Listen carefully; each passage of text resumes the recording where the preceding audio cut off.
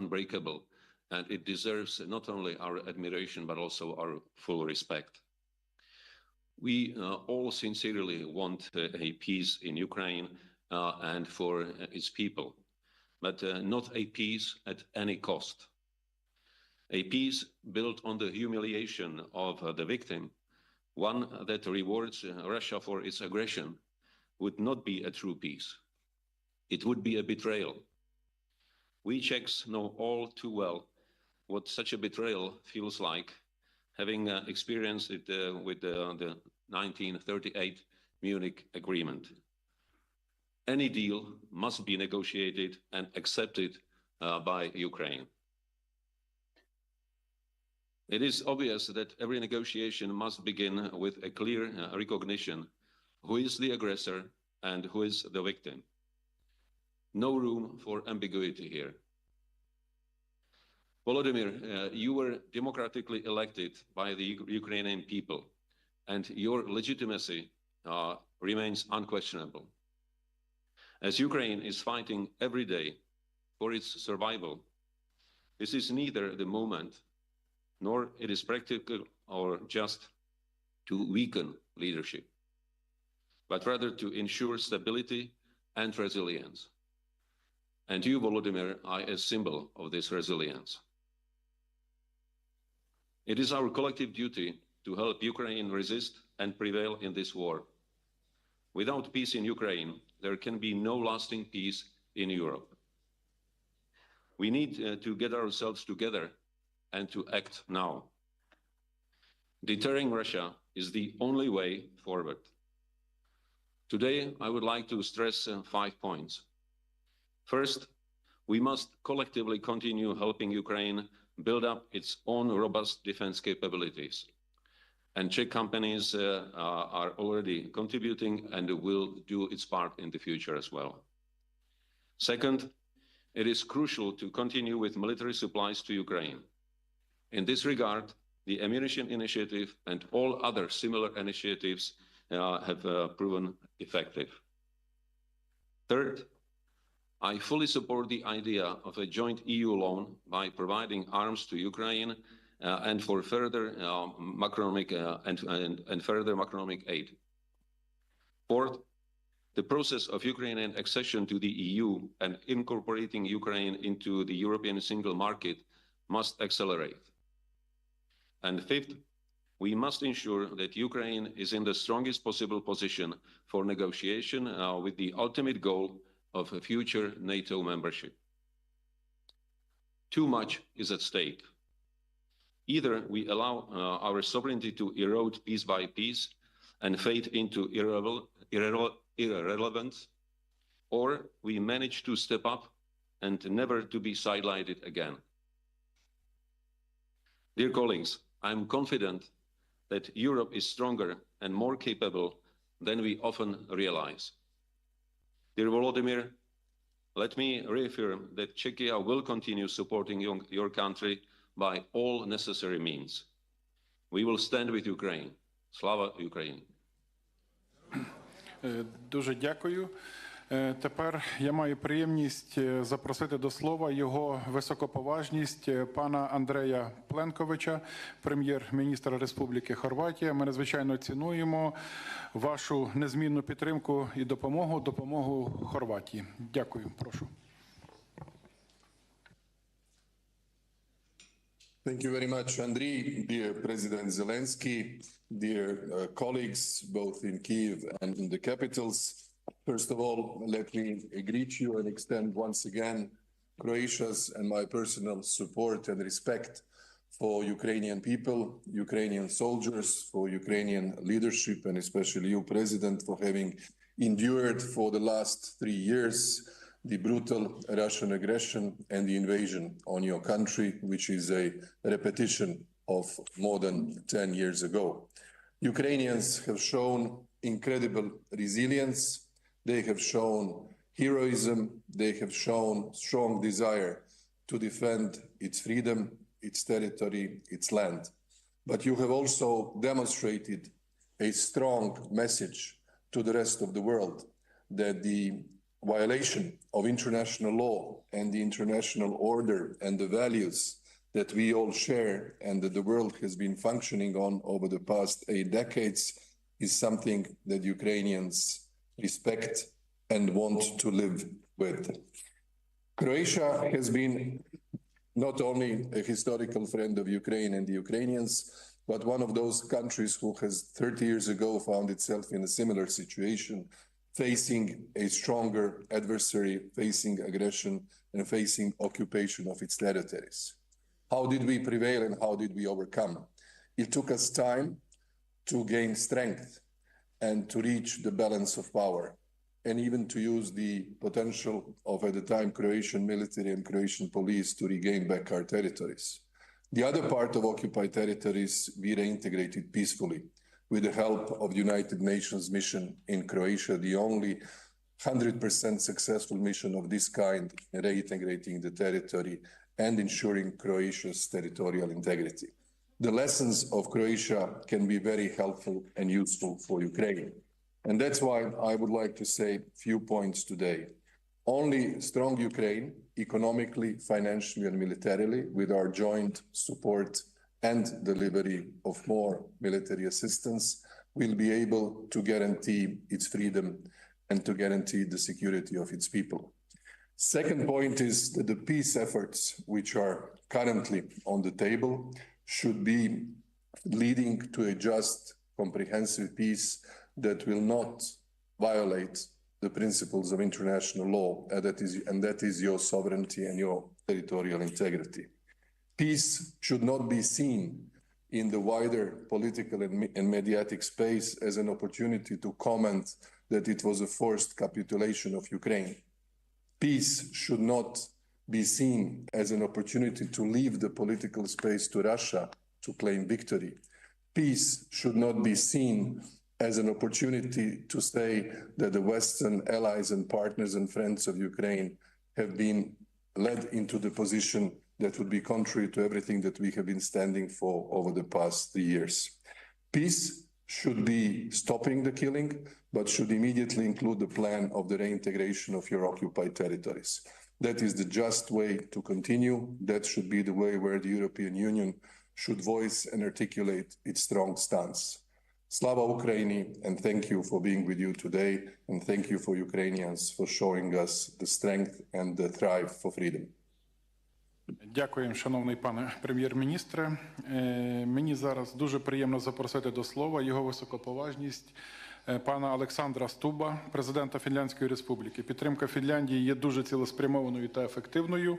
Дякуємо вашій країні за послідовну і непохитну позицію. Ви добре знаєте, що означає жити поруч з Росією. Будь ласка. Thank you very much.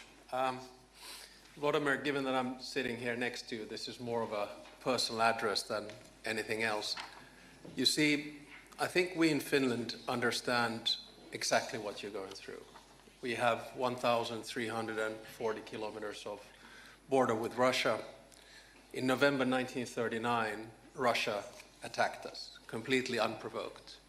We fought 2 existential wars against Russia. The first one was the Winter War. It lasted only 105 days, and we were able to hold the line. The second one was the War of Continuation, which lasted pretty much 1,100 days. And that's what you've been going through right now. And essentially, for me, this war is about the existence of nationhood in Ukraine. And that nationhood is based on a triangle.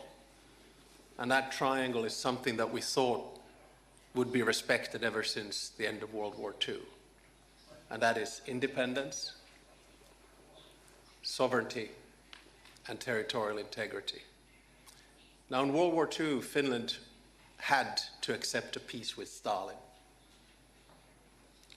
And I'm sure we're going to have to accept a peace with Putin. But the peace that we accepted had only one out of the 3 statehood principles in it: independence.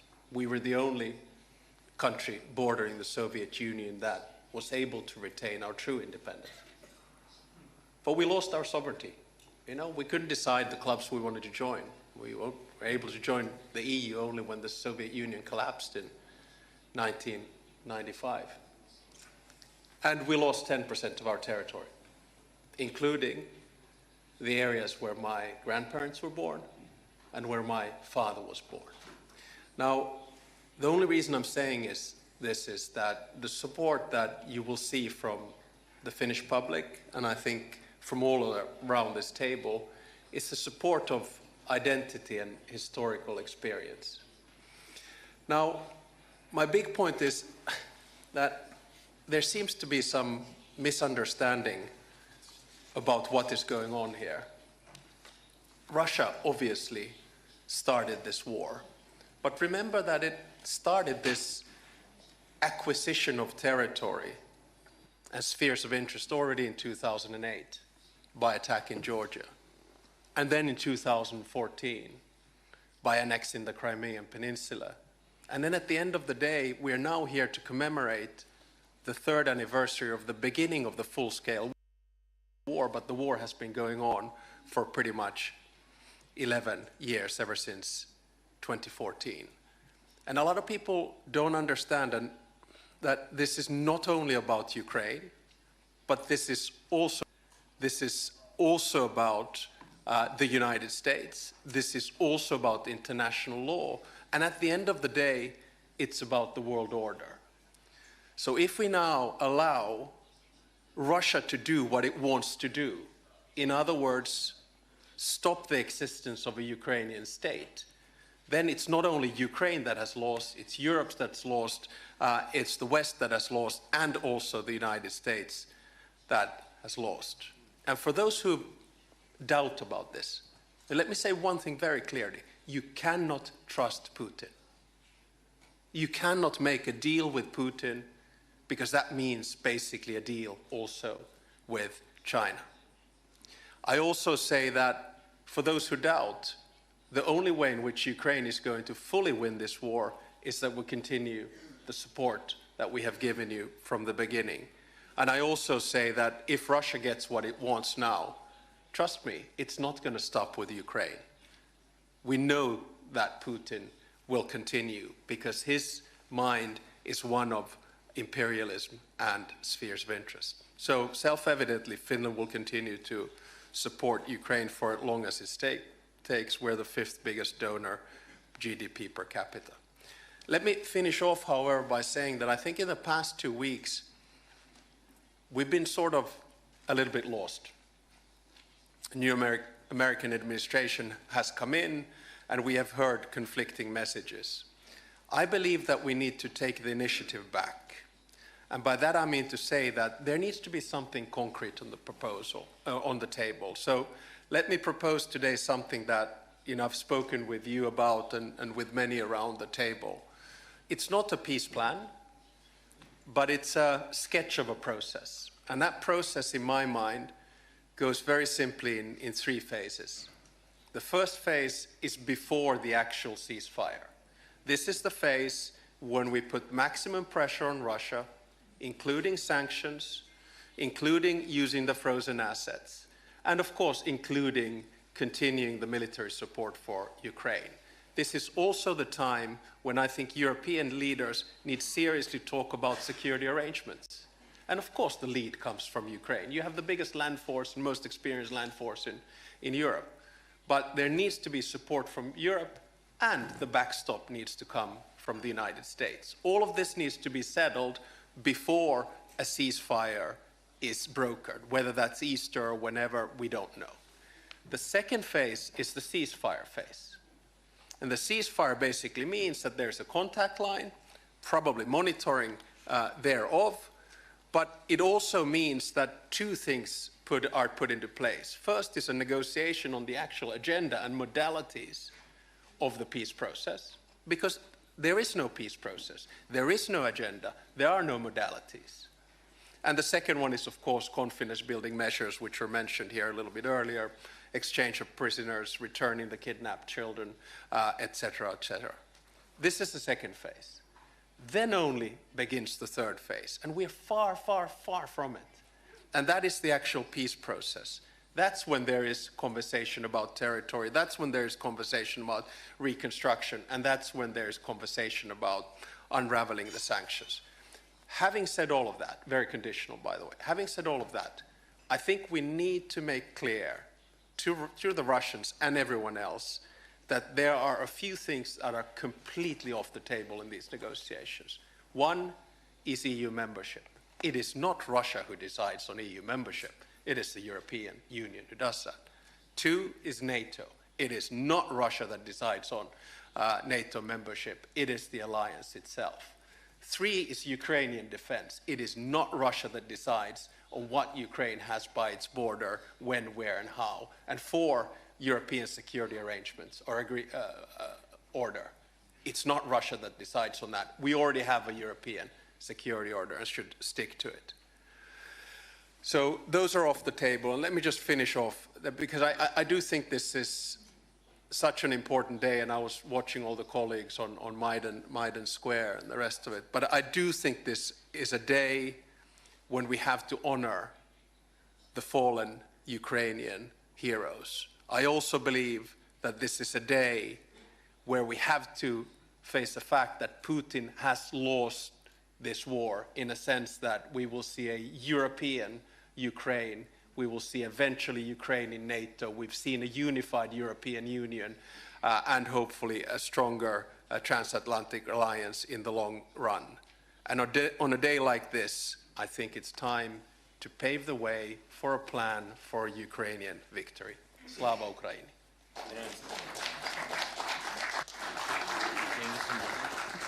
Дякуємо, пане президенте. А зараз я радий запросити до виступу його високоповажність пана Діка Схоофа, прем'єр-міністра Королівства Нідерланди. Нідерланди є важливим партнером України. Ваше лідерство поза конкуренцією, особливо важливим є ваш внесок у підвищення безпеки нашого неба. Прошу, пане прем'єр-міністре.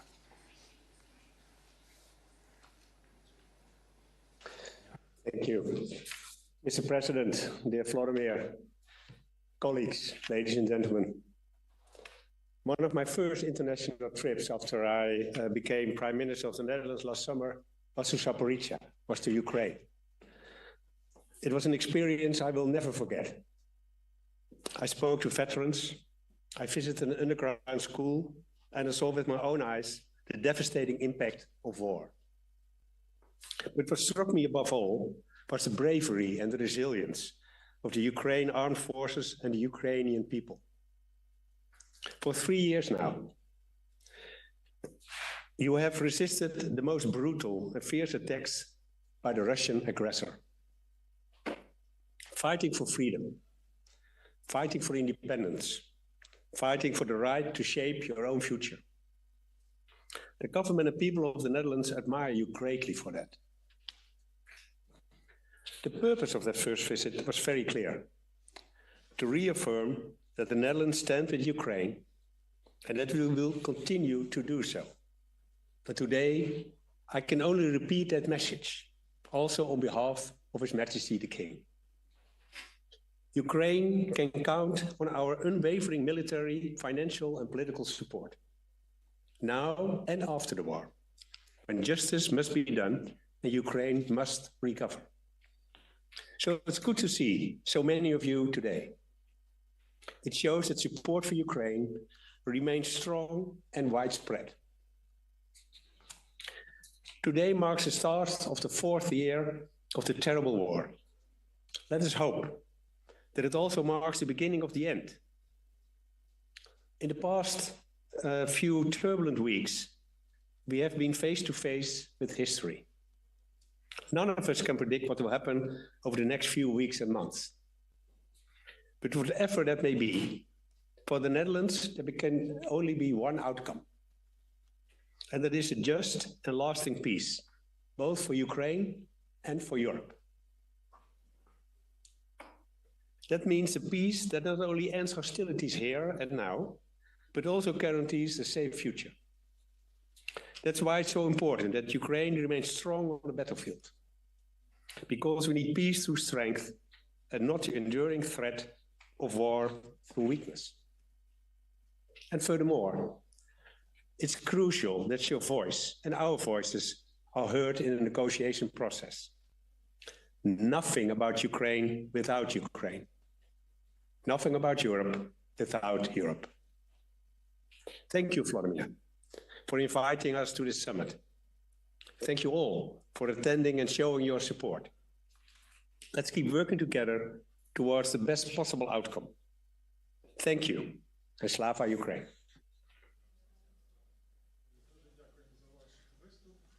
І мені дуже приємно запросити до слова його високоповажність пана Джастіна Трюдо, прем'єр-міністра Канади. Канада займає особливе місце в серцях українців. Позиція Канади в групі G7 з початку повномасштабного вторгнення і, зокрема, у 2025 році під час канадського головування має важливе значення для успіху нашої боротьби. Прошу, пане прем'єр-міністре. Bonjour, mes chers amis. Good morning, everyone. Thank you to my fellow leaders for your timely and salient remarks. And above all, thank you, Volodymyr, for hosting today's summit and for your courageous leadership as the duly elected democratic leader of this great nation. Since the start of Russia's full-scale illegal war of aggression 3 years ago, you've shown remarkable personal bravery, resilience, and resolve, a defiant spirit mirrored by the unbreakable Ukrainian people.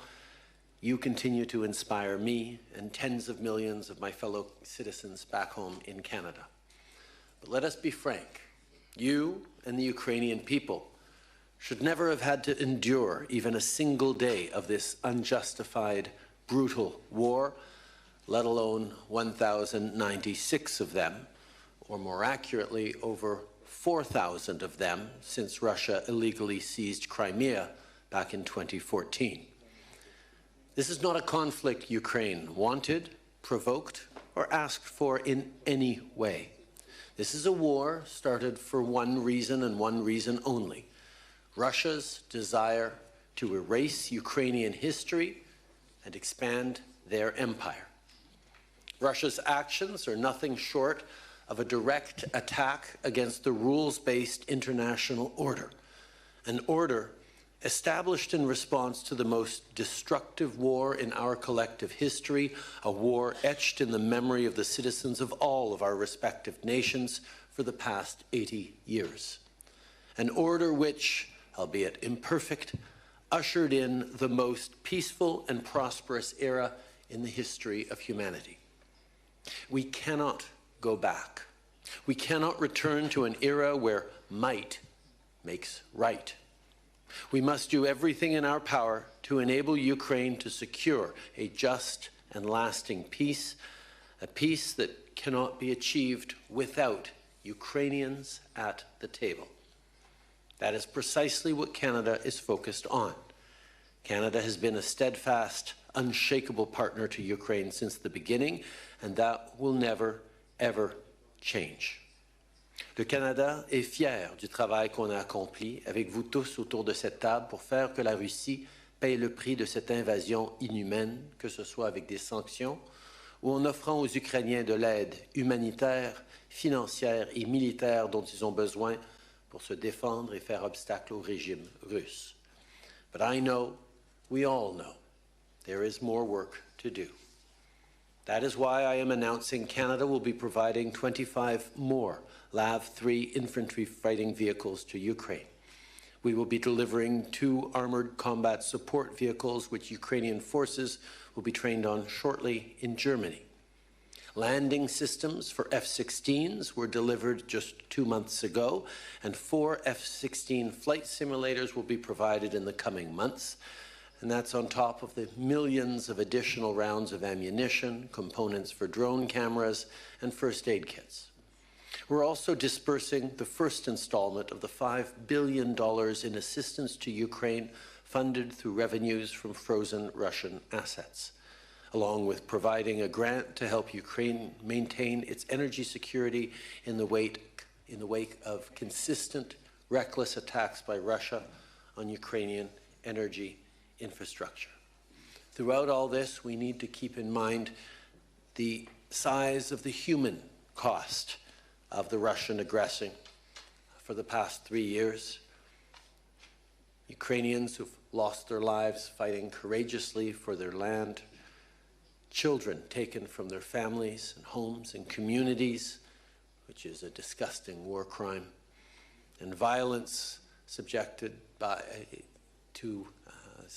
to prisoners of war taken by Russia. Implementing the Montreal Pledge to address the human costs of the war, a declaration made at the conference we co-hosted there last autumn with Norway and Ukraine, is more urgent than ever.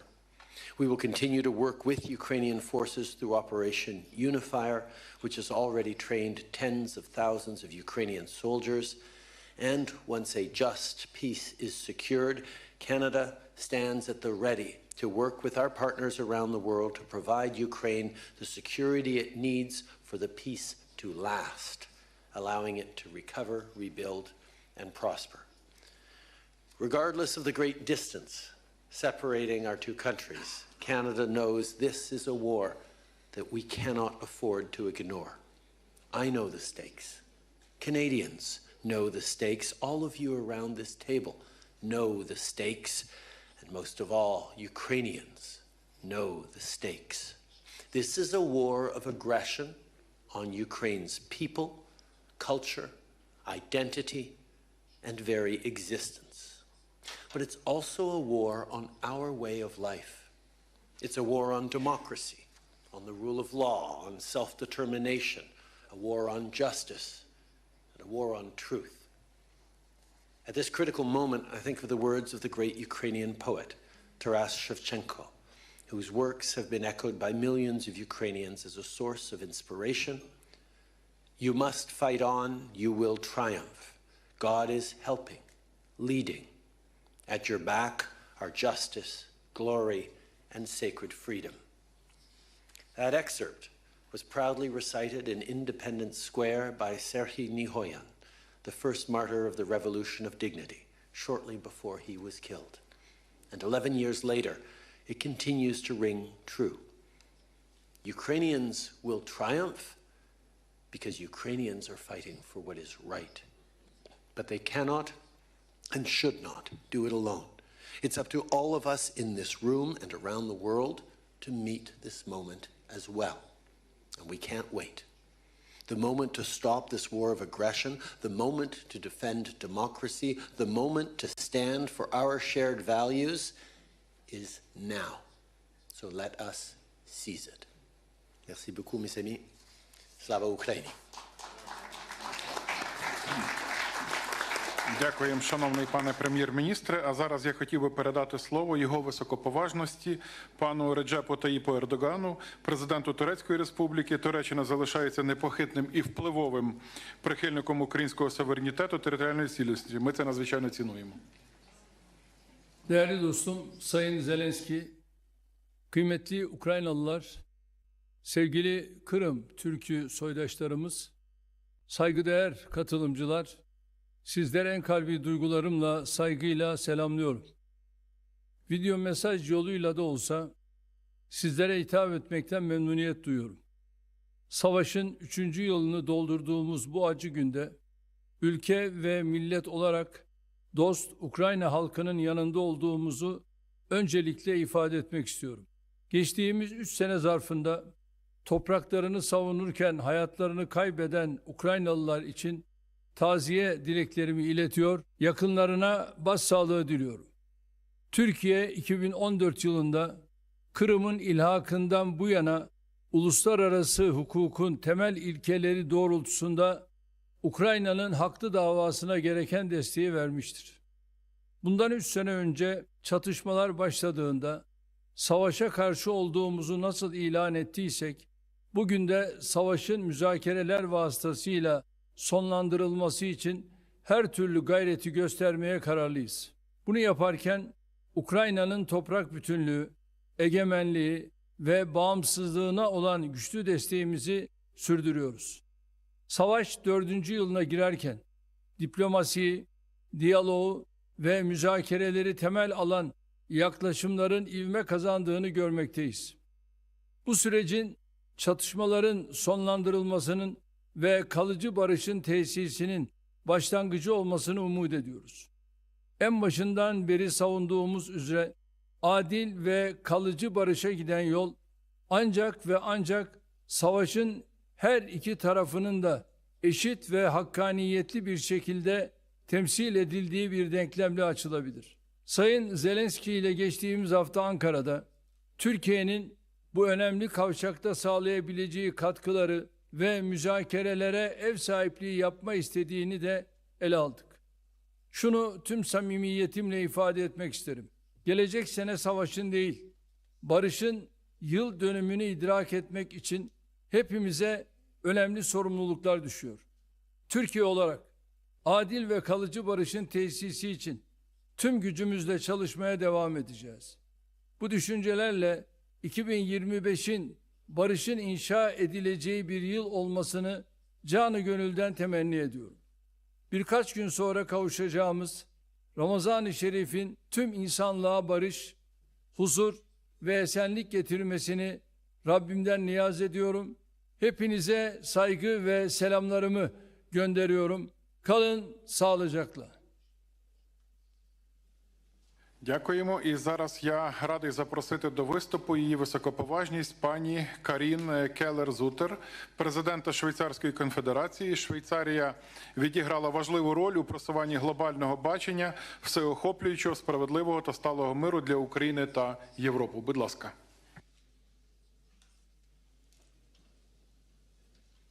Thank you so much, Mr. President, Excellencies, ladies and gentlemen. On behalf of Switzerland, I would like to thank you for the invitation to this summit. Let me start by expressing my heartfelt vicinity to the Ukrainian people who have endured another terrible year of suffering and war. For the last 3 years, Switzerland has been calling on Russia to immediately cease all hostilities and withdraw its troops from the territory of Ukraine. And we reiterate this call today. With the Ukraine Peace Summit last year in Switzerland, the goal was to lay the groundwork for peace talks and revitalize existing peace efforts. We remain steadfast in our support towards a just and lasting peace. It is clear to us that a durable solution can't be achieved without Ukraine.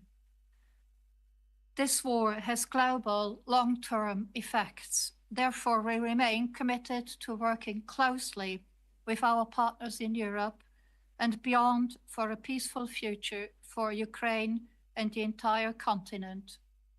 Ukraine has become one of the most heavily mined countries. This is not only a threat to lives, but also to food security in Ukraine and in the world. Last year, Switzerland hosted the Ukraine Mine Action Conference.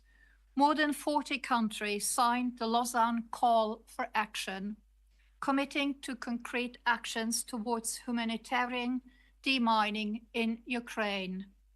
Switzerland also stands with Ukraine by providing humanitarian aid and supporting reconstruction.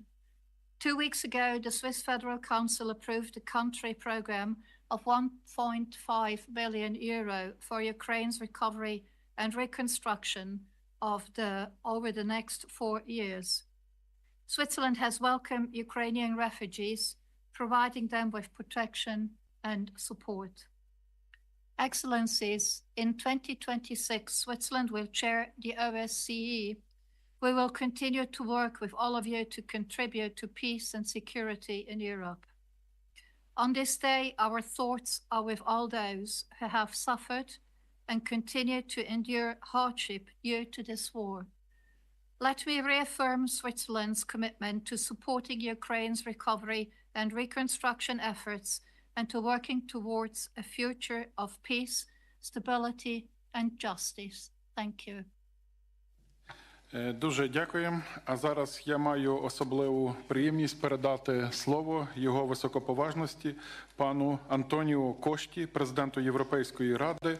Дуже дякуємо вам за ваше особисте лідерство і непохитну підтримку.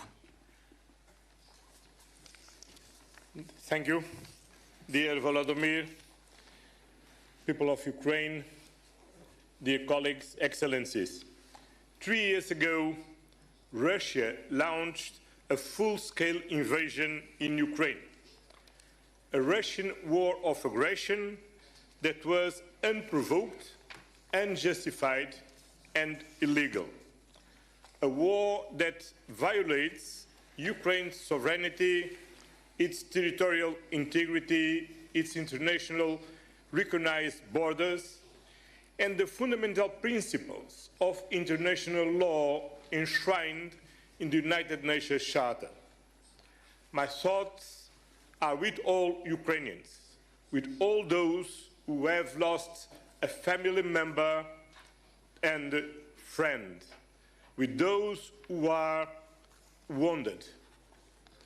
The suffering Russia has inflicted in Ukraine is cruel and unjustifiable. The presence of all of us here today is a demonstration of our solidarity with people of Ukraine and with you, President Zelenskyy. We were here with you from day one. We stand and we will stand with you side by side, shoulder to shoulder, in the war, in future peace negotiations, in the reconstruction, and as a member state of the European Union. We all want this war to end and the suffering and destruction to stop. This is why this moment is so important. Russia is a threat to the international rules-based order. Putin wants to divide us, and we show here today that our support is strong, united, and unchanged. There will be no credible and successful negotiation, no lasting peace without Ukraine and without the European Union. Only Ukraine can decide when the conditions are met to start a peace negotiation. Peace cannot be a simple ceasefire. It needs to be a durable agreement. Peace should not reward the aggression. We need to learn the message from the past, from the Budapest and Minsk agreements. Only concrete and strong security guarantees will ensure a comprehensive, just and lasting peace in Ukraine and in Europe as a whole. The European Union is ready to do whatever it takes for its security and to continue to support Ukraine. That is why I'm convening a special European Council next week on the 6th of March on supporting Ukraine and strengthening Europe's defense. Working very close with the European Commission and with Ursula, we are ready to effectively deliver on our defense capabilities and to significantly invest on it. We are ready to increase our financial and military support to Ukraine. And we are ready to build Ukraine's future within the European Union. Ukraine, you can count on us, and Slavia Ukrainia. Дуже дякуємо. Сьогодні ми маємо честь слухати не лише промови і виступи світових лідерів, а також матимемо честь почути і наших мужніх воїнів з передової. І зараз для мене особливо приємно і почесно надати слово відважним воїнам 93-ї окремої механізованої бригади «Холодний Яр», які боронять нашу батьківщину на Покровському напрямку. Головний сержант батальйон безпілотних систем Денис Кардаш. Прошу до слова. Вітаю всіх, слава Україні! Сьогодні до 11-ї річниці початку агресії на території України Російської Федерації і до 3-ї річниці великого наступу повномасштабної війни Росії з Україною, хотілося б подякувати всім європейським лідерам та країнам, які нас підтримують у цій війні, йдуть разом з нами до перемоги. Зараз ми, бійці 93-ї бригади батальйону безпілотних систем Black Raven, знаходимося на бойових позиціях, виконуємо бойові завдання на найгарячіших напрямках нашої країни. Це Покровський напрямок, це напрямок Бахмутський. Наші підрозділи виконують завдання з прикриття неба, знищення ворога і підтримки нашої піхоти на всіх цих напрямках. Лише протягом останніх днів наша бригада відбила десятки атак агресора, які хотіли захопити нашу вільну Україну.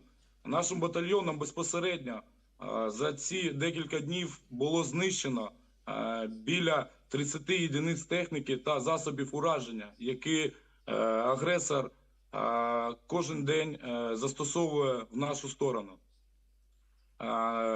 І близько 50 окупантів було знищено на наших напрямках за ці 2 дні. Лише чимало, я знаю також, що чимало країн є, які нам допомагають, пройшли через такий ж самий агресію зі сторони Росії і знають, що це таке, як це відбувається.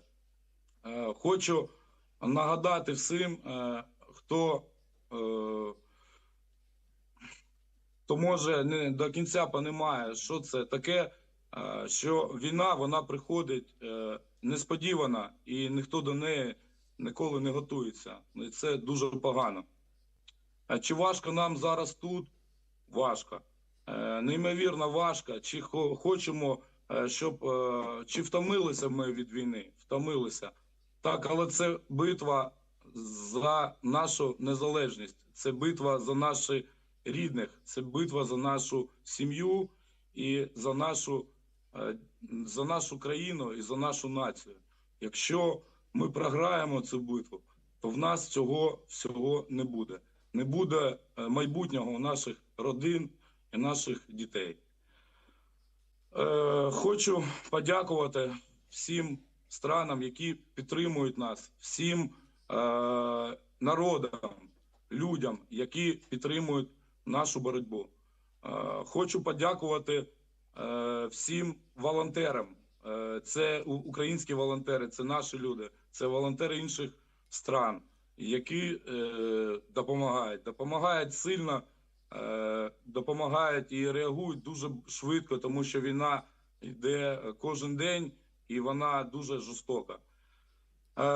Хочу подякувати всім воїнам, які зараз захищають нашу країну. Це воїни, як українські, так і іностранні воїни, які приїхали допомогти нам стати вільними.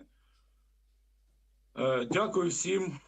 Слава Україні, слава нації і вічна пам'ять всім загиблим героям, які захищали нашу страну від російської агресії. Дякую.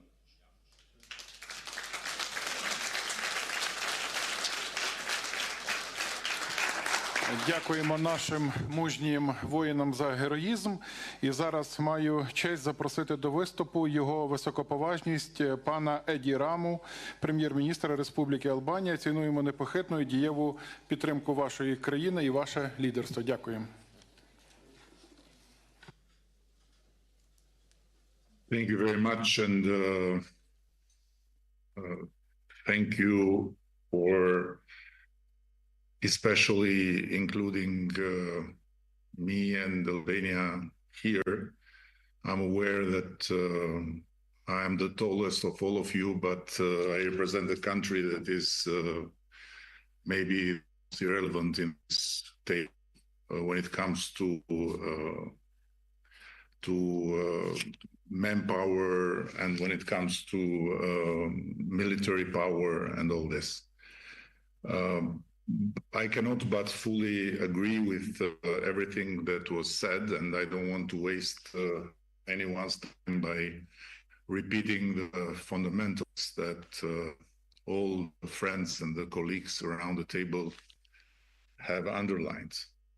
However, I cannot prevent myself to raise a question because it seems to me, following the whole meeting, that nothing has happened.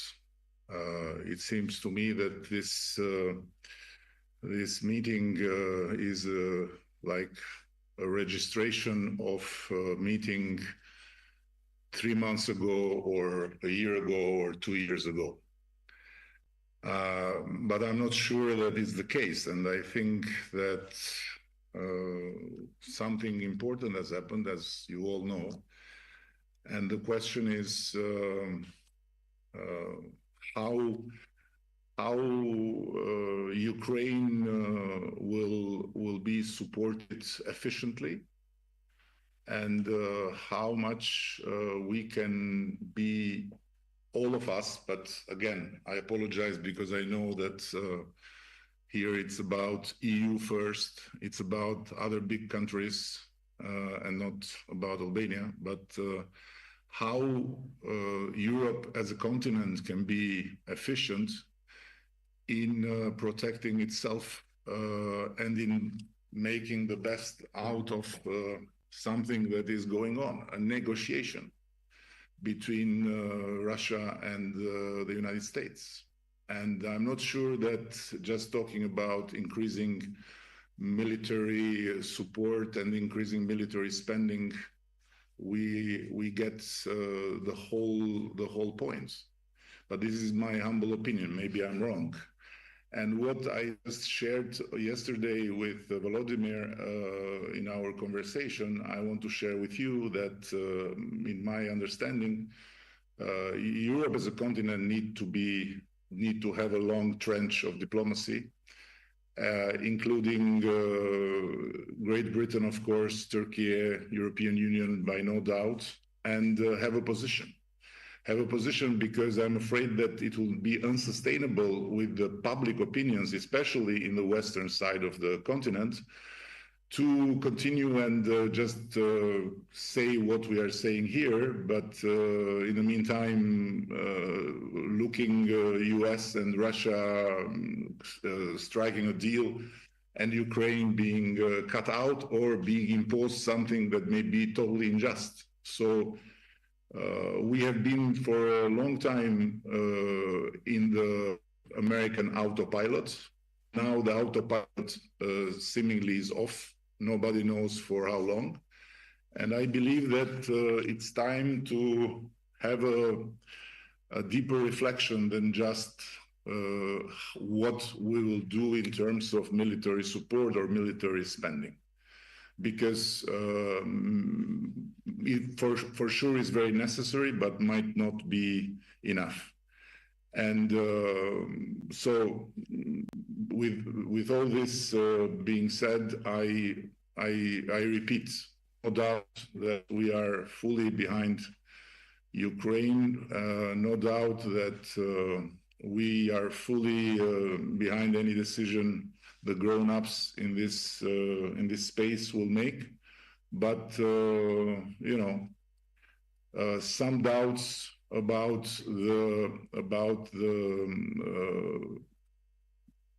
the fact that here we are talking just about half of the story and not of the other half, and we are dealing just about half of the problem, which is the military side, and not the other half, which is the politics and the diplomacy of it, has to be shared. And I apologize again. I'm very much aware that the relevance of my country is not as big as to change anything, but just some food for thought, because I'm afraid that if this thing will go on like this, sooner more than later, especially the Western countries will have to face public opinions that may bring things to a total collapse of the democratic forces. Thank you. Дуже дякуємо. І зараз я радий запросити до виступу його високоповажність пана Сігеру Ісібу, прем'єр-міністра Японії. Японія – друг і союзник. Японія дуже добре розуміє, що Росія насправді ніколи не закінчує своєї війни. 2025 рік – це час, коли ми визнаємо, що безпека європейського та індотихоокеанського регіонів нероздільні і діємо відповідно. Прошу, пане прем'єр-міністре.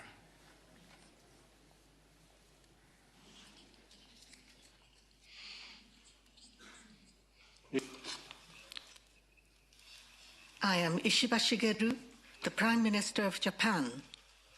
Today marks 3 years since the start of Russia's aggression against Ukraine. We strongly condemn the ongoing Russian attacks and once again express our admiration for the courage and resilience of the Ukrainian people who are standing up against the aggression. Furthermore, it is very meaningful that discussions on supporting Ukraine are being held at today's meeting, and I would like to pay my utmost respect for Ukraine's initiative in hosting this meeting. Russia's aggression against Ukraine is an outrageous act that shakes the very foundation of the international order. Such unilateral attempts to change the status quo by force must not be tolerated anywhere in the world. With this in mind, Japan has strongly provided support to Ukraine and has imposed sanctions on Russia since the beginning of the aggression. Currently, various diplomatic efforts are ongoing to achieve peace. We hope that these efforts will lead to an end to the prolonged combat and help achieve a breakthrough in this difficult situation. That is my fervent expectation. Having said so, in considering how to end this aggression, the party in question, Ukraine must engage, and a just and lasting peace should materialize as soon as possible. Toward this end, we must unite and work together. Our stance of supporting Ukraine will remain steadfast. Japan continues to work with Ukraine to restore peace to the beautiful land of Ukraine. Thank you. Дуже дякуємо. А зараз я з особливою приємністю запрошую до слова її високопані Урсулу фон дер Ляйен, її високоповажність, президентку Європейської комісії. Дякуємо за ваше особисте лідерство, за ваші одні з перших візитів в Україну і за демонстрацію справжньої підтримки і нашим людям, і нашій країні. Дякуємо. Thank you very much, dear Volodymyr, fellow leaders, people of Ukraine. The 24th of February 2022 is a day that will live forever in infamy. And today we join you in commemoration of the fallen hero of Ukraine and those who are still fighting at the front line, as we have just heard. A peaceful nation was invaded with no reason except Putin's imperial obsession. But we believe in a free and a sovereign Ukraine on the path towards the European Union, and we join you in shaping this future together. The war in Ukraine remains the most central and consequential crisis for Europe's future. Putin is trying harder than ever to win the war on the ground. His goal remains Ukraine's capitulation, and we know what could happen next, because it has already happened before. It is not only the destiny of Ukraine that is at stake, it is Europe's destiny that is at stake. So our first priority remains to empower Ukraine's resistance. And so far, the European Union and the member states have supported Ukraine to the tune of 135 billion euros. That is more than anybody else. Thanks to our Ukraine facility and the G7 loan, we have closed Ukraine's budgetary gap for the entire year of 2025. Now, in parallel, we must speed up the immediate delivery of weapons and ammunition, and this will be at the heart of our work in the coming weeks.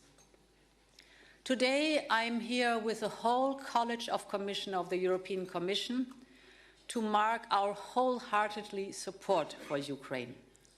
A free and sovereign Ukraine is not only in the European interest, but it is in the interest of the whole world, because the autocrats around the world are watching very carefully whether there's any impunity if you violate international borders or invade your neighbor, or if there is true deterrence. This is not only paramount for Europe, it is also important for Asia, for Africa, and for both sides of the Atlantic. An investment in Ukraine's sovereignty is an investment in the prevention of future wars. And there is more in for Europe and the world. Ukraine has a highly innovative and thriving defense industry. This should never fuel the arsenals of an aggressive power, but it should strengthen the resilience of a European Union with Ukraine as its member that is taking on more responsibility for its own security. Ukraine has a lively startup scene with a lot of experience in the rising sectors like artificial intelligence and drones. The can-do attitude and the entrepreneurial spirit of young and dynamic Ukrainian companies can provide important impulses to Europe's competitiveness. Dear Volodymyr, Europe is here to strengthen Ukraine in this critical moment. I can announce that a new 3.5 billion euro payment for Ukraine will arrive already in March. Second, as President Costa just has announced, there will be a special European Council, and I will present at this special European Council a comprehensive plan for defense investment, for scaling up our European arms production and defense capabilities, but also for investment in Ukraine's defense industry, scaling up your arms production, your defense capabilities.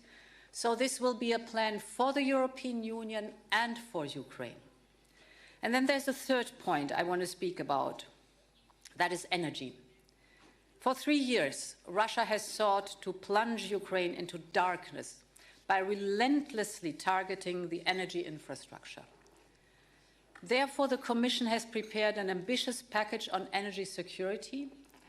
The aim is to ensure a resilient, a secure, competitive energy system for Ukraine. Together, we have managed during this winter already to provide 1.8 gigawatt, but now we will fully integrate Ukraine's and Moldova's electricity market in our own electricity market by the end of next year. And we will seize the full potential of Ukraine's vast gas storages, of which 80% are located closer to the EU member states, and this will generate income for Ukraine. And we will accelerate investment in Ukraine's renewable energy. All these efforts will result in greater energy security for both the European Union and Ukraine. Finally, no one wants more peace than the Ukrainian people. But they want a just and a lasting peace. And this only comes through strength. And this is why we strengthen your economy. This is why we increase the resilience of your energy sector. This is why we will continue training and equipping your troops. Think of the importance of artillery ammunition, for example. This is why we have to provide security guarantees backed by the United States. This is why today we are adopting the 16th package of sanctions.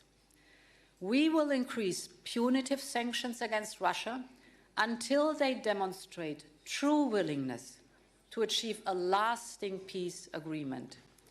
We stand by Ukraine for as long as it takes. I cannot wait for the moment, after having listened also to your soldier at the front line, till we start to reconstruct Ukraine again, Ukraine as a member of the European Union. Slava Ukraini. Thank you so much. Дуже дякуємо. А зараз маю честь надати слово її високоповажності пані Роберті Мецолі, президентці Європейського парламенту. Роль Європейського парламенту надзвичайно важлива і відіграє важливу роль у боротьбі з російською агресією. Thank you very much, dear Volodymyr, dear colleagues, dear friends. We were with Ukraine on that day, 3 years ago. We are with Ukraine today, and we will be with you tomorrow. What matters now, however, is not just what we say. It is what we do. The coming days and weeks will shape our future, not through words, but through the actions we take right here in Europe. Peace without liberty is not peace. Europe knows this. We will always seek peace, but it must be just, it must be real, and it must be dignified. And it must be based on the principle of nothing about Ukraine without Ukraine. Because the concept of might is right will not define the new world order. It cannot. For 3 years, Europe has stood with you, and let me be clear, we will not waver. I will never forget those moments in Kiev at the start of the invasion when the world saw you all stand up. The European Parliament has been united from day one. And together with President von der Leyen and President Costa, we will speak with one voice, because we understand that together we are strongest. But now we must do more. Ukraine must be in a position of strength, because that is the only path to real peace and liberty. That means Europe must step up without delay, militarily, financially, as we've just heard, and diplomatically. We must move forward with using frozen Russian assets, tightening sanctions, and increasing pressure. And we must get serious about our own defense, and fast. Let's be clear, Ukraine's fight is Europe's fight. This is not just an attack on Ukraine. It is an attack on democracy, on our way of life, on everything we stand for.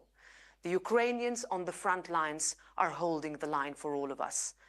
So as Ukraine enters the 4th year of this war, we must stay the course. We must cut through the noise.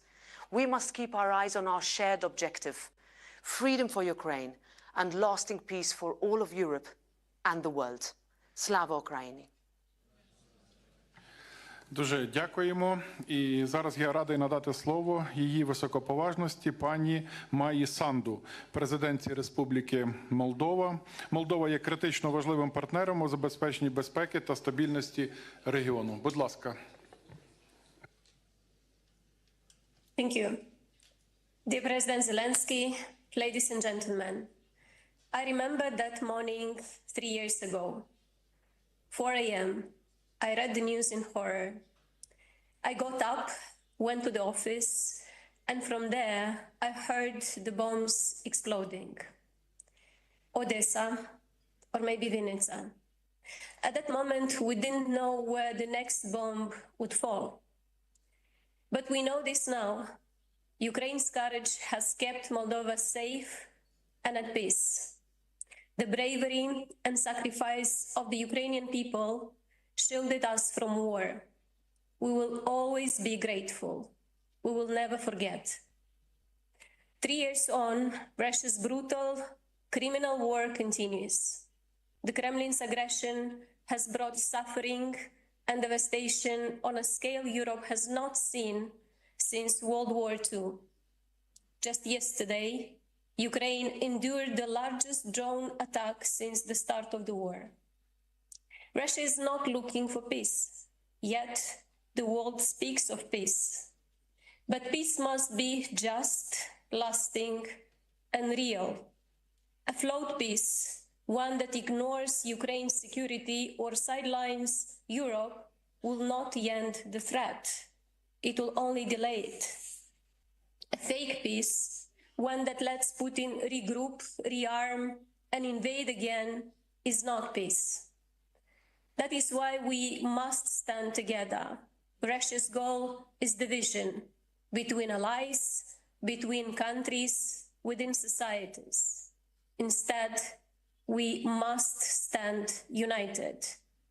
Security guarantees are key to making sure history does not repeat itself, that Putin can never deceive the world again, that Russia will no longer bring death to other nations. The world needs real security guarantees, clear, strong, and enforceable. Moldova supports these efforts. We stand with Ukraine in securing concrete guarantees that will ensure lasting peace. We support measures that strengthen Ukraine's security and prevent future aggression. This is not just about Ukraine. It is about all of us. And let me be clear, Putin would not stop at Ukraine. That is why our response must be firm, our support unwavering, because Ukraine is not just fighting for itself, it is fighting for all of us. And while Ukraine stands, Moldova stands, Europe stands.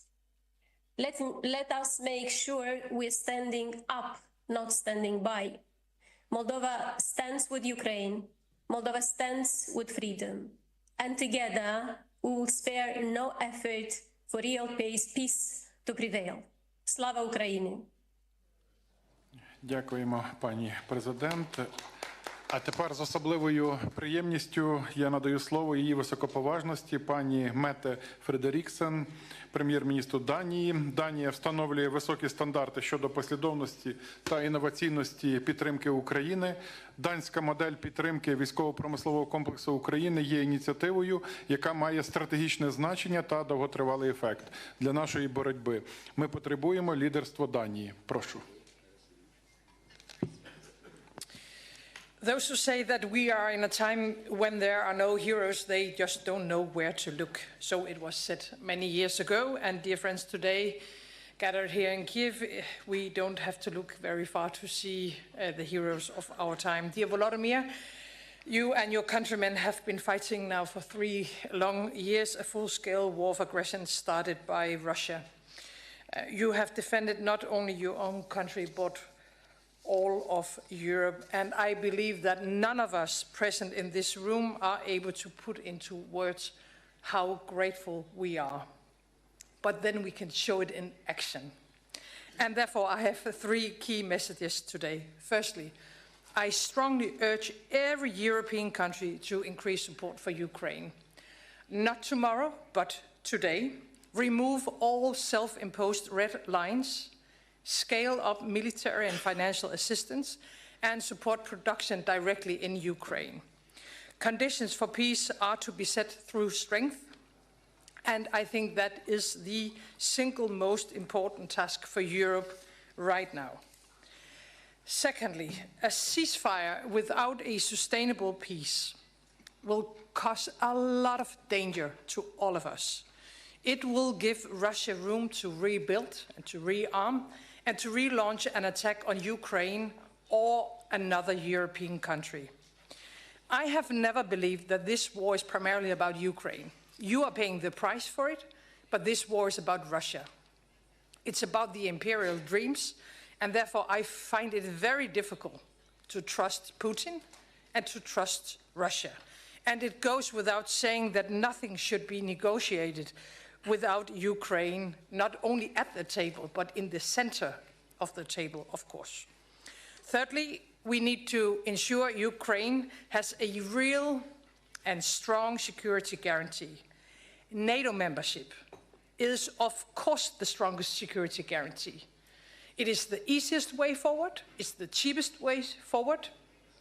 I know that some allies are against this, and therefore I ask the question, if we cannot give you membership of NATO, and I think it's the only way forward, then we have to find another way to provide Ukraine with a clear, long-term security guarantee.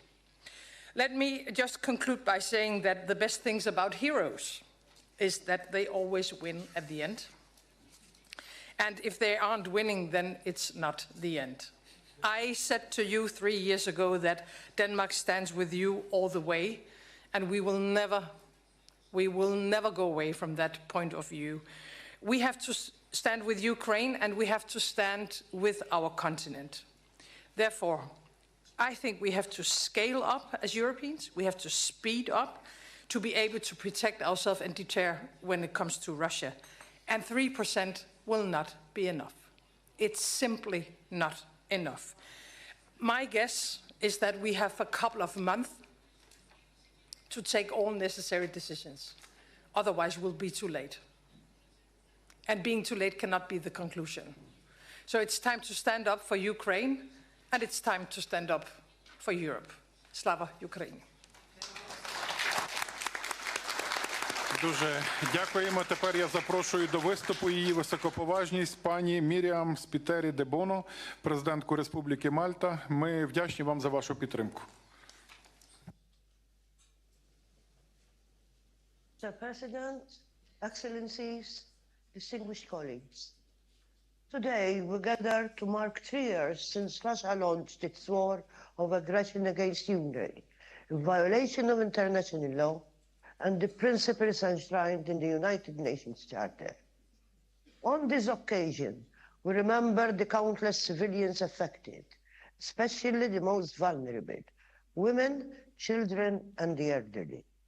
Since then, Ukraine has stood firm, demonstrating remarkable courage and resilience in the face of aggression. The time has come for this war to stop, and for the international community to stand firm in defending the principles of the United Nations Charter. It is time for Europe, the United States, Ukraine, and also Russia itself to work together to achieve a just and lasting peace. From the outset, Malta has been unequivocal. Ukraine's sovereignty, security, and territorial integrity within its internationally recognized borders must be withheld. We remain steadfast in this commitment. Malta has consistently demonstrated its unwavering support for the efforts shown by different partners to assist Ukraine. The EU and its member states have played a huge part, including through the provision of vital humanitarian assistance to displaced persons, the reconstruction of critical infrastructures, sanctions, and the provision of non-lethal military assistance through the European Peace Facility. Throughout our tenure as an elected member of the UN Security Council, and in our role as chair of the OSCE in 2024, Malta has maintained a firm and principled stance on the importance of upholding Ukraine's sovereignty and territorial integrity. As developments unfold, we must be clear in our strategy, firm in our demands, and unwavering in our continued support for Ukraine.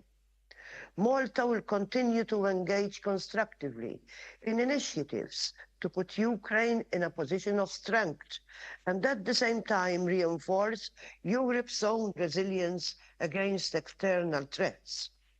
While respecting our constitutional commitment to neutrality, Malta shall continue with its advocacy for the full respect of international law and the active pursuit of peace, security, and social progress. In the last few months, different initiatives have been put on the table. Malta has been strong in underlining that it stands ready to support any peace process that is grounded in the principles of the UN Charter.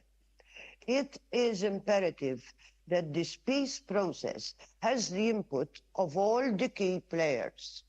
Europe must play a central role, as the outcome of the discussions will shape the future of our continent and our collective security.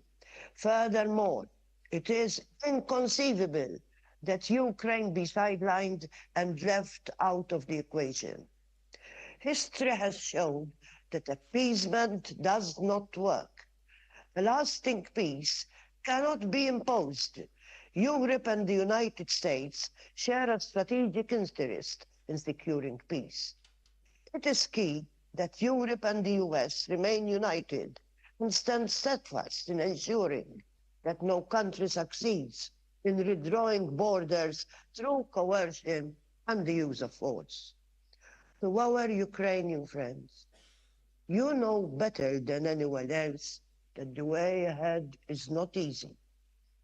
As you look to Europe for leadership, security, and ultimately EU membership, know that we are ready to answer your call. Let there be no doubt, Ukraine, you are not alone. Malta will continue to stand by you, shoulder to shoulder, in defense of your independence, your sovereignty, and your territorial integrity, according to the tenets of international law. Thank you all.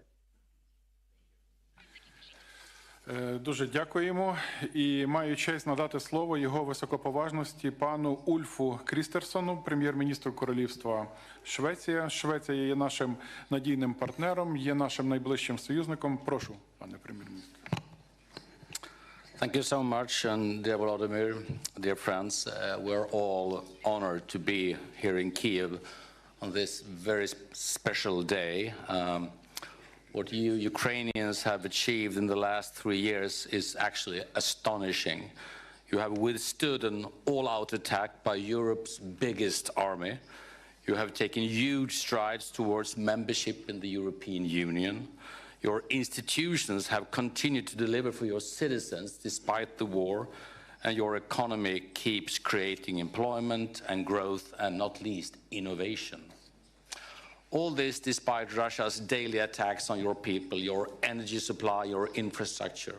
Ukraine has truly become a symbol for resilience around the world. This is simply remarkable.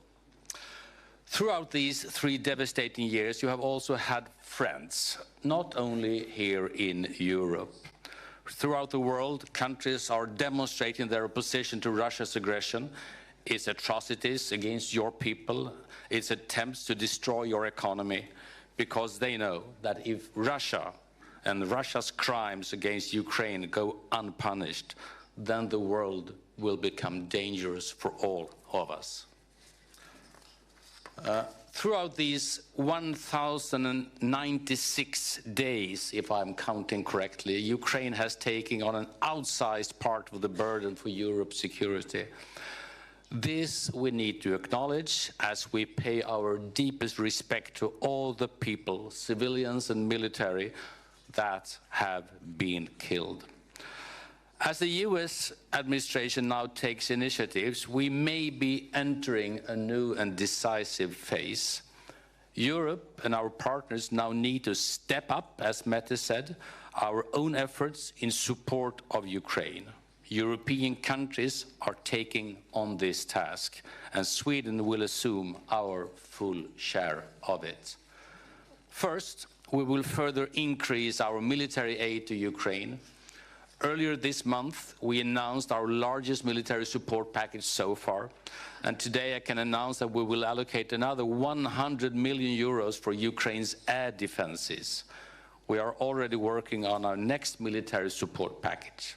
Second, we are working to further raise the cost of aggression for Russia and its enablers.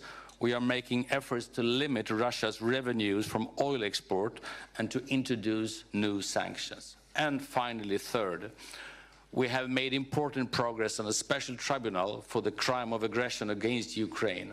Russia must be held accountable for its illegal war. At this uncertain time, Sweden's task, and the task of all your partners, is to support Ukraine towards a just and lasting peace. Slava Ukraini. Thank you. Дуже дякуємо. Тепер я надаю слово його високоповажності пану Іліє Боложану, виконуючому обов'язки президента Румунії. Румунія справді є чудовим партнером і послідовним прихильником України. Прошу. Domnule președinte Zelenskyy, doamnelor și domnilor, se împlinesc astăzi 3 ani de la lansarea invaziei Rusiei împotriva Ucrainei și în curând se vor împlini 11 ani de când Ucraina își apără în mod curajos libertatea, independența și teritoriul. Folosesc acest prilej pentru a sublinia respectul nostru pentru curajosul popor ucrainean care luptă cu eroism și sacrificii enorme împotriva agresiunii ruse. Gândurile mele se îndreaptă spre cei care au avut de suferit de pe urma războiului, spre cei care și-au pierdut membrii familiilor, spre cei răniți, spre cei care nu mai au locuințe și spre cei refugiați. Securitatea Ucrainei este esențială atât pentru România, cât și pentru întreg continentul european. În aceste momente de cumpănă, în care se discută despre eforturile de pace, trebuie să continuăm sprijinul pentru Ucraina, nu numai acum, ci și în etapele care vor urma în procesul de pace și cel de reconstrucție. România a fost de la început alături de Ucraina. By Ukraine from the very beginning. We have consistently supported it and we will continue to do so in the future. It is in our interests all to share this goal, which is also the goal of the US to end this war, which has been lasting for too long and has destroyed too many lives. At the same time, it is necessary for Ukraine and the European Union to be involved in all peace negotiations. Romania stands ready to coordinate with all partners, European, American, and allied, to help find a way to a just and lasting peace. It is obvious that we must increase our investments in defense in order to strengthen our security, to have a plan and coordination for defense and deterrence.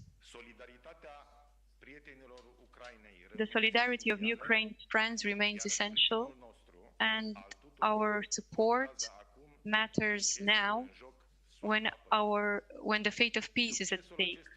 The success of these efforts will only be proved when Ukraine has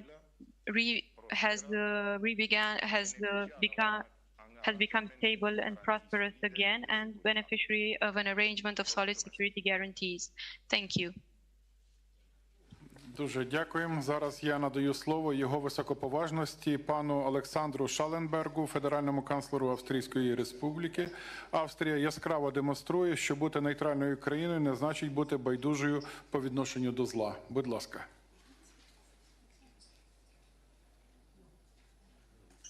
Dear colleagues, dear Volodymyr, dear Andrei, you're absolutely right. Being neutral doesn't prevent Austria to having a very clear stance on this issue. Today, we sadly mark 3 years since Russia launched an unprovoked, brutal and illegal war of aggression against Ukraine. For 3 years now, we have had to witness, day in, day out, how Russia brought about tremendous destruction, unspeakable suffering and immense despair to Ukraine and its brave people. Dear colleagues, the Ukrainian people have been defending with immense courage and sacrifice not only their own way of living and their aspirations for the future, but also, and I believe we all agree on that, our common values, our common principles, our common freedoms. And yes, we share a common responsibility for the security, for the freedom and prosperity of our European continent, including Ukraine. And we have to do this with self-confidence and calmness and firmness. It is clear this brutal war must stop. The earlier, the better. And like any war, it has to end at the negotiating table, with all parties concerned sitting at the table. But it must not end under any circumstances, and I don't believe it will, as an imposed peace.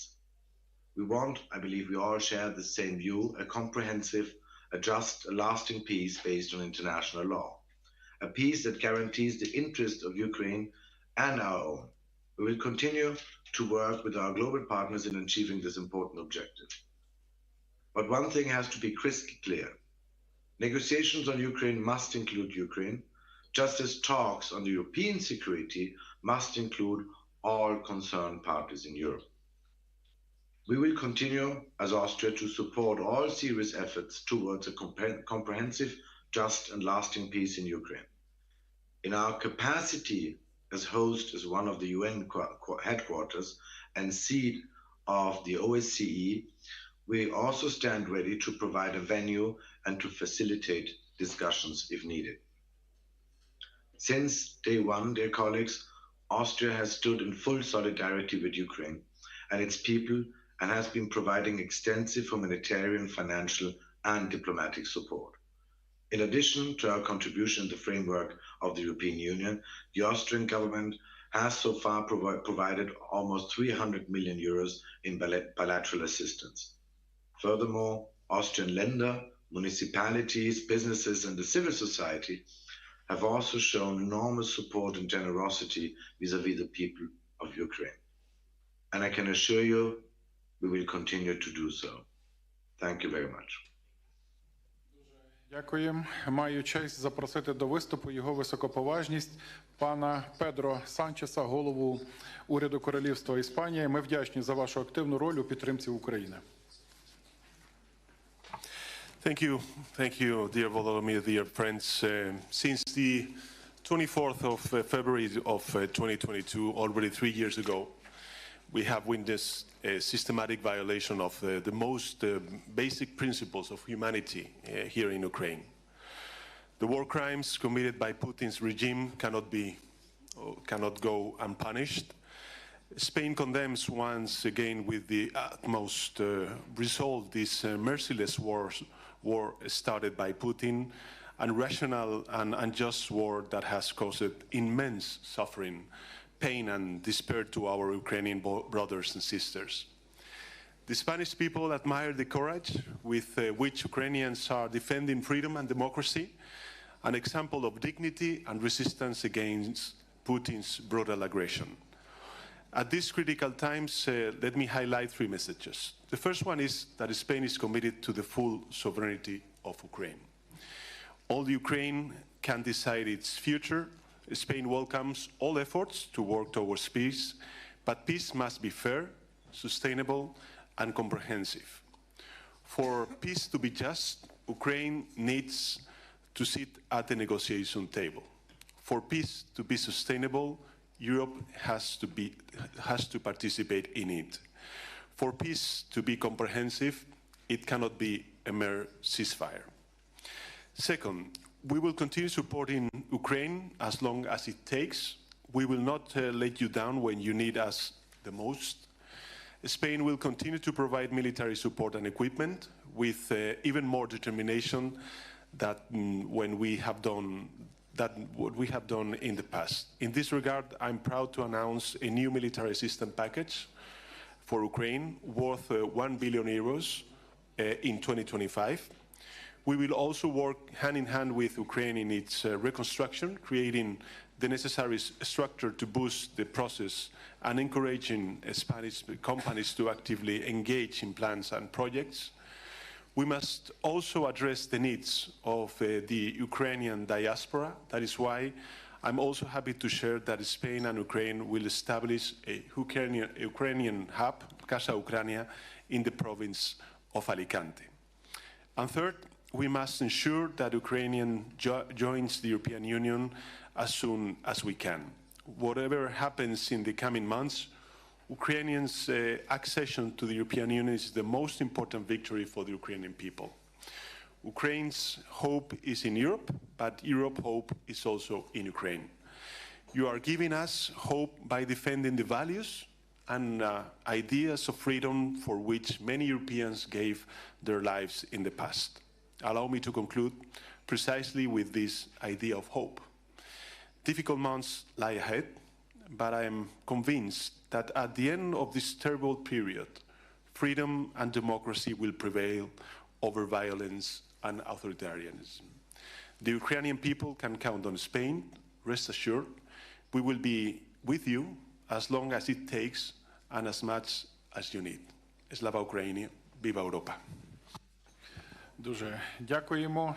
І тепер я запрошую до виступу його високоповажність пана Барта де Вевера, прем'єр-міністра Бельгії. Бельгія є другим і партнером, який відіграє надзвичайно важливу роль у підтримці зростаючого флоту F-16 України. Ми цінуємо це. Будь ласка.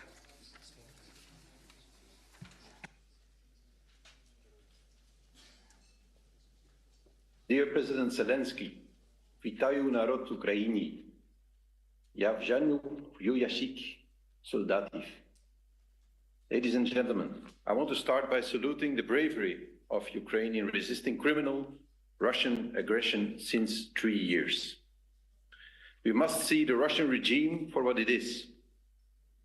Its total disregard for international law, its horrifying attacks against civilians, and its attempts to erase Ukrainian culture have made it perfectly clear that to ensure the protection of our countries and the European continent, we must not appease, but deter Russia. Support to Ukraine remains a key part of this endeavor. Recently, talk of negotiations towards a deal to settle the war has accelerated, but also stunned the alliance of those who, from the start, have supported Ukraine in its defense against a ruthless Russian aggressor. Stunned because it does not seem a given that Ukraine or the EU will have much of a voice in the proceedings. A peace agreement that does not take into consideration the valid interests and demands of the victims of aggression and their allies and neighbors has no chance to hold. Belgium cannot accept that decisions on the future of Ukraine and the security and stability of the European continent are taken without the participation of Ukraine and its European allies. Our priority now is to come to a coordinated European position to claim a seat at the table in view of a just, sustainable and comprehensive peace.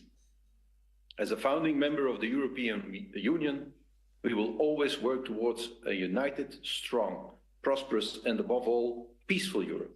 And Ukraine belongs within this Europe. Meanwhile, Ukraine will continue to be able to count on Belgian assistance as specified in the Belgian-Ukrainian bilateral security agreement that was signed last year.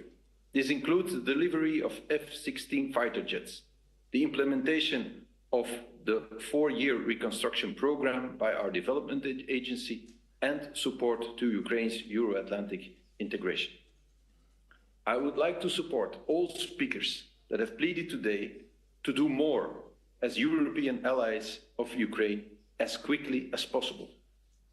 Exactly 60 years ago, the great President Ronald Reagan spoke about peace through strength in his famous speech, A Time for Choosing.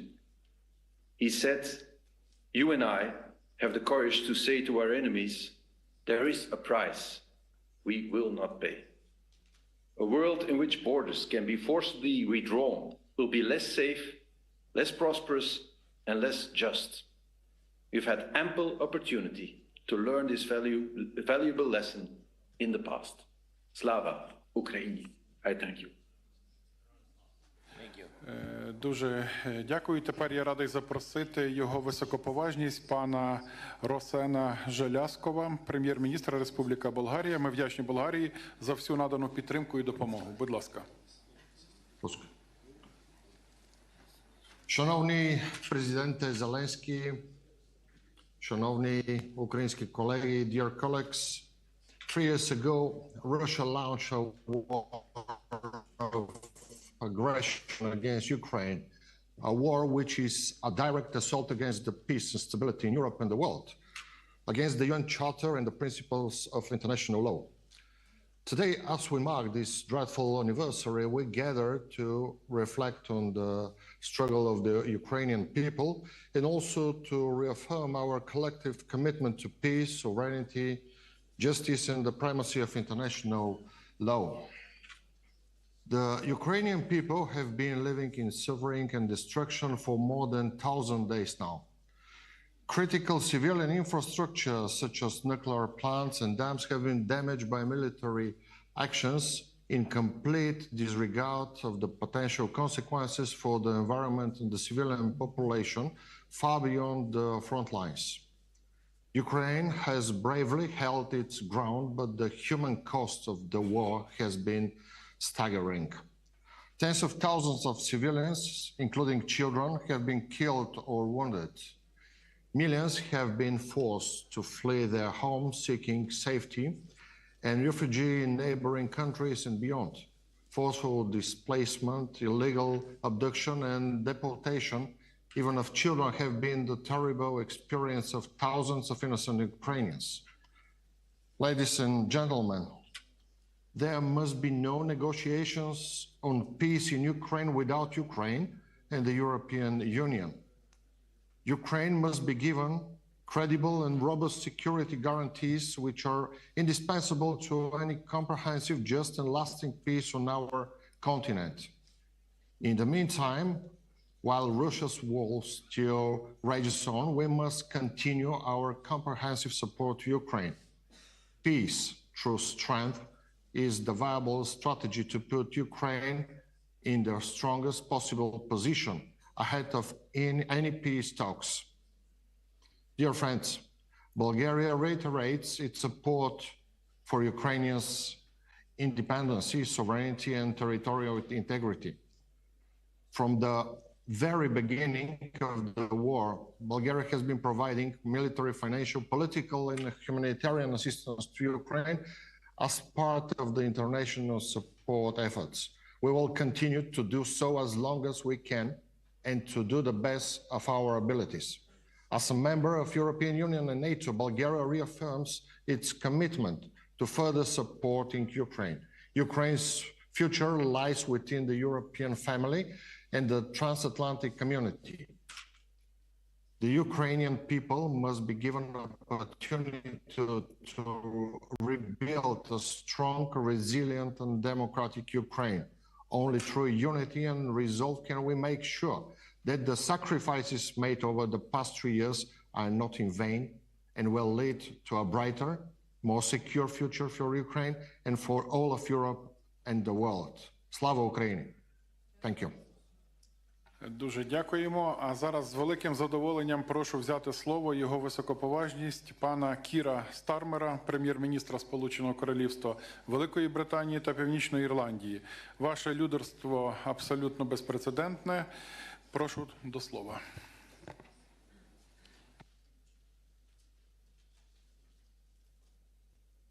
Thank you very much. Colleagues, let me start with Volodymyr and say on this day of all days, I want to pay tribute to your leadership, Volodymyr. And friends, it is right that we mark this grim anniversary together. For 3 years, we have been united in opposition to Russia's barbaric invasion. And for 3 years, we've been full of admiration for the incredible response of the Ukrainian people. Their voices must be at the heart of the drive for peace. And I want to be clear that I hear them.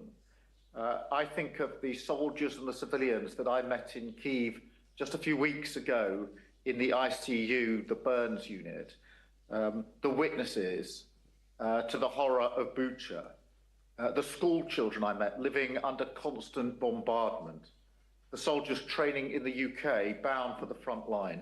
Their voices echo in my ears. They inform the decisions that I take and the peace that I believe that we must see. So I have a very simple, clear message today. The UK is with you today and every day. From His Majesty the King to the NHS workers volunteering in hospitals in Ukraine, to the communities that took Ukrainian refugees to their heart. And that's why I signed our 100-year partnership with President Zelenskyy last month, because we believe in Ukraine's fight today and the country's incredible potential to thrive in the years to come. This is a time for unity. In this crucial moment, as talks begin, we must work together to shape the outcome. Russia does not hold all the cards in this war because the Ukrainians have the courage to defend their country, because Russia's economy is in trouble, and because they have now lost the best of their land forces and their Black Sea fleet in this pointless invasion. So we must increase the pressure even further to deliver an enduring peace, not just a pause in the fighting. And we can do that in three ways. First, by stepping up our military support to Ukraine. And the UK is doing that, providing £4.5 billion in military aid this year, more than ever before. We're doing more than ever to train Ukrainian troops, helping Ukraine to mobilize even further. And we're proud to have taken on the leadership of the Ukraine Defence Contact Group. Secondly, we must keep dialing up the economic pressure to get Putin to a point where he is ready not just to talk, but to make concessions. So today we're announcing the UK's largest packet of sanctions since the early days of the war, going after Russia's shadow fleet and going after companies in China and elsewhere who are sending military components. Later today, I will be discussing further steps with the G7, and I'm clear that the G7 should be ready to take on more risk, including the oil price cap, sanctioning Russia's oil giants, and going after the banks that are enabling the evasion of sanctions. Third, we must bring our collective strength to the peace effort. President Trump has changed the global conversation over the last few weeks, and it has created an opportunity. Now we must get the fundamentals right. If we want peace to endure, Ukraine must have a seat at the table, and any settlement must be based on a sovereign Ukraine, backed up with strong security guarantees. The UK is ready and willing to support this with troops on the ground, with other Europeans, and with the right conditions in place. And ultimately, a US backstop will be vital to deter Russia from launching another invasion in just a few years' time. So we will do everything we can to get the best outcome for Ukraine and for us all. And let me close with one of the voices I mentioned earlier, a patient called Petro from the burns unit that I visited in Kyiv. He said to me, if Ukraine fails, Europe will be next. And that is what is at stake here. That is why we will always stand with Ukraine and with our allies against this aggression and for a just and lasting peace. Slava Ukraini. Thank you. Ще раз дякуємо вам за ваше лідерство. Ми продовжуємо включення з особливих місць нашого опору та стійкості. І зараз я маю честь передати слово пані Ользі Каменевій, лікарю, яка виконує свої обов'язки в Херсоні, місті, яке було звільнене від російської окупації. Будь ласка.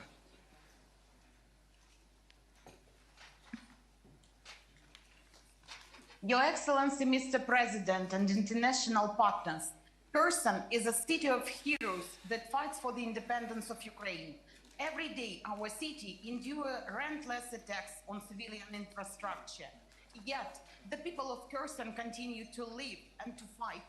Today, we address you from the newly constructed underground maternity hospital, established through the initiative and support of the President Volodymyr Zelenskyy. In this facility, under extraordinary challenging conditions, dedicated medical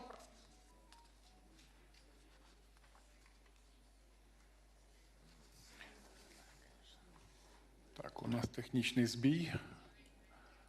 Ми можемо продовжувати? Якщо ні, то я маю особливу честь і з великим задоволенням прошу взяти слово його високоповажність пана Йонаса Гар Стере, прем'єр-міністра Королівства Норвегія. Норвегія демонструє справжнє лідерство та стратегічний підхід у підтримці України. Thank you, Andrei, and thank you, Volodymyr. Since I believe this emission is being streamed, And if I can say a few words to the people of Ukraine. You know, I was incredibly moved by this session at the Maidan this morning. I'm a father and I'm a grandfather, and I was wandering among those flags, and I was seeing the dates of those boys corresponding to the dates of my children. And, you know, the number of flags and the number of people, I'd just like to tell the people of Ukraine that it makes a deep impression on us on this third anniversary, but there are more than 1,000 days, and the days are counting. So this human dimension of this day really makes a strong impression on me. Colleagues have made good remarks, so I will second that we continue to show our strong support to the people of Ukraine, to the basic principles that there has to be a comprehensive, just and sustainable peace. We all agree on that, and I will reiterate it simply by joining the voices of colleagues. As for Norway, today I will announce that we will contribute €1 billion for civilian and humanitarian support. And Mr. President, I take up on your request for energy support that you mentioned to me a few days ago. So there will be a €300 million package to gas supplies, according to the request you made, and also securing financial guarantees. In fact, it's €400 million, and also support for electricity reconstruction of grid and try to build back better and smarter. We also follow a bit in the path of what Denmark has done to open a direct investment channel into your industry. So we will also put €300 million and into a specific track here with your industry, where we may have complementarity between our industries, and also a special pledge for drones, which I think will be of great importance. And also, as some of my colleagues have mentioned, in the NB8, meaning Nordic 5, Baltic 3, we have agreed to take up on your suggestion to train, fund, and help equip a brigade. So I think, you know, leaders have agreed that we will do that now. It's a flexible concept. It will of course comprise of courageous Ukrainian troops, but we will train, equip, and support them. And then I'd like to say that what then lies ahead, and I'll make 3 points. First, we need to scale up, as colleagues have said. This is not the moment to pause and wait and see. We have to scale up. So I say on behalf of Norway, we have pledged the €3.5 billion for 2025, approximately, but we are ready to scale that up, and I will engage with you in the coming days and weeks to see how we can do that in the best way, so it really corresponds most directly with your needs. Secondly, I'd like to second President Stubb on what he was saying about process, because I think this is absolutely key, that we make a real reflection on what this peace process means and how Europe can add substance and momentum to that one. There is now talks between US and Russia, but I think Prime Minister Starmer said it diplomatically: we need to get the fundamentals right. And the fundamentals are not, let me put it that way, complete, if it's only this dialogue in the way we see it. And I don't think, you know, we all agree that there can be nothing about Ukraine without Ukraine, but let me put it this way bluntly: Europe cannot complain its way to the table. It cannot simply raise its hand and say, here are we, include us, because I think the US president will say, what are you bringing? Why should you? And you get all this dialogue that we are experienced over these 4 or 5 weeks. So that means that Europe really has to get there through strength, politically, financially, and militarily. And allow me, President Costa, to say that, and Ursula, that I am not EU. I see Europe as being slightly more than EU here. It is, of course, the EU 27. Perhaps not all 27, but let's say EU 27. But then there is UK. Yeah, almost 28. Yeah. There is UK. There is fundamentally Turkey. And Turkey is always a bit complex, but Turkey has to be in the equation. And we heard President Erdogan and your recent visit, Volodymyr. Turkey has to be there.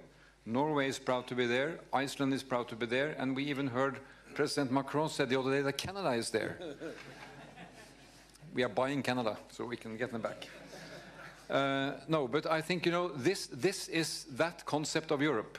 But that concept of Europe has to have an opinion on the substance of the peace and the process of the peace. And here I think there's no time to lose. I think your convening of the meeting on the 6th of March is great. But then for this larger group, we have to come together and make it meaningful. Macron is in Washington today, Starmer in another few days, but we have to bring this together.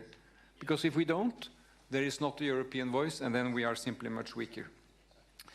So my final point here is that for us to make a contribution to security guarantees, and we have to do that, the best and fundamental security guarantee is to bolster Ukraine, that Ukraine has strong capacity from its military capacity.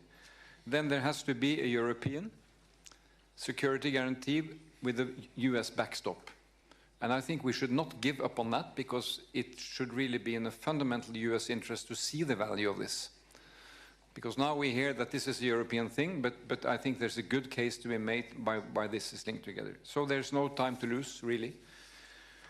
Finally, when we saw this from the clinic here, I read and met the other day Timothy Snyder in Oslo, and he has written extensively on Ukraine, and he's using this notion to define freedom. And he is saying the Ukrainians have invented a word which is called deoccupy. I never heard that before. We are being deoccupied.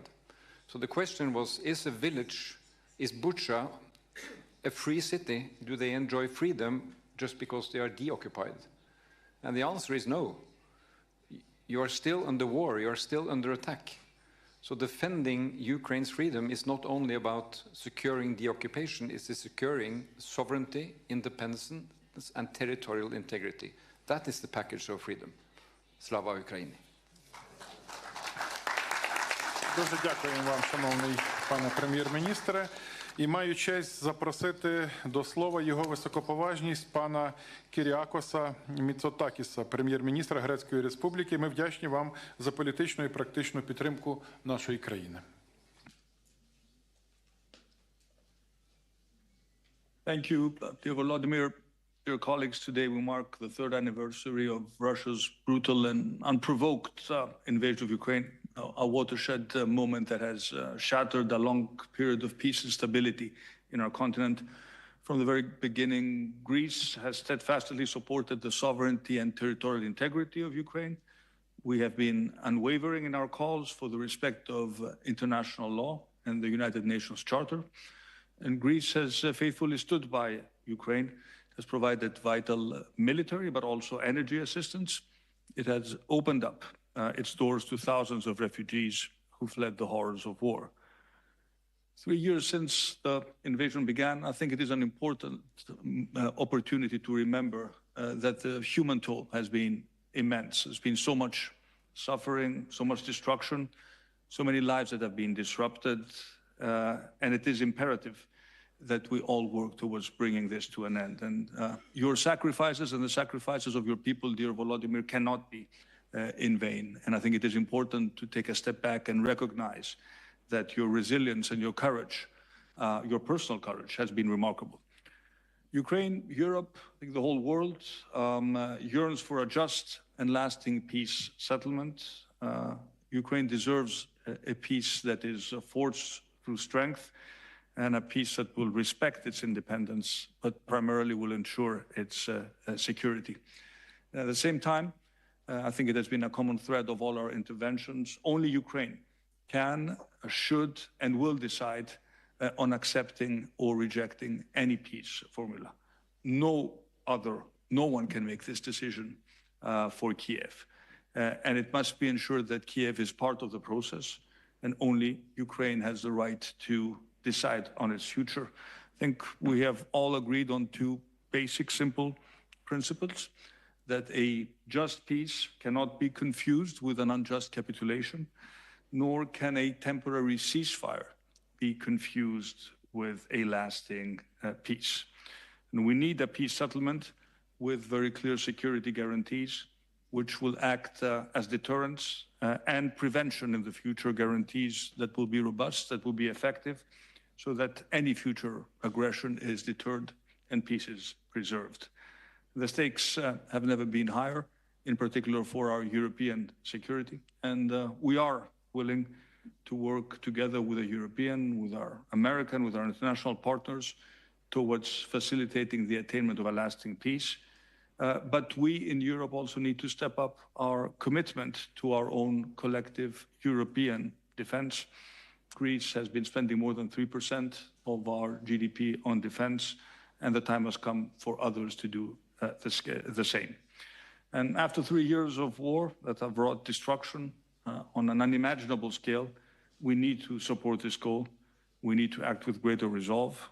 We must not only bring an end to the current conflict, but make sure that we forge a model for preventing such calamities in the future. The road ahead is not going to be easy.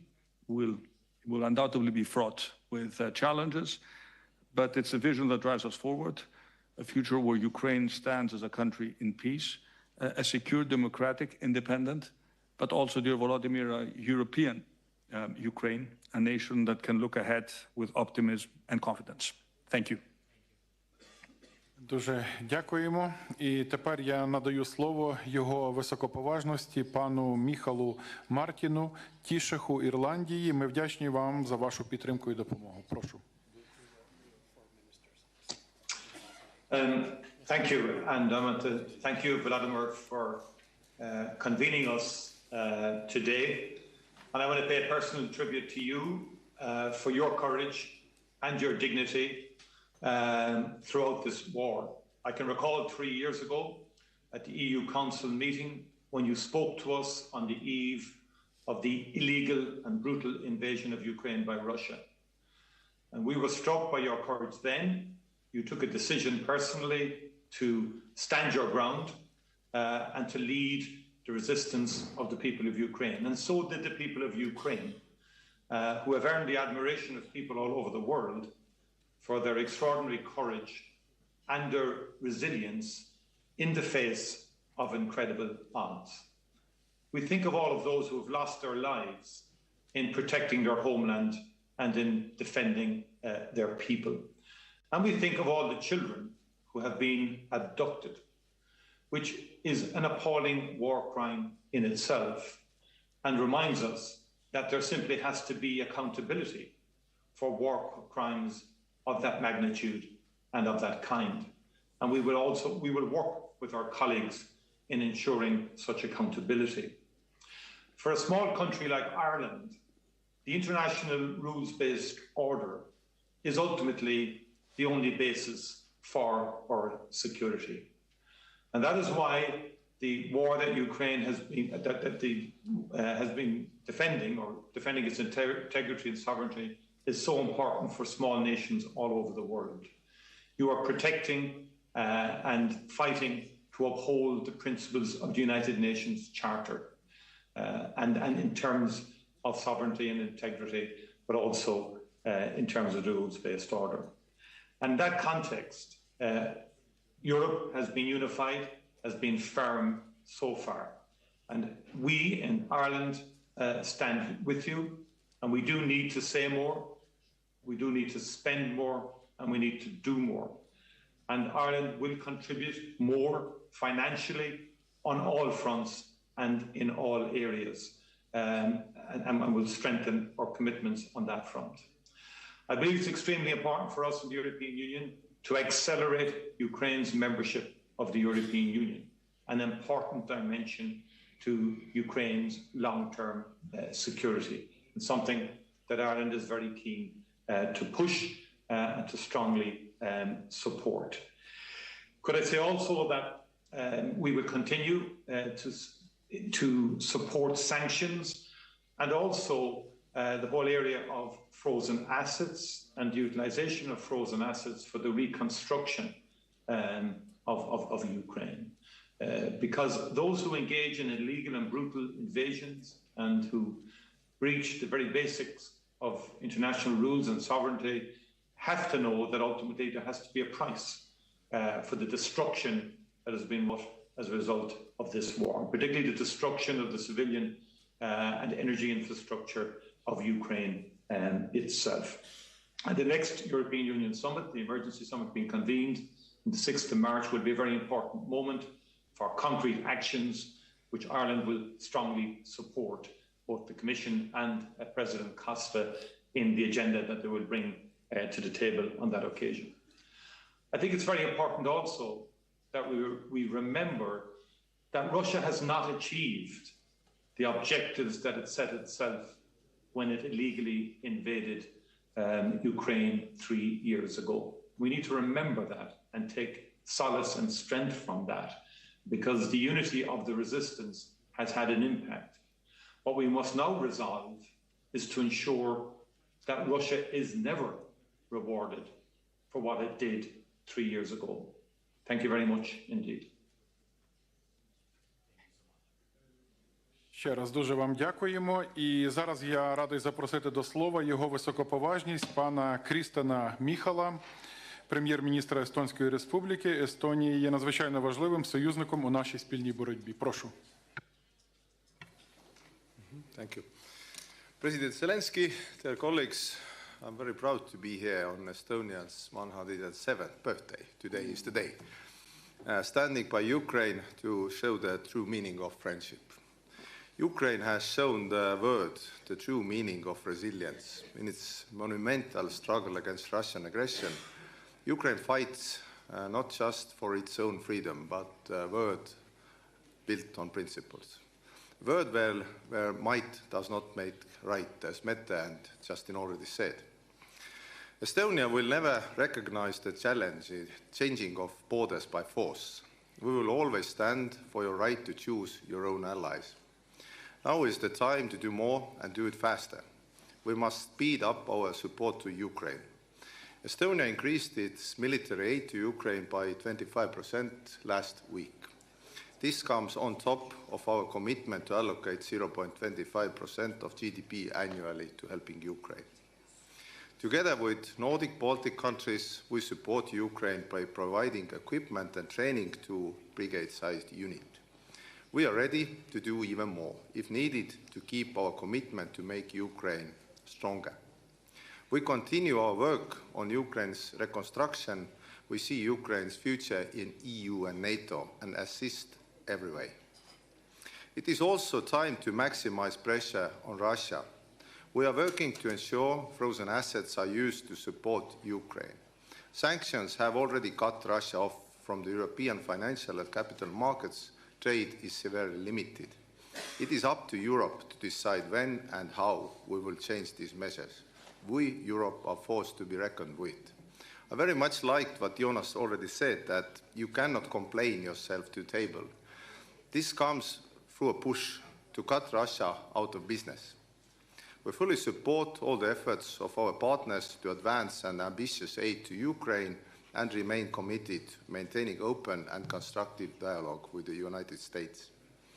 Finally, a just and lasting peace requires the participation of Ukraine and Europe. Only Ukraine can decide its own terms for peace. No conditions should be imposed from the outside. No topic is off the table except one: surrender. Your fight is our fight, and your victory will be victory for European security. Slava Ukraini!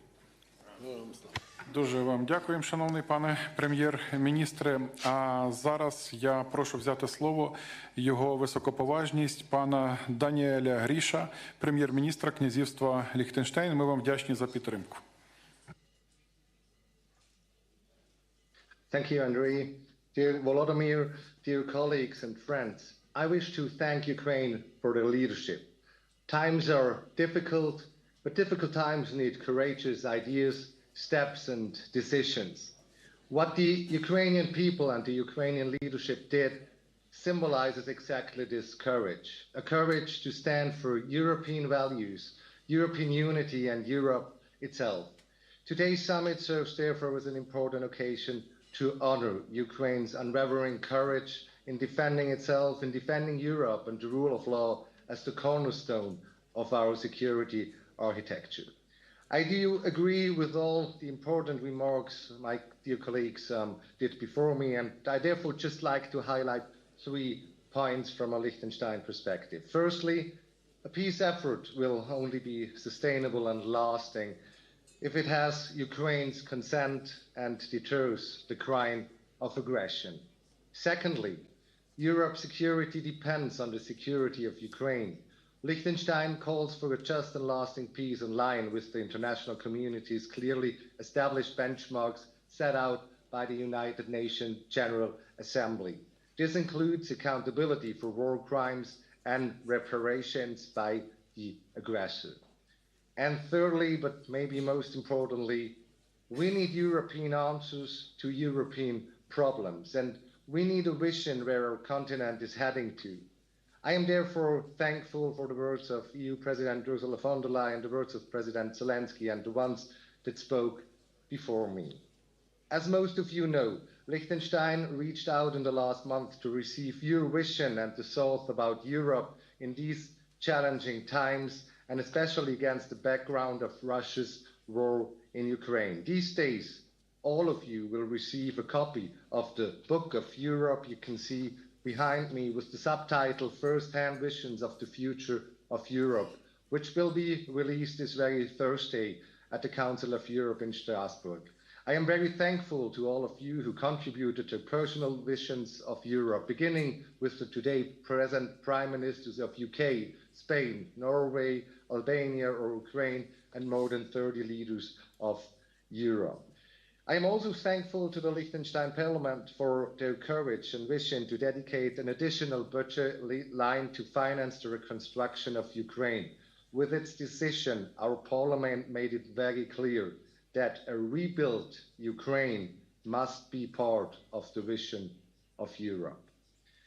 We all know that every cloud has a silver lining, and for me, that silver lining of the current situation is that we in Europe stand together to continue to work on a good, strong, and united Europe. A Europe where, like in a team, every member contributes and adds value based on its capabilities and strengths. Slava Ukraini, Slava Європі. Слава, дуже вам дякуємо.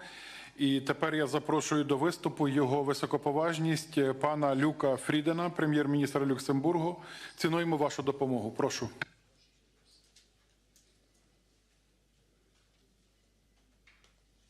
Dear colleagues, 3 years ago, no, I should say 10 years ago, Russia launched an illegal war of aggression against Ukraine. But all those years, Ukraine's resilience remains unshaken. On this occasion, I would therefore like to pay a tribute to the thousands of brave Ukrainians that have made the ultimate sacrifice, and to the courage of the millions of Ukrainians that continue to endure unimaginable suffering, fear, and to defend our freedom. This is a war, and now is a time when fundamental principles of the world order are tested. And I would therefore like today at this gathering to highlight 3 points. First, when international law is trampled on, when the principles enshrined in the UN Charter are violated, the price we all end up having to pay is high, especially for smaller nations. As Miguel from Ireland also stressed a few moments ago. Ukraine's fight is therefore our fight. Because if we allow aggression to succeed, it will happen again. It is up to us to ensure that we preserve a world, yes, way of life for the generations to come, in which international law is respected, upheld, by force. Second, Ukraine's future is tied to ours, and European security depends on all of us standing together, firmer and more united than ever. This means strengthening our Europe and our collective support, militarily, financially, and politically, to ensure Ukraine not endures, but prevails. It also means that we continue to support Ukraine to achieve peace through strength, a just and lasting peace, a peace negotiated by Ukraine, by Europe, for Europe. Third, the cost of standing with Ukraine is real. The cost of inaction is far greater. If we let aggression win, we undermine the very foundations of European peace and stability.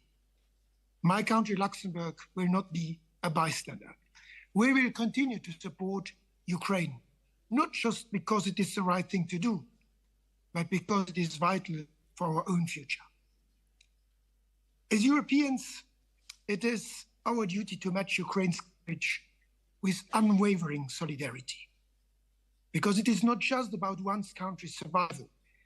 It is about the future of Europe itself. And therefore, I also welcome Antonio Costa's invitation for an extraordinary European Council in the next week. In January 2005, I stood in Kiev at the end of the Orange Revolution on behalf of the then Luxembourg presidency of the European Union. And I said, Ukraine has a strategic importance for the European Union. That was true at the time, and it is even more true today. Dear Mr. President, dear Volodymyr, you can count on Luxembourg's unwavering support to you, your country, and your people. Thank you.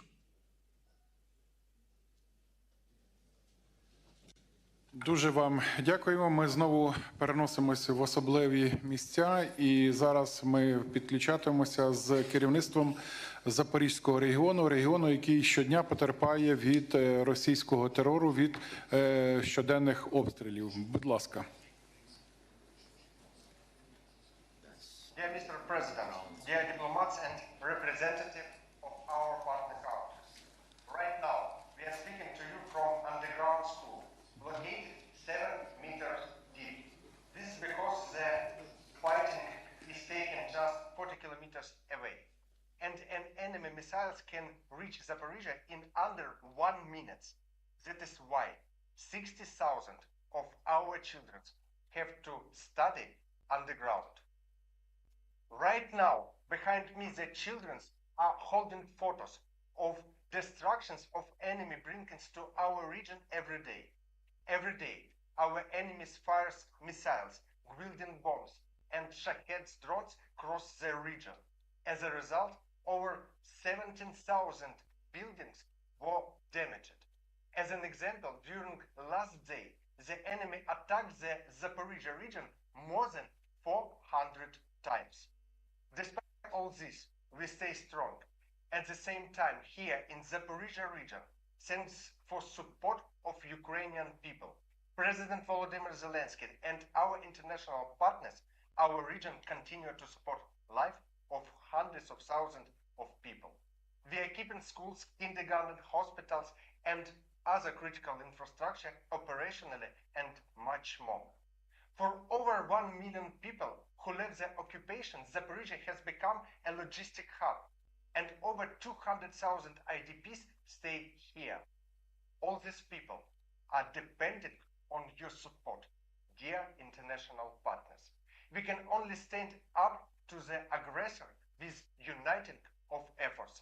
We thank everyone who stands by our people in this challenging time. Our region continue to unbreak important work to the front line.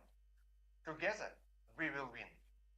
Mr. President, dear diplomats, partners, and guests, Zaporizhia is going through very hard times. Every day, the enemy attacks us that takes the life of our people. Even with dangers, we keep working. We make sure the city function, repair buildings, and help people. Thousands of the workers, rescuers, teachers, and volunteers work day and night, sometimes for days without rest. Right now, we are speaking from an underground school built in Zaporizhia with the help of the President and First Lady. For the first time in 3 years, children have returned to school. They sit at their desks and meet their classmates. Teachers finally saw all their students together. There are already several schools like this, but they are more than just schools. They are a symbol of their strength and hope. We thank everyone who support us. Zaporizhia is a city of strong and brave people. We will stand until peace comes to our land.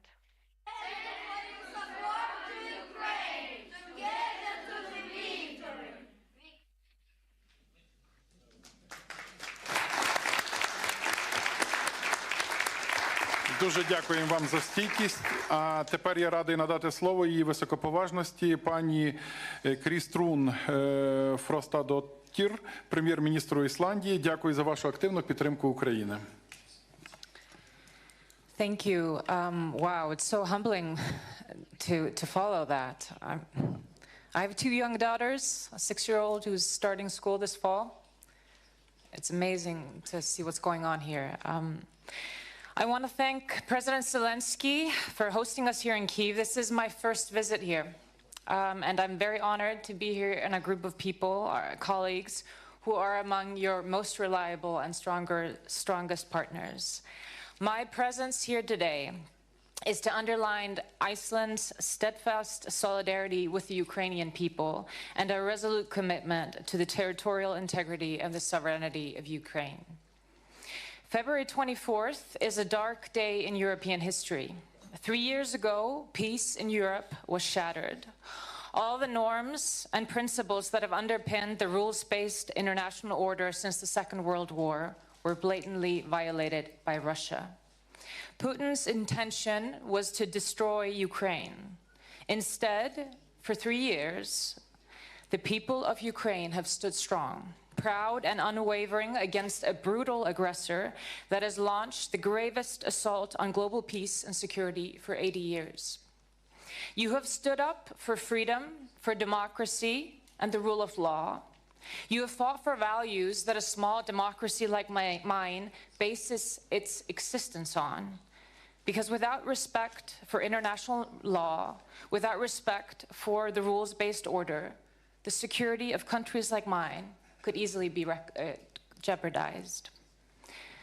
Zelenskyy, we recognize this. We recognize why you fight. You are fighting for the whole of Europe, but your brave fight for these fundamental values has come at a devastating cost. I express my deep condolences for all the Ukrainian lives that have been lost in Russia's senseless war. A few remarks on the situation as it stands right now. Firstly, this may sound obvious, but today the facts need to be stated. Russia invaded Ukraine. Russia is the aggressor. Ukrainians are defending their homeland and their freedom under the leadership of a democratically elected president and a democratically elected parliament. Secondly, Ukraine is a line of defense for our collective European security, and Iceland understands that. A strong Ukraine is a precondition for a just and lasting peace. Ukraine needs more support, and it must be immediate. Iceland has increased its assistance compared to last year, but we will do more. And I can announce today that my government has decided to more than double our defense-related support to the Ukraine this year to fulfill our commitments. We may be a small country, and our support in absolute terms will echo that. But we must do our share and are unwavering in our support for Ukraine. We stand with our Nordic-Baltic allies as well as Europe in support measures going forward, and we will be implementing the 16th sanctions package without delay after it has become effective within the EU. Thirdly, we must project unity among like-minded countries. Europe needs to take the lead in support of Ukraine. On negotiations, there must be nothing about Ukraine without Ukraine, and Europe must have a seat at the table too. Lasting peace will not be achieved without security guarantees, and a credible arrangement that is part of a comprehensive peace agreement depends on collective European commitments. We will be willing to contribute to this effort in a way that is fitting. Lastly, Ukraine belongs in the Euro-Atlantic family of free nations. I hope that the EU accession process will be accelerated NATO membership should remain on the table, and Iceland is fully committed to the language that was agreed upon at the NATO summit in Washington. Iceland supports you. Slava Ukraini.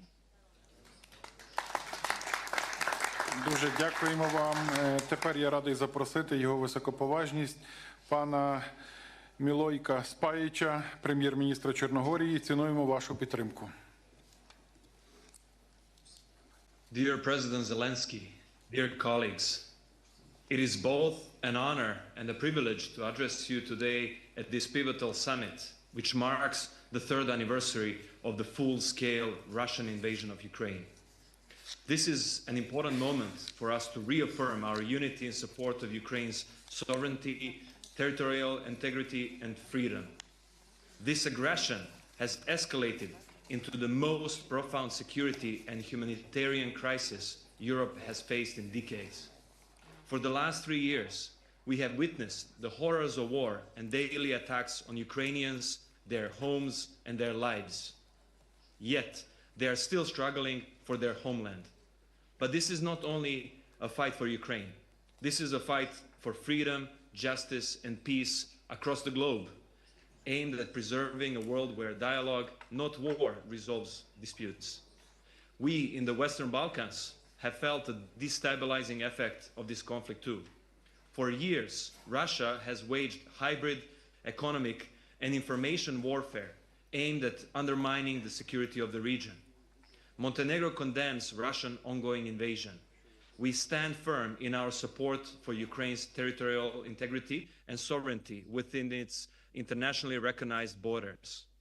Therefore, since the onset of the war, Montenegro has provided substantial support to Ukraine, including military aid and financial assistance. Montenegro has been the first country outside of the EU which has opened its doors to those fleeing the horrors of war. By providing temporary protection, safe shelter, healthcare, and education for thousands of people from Ukraine, we have demonstrated our shared humanity and shown that the compassion is the truest form of the strength. As a steadfast ally within NATO and the most advanced candidate country in the negotiation process with the EU, Montenegro supports Ukraine's aspirations to join these organizations. We diligently work on necessary reforms and support each other in fulfilling memberships. Moreover, our two countries are currently negotiating an agreement on security cooperation and long-term support. This agreement will strengthen our defense and security ties, focusing on military assistance, defense industry collaboration, intelligence sharing, and countering cyber and hybrid threats. In addition to that, in close cooperation with our EU and NATO partners, Montenegro has fully aligned with sanctions against Russian Federation, targeting critical sectors including finance, energy, transport, and technology.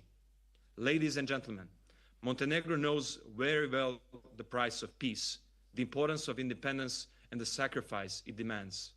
Our history has taught us that freedom is a gift earned through resilience, unity, and unwavering resolve. It is in this spirit that we stand by Ukraine in its fight for the principles that bind us all: democracy, economic security, human rights, rule of law, liberty, dignity, and patriotism. While Montenegro strongly supports the beginning of diplomatic efforts to resolve the conflict, it is essential that any peace be fair, just, and uphold Ukraine's sovereignty and right to chart its own path and orientation for the future. Thank you very much. Slava Ukraini. Дуже вам дякуємо. І я радий запросити до слова його високоповажність пана Роберта Голоба, прем'єр-міністра Республіки Словенія. Цінуємо вашу допомогу.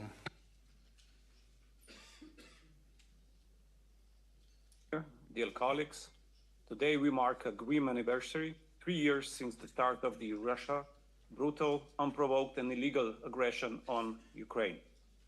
3 years of gross violations of international law. Russia has ruthlessly trampled all principles and norms that the international community together agreed to guide us in our relations. Today, even more than usual, my thoughts are with the families, friends, and close ones of all the Ukrainian victims, with all the Ukrainian people. We have said it so many times, and we will continue saying it with the same vigor. Slovenia stands in solidarity with the Ukrainian people as they defend their homeland. And they are not fighting only for their country, but for our common values: freedom, democracy, and human dignity. Slovenia is a staunch supporter of the international law. We all want end of the aggression, but it matters greatly how the peace process ends. The result of the peace talks will determine the future of the European security, and this cannot be decided without Ukraine and Europe. We need a lasting solution and a just peace, based on the UN Charter. We remain a strong supporter of Ukraine on its European path. Decision about the Ukrainian NATO membership is, as agreed at the NATO summit in Washington, irreversible. It must remain at the negotiating table. Slovenia, especially in its capacity as a member of United Nations Security Council, will continue sparing no effort in being active on the diplomatic front in helping Ukraine achieve just and lasting peace with sufficient security guarantees. Many important things have been said today, and I'm glad we gathered in such a big number and showed such strong and unwavering support for Ukraine.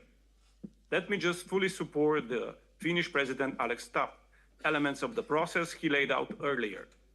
We should work along those lines he presented with unity and due diligence. Thank you for your attention, and Slava Ukraini.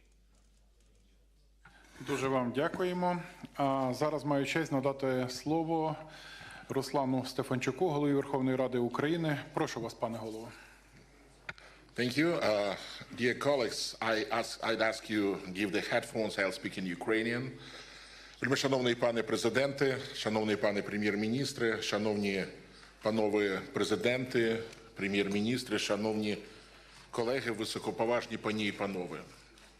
Насамперед, для мене є великою честю сьогодні звернутися до вас тут, у такому потужному зібранні. Я тільки що повернувся із засідання Верховної Ради України, засідання українського парламенту. І ви знаєте, як і 3 роки тому був наповнений зал, як і 3 роки тому ми почали з небезпеки у вигляді повітряної тривоги, і як і 3 роки тому ми готові робити все заради української перемоги. Але я себе зловив на одній думці, що одного не було того, з'явилося одне те, перепрошую, чого не було 3 роки тому. Це потужна підтримка наших партнерів. І безпеперечно вона прийшла дуже швидко і ніколи після цього нас не полишала. І користуючись цією нагодою, я хочу передати вам великі слова щирої вдячності від імені українського парламенту за послідовну підтримку і допомогу, які усі ці 3 роки так невтомно ви надаєте Україні і українському народові. А ще я хочу подякувати парламентам ваших країн. Я пишаюся тим, що спільно нам усім вдалося консолідувати міжнародне парламентське товариство. Ми змогли зберегти єдність міжнародної демократичної парламентської спільноти. І ми хочемо зберегти нашу трансатлантичну єдність, яка є важливою запорукою демократичної єдності. Дорогі друзі, зарубіжні парламенти у своїй синергії з главами держав і урядами приймали і продовжують приймати важливі рішення задля посилення України і стримування держави-терориста. Дозвольте повідомити вам, що потужний голос парламентаризму світ почує і в день 3-х роковин російської агресії, оскільки понад 20 спікерів і президентка Європейського парламенту виступили спільно із заявою на підтримку України, і її текст ми невдовзі оприлюднимо. Це називається парламентська відповідальність, солідарність і єдність, які нам треба ретельно оберігати. Шановні друзі, ми і надалі зробимо все для того, аби питання військової, фінансової, енергетичної, гуманітарної, політичної підтримки Україні залишалося у фокусі уваги парламентських кіл демократичних країн світу. Адже боремось ми за свою землю, і наша боротьба є істиною. Адже саме ми є жертвою злочинної агресії. І саме ми прагнемо завершення цієї розв'язаної проти нас війни та досягнення справедливого і тривалого миру. Завдяки лідерству президента України Володимира Зеленського раз і назавжди стала на шлях до інтеграції до Європейського Союзу і Україна. Сьогодні ми країна-кандидат на вступ, яка от-от відкриє переговорні кластери. І ми виконуємо своє домашнє завдання і гідно пройдемо цей складний, але єдино можливий шлях. Але водночас ми дуже просимо вас продовжувати підставляти нам своє плече, допомогти вирватися з імперіалістичного російського гніту і впливу. Як народу і країні, які поділяють ваші цінності і хочуть бути частиною європейської цивілізації, ми хочемо повернутися до нашого європейського дому. Суть і поведінка Росії вимагають вирішення питання гарантій безпеки України. І маю підстави стверджувати, що найдієвішою з них прогресивне міжнародне парламентське середовище, як і український парламент, вважає членство у Північно-Атлантичному альянсі. Захищена і сильна Україна не лише зможе протистояти будь-якій агресії, але й продовжувати робити унікальний внесок у зміцнення архітектури європейської безпеки. Пані і панове, сьогодні треті роковини війни. Сьогодні чи не найвідповідальніший момент подальшого розвитку подій. І сьогодні ви, як справжні друзі і партнери, приїхали до Києва або звернулися з відеопосланнями. Бо всі ми добре усвідомлюємо, що нас зібрала не лише дата. Нас зібрала висока відповідальність за майбутнє нашого європейського і світового дому, де має панувати демократія, справедливість і розвиток. Тому будьмо гідні цієї високої цілі. Дякую вам за увагу і слава Україні! Дякуємо, пане голово. Зараз ми знову переміщуємося в особливе місце української стійкості, в черговий прикордонний регіон Суми. І я маю честь запросити до слова тимчасово виконуючого обов'язки ректора Сумського державного університету Івана Козія. Вам слово. Mr. President, esteemed representative of partner countries, dear guests, the city of Sumi stands today on the front lines of our country's defense. Our community, alongside the armed forces of Ukraine, is heroically fighting for independence and the future of the next generations. We address you from Sumi State University, whose building was recently destroyed by Russian airstrikes. The enemy seeks to destroy Ukraine's future and block access to education. However, thanks to the heroism of our defenders, the support of the President of Ukraine, and the resilience of our people, our professors, university staff, and students continue an educational process despite all threats and challenges. Thousands of students receive high-quality education, believing in the future and making plans for the recovery and reconstruction of a new Ukraine. The university's strong ties with international partners help us build plans for the future. We hope that once the war is over, we will join forces for common development and progress. I thank the international community for its support. We thank our defenders for their heroism. We thank the President for his attention to Sumi region and the education of Ukrainians. Together, we will win.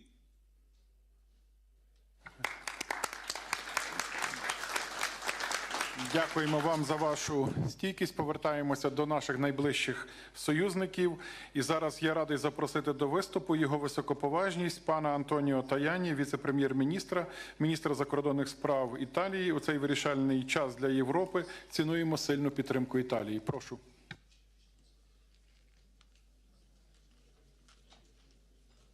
Dear President Zelenskyy, 3 years already passed from the beginning of the war launched by Russia to invade Ukraine, 3 years of resistance of the Ukrainian people on battlefields and in the cities.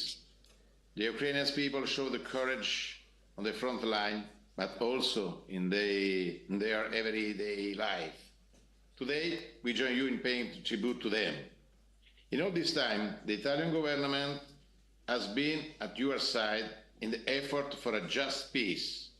This cannot be a surrender of Ukraine. Italy is working with its friends and partners for peace. Peace is our goal. There will be no negotiation without Ukraine and without Europe. It's impossible to achieve an agreement in favor of peace without Ukraine and without Europe. This is very important for us. Peace must come with strong security guarantees for Ukraine, It must be real, strong and lasting to prevent Europe from facing war again.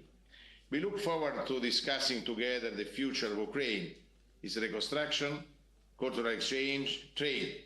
We want tourists to visit Ukrainian cities, Ukrainian students to visit Italy and our university to work together. Italy is in the first line on the reconstruction, with a special focus on energy sector, crucial for families, especially in the winter. We are working hard together for organizing an international conference on reconstruction that will host in Rome on the 10 and 11 July. And we want to organize a big success for Ukraine. For 3 difficult years, Italy stood with Ukraine, and it will continue to do so. For a future of peace, growth, prosperity, and most importantly, freedom. Slava Ukraini! Дуже дякуємо вам. І зараз я маю честь запросити до виступу пана Дениса Шмигаля, прем'єр-міністра України. Прошу вас, пане прем'єр-міністре. Дякую. Distinguished leaders of Europe and the world, Excellencies, Mr. President, dear colleagues, partners, first of all, let me express the highest appreciation and gratitude to all of you, to your countries, to your nations, for your unwavering support during these 3 years, from the very beginning till today, till our victory, till our mutual victory, I would say. Today we stand at the epicenter of historic events that will define the future of our countries, our people, and the values we cherish. For 3 years, Russia has waged a brutal, full-scale war against our country. Its goal is not only to destroy Ukraine, but also to dismantle Europe and the global order itself. They intend to destroy the Europe that gave birth to democracy, the Europe where human dignity and human rights are paramount. For years now, Russia has been waging a hybrid war against European nations, and this reality can no longer be ignored. The enemy targets our core values: freedom, human rights, unity, and cooperation aimed at building our common future. The Kremlin seeks to fragment the European continent piece by piece, aiming to dominate each part individually. Only through collective unity we can effectively resist this aggression. Right now, no country in the world has more frontline experience effectively confronting Russia than Ukraine. Behind us stands a battle-hardened army and an innovative defense industry. Ukraine holds the keys to Europe's energy independence, critical raw materials autonomy, and the potential to establish a major manufacturing and logistical hub for the entire continent. Ukraine always has been and always will be an integral part of the Creator European family. Our unity is the guarantee of our security and economic prosperity. As long as we stand shoulder to shoulder, nothing and no one can defeat us. Today, Ukraine is paying the highest price imaginable in this war against Russia. In lives lost, infrastructure destroyed, and severe economic damage. With our resistance, we have bought Europe valuable time. Time to unify, time to act decisively, and time to implement concrete measures to safeguard the continent from catastrophe. We cannot afford to waste this opportunity. Even years ago, when Russia annexed Crimea and started war in Donbass, many saw it merely as passing clouds in an otherwise clear sky. Today, a massive storm of war rages at the heart of Europe, a storm that could at any moment move further west. That is why now is the moment for decisive and unified action to protect European security.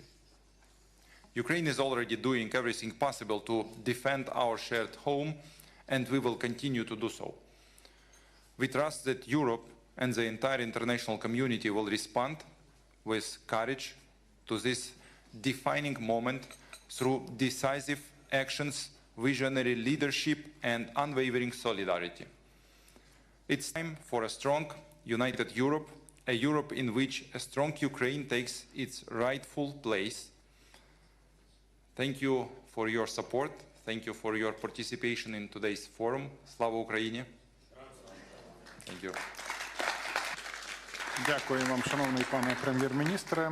Тепер я запрошую до виступу його високоповажність пана Петера Кмеца, віце-прем'єр-міністра із відновлення, стійкості та використання єврофондів Словаччини.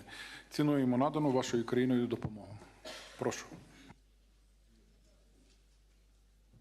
Thank you very much, dear President Zelenskyy, Your Excellencies, ladies and gentlemen.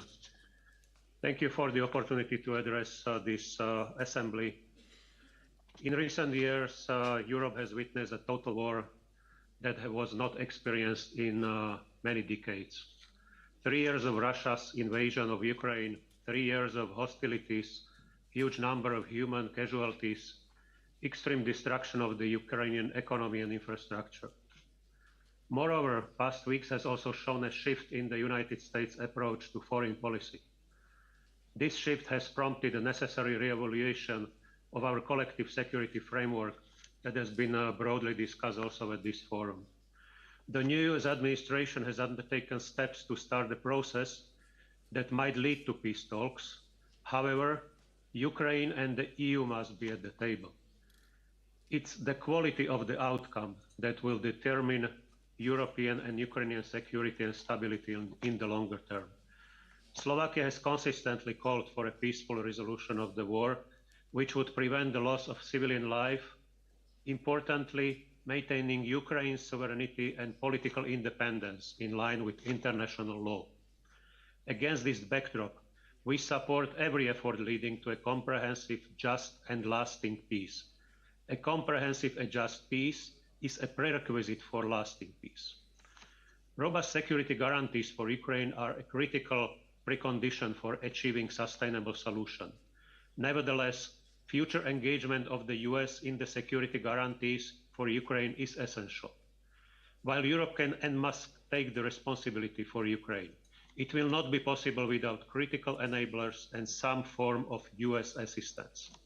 Slovakia, as a neighboring country, is committed to help Ukraine in its integration into the European Union, and we have started necessary steps to facilitate the access of Ukraine to the European markets through improving the transborder infrastructure for roads, electricity, energy, and railways. We will continue doing so that Ukraine feel a full-fledged European partner and in the future a full-fledged member of the European Union. Finally and crucially, Slovakia remains committed to strengthening partnerships and across Europe and across the Atlantic. Despite current shifts, we must coordinate with the US and European allies to ensure that Ukraine receives the security it seeks, and indeed deserves, in the face of ongoing challenges. The resulting architecture should not only deter aggression, but lay the groundwork for lasting peace and prosperity in our shared region. Thank you for your attention. Дуже вам дякуємо. Наше засідання поступово добігає кінця, і я маю честь передати слово останньому спікеру в цій залі, його високоповажності пану Бенджаміну Ададу, міністру делегату у справах Європи Французької Республіки. Франція залишається одним із стовпів європейської та глобальної безпеки. Прошу. Thank you, Mr. President, Excellencies, dear friends. It's an honor to be here today with the Ukrainian people. It's an honor to be speaking alongside the brave soldiers of Ukraine. 3 years ago, Europe woke up from its vacation from history. A permanent member of the Security Council, Russia, chose to attack a sovereign and independent country, Ukraine, which in no way threatened it. After illegally occupying part of Ukraine's territory, after occupying it since 2014, by attacking Ukraine on a full scale in February 2022, Russia blatantly violated once again the principles of international law that we have been building together since 1945. Since February 24th, 2022, the whole world has witnessed the courage and the resistance of the Ukrainian people. The strength and determination with which Ukrainian men and women defend their country, their history, their culture, commands our admiration. By doing so, Ukrainians are protecting the security of Europeans. We now have an essential role to play in the search for a just, solid, and lasting peace to resolve this war which so dangerously affects European security. We must work together, just as we have demonstrated our unity and solidarity since the first day of Russian aggression. Europeans will take their responsibilities for the emergence of a strong and prosperous Ukraine and for ensuring security in Europe in the long term. France will continue to do so, as it has demonstrated over the last few weeks in close coordination with our main partners. The coming weeks will be crucial for the future of Ukraine and the European continent. While Russia shows no openness to concessions, we fully support the peaceful strength approach. To that end, now more than ever, it's crucial that we continue to support Ukraine. This, of course, includes strengthened military aid. And in this regard, France continues to play its full part, having recently sent Ukraine Mirage 2005 aircraft and completed the training and equipping of a full brigade of the Anne of Kiev brigade. To meet Ukraine's military, economic, financial, and humanitarian needs, and to support Ukrainian refugees on their territory, the European Union and its member states have spent together more than 135 billion euros, more than any other partner. We must also step up our effort to increase the pressure on Russia and the third country entities supporting its war effort. This is why we welcome today's adoption of a 16 package of sanctions by the European Union and our partners. As a sovereign state, Ukraine must be free to choose its own alliances and destiny. This is why we fully support its European path. Ukraine is, of course, already a member of the European family. A settlement of the conflict without Ukraine would have no future. It would consecrate the superiority of force and aggression over law and pave the way for tomorrow's wars. Nothing must be decided about Ukraine without Ukraine. To be just and lasting, peace must respect the United Nations Charter and its principles, and thus the sovereignty and territorial integrity of Ukraine. Russia's aggression constitutes a direct existential threat to the entire European continent.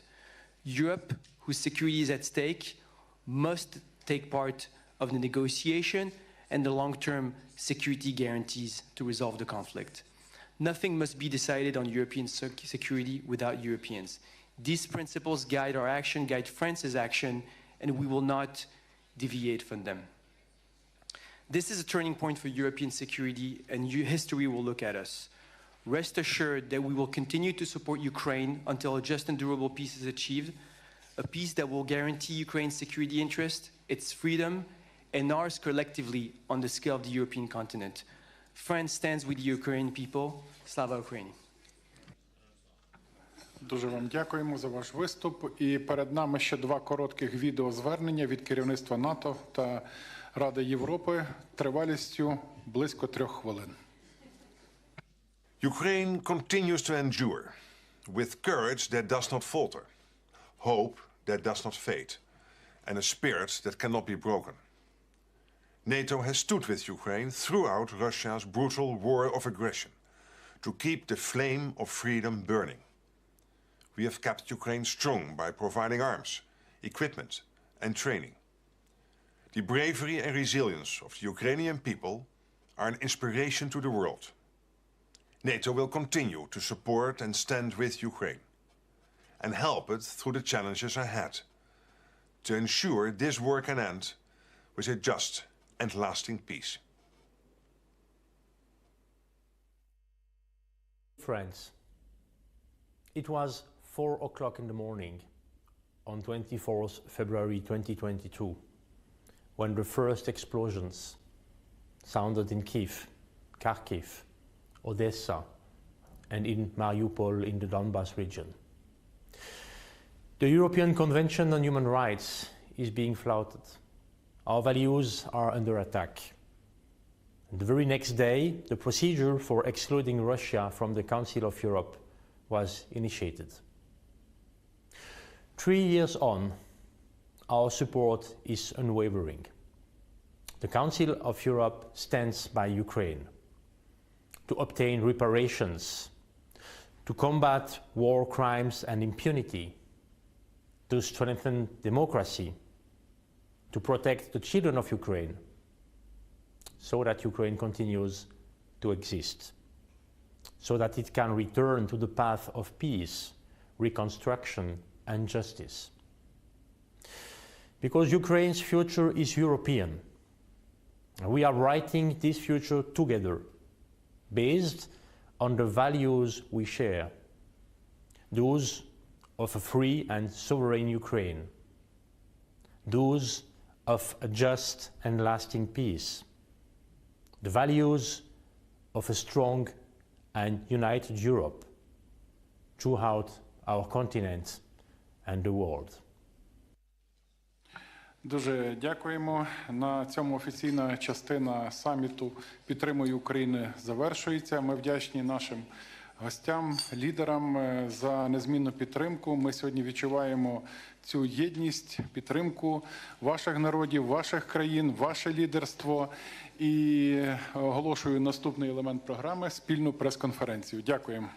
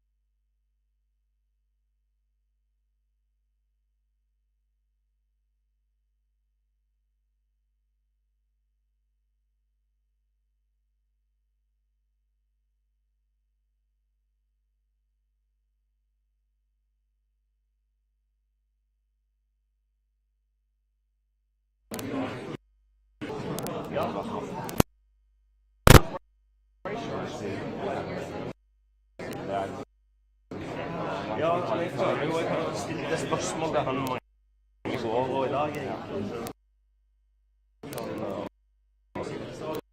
Can I please have attention? Foreign Ministry, I will be moderating this unusual format because we have 13 leaders, many of them, so you can imagine it will take for all of them to reply to your questions. There will be no opening remarks. Just basically we'll jump straight into questions and leaders will be replying one by one. I will be pointing people to ask questions. We will see how we proceed with the time because obviously certain speakers, it's a lot.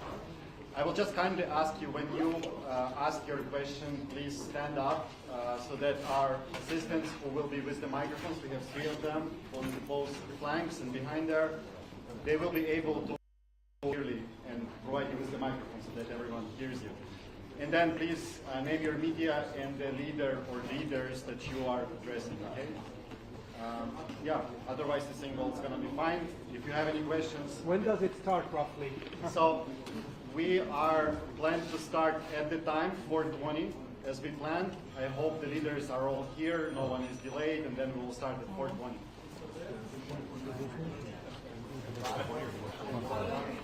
I will ask about it. I think we're all in the live broadcast, but I will ask. Maybe our technical specialist can tell me. I was told it's in the live broadcast, but I will check. Yeah, other questions? We are planning for 1 hour. That's the amount of time we have, and then we'll see how it proceeds. All covered. So we'll start in a few minutes.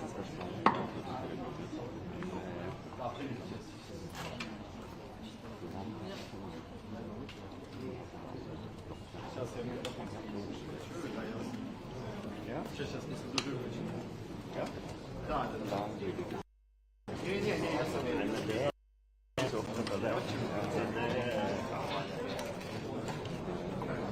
я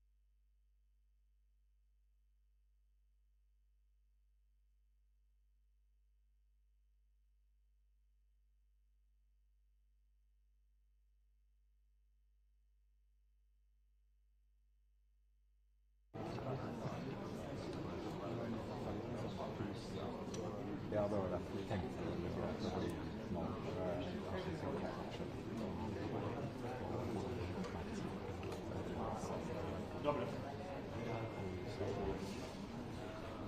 Добре. А мені треба, вони заходять поступово, кожен представлення і заходить, чи вони всі разом? Вони всі разом заходять, чи після представлення кожен окремо? А, ну все добре. Добре.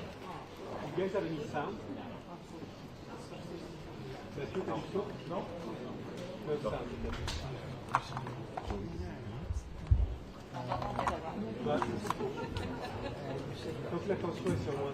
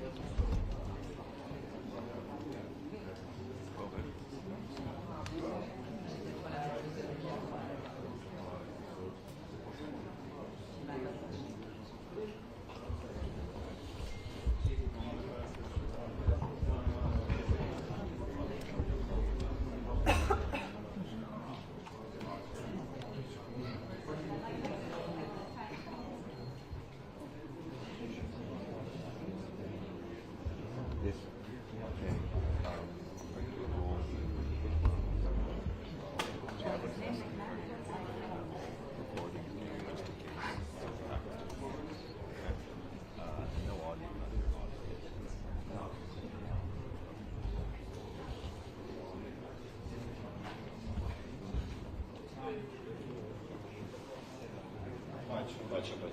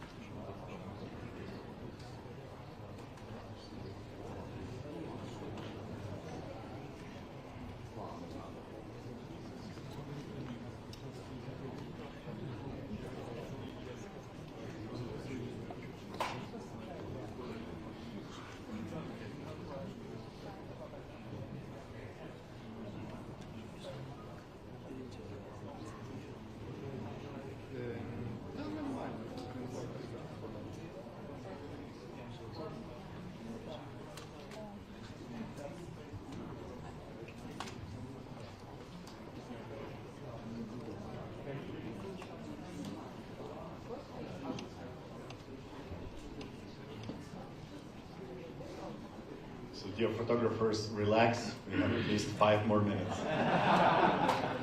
I don't want you to lose your muscles. I will do that for you. See, I'm very compassionate. A lot of humanity.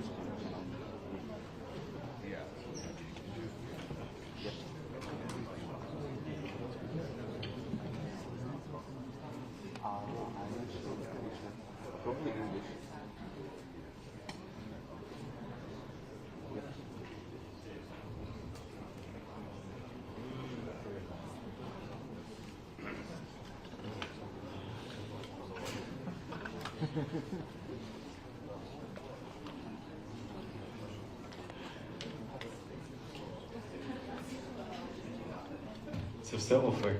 Все бачу.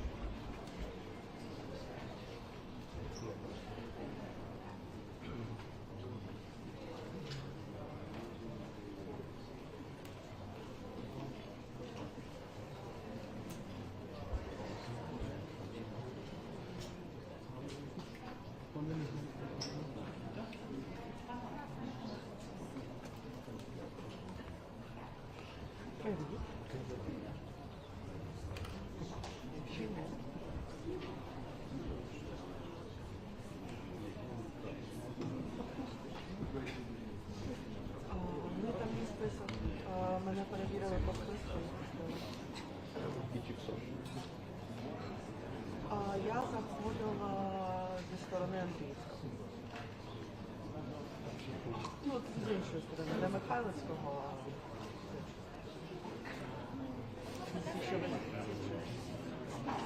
Да.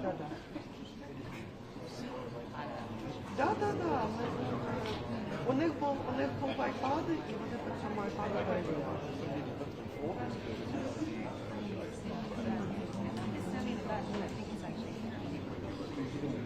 Але я надсилала їм паспорт, ти маєш. Ага. Да.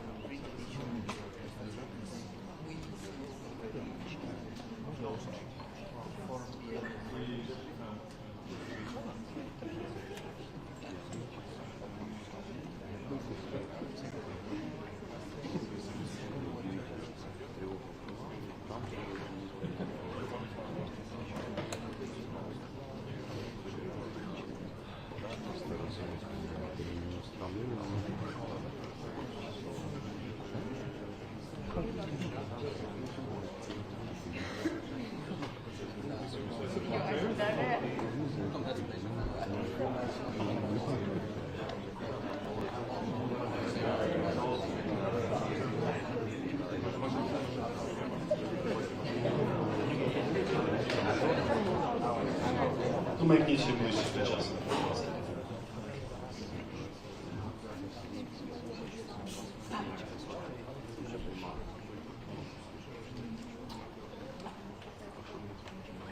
Yes, you're right, you can get ready. A few minutes. I promised. Yeah, exactly.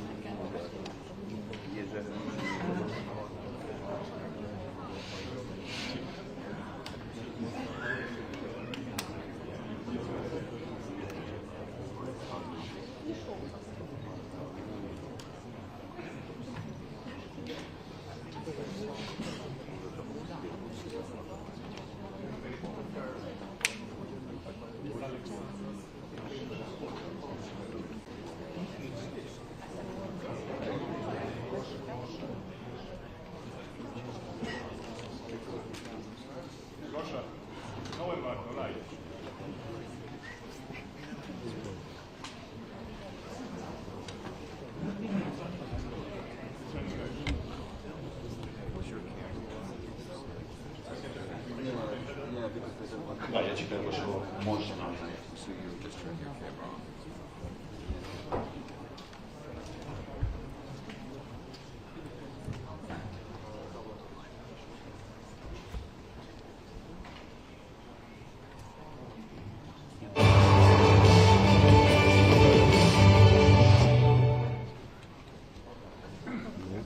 So, ladies and gentlemen, dear members of the press, we welcome you at this press conference following the Support Ukraine Summit in Kiev that gathered 42 leaders. And please welcome President of Ukraine, Volodymyr Zelenskyy,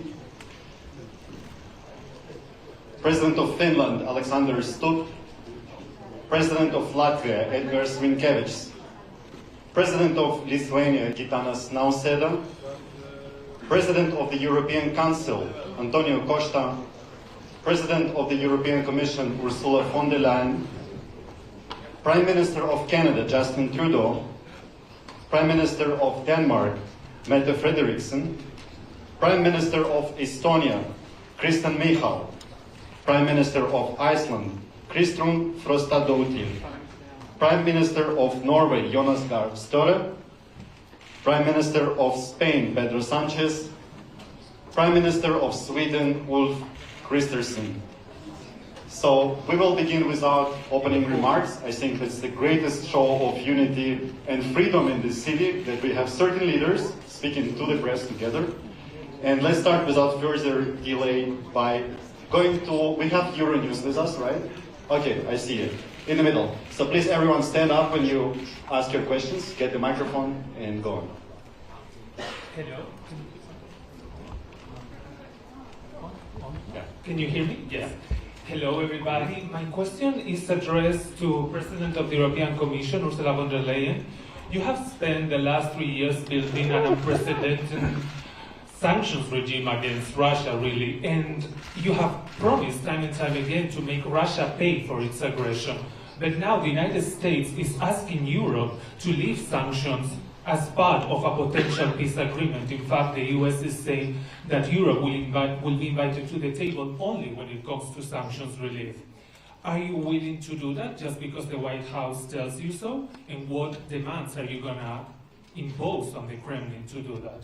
And just a quick question for President Zelenskyy. Do you think Russia deserves any sort of relief after the untold devastation it has brought upon your country? Thank you so much. So what the sanctions question is concerned, what we see is that the sanctions already have a massive effect on the Russian economy. There are skyrocketing inflation, there is spiraling interest rates, so the effect is visible. Companies are leaving Russia. You see they are really grinding sanctions and biting sanctions. These sanctions are part of our approach that we want peace through strength. And it's very clear that unless Russia demonstrates by facts the true willingness to achieve a lasting and just peace agreement, we will increase punitive sanctions against Russia. So the precondition is first we have to see that there's action on the side of Russia towards a just and lasting peace agreement. Presently, there is no lasting peace agreement, so that it's much too early to speak about anything of potentially maintaining or increasing or lifting sanctions. This discussion can only be led after we've seen concrete steps on the Russian side.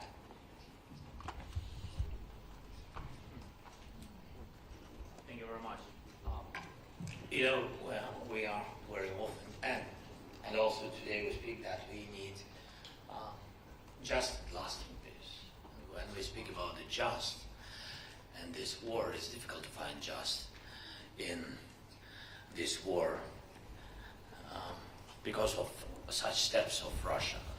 Their war, their way of this war, how many people they just killed them, and thousands in the prison, and stolen children. And that's why we'll never forget it. And we can't forget it. And even if I hope that our partners on the same page with us, and not only hope I see it, but we'll never forget it, and we will really do everything that people who began this war, who unprovoked war, all these people, yes, really will answer, and of course we will work on tribunal even after the hard part of this war. Even when we will go to the diplomacy, we'll never forget these surnames and these people. Let's now go to Italian media La Stampa. You're with us. Yeah, I see you. Go on. Thank you very much. Marco Bresolin, Italian newspaper La Stampa. I have a question for the President of the European Council, Antonio Costa. You represent 27 EU member states. You said, you repeated that the EU wants to be at the table when peace talks will start. You also said that maybe you are going to find someone who will represent the EU. But here there are many other representatives of other European non-EU countries. Some others intervene by video. Do you think that this seat should belong to the EU, or are you ready to share a common seat with other European leaders in order to bring a European position at the peace talks negotiation? Thank you. Thank you very much. Of course, only Ukraine can decide when there are conditions to start effective, credible and sustainable peace negotiations. All of us welcome the huge efforts from President Trump to push Putin and Russia to negotiation, and I wish that these bilateral talks open the door for a really peace negotiation. But only Ukraine can decide when we have conditions to do this. But this war is not only about Ukraine, it's also about European security. And for this, it is essential that Europe, as present in the negotiations and participate in negotiations, not only the European Union, also our friends like Norway, Iceland, United Kingdom, because all of them are very engaged in the support of Ukraine, and they are very concerned about European security. Then I believe that if we reach to have a joint special envoy representing not only the European Union but also the other European countries, we strengthen our European position, and we will discuss this in the next European Council on the 6th of March that I yesterday invited the leaders to participate. And this special European Council is about how to strengthen our capacity to invest more, better, faster and stronger in our own capabilities, how to strengthen the Ukrainian capacity, but also how we can be prepared for participate actively in the future peace negotiations if and when they arise. Thank you. I think next one to Danish media, Mathilde Kimmer from the R. Yeah. Yes. My question is to the Danish Prime Minister. Today you presented this willingness to support the Scandinavian and the Baltic countries to support a newly established brigade, Ukrainian brigade. But where are you on the question of boots on the ground in a potential European peacekeeping mission? Thank you for that question. Well, from a Danish perspective, we are open-minded, and as I have said from the beginning of this war, we will be with our friends in Ukraine as long as it takes and to the end. I think for now, the most important thing is to ensure that Ukraine will get what they need on the ground. And therefore I urge everyone to contribute more on donations, weapons, air defense, things we have discussed for several months and years now. I think that's the most important thing. And of course a lot of questions has to be answered before we can take a concrete solution when it comes to boots on the ground. And as Antonio Costa just said, this war is about Ukraine and it's also about European security. And therefore we need to look at the entire eastern flank when it comes to deterrence and defense. But we are open-minded. Thank you. Delphi Media, Herman Gelovis. Delphi, yeah. Hello, Herman Gelovis from Delphi in Estonia. In my country, it is a day with a double meaning. We have our Independence Day, so my question is to President Zelenskyy and Prime Minister Michal. Should there be an unjust peace in Ukraine? Do you think Estonia's independence could be threatened, and how soon?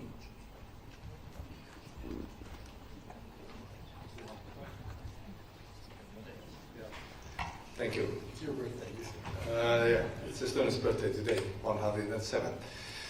The short answer probably would be that all of EU and NATO are under threat if Russia's and Putin's goals and objectives will not be changed. A longer one probably is that Estonia knows its neighbor well, as everybody does. We have invested in defense for many years, and we will. Our aim is to go to 5% of GDP. Next year it's probably near 4 already. And we know that independence is invaluable. That's why I'm here, not in Estonia, celebrating Estonia's birthday, to support Ukraine. Because we have the common enemy and common fight. Ukraine is fighting the fight also for Europe and Nordics and Baltics, everybody. So to answer the question, the unjust peace probably would hit everybody. Also United States, because Iran, North Korea, everybody would assess that they can do whatever they want. So everybody in this probably are together. And the EU and everybody, just a thought that if you count the men who bear arms in Russia right now, if the war would end right now, there are more than it was before the war. What will they do? Will they become physical education teachers? Probably not. They will find new jobs. So this is a threat all over the world. Before the war, it was called Wagner, whatever they were called. But right now, it's somewhat different. So to conclude, European Union, NATO, everybody in civilized and democratic world are under the threat until Russia is forced to change its goals. Thank you. Again, my congratulations to you, your country, your people. We are very proud that today you are here in such a special day. Thank you so much, and my congratulations, and God bless. You'll never have a war. And what is very important, I think in risk, answering your question, yes, all the countries which been before 1990, 1991, which been under Russian influence. Yes, I think Russia, first of all, wants to have their influence continue and be present on these territories of these independent countries, which been before, during Soviet period, being the republics of Soviet Union, and of course it's Ukraine and Moldova, and of course Estonia, Litva, Latvia, and of course where their influence was very strong during the 20th centuries, it's Poland, Slovak, and other countries. So the most dangerous moment when you have people who have Russian roots, it's not bad. And just how it was with Crimea, I'm just sharing with you our experience. When you have some society, and of course if you are bordering with Russia, you have such society. I mean, it's with other nations, it's the same. So when you have Russian-speaking people, or their roots, or their families, which half of Estonian, half Russian, like we had Ukrainian, father Ukrainian, and Russian mother, it can be so. It's our history very long. I mean, you are in risk, because it was with Crimea, it was with the East, with Donbass at the very beginning. They said that they are not occupying our territory, that they defend Russian-speaking people. That's why I think that Estonian people have these risks if we will fall down Ukrainian. I think all such countries who I mentioned, I think have this risk because of Russian policy, because their view of the world, Russian world. Thank you, Mr. President. And we now go to Iceland. Dagny Erlendsdottir from Iceland National Broadcaster. Please. I have a question for the Prime Minister of Iceland, Kristrún Frostadóttir. Your government has decided to increase funding to help Ukraine. On what projects will that be spent? Thank you. Yeah, so this is, we're obviously very much aware of our geographical situation in the world. And even though we might be a small country, we think it's very important that we show through direct action, not just with words, that we're stepping up. We are a country without a military, but we are a country that has high welfare because we have security. And I think there's increased understanding that defense for peace in Europe is extremely important. So we're making this step of doubling our contributions when it comes to defense for Ukraine. And our hope is that we will mostly use these funds to go through the Danish initiative, which we know has been very effective, both financially and for the Ukraine, but also through our demining efforts that we've worked on with Lithuania. So that will be our chief focus. But then we are also obviously supporters through the MB8 of the brigade. We don't have arms or a military, but we will be financially supporting that. So this is an important step for Iceland to take. And like I said before, important to show solidarity with Ukraine. Thank you, Excellency. Let's go now to Canada. Marie-Ève Bédard from Radio Canada. Hi, good afternoon. if you'll indulge me 1 second, je vais commencer en français, Monsieur le Premier ministre, avec vous. Vous avez parlé plus tôt ce matin de la volonté du Canada de collaborer avec les partenaires européens dans le cas où la paix sera atteinte. Est-ce que ça veut dire pour vous des soldats? I'll translate very quickly. Did you mean this morning that Canada was willing to send boots on the ground should there be peace to cooperate with European allies to guarantee Ukraine's security? And if I may, a question for both of you, President Zelenskyy and Prime Minister Trudeau. How significant and important is it to have a North American ally at this table now, given the fact that in the past month, both of you have had conversations that sounded like they came from an adversary with the United States and its President, Donald Trump? What's the significance of Canada's presence here today? Well, first of all, Canada has been there for Ukraine from day one, indeed from before day one, as in 2015 we started training Ukrainian military forces on the ground in Ukraine, which was a significant part. Western training to the Ukrainian armed forces is one of the reasons why Ukraine has been able to stand up to the Russian invaders so effectively over the past years. It's not just Canada, a number of countries have been involved. But for historical reasons, Canada having the second largest diaspora of Ukrainians in the world means that we felt deeply connected to Ukraine, but we also believe deeply that it's not just about Ukraine. It's about the rules and the values and the principles of sovereignty, of independence, of territorial integrity that protects every country in the world. All of us rely on those rules to be able to build peace and security. And we know that with the world changing, we're all going to have to do more around peace and security. One of the key themes that we heard today, as we've heard from many, many partners around the world in NATO and elsewhere over the past number of years, is people are going to be doing more on defense. 9.5 years ago when I took office in Canada, the previous government had us down below 1% of defense spending, even though the NATO 2% pledge had been made a year or two before.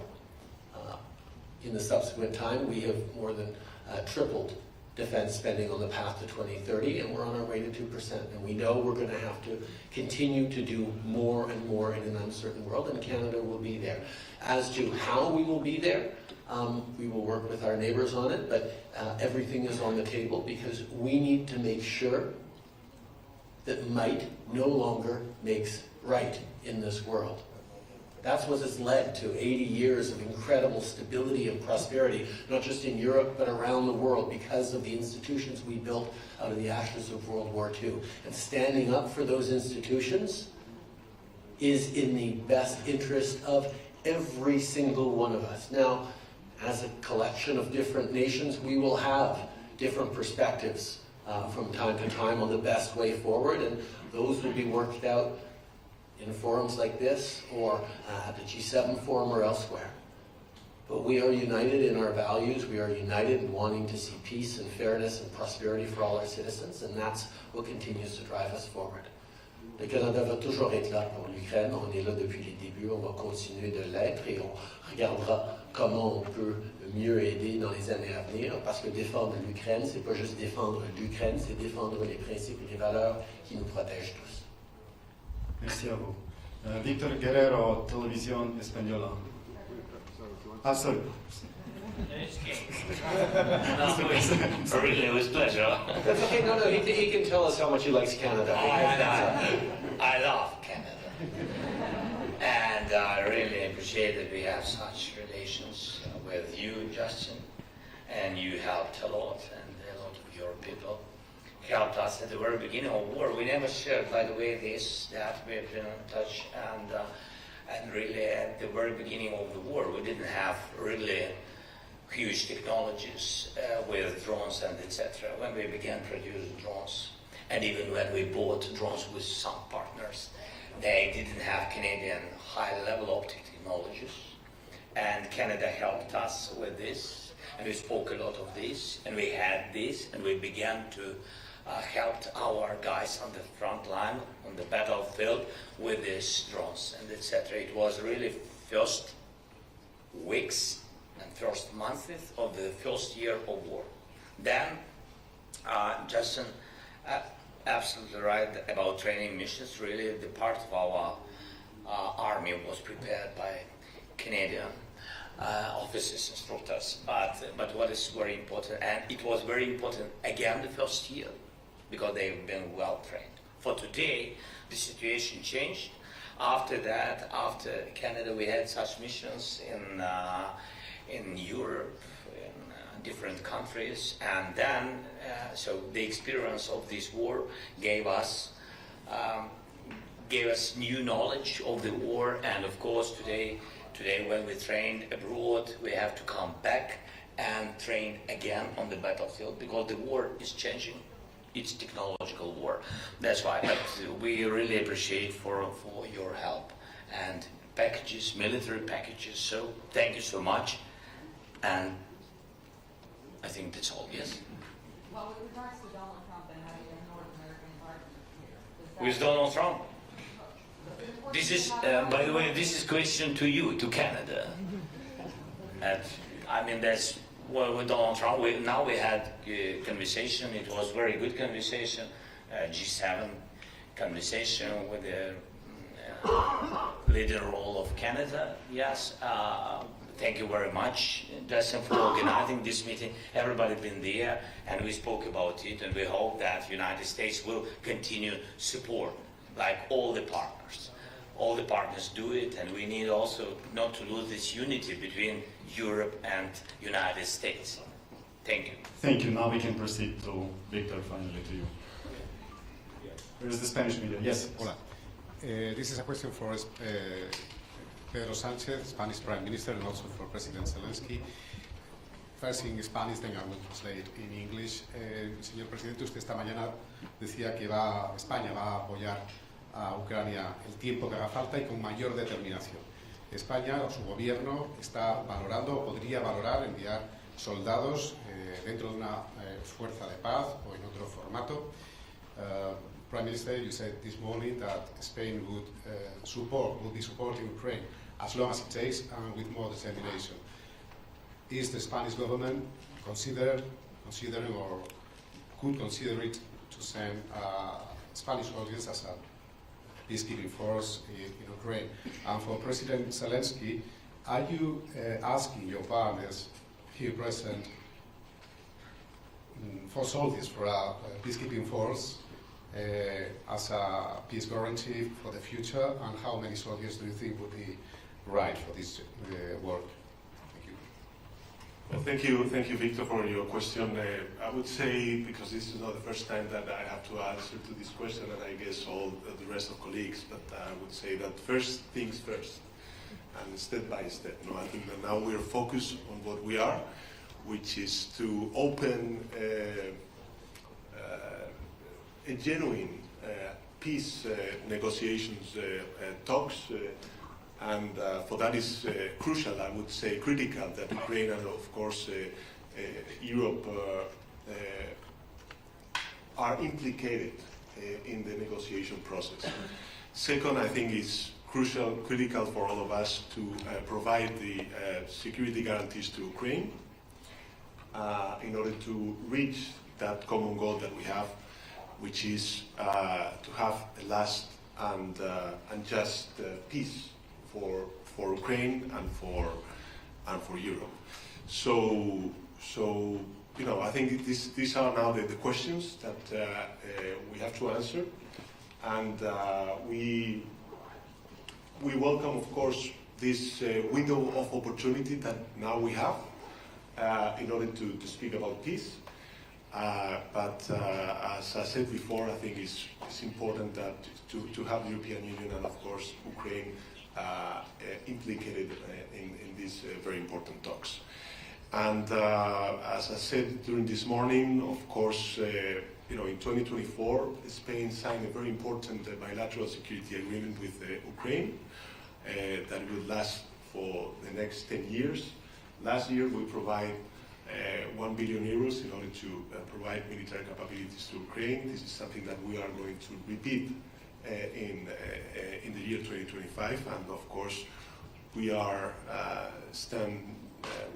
we stand with Ukraine and of course with President Zelenskyy.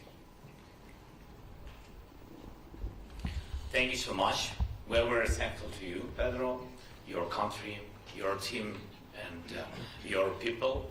We had, I think, the most difficult moments, 3 winters, blackouts, and etc. Now we're sitting in the middle of the winter. We have light, we have connection, we have internet, we have possibility to speak, and our people have electricity, and we see each other. That's good, very good.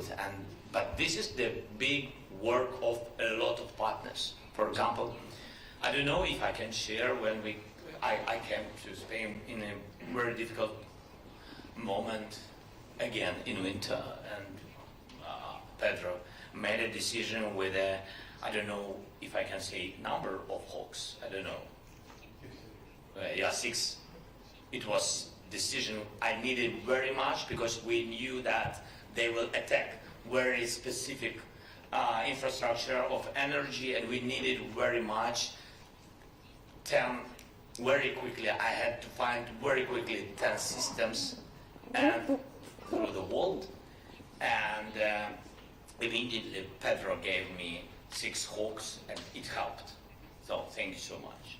And such things, this is an illustration of our unity. And again, it means that we can trust each other and we count on each other, and we are very thankful. And I'm very thankful, like President of our nation, to all your nations, and this is very important. I think the same thing we will discuss, now it's not for public because we didn't make a decision about the contingents and infrastructure for security guarantees, where contingents or troops, how you say, or soldiers, like the journalist said. So we will discuss this infrastructure.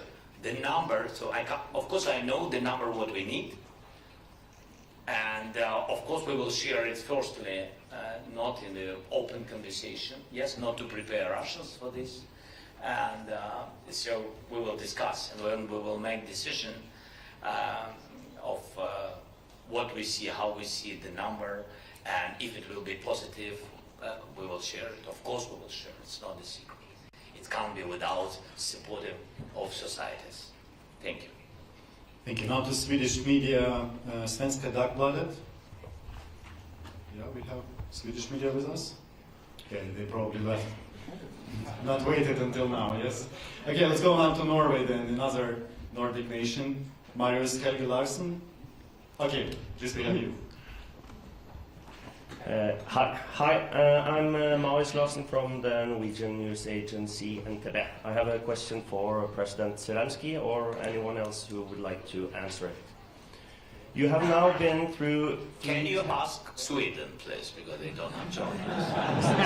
President Zelenskyy, Sweden, and anyone else. Sweden, Zelenskyy, or anyone else. Or my Prime Minister, who hasn't gotten any questions yet, so... But it goes to you first, President Zelenskyy. You have been through 3 terrible years of war. What are your hopes for Ukraine and the Ukrainian people for the next 3 years to come?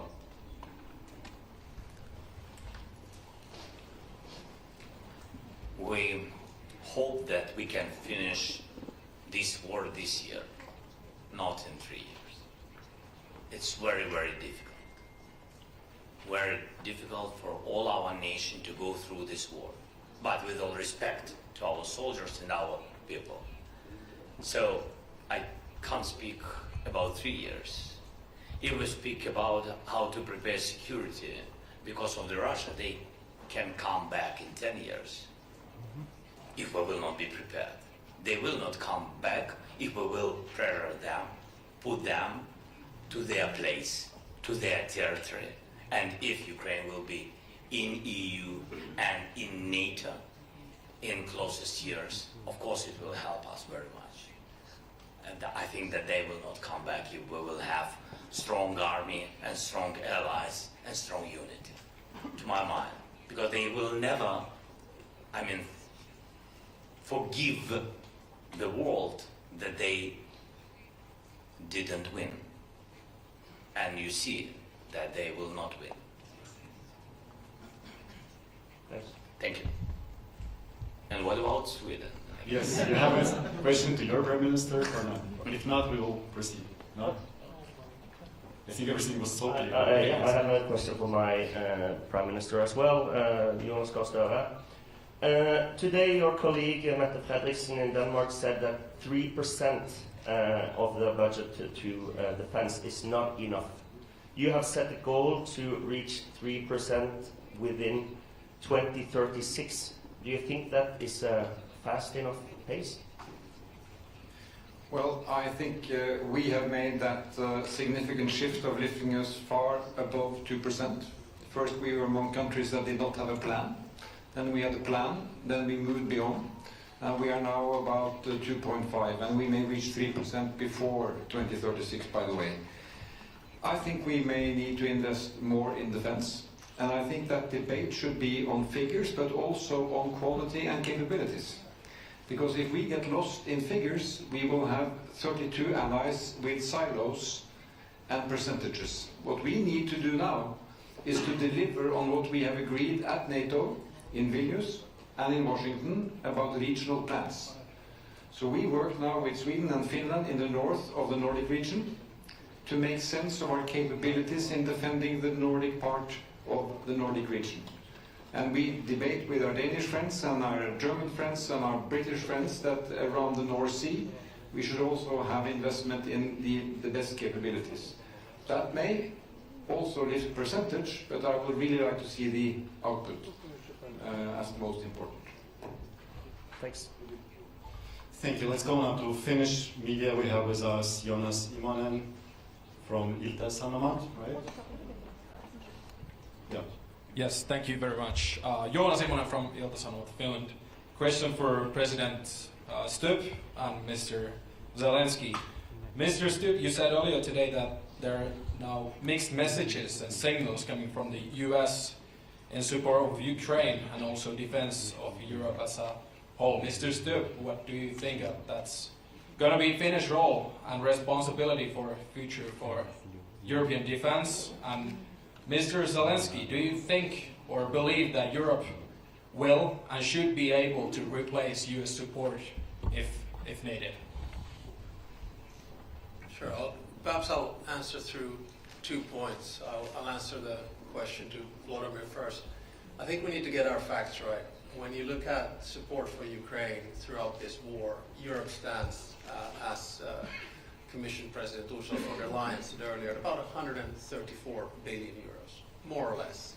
The United States, roughly around 114 billion. I look around this table and I see NBA, so 5 Nordic countries and 3 Baltic states. We're actually at 26 billion euros, roughly speaking. So that's about a fifth of what Europe has supported. So yes, to a certain extent in the future, we're going to have to take more responsibility, but to get bogged down in who has given more, I think is the wrong tack. The second point I have to make, it's not only about the material support, it's also about having skin in the game or having some kind of a plan. I think Norwegian Prime Minister Jonas Gahr Støre put it quite well earlier when he said that we Europeans can't complain our way to the negotiating table.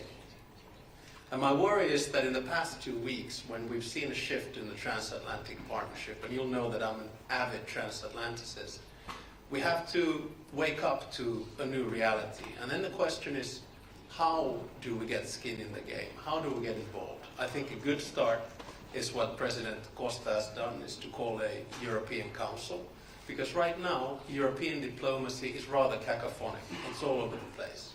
That's why I have, together with some colleagues, proposed that we sit down and think about a plan. And in my mind, that plan or sketch goes in 3 phases.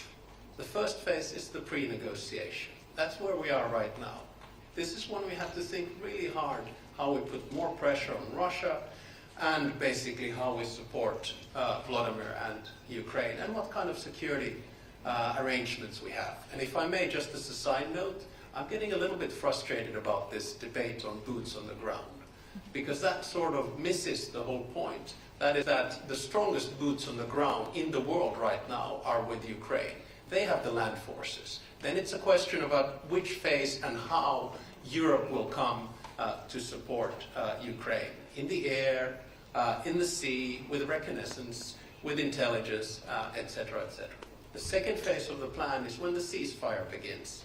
And that's actually quite crucial, because that's when you start looking at the modalities and the agenda of the actual negotiations. And that's when you start looking at confidence-building measures. And then the third phase is the peace process. And that's when you start talking about the big issues of territory, and that's when you start talking basically about recompensation, about justice, which President Zelenskyy was talking about earlier. So what I'm trying to say is that I think we in Europe, we need to get our act together. And in order to get an act together, you have to have a plan to the Americans, because if you don't have a plan to the Americans, you're not going to get involved in negotiations. And right now the negotiations are happening above our heads without any kind of a plan and strategy. That's why I think this meeting has been extremely important, and that's why I think the next 2 weeks are crucial also about the future of European security. And there was another... Just some words. I think that you are sorry that I'm telling but this, but I think that you are neighboring the same problem. Yes, and that's great. So that's big success that you are in NATO. And my congratulations to Sweden. And also, that's why, so we are very thankful that we have such close partnership with Finland, with Alexander. And of course, you gave us a lot of packages during this war. And it was very important, useful. I can tell you, especially, by the way, first year, I'm focusing a lot of times on the first year, but I think that the first year, first months, was the most important. The most important in this battle. And when those times we didn't have 155 artillery, I mean Western kind of NATO standard systems of artillery, we didn't have long distance weapon and etc. We had Ukrainian production, Soviet period production, any weapon, artillery and etc. and their air defense, S-300, for example, missiles. And it was very difficult, it was big deficit because of big deficit in the world. And Finland helped us very much, because really we found only some countries who had it in their storages. Yeah, so it was very important, especially those months, those first weeks and months. And about your neighbor, and I think, and of course, Ukraine will be always thankful for this and never forget it. And I think those experience of such enemies or such problematic neighboring, how to save the border, and you have very long border with Russia, and that's why I think our experience of how to defend the contact line or defend the front line, and the same technologies how to defend the border. I think this experience, our experience, will be very useful for your country. It doesn't mean that you will have a war, but it's more safety, I think so. Thank you. I was told we have another question to Prime Minister Christensen from Ukraine Forum. Yes, the floor is yours. Тетяна Пасова, Укрінформ. Запитання до прем'єр-міністра Швеції і до президента України. Скажіть, будь ласка, зараз активно... Секундочку, тільки 8 хвилин. Будь ласка. I can put my question in English, actually. Today, President Nauseda stepped with the initiative for Ukraine to become a member of EU by 1st of January of 2030. And do you support such initiative? Because we need a coalition of leaders who will support our way for EU. І запитання до президента Зеленського. Пане президенте, скажіть, будь ласка, чи готова Україна ще більше пришвидшити реформи заради євроінтеграції?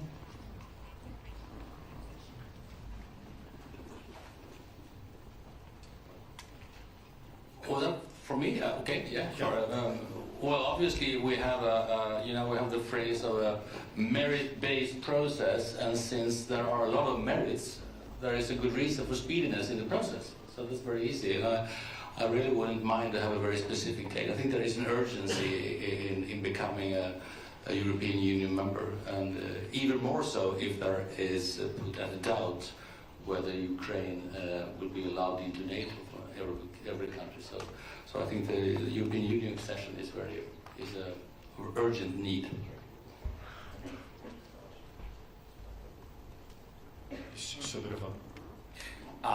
I think so that how to open clusters quickly on the way to EU and what we have to do for this. I think all the answers can give you really the President Ursula von der Leyen.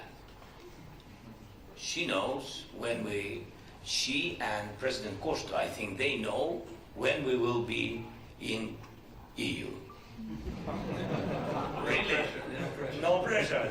They are decision makers. So. Yeah, but perhaps I may add, I am now witnessing many different accession processes. I must say, I'm so deeply impressed by the speed and the quality with which this country, Ukraine, is reforming and doing all the necessary steps, and these are hard steps, and this is a lot of hard work, while fighting a war of survival is really impressive. So you have here an example for highest merit, highest quality, and speedy delivery that is exemplary. You got 3. So now we go to Latvia. Latvian media, Latvian television, Gins Amoliņš. Thanks. Hello? Works well. So the Nordic and the Baltic states, my question would be to President of Latvia, President Rinkevič, and maybe a short comment on that from President Zelenskyy, if possible. Shortly about the Nordics and Baltics announced today, the pledge to train and also to equip a brigade-sized unit. Given the uncertain situation right now in geopolitics, and a bit of a follow-up on the Finnish colleague here, do you see that Europe would need to rapidly increase its military aid to Ukraine? And is Europe capable of doing that? Thank you. Actually, those are very easy questions. Yes and yes. But I think that for the second, what we really need is to, first of all, get a very clear message to the defense industry that we are going to spend more. Because what defense industry needs, a clear commitment. Number 2, both on the national level, less at the European level, we still are experiencing all those procedures. Sorry to say, but I think that we need to get out of this kind of mode that we are very much process-oriented, but to move to the results-oriented. I do believe that we can do that, and I do believe that we must do that, and I do believe that we will do that.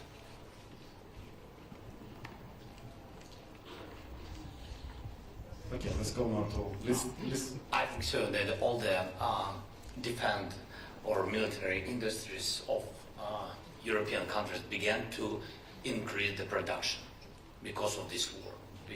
Began to increase the production, beginning from the artillery rounds to drone production, technologies, systems of electronic warfare, a lot of things, different things.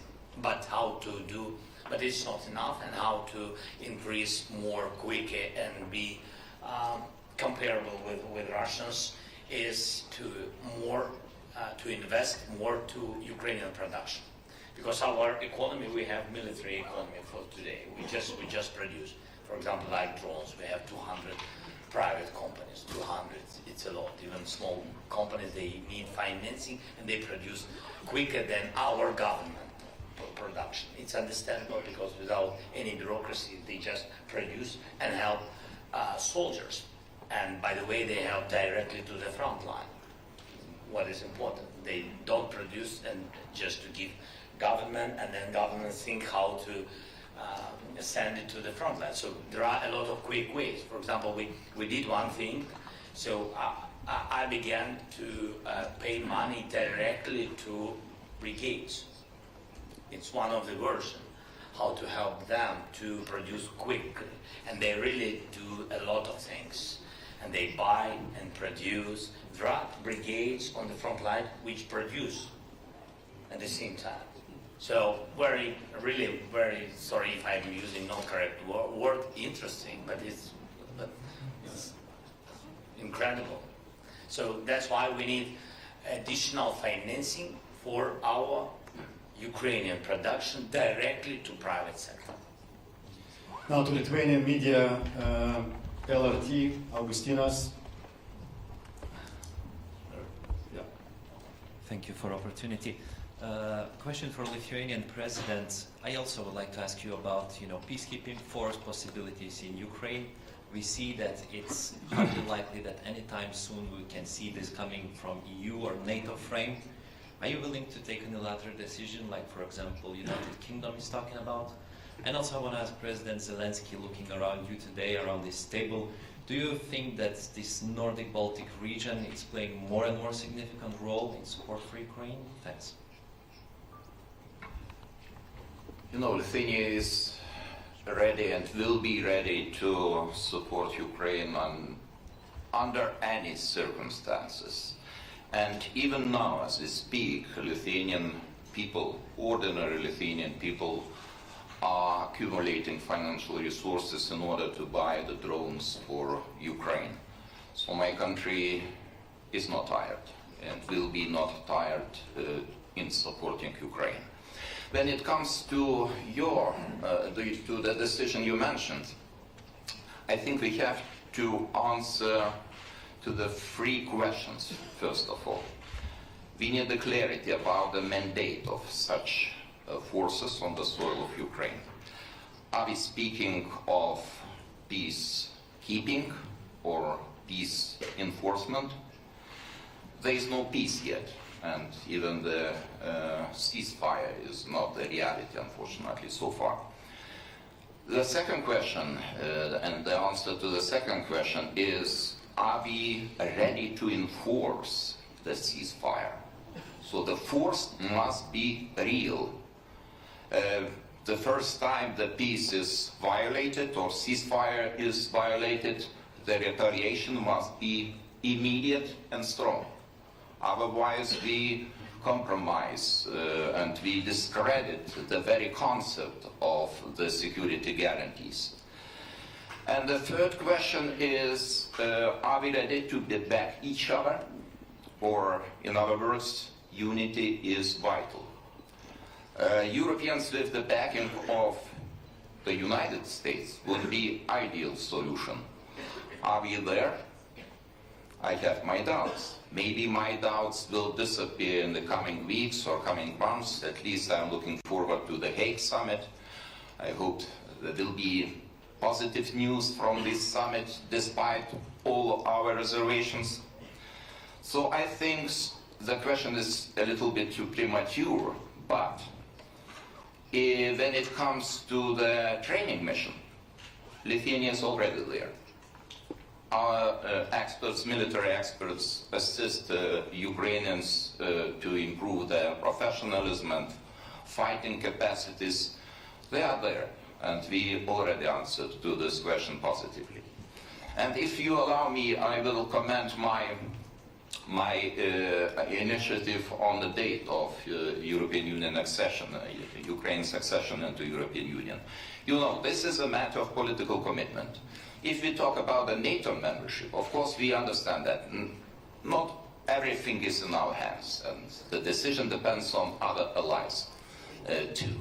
But the European membership is in our hands, in the hands of European Commission, in the hands of member states, and of course the hands of Ukraine. And Ukraine is doing really great job under such complicated circumstances. So I truly believe that it is realistic date. It's ambitious but realistic date. Thank you. one more important partner with us, France, Monsieur le Ministre Benjamin Haddad, Minister Delegate for Europe and Special Envoy of the President. I'm told we have a question for you coming from Union Sayenko. Thank you for this opportunity to ask a question. I would like to refer my question to French Minister. France has already provided Ukraine with very significant support in order to help to survive our country, especially provided us Scalp long-range missiles, howitzers called Caesar, armored fighting vehicles, ammunition, and other vital support. And my question is your country ready to continue support Ukraine for another year? Are you ready to increase this level of support? And my quick follow-up for the President of European Commission and President of European Council. You have already heard proposal from the Lithuanian President that there should be setting a date for Ukrainian accession by the 1st January 2030. Is this a goal of your mandate to coordinate and help Ukraine really become a member of European Union by this date, 1st of January 2030? Thank you. Thank you. Yes, France will continue to support Ukraine for how long it takes, for the simple reason that Ukrainians are not just fighting for their security and their freedom, but for the security of Europeans against the threat that Russia poses for all of us.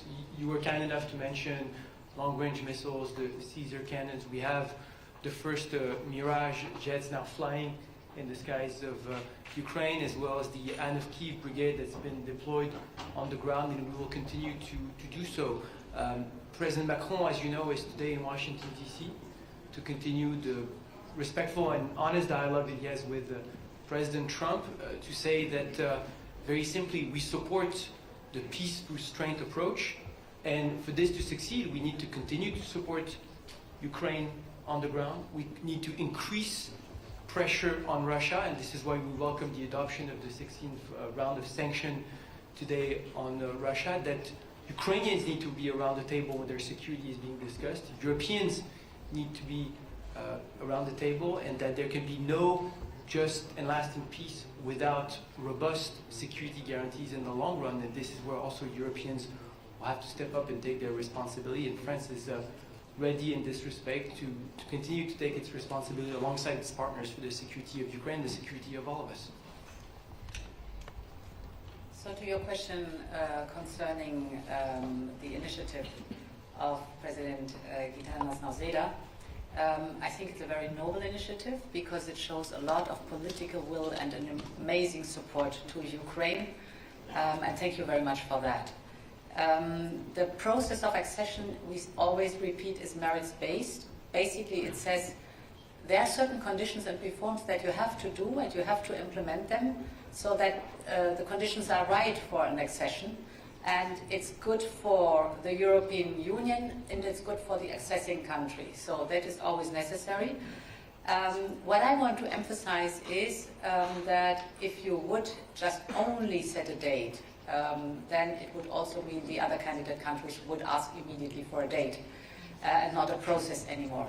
But again, I really appreciate the political will that is there. I would even say Ukraine, merits-based process, if they continue at that speed and at that quality, perhaps they could be earlier than 2030. So thank you very much for giving the impulse, and let's work hard on all sides really to keep the momentum up. We're almost out of time, but we have one more question for President Zelenskyy. Sorry. Yeah, I'm sorry, President. For sure, Ukraine's accession to the European Union will be the most important security guarantee for the future of Ukraine. And we have already decided that this new institutional cycle will be the institutional cycle of enlargement to Ukraine, to Moldova, to Western Balkans, and we don't know, with Georgia. It's a merit-based process, and we are working hard from the European Commission to the different candidate states. And it's very impressive what Ukraine is making. Because in fact, Ukraine are writing a new playbook how to make reforms at war times. And this is very difficult to imagine. But we are very committed, and I'm sure that the different member states, the European Commission, and Ukraine, Moldova, the Western Balkan countries are working very hard to deliver on this enlargement. And we need also to work among us to make the necessary reforms to welcome well these new member states. Prime Minister Sánchez, when I was coming here, El Confidencial, el President Torrano, when I was coming here, I met just in the street a Ukrainian friend who told me to say thank you for the €1 billion you announced today. And when I said goodbye to him, a question came to my mind, like, how would you explain to these Ukrainian citizens and other Ukrainian citizens, and also to the Spanish taxpayers, that Spain still this year, last year, 2022, is paying more, 2 times, is paying €2 billion to Russia buying liquefied gas, and today we are only announced 1 billion to Ukraine. And so I would like to ask you, what will you tell to him, to Spanish taxpayers, because this money is still helping to fund the war. And to President Zelenskyy, I would like to ask that you said trust with partners is very important. So I would like to know, how do you feel with partners that still pays money, a lot of money, more money than they give to you, to the enemy, or partially at least? Thank you very much. Well, thank you for the questions. First of all, Spain has supported all the sanctions packages approved by the Council. And we've been very constructive and positive in order to increase the pressure on Russian shoulders in order to stop the war. Second, you're talking about private contracts, but the political will of the Spanish government, and I would say the Spanish society, is to reduce and diversify our energy dependencies towards other countries. And we have done so. We have done so. Our main provider is now in North America, not only the US, but also Canada. And last but not least, I would say that that we have committed ourselves as Spanish government to devote €1 billion for the next 10 years, each year, in order to provide that military capabilities to Ukraine. So, you know, we are supporting Ukraine, we are supporting President Zelenskyy and his government, and I do believe that even if we're far away from the front line, because we are coming from the Iberian Peninsula, we have also a good representation of the Iberian Peninsula with the President of the Council, Antonio Costa, and myself. I think that people in our society understand quite well the importance of defending and providing this support to Ukraine and its people in order to guarantee that peace and security in Ukraine and in Europe. And by the way, you know, when it comes to enlargement, since we come from a country which became a member state of the European Union back in the 80s of the 20th century, we're always open and very constructive in the approach of the enlargement of Ukraine, Moldova, and Western Balkans. So, you know, I think that, and this is not because it's the political will of the government, it's the political will of the Spanish society, which really feel that solidarity before, when we were, you know, with some problems, and nowadays, when other countries, such as Ukraine, need that solidarity.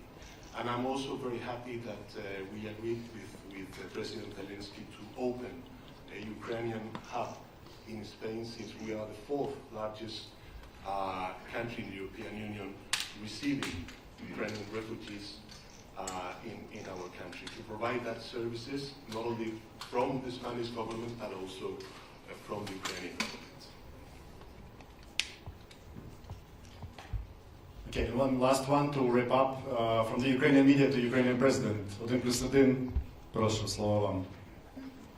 Пане президенте, ви не раз говорили про те, що Росія насправді абсолютно не прагне миру, і, власне, в підтвердження цих слів сьогодні маємо картину, коли тут об'єднаний світ збирається для того, щоб поговорити про мир, поговорити про домовленості, вирішити нагальну проблему. Росіяни в обличчі Лаврова говорять про те, що ми не проти, щоб Європа була на перемовинах, проте ми все одно не припинимо вогонь, якщо не задовольнять все, що хочемо ми. Тобто позиція у них конкретна. Ви сьогодні згадали і сказали про те, що хочете, аби до кінця року ми мали мир. В зв'язку з такою позицією росіян взагалі наскільки вірогідна перспектива такого швидкого миру, хоча б до кінця року, ми не говоримо про тижні. І дуже часто минулого тижня звучала фраза про те, що треба йти на поступки. Для України яка межа між поступками і яка межа між примусом до миру, який може бути зрадою, як сьогодні зауважив ваш чеський колега? Дякую. Дякую за запитання. Це ж не перший ультиматум Російської Федерації. Я, якщо чесно, навіть не чув, або ті самі слова ми чуємо там кожного тижня. Нічого нового немає. Всьому треба робити своє, треба посилювати себе, посилювати розуміння, що ми можемо зробити в Європі, збільшувати виробництво, посилювати нашу армію, домовлятися з партнерами, безумовно, це без Росії, домовлятися з партнерами про гарантії безпеки для України, тобто будемо готовими до всього. І паралельно робити все, щоб дипломатичний трек, про який говорять і в Європі, і в Сполучених Штатах Америки, напевне, бачити щось, якісь можливості в цьому треці, але не порушуючи Конституції нашої держави і не порушуючи інтересів українців і всіх європейців. І тому тут про це можна дуже багато і довго говорити. Давайте, незважаючи на те, які ультиматуми звучатимуть з російської території, давайте робити своє. Мені здається, поки у нас є такі сильні партнери, ми не наодинці проти них. Я думаю, у нас все вийде. Дякую. Дякую, пане президенте. And thank you, distinguished leaders. Thank you, press. This we conclude. Thank you so much. Thank you so much.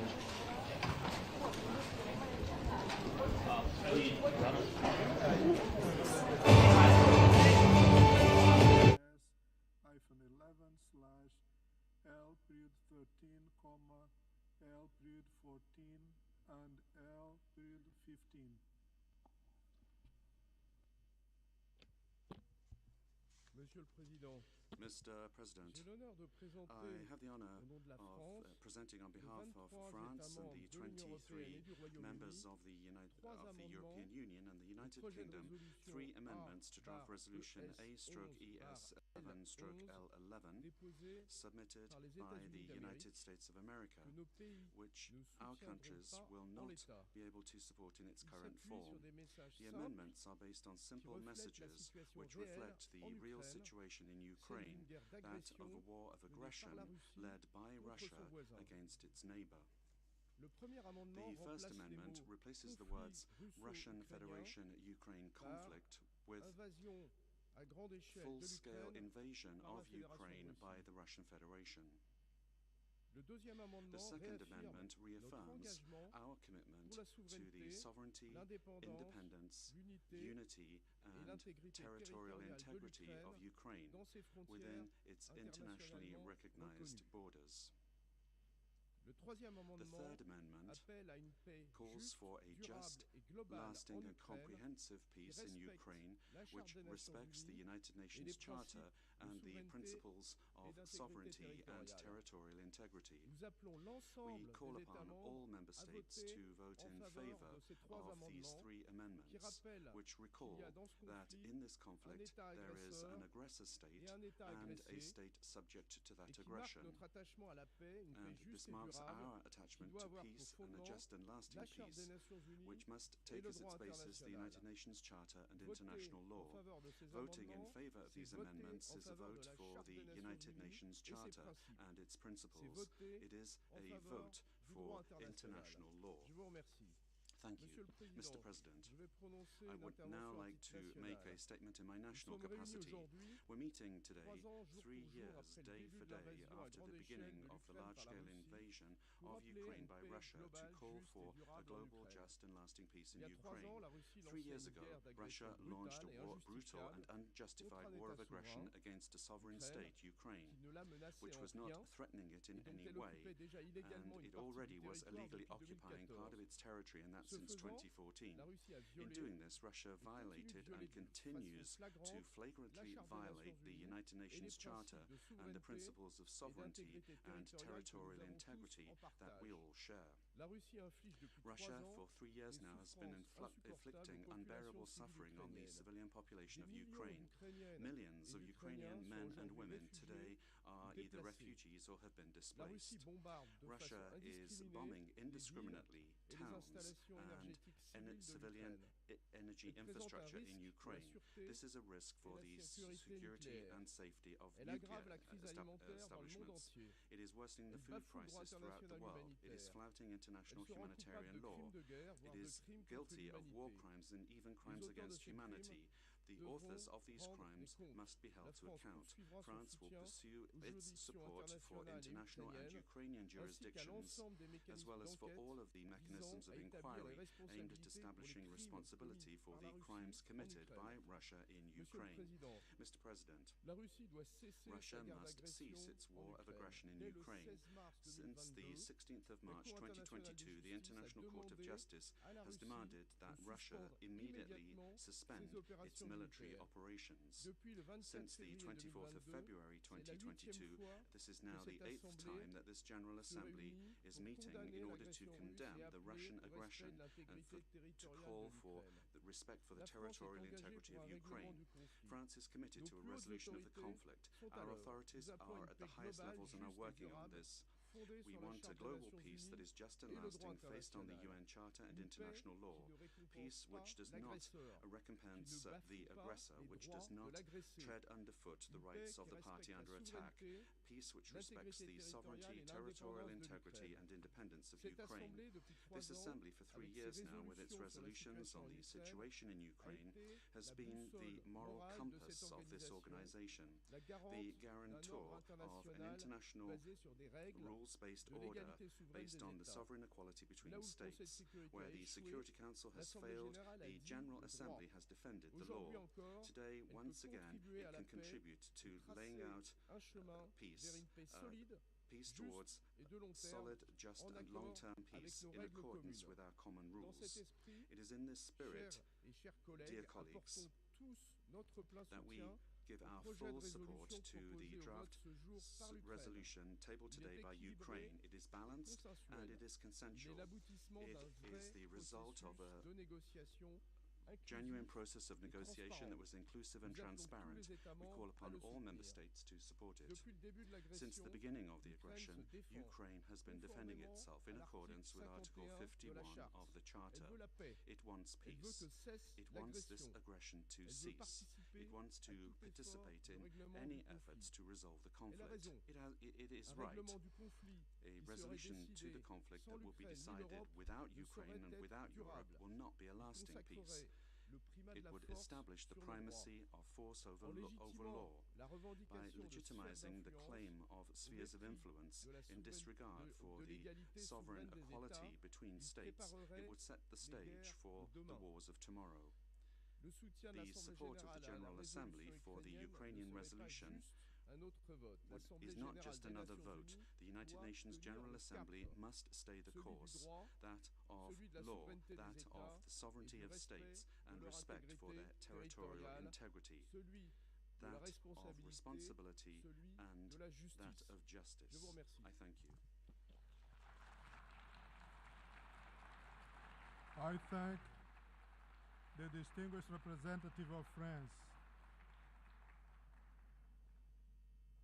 The representative of Ukraine has moved that After hearing the introduction of all L documents, the Assembly immediately proceed to the consideration of the draft resolution A/ES-11/L:10. The representative of the United States has moved that draft resolution A/ES-11/L:11 be considered immediately after action on draft resolution A/ES-11/L:10. This is on the understanding that if the Assembly were to so decided, and if the Assembly were to subsequently adopt draft resolution L:10, the 11th emergency special session would be adjourned temporarily following the conclusion of the debate on item 5. Is there any objection? I hear no objection, so it is decided.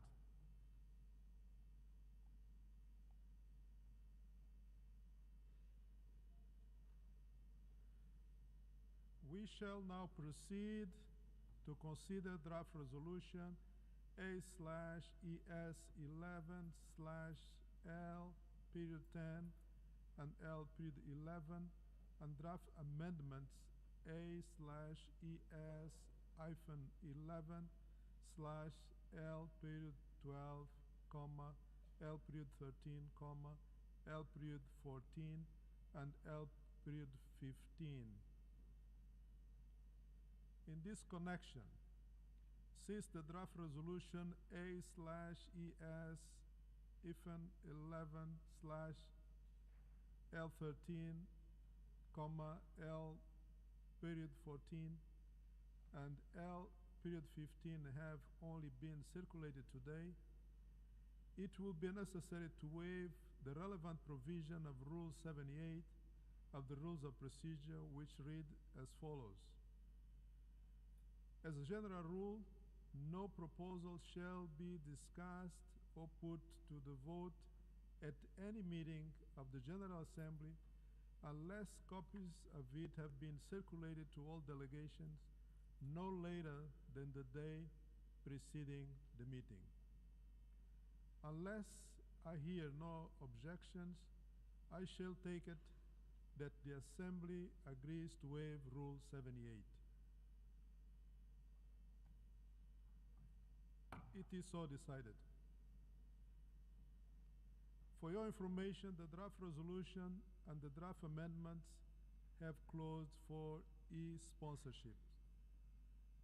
I now give the floor to the representative of the Secretariat. Thank you, Mr. President. I wish to address the co-sponsorship of the 6 L documents one by one. First, on L:10.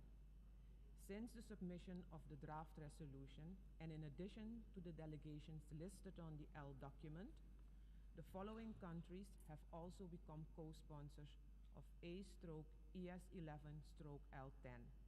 Antigua and Barbuda, Capo Verde, Fiji, Myanmar, Papua New Guinea, Suriname, and Tonga. I should also like to announce that since the submission of the draft resolution, the delegations of Costa Rica, Hungary, Marshall Islands, the Federated States of Micronesia, North Macedonia, Palau, and St. Kitts and Nevis have withdrawn their co-sponsorship of A/ES-11/L:10. If any countries wish to co-sponsor A/ES-11/L:10, please signify by pressing the microphone button now.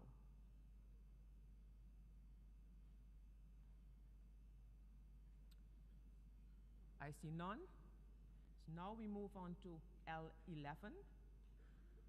Since the submission of the draft resolution, and in addition to the delegations listed on the L document, the following countries have also become co-sponsors of A/ES-11/L:11. Albania, Argentina, Georgia, Hungary, Israel, and North Macedonia. If any other countries wish to co-sponsor A/ES11/L11, please signify by pressing the microphone button now. There are none. Next, on to L12. If any countries wish to co-sponsor A/ES11/L12, please signify by pressing the microphone button now.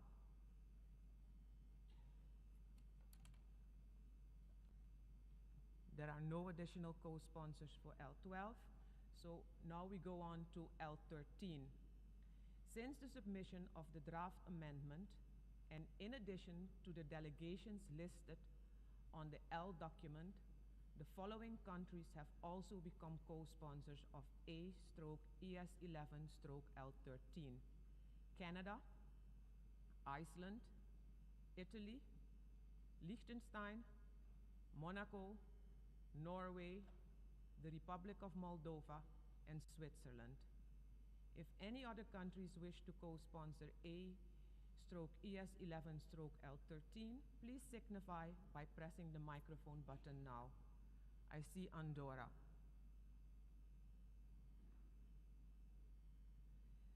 Next, we move to L14. If any countries wish to co-sponsor A/ES11/L14, please signify by pressing the microphone button now. Andorra. That's it. And then next on to L15. Since the submission of the draft amendment, and in addition to the delegations listed on the L document, the following countries have also become co-sponsors of A/ES11/L15: Canada, Iceland, Italy, Liechtenstein, Monaco, Norway, Republic of Moldova, and Switzerland. If any other countries wish to co-sponsor A/ES11/L15, please signify by pressing the microphone button now. Andorra, Montenegro. That's it. Thank you, Mr. President. I thank the representative of the Secretariat. Delegations wishing to make a statement in explanation of vote before the vote on any proposal item and any proposal under this item, including the proposed amendments, are invited to do so now in one intervention. After action on all of them, there will be an opportunity for explanation of vote after the vote on any or all of them. Before giving the floor for explanation of vote before the vote, may I remind delegation that explanations of vote are limited to 10 minutes and should be made by delegation from their seats. I give the floor to the distinguished representative of China. President, China's position on the Ukraine issue has been clear-cut, unequivocal, and consistent. No sooner had the crisis begun to escalate on a full scale in February 2022 than Chinese President, His Excellency Mr. Xi Jinping, made it clear that the sovereignty and territorial integrity of all countries must be respected, the purposes and principles of the UN Charter upheld, the parties' legitimate security concerns taken seriously, and all pro-peace efforts supported. These are the fundamental tenets that anchor China's position on the Ukraine issue. The past 3 years has witnessed China's continuous intensive efforts to make peace talks happen and make peace come true. China sent a special envoy on a proactive mission of shuttle diplomacy and has stayed engaged with the relevant parties, including Russia, Ukraine, the United States, and Europe, calling for adherence to three principles, namely no spillover of the battlefield, no escalation of the fighting, and no stoking the fire by any party. Together with Brazil and other countries of the Global South, we set up a Friends for Peace group to pool the wisdom of the Global South and create an important force that supports and pushes for peace. President, as we speak, the calls for a negotiated solution to the Ukraine issue are growing, and the window of opportunity for peace is opening. China supports all efforts dedicated to peace, including the understanding reached between the US and Russia on launching peace talks. China encourages the parties concerned and other stakeholders to participate in the negotiation process, find a just and lasting solution that addresses each other's concerns, and arrive at a binding peace deal that is acceptable to all parties. We hope Europe will contribute to peace and come together to tackle the root causes of the crisis in the interests of lasting peace and stability on the continent. At this critical juncture, we are counting on the international community to create an enabling atmosphere for a political solution to the crisis, and on the UN General Assembly to help forge consensus for peace among member states. China remains committed to searching tirelessly for a political solution and will decide our voting positions on today's two draft resolutions and the amendments thereto, in keeping with the principles that we've always stood for. Thank you, President. I thank the distinguished representative of China. I now give the floor to the distinguished representative of Paraguay. Gracias, presidente. Thank you, Mr. President. Desde hace 3 años, For 3 years now, las muertes han ido en aumento y the la deaths have devastación continued to han traído increase, and terribles the consecuencias devastation has led to terrible humanitarian económicas y de consequences infraestructura for the economy and para todos nosotros en un infrastructure. mundo tan What we all need interconectado, is an pero interconnected principalmente world, but desastrosa para aquellos países hermanos más directamente implicados the situation por is cercanía disastrous for the countries por that are vinculación close to the sociocultural area, y por las that have redes de socio and comercio cultural e inversión. links to that area. El desastre no solo no se ha The detenido, disaster sino que has se ha not profundizado. it has gotten worse. It hasn't La La tapered off prioridad in de esta any way. Asamblea The General y de priority todos of los this órganos General de la Assembly Carta and all debe ser charter el bodies mantenimiento de la should paz be to y la maintain erradicación peace de la guerra, and to evitando así la eradicate pérdida de war, más vidas y las demás consecuencias stop putting an indeseadas. end to the La continued loss responsabilidad de of esta life. Asamblea The General, responsibility of this además de General la Assembly, denuncia y la in condena, order to, es la in addition búsqueda to de la condemning the eficacia situation, is que to permita act lograr un effectively marco en that el que will los provide a principales actores framework en el where conflicto the main puedan parties to llegar a a un conflict are entendimiento able de to arrive fondo at a en sus substantial diferencias. understanding with regard to Creemos their que la situación differences. sigue We see that invariable the y que un cese al situation fuego es algo continues urgente unchanged y and that a necesario, ceasefire is necessary puesto and que urgent, además de enfrentar a los because países in beligerantes en addition conflicto, to the belligerent significa una parties, seria amenaza we are a la seeing a series seguridad of threats en la to región inmediata y security in también the para la immediate paz area y and la also seguridad for internacional. international peace and La Asamblea security. General ha The venido General aplicando Assembly durante has los been, últimos 3 over años, the last 3 years, los mismos remedios applying the a una same enfermedad que no cures remite, to a y disease that persistir en ello is marching puede on llevar a and los not países stopping. directamente involucrados So the a countries la ruina directly involved y are a going esta to be led to organización a ruin, un mayor and this descrédito. organization is going to be El further Paraguay considera que discredited. es el momento de Paraguay buscar believes the nuevos time has caminos, come to nuevas search a new oportunidades. path. Nos parece New que la opportunities, propuesta and we nueva feel that the new L11 proposal ofrece eso, L11 una nueva provides us with oportunidad this, a new para hacer una pausa opportunity y to acercarnos por medio del diálogo entre enter todos into los dialogue, actores pause the involucrados situation, e have a dialogue interesados between a everyone una that is solución de fondo. involved to work towards a Presidente, substantive el Paraguay solution. ha apoyado de manera Paraguay determinada y has permanente la paz always con su voto supported positivo a las peace with our resoluciones positive aprobadas votes on en resolutions relación a esta approved with realidad regard to que this deseamos que situation. concluya And and we want the situation to end. And therefore, we would stress that resolutions ES 1114 of 2022 and ES 116 of 2023, approved by this General Assembly at last meetings of this special emergency session, continue to be in force. They are part of international law.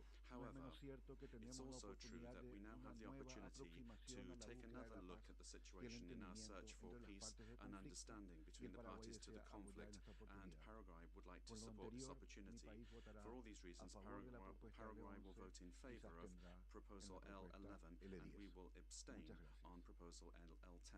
Thank you very much. I thank the representative of Paraguay, and now I give the floor to the distinguished representative of Indonesia.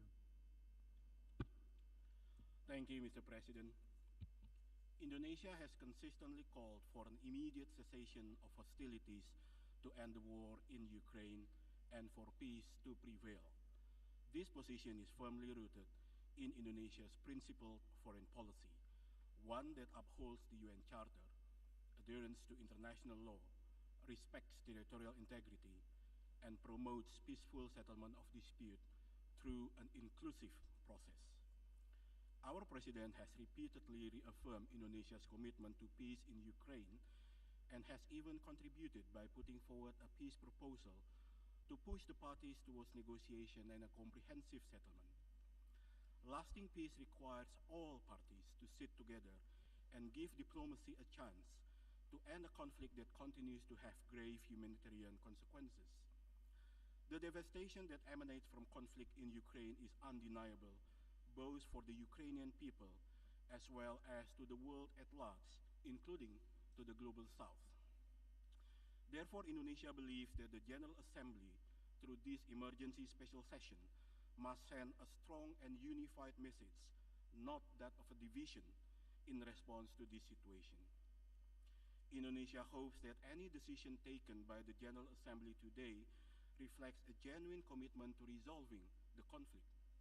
We must ensure that any resolution adopted here in the Assembly is not merely symbolic. It must be future-proof, genuinely advances peace, and effectively implementable.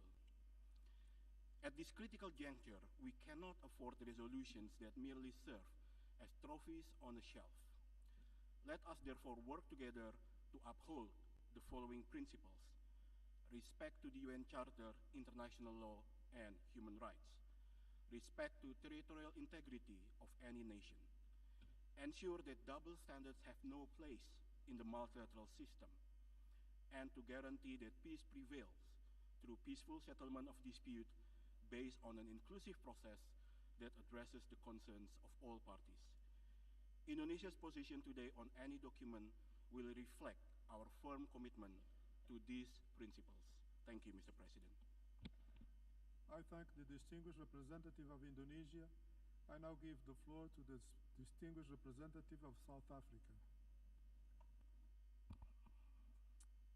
Thank you, Mr. President.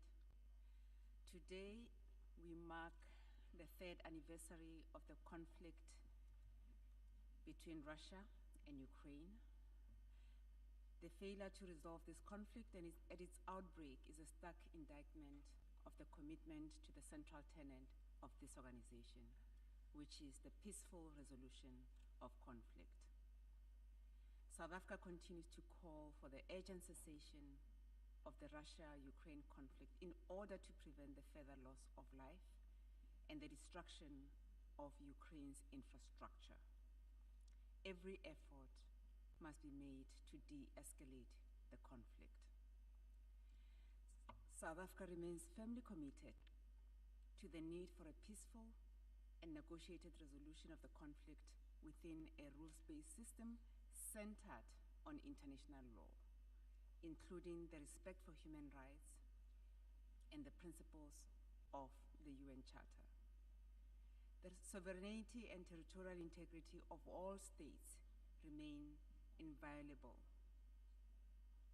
In this light, South Africa supports all efforts to bring the conflict to an end and welcomes all efforts to bring about negotiations.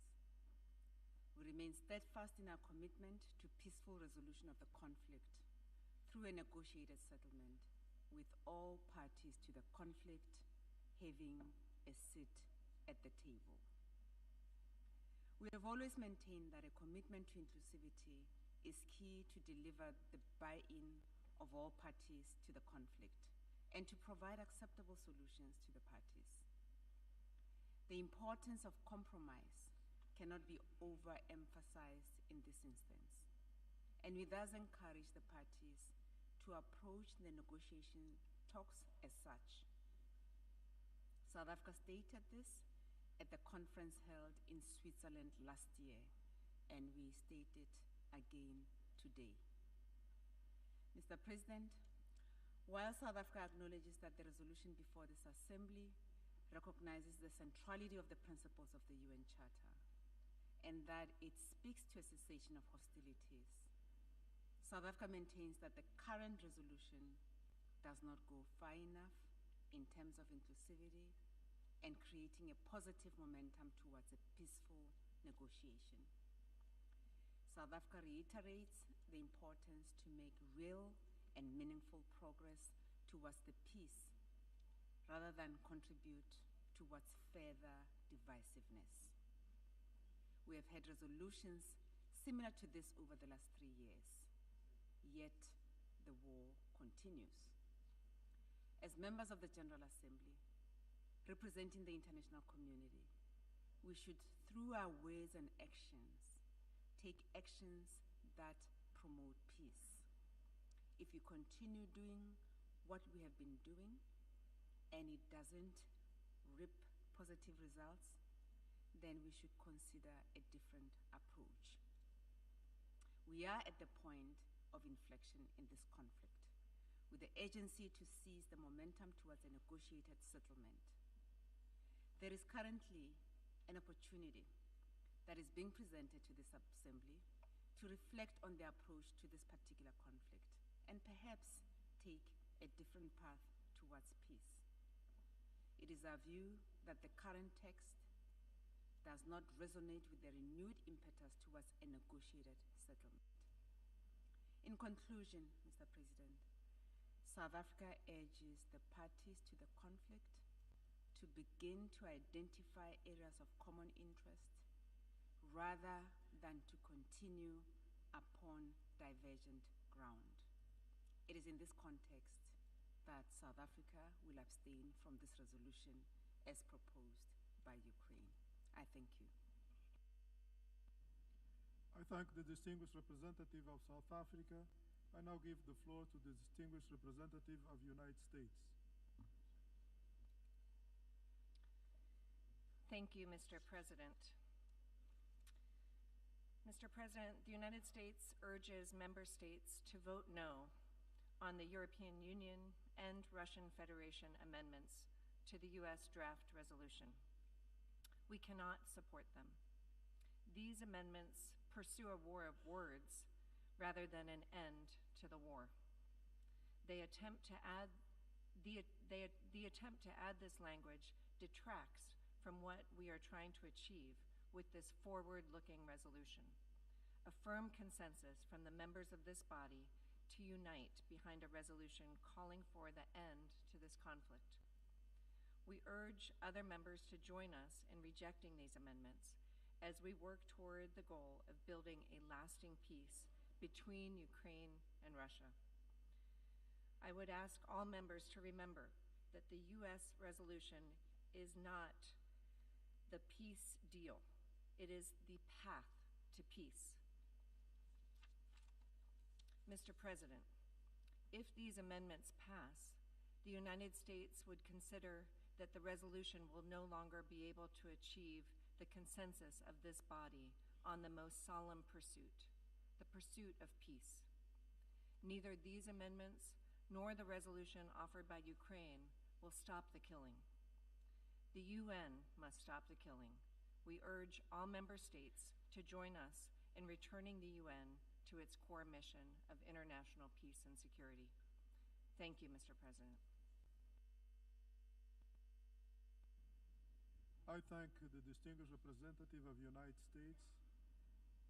Now I give the floor to the distinguished representative of Spain.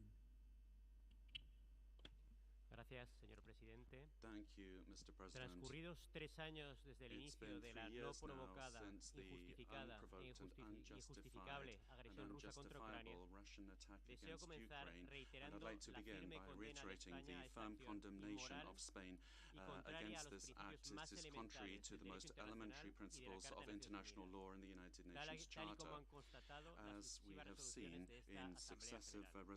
esta Asamblea General. Rusia continúa a día de hoy con sus bombardeos indiscriminados contra la población y contra la infraestructura civil crítica, violando de forma flagrante el derecho internacional humanitario. Según la Oficina de la ONU para los Derechos Humanos, al menos 12.600 civiles han muerto en Ucrania desde el inicio de la agresión, 633 de ellos niños. Estos crímenes no pueden ni deben quedar impunes. Reiteramos la necesidad de asegurar una adecuada rendición de cuentas.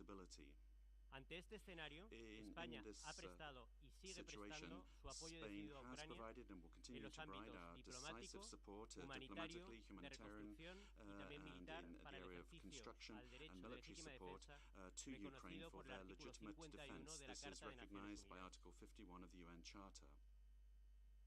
De forma bilateral y como Estado miembro de la Unión Europea. La sociedad española ha respondido también con enorme solidaridad a las necesidades del pueblo ucraniano. Desde el inicio de la agresión hemos acogido a 230.000 ciudadanos ucranianos que huyen del conflicto, abriéndoles nuestras escuelas, nuestros hospitales, nuestros pueblos y nuestras ciudades. De cara a las próximas semanas y meses, sostenemos que nada que afecte al futuro de Ucrania debe decidirse sin Ucrania. Si la comunidad internacional desea alcanzar una paz justa, completa y duradera, tiene que contar con Ucrania. Ucrania y los ucranianos tienen que liderar su propio proceso de paz como han venido liderando heroicamente la defensa de su país.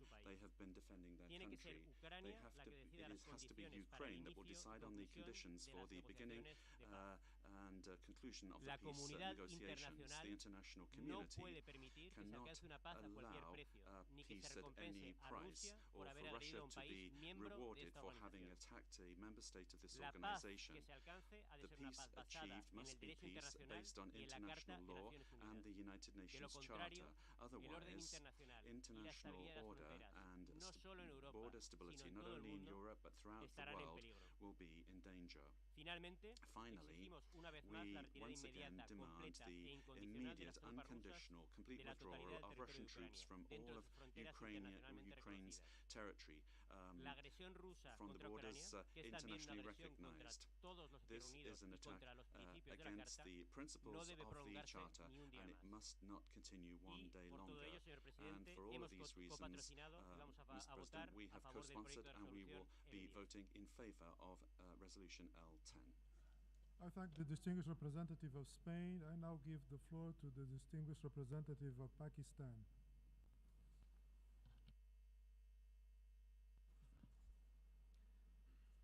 Mr. President, as this assembly meets today, the conflict in Ukraine continues to rage 3 years since it erupted, inflicting unimaginable suffering on millions of people and leaving a trail of destruction and misery.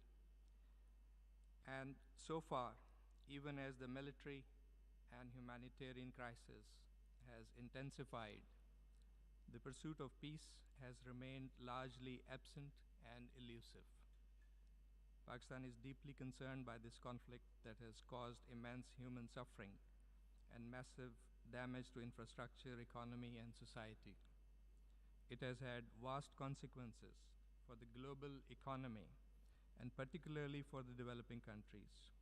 Most ominously, if the hostilities continue, there is an ever-present danger of further military and geographical escalation of this conflict, which poses a clear and significant threat to international peace and security.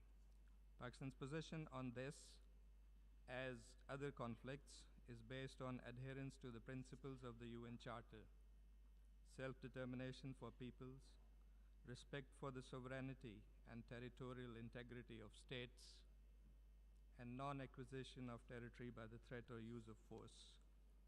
Consistent with the Charter, states must also implement international agreements and abide by their respective obligations and respond to the legitimate security interests of all states.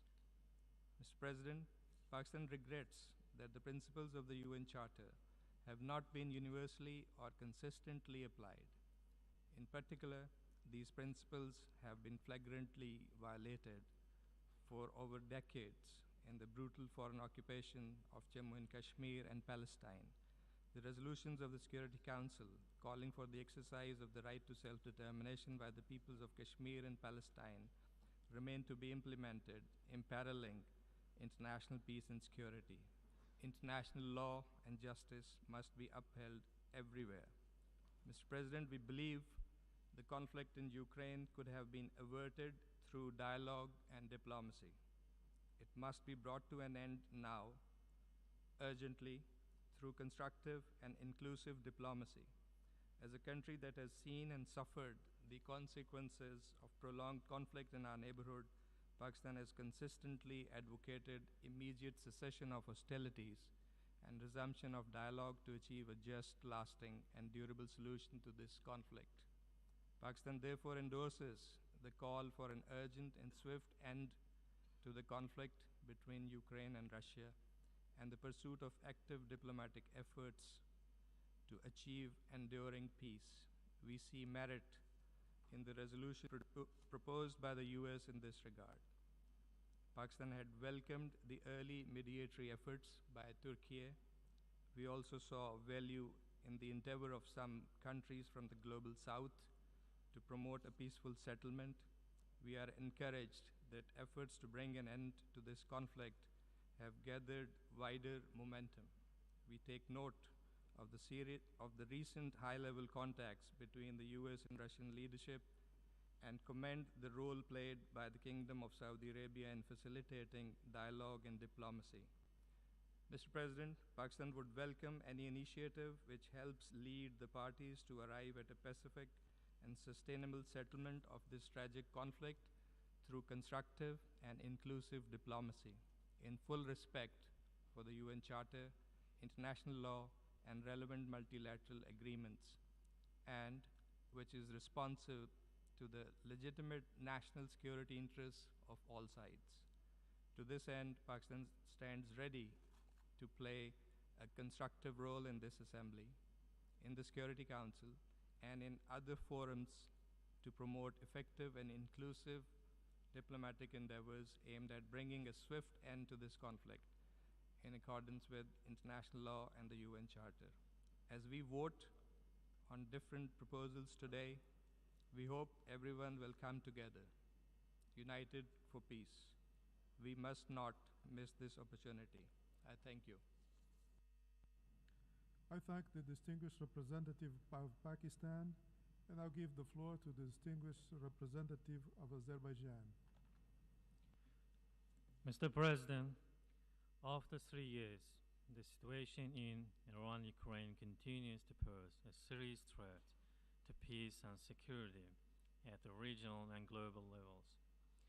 Of particular concern is an increased humanitarian impact as civilians bear the major burden of hostilities.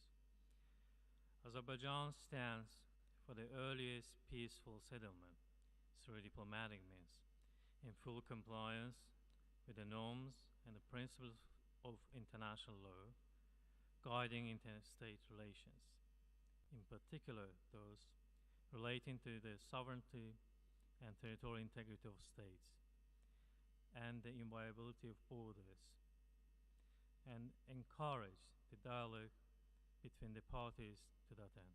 Thank you. I thank the distinguished representative of Azerbaijan, and now give the floor to the distinguished representative of Canada.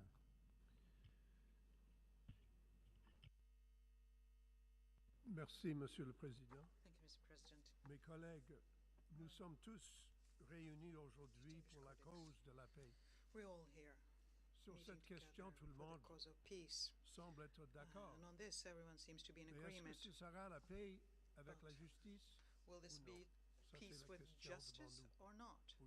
This is the question that we have Quand on today. ensemble le coût humain de ces 3 années d'agression russe, The 3 Selon le past Commissariat des Nations Unies aux droits de years l'homme, of the plus Russian de aggression, 12 000 civils ont été tués. according to the Office of Et ça Human continue, les Rights, attaques de drones, 12,000 chaque nuit, people have chaque died. jour. But according to Même maintenant, quand other les chefs du monde sont information, actifs. they are drone Plus de 10 millions attacks on d'Ukrainiens ont Kiev. été More déplacés. than 10 2 million millions people de have been maisons displaced. endommagées 2 ou million détruites houses were damaged dans or toute destroyed l'Ukraine. throughout the country of La Ukraine. situation s'aggrave. The situation is L'année worsening. dernière, Last plus year, d'enfants ont été tués et plus d'hôpitaux children et d'écoles ont été détruits que were l'année précédente. killed in greater numbers and schools J'ai dit il y a destroyed, 3 more ans, of lorsque them j'ai pris than the year le before. podium dans les premiers 3 jours years après ago, when I l'invasion de spoke la several Russie, days after the et je le dis invasion by maintenant, Russia, and I'm saying que this les actions de today la again, Russie that the sont actions une by violation Russia flagrante is a de la Charte flagrant des Nations violation of Unies, the United Nations de ses Charter, objectifs et de ses principes. of its purposes and L'égalité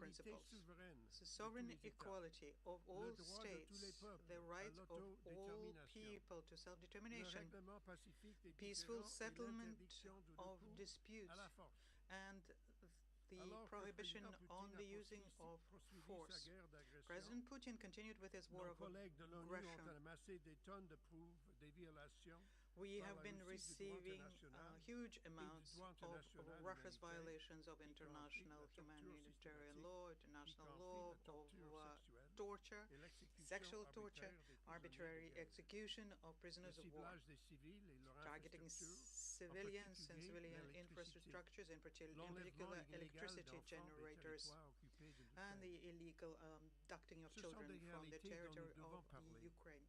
et avec This is what laquelle we need to be nous devons agir ensemble. talking about and Mr. acting President, on let together. us realize that while we are meeting and while we are talking, the drones are falling even while international leaders are meeting in Kyiv. Let us be clear, nothing justifies this war. These annexations of Ukrainian territory after sham votes at gunpoint.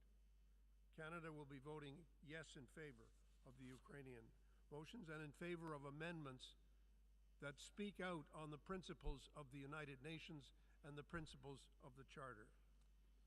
We believe that the evidence shows that President Putin wants to expand a new Russian empire. That goal is incompatible with the principles and purposes of the United Nations Charter. Mr. President, Canada wants peace for Ukraine. The world wants peace. Ukraine wants peace more than any member state here. The question is, what kind of peace will it be? Will it be a peace based on justice and on the Charter and on the principles for which we stand? Or will it be a peace that is a result of an imposition?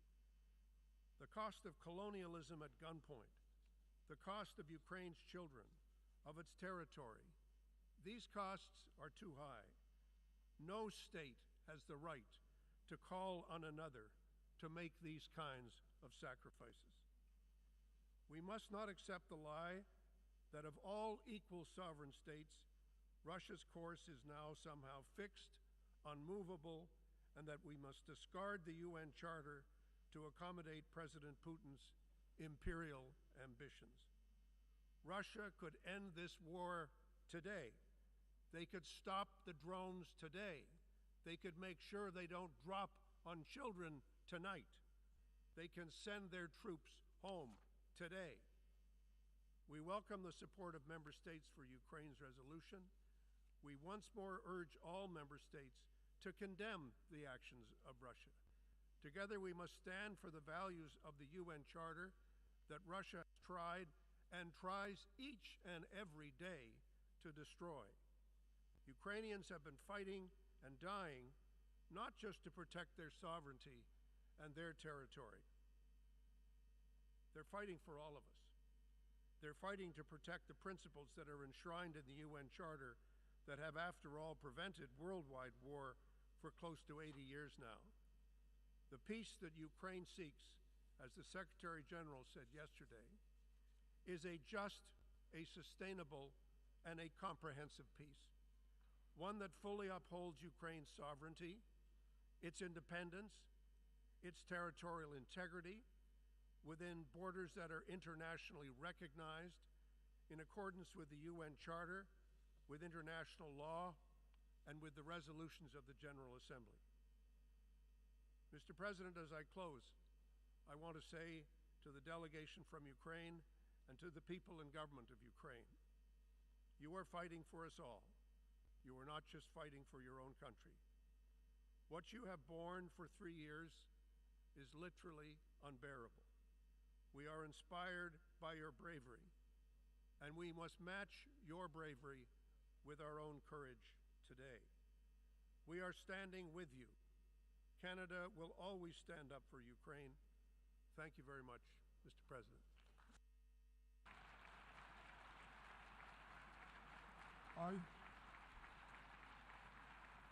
I thank the distinguished representative of Canada. We have heard the last speaker in the explanation of vote before the vote. Before proceeding further, I wish to address the question concerning the majority required for the adoption of the draft resolutions. I would like to remind members that Rule 84 of the Rules of Procedure provide as follows, and I quote, "Decisions of the General Assembly on amendments to proposals relating to important questions and on parts of such proposals put to the vote separately shall be made by a 2/3 majority of the members present and voting." End of quote. Therefore, it is decided that a 2/3 majority of the members present and voting is required for the adoption of the draft resolution A/ES11/L11, the adoption of draft amendments A/ES11/L12 to L15 would also require 2/3 majority of the members present and voting. In light of Article 18, paragraphs 2 and 3 of the Charter of the United Nations, is there any objection to taking action on draft resolution A/ES11/L10 and L11 by a 2/3 majority of the members present and voting? I see no objections. The 2/3 majority of members present and voting is therefore required for the adoption of draft resolutions A/ES11/L10 and L11. The 2/3 majority of members present and voting is therefore also required for the adoption of draft amendments A/ES11/L12 to L15.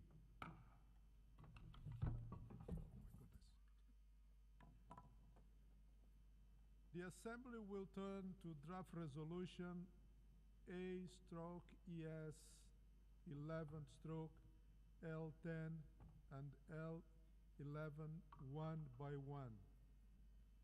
The Assembly will now take a decision on draft resolutions A/ES11/L10 entitled Advancing a Comprehensive, Just, and Lasting Peace in Ukraine.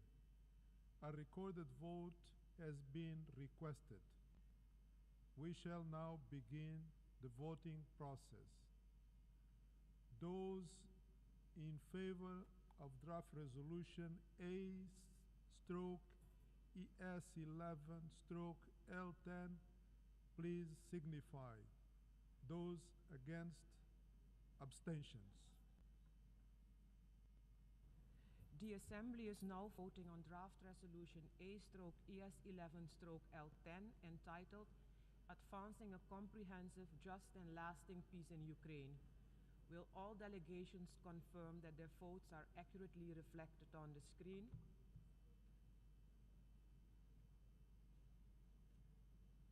The voting has been completed. Please lock the machine.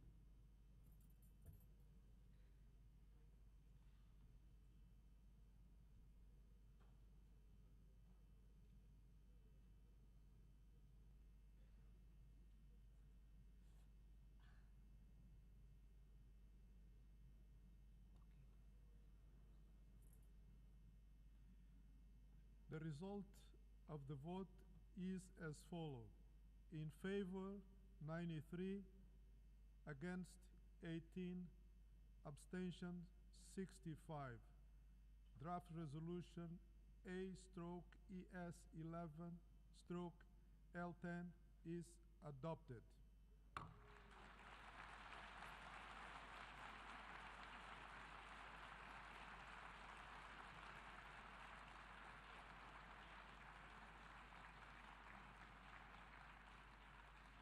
Before we proceed to take action on draft resolution A/ES11/L11, in accordance with Rule 90 of the Rules of Procedure, the Assembly shall first take a decision on draft amendments A/ES11/L12 to L15 one by one.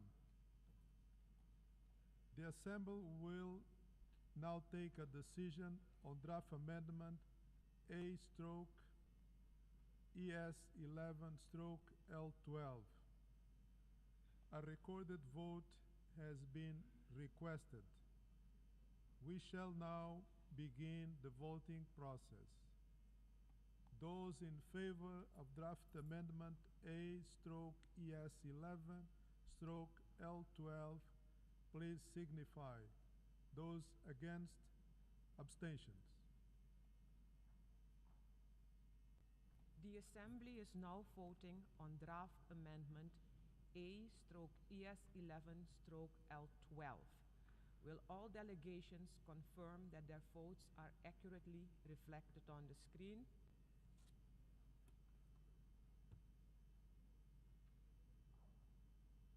The voting has been completed. Please lock the machine.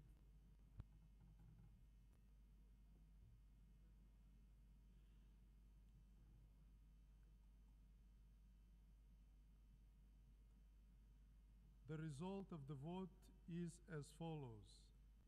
In favor, 31, against 71, abstention 59. The draft amendment A/ES11/L12 is not adopted.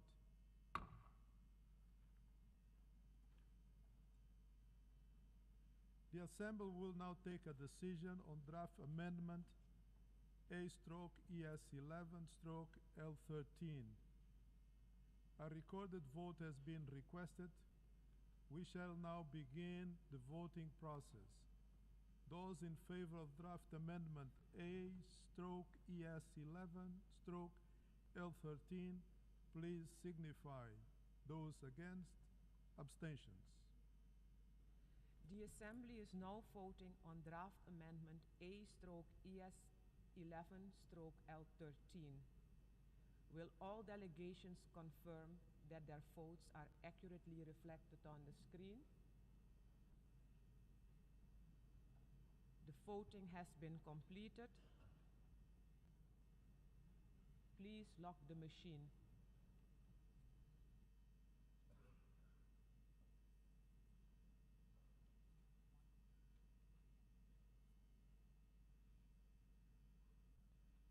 The result of the vote is as follows.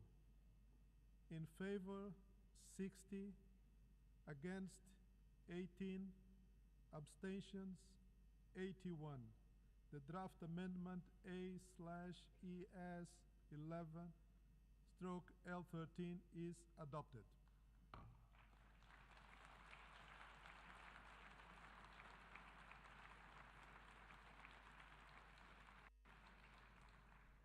The Assembly will now take a decision on draft amendment A/ES11/L14. A recorded vote has been requested. We shall now begin the voting process. Those in favor of draft amendment A/ES11/L14, please signify. Those against, abstentions. The Assembly is now voting on draft amendment A/ES11/L14. Will all delegations confirm that their votes are accurately reflected on the screen? The voting has been completed. Please lock the machine.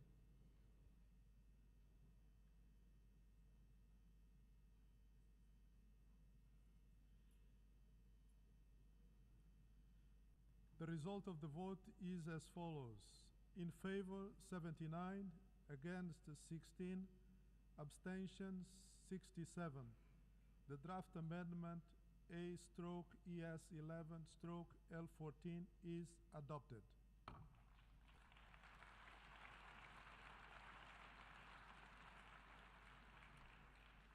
The Assembly will now take a decision on draft amendment A/ES11/L15. A recorded vote has been requested. We shall now begin the voting process. Those in favor of draft amendment A/ES11/L15, please signify. Those against, abstentions. The Assembly is now voting on draft amendment A/ES11/L15. Will all delegations confirm that their votes are accurately reflected on the screen? The voting has been completed. Please lock the machine.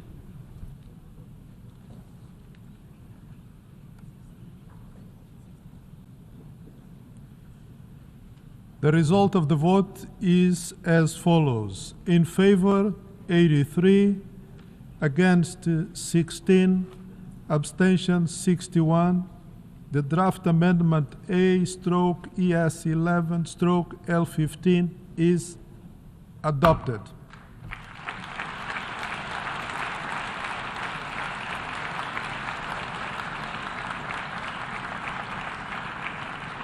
Since the draft amendment A/ES11/L13, L14 and L15 were adopted, we shall proceed to take action on draft resolution A/ES11/L11 as amended. The Assembly will now take a decision on draft resolution A/ES11/L11 as amended, entitled The Path to Peace. In absence of request for a recorded vote, may I take it?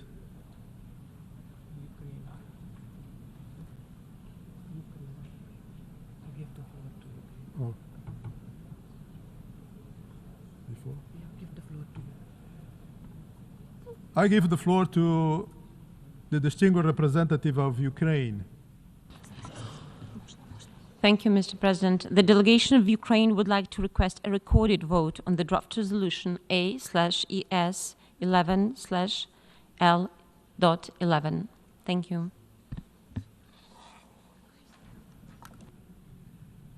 A recorded vote has been requested. We shall now begin the voting process.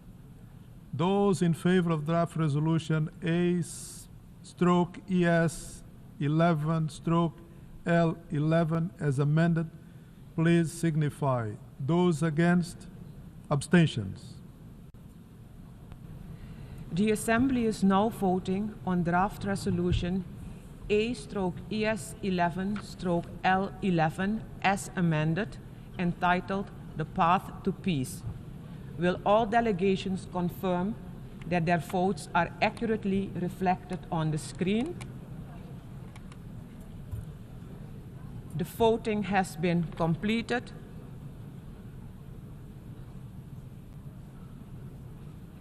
Please lock the machine.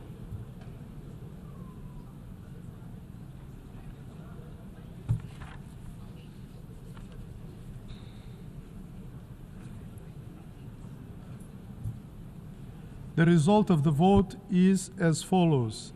In favor, 93, against 8, abstention 73. Draft resolution A/ES11/L11 as amended is adopted.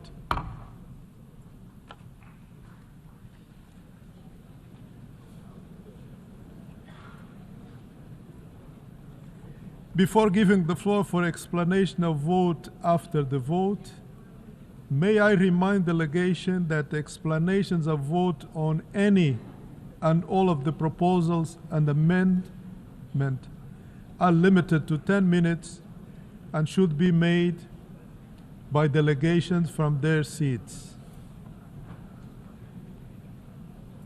I give the floor to His Excellency Dag Artelius, Deputy Minister for Foreign Affairs of Sweden, on behalf of Nordic countries. Mr. President, I have the honor to speak on behalf of the 5 Nordic countries, Denmark, Finland, Iceland, Norway, and my own country, Sweden. Today, we mark 3 years since Russia's full-scale invasion of Ukraine, a Russian war of choice, a war that Russia could end by a single order from its president. For 3 years, Ukraine has defended its people and shown remarkable resilience. During these 3 years, this General Assembly has repeatedly and overwhelmingly reaffirmed its commitment to the sovereignty, independence, and territorial integrity of Ukraine. Mr. President, no one feels the effects of the war more than Ukraine and its people. No one wants peace more than Ukraine. But it needs to be a comprehensive, just, and lasting peace, a peace in accordance with international law, including the rules and principles of the UN Charter. Russia and other potential aggressors must now draw the conclusion that violations of international law will pass without consequences.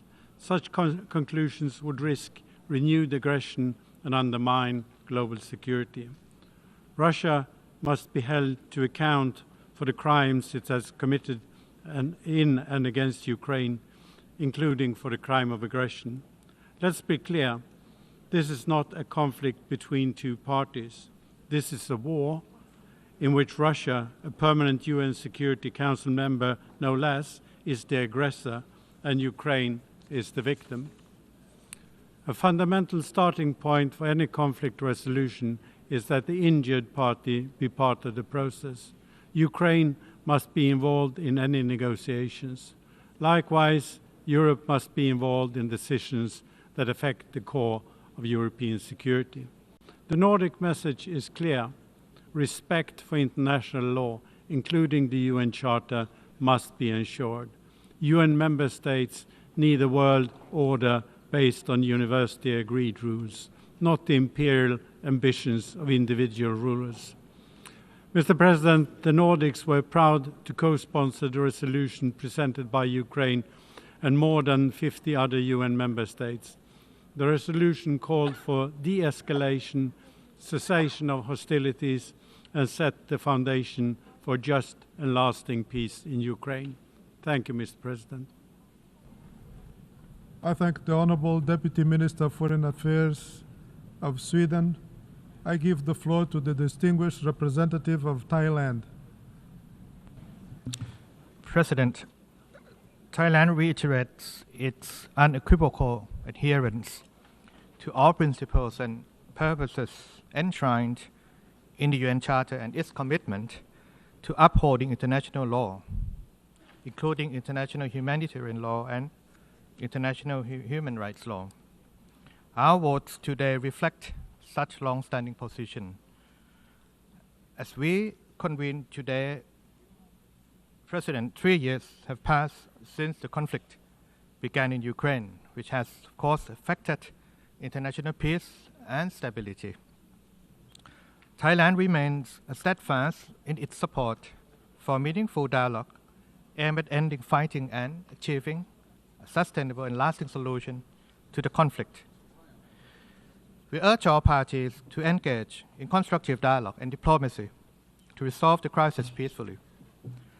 Thailand welcomes recent diplomatic efforts toward this end and looks forward to the outcomes which should take into account concerns of all sides. We reiterate our deep concern for the humanitarian situation and reaffirm our collective responsibility to alleviate the plight of civilians affected by the ongoing situation.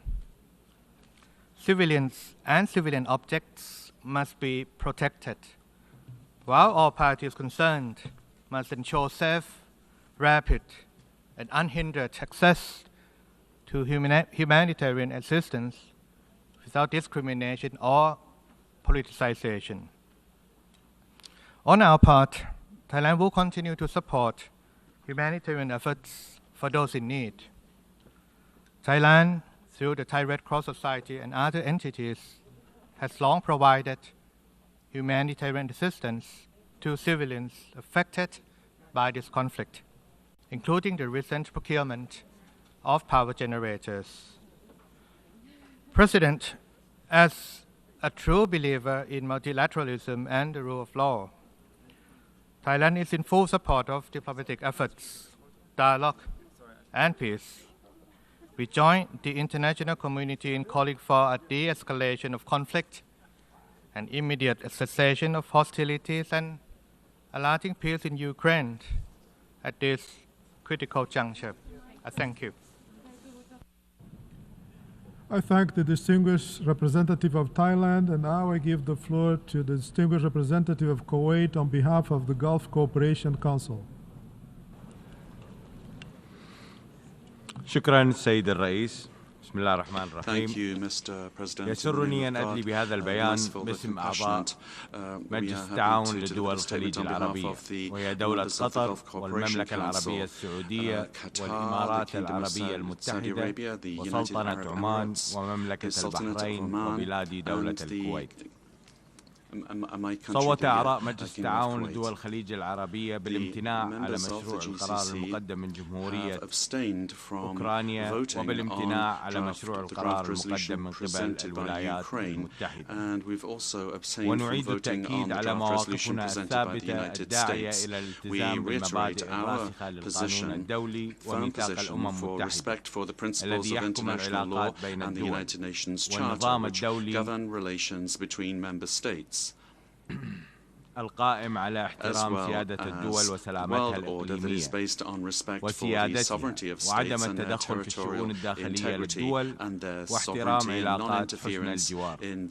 ونشير في هذا الإطار إلى المادة الثانية من الميثاق التي توجب على الدول الأعضاء تسوية المنازعات الدولية بالوسائل السلمية والامتناع عن استخدام القوة أو التهديد باستخدامها في العلاقات الدولية. وفي هذا السياق يؤكد أعضاء مجلس التعاون لدول الخليج العربية على دعمهم لجهود الوساطة والحوار لحل الأزمة بين روسيا الاتحادية وجمهورية أوكرانيا ووقف إطلاق النار وحل الأزمة بشكل سياسي وتغليب لغة الحوار وتسوية النزاع من خلال المفاوضات. السيد الرئيس، انطلاقا من حرص دول مجلس التعاون على إنهاء الصراع في أوكرانيا في أسرع وقت وحله من خلال السبل الدبلوماسية والسلمية وصولا إلى حل سياسي شامل يستتب من خلاله الأمن والسلم الدوليين، دأبت المجموعة الخليجية على اتخاذ تدابير جدية لتقريب وجهات النظر بين أطراف الأزمة، وأخذت على عاتقها مسؤولية الوساطة على مدار الثلاث سنوات الأخيرة. نجحت من خلالها في إطلاق وتبادل العديد من الأسرى بين الجانبين. كما تود المجموعة الخليجية تسليط الضوء على جهودها التي من شأنها أن تغير مسلك الصراع والتوصل إلى حل سلمي شامل وعادل ومستدام في جمهورية أوكرانيا، كما يدعو إليه كلا المشروعين الذي تم اعتمادهم اليوم. حيث استضافت المملكة العربية السعودية يوم الثلاثاء الماضي محادثات بين وزيري خارجية روسيا الاتحادية والولايات المتحدة، ونأمل بأن تكون أولى الخطوات نحو التوصل إلى نهاية للأزمة الأوكرانية. وتواصل دولة الإمارات جهود الوساطة لتبادل السجناء من كلا البلدين، والتي نجحت في الإفراج عن 2883 أسيرا عبر 12 عملية تبادل منذ بدء النزاع، آخرها شملت الإفراج عن 300 أسير في مطلع هذا الشهر. وفي هذا السياق نشير كذلك إلى نجاح وساطة دولة قطر من خلال عدة جولات في لم شمل 75 من الأطفال في جمهورية أوكرانيا وروسيا الاتحادية مع عائلاتهم. وكانت الجولة الأخيرة بتاريخ 14 فبراير 2025. السيد الرئيس، ستواصل دول مجلس التعاون الخليجي جهودها الرامية لبلورة حلول جدية تحقن الدماء وتوصلنا إلى نهاية الصراع العسكري، سعيا لإنهاء الخلاف بشكل نهائي ومستدام، حيث أثبتت الأيام والأزمات المتتالية بأن ليس هناك حل عسكري لأي أزمة، وإنما يكمن الحل في الحوار والمفاوضات الرامية للوصول إلى الحل السياسي. ختاما، يشيد أعضاء مجلس التعاون لدول الخليج العربية بالجهود الحثيثة التي تبذلها الأمم المتحدة والمنظمات الإنسانية للاستجابة العاجلة للاحتياجات الإنسانية الطارئة للمدنيين. كما نشكر الأمين العام على جهوده المستمرة للاستجابة لهذه الأزمة. كما ندعو الأطراف المعنية إلى الانخراط في مفاوضات جدية نحو التوصل إلى اتفاق ينهي الأزمة الحالية ويستتب من خلاله الاستقرار الإقليمي والدولي. وشكرا السيد الرئيس. I thank the distinguished representative of Kuwait. Now I give the floor to Her Excellency Lord Machon, State Secretary for Foreign Policy of Denmark. Thank you, Mr. President. Exactly 3 years ago today, Russia launched its illegal full-scale invasion of Ukraine. It did so in clear violation of the UN Charter, in continuation of what it started in 2014. Russia's aggression has resulted in a long and brutal war with terrible consequences. It's a war that has caused and continues to cause tremendous humanitarian suffering, hundreds of thousands killed, millions more displaced, and almost 13 million people in humanitarian need. Today we have gathered here in the General Assembly to show our solidarity with the plight of Ukraine. Our aim is to advance on a comprehensive, just, and lasting peace in Ukraine, grounded in the principles of the Charter. To ensure that our calls for peace leave absolutely no doubt about the UN membership's commitment to the UN principles, the UN Charter, and the territorial integrity and sovereignty of nations. Let there be no doubt, no one wants peace more than Ukraine. We therefore welcome all efforts to bring this senseless war to an end. It needs to be a just, a lasting, and a comprehensive peace. The General Assembly resolution by the United States goes in that direction. With the adopted improvements to the text, it aligns with our shared vision for genuine peace and diplomacy. It refers to the core values we collectively must uphold: the sovereignty, the territorial integrity of states, which are and continues to be the basic principles of the Charter. The resolution correctly states there is only one aggressor, Russia, and one victim, Ukraine, in this savage war. It also underlines that for any peace to be just, lasting, and comprehensive, and in full compliance with the UN Charter, we must ensure that Ukraine's security, territorial integrity, and sovereignty are upheld. In our view, this resolution complements the resolution on advancing a comprehensive, just, and lasting peace in Ukraine, which we co-sponsored and supported. This is why Denmark has decided to vote yes to the US draft resolution with the adopted improvements. I thank you. I thank Her Excellency, the State Secretary for Foreign Policy of Denmark. I give the floor to the distinguished representative of Singapore. Mr. President, as a staunch supporter of international law and the principles enshrined in the UN Charter, Singapore firmly believes that the sovereignty, political independence, and territorial integrity of all countries, big or small, must be respected. The invasion of one country by another under any pretext cannot be justified. It is for this reason that Singapore has always taken a clear, consistent, and principled position on Russia's invasion of Ukraine, which is a clear violation of international law and the UN Charter. For small states like Singapore, upholding international law and the UN Charter is a matter of existential importance. Singapore is also deeply committed to the cause of securing peace and the peaceful settlement of disputes in accordance with the principles of international law as enshrined in the UN Charter. We call on all parties involved in this conflict to negotiate in good faith and step up efforts to bring an end to the hostilities. Mr. President, Singapore has voted in favor of the resolutions tabled by both Ukraine and the United States. It is our hope that the adoption of these resolutions will pave the way for a cessation of hostilities and create the foundation for a comprehensive, just, and lasting peace. I thank you very much for your attention. I thank the distinguished representative of Singapore. Now I give the floor to the distinguished representative of Ecuador. Gracias, señor presidente. Thank you, Mr. Hoy se cumplen 3 años del inicio de la guerra en Ucrania, que continúa causando muerte y sufrimiento y sigue representando una grave amenaza a la paz y seguridad internacionales.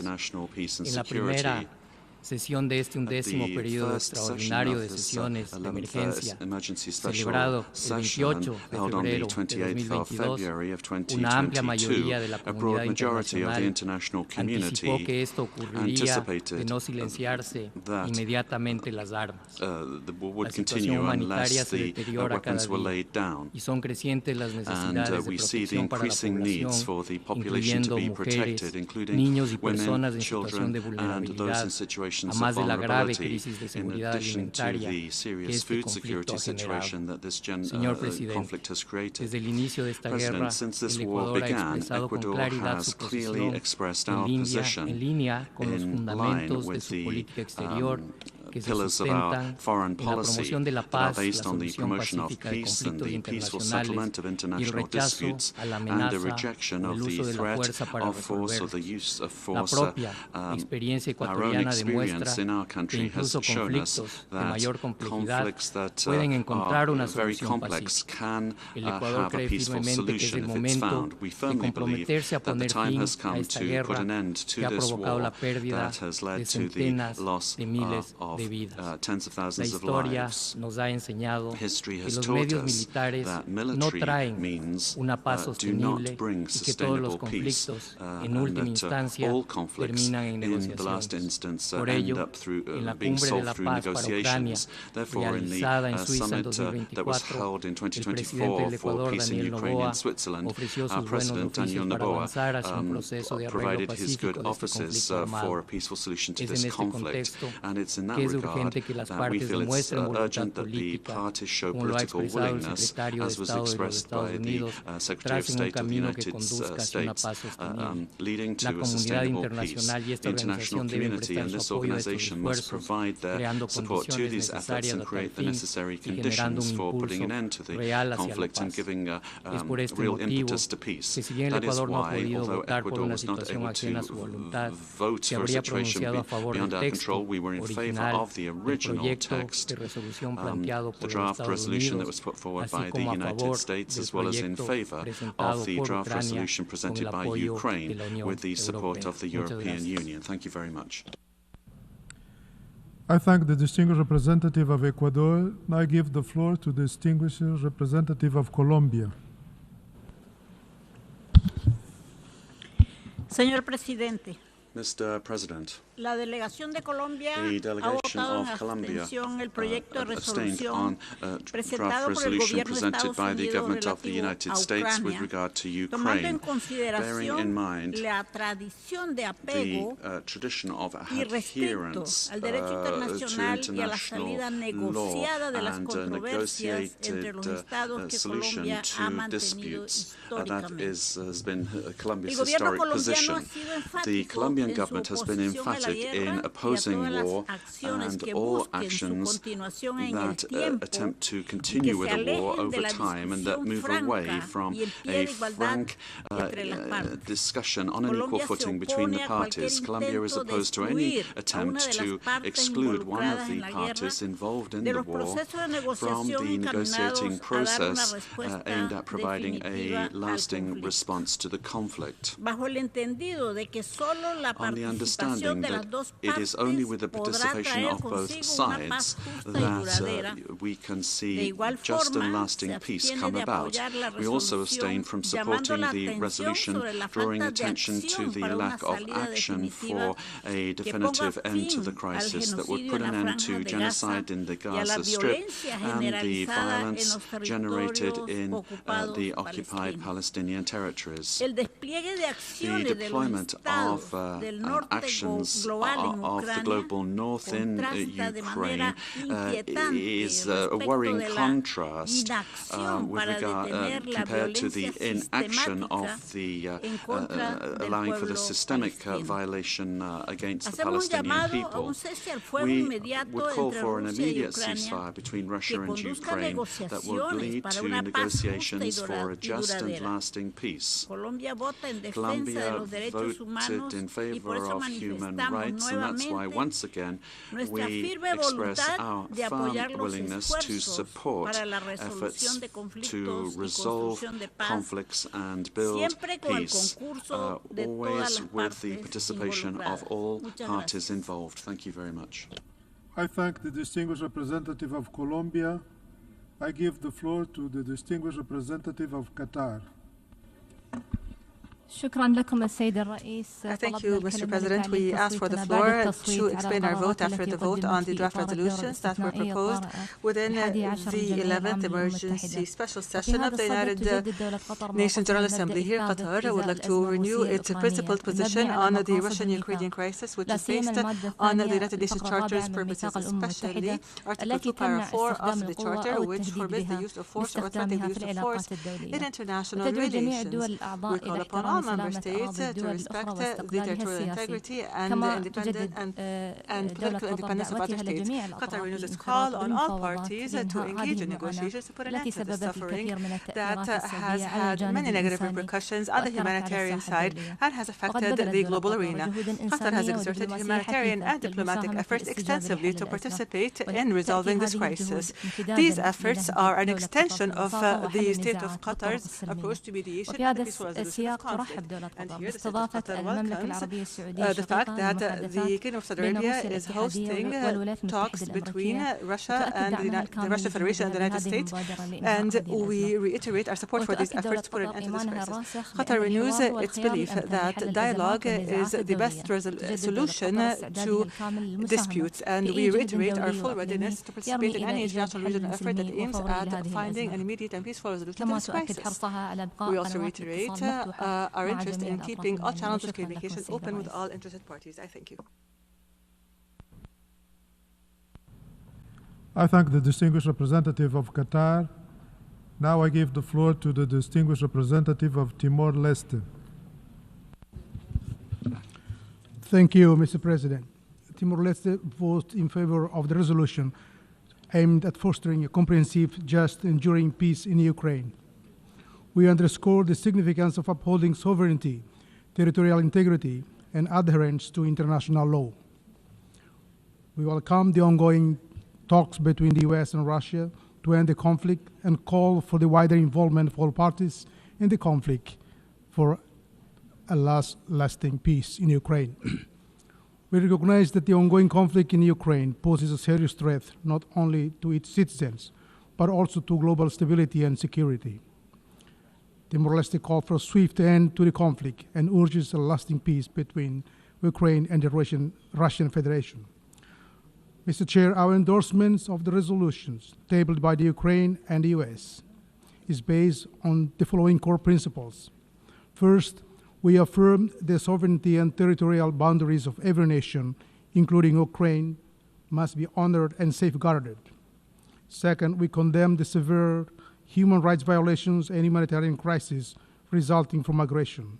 We urgently call for an immediate halt to hostilities. Third, we advocate for resolving the conflict through inclusive diplomacy, dialogue, and political negotiations in line with the UN Charter and the international legal standards. We urge all parties involved in the conflict to stop fighting, respect international law, and strive for a peaceful settlement that prioritizes the health, dignity, and well-being of the Ukrainian people. I thank you. I thank the distinguished representative of Timor-Leste and now give the floor to the distinguished representative of New Zealand.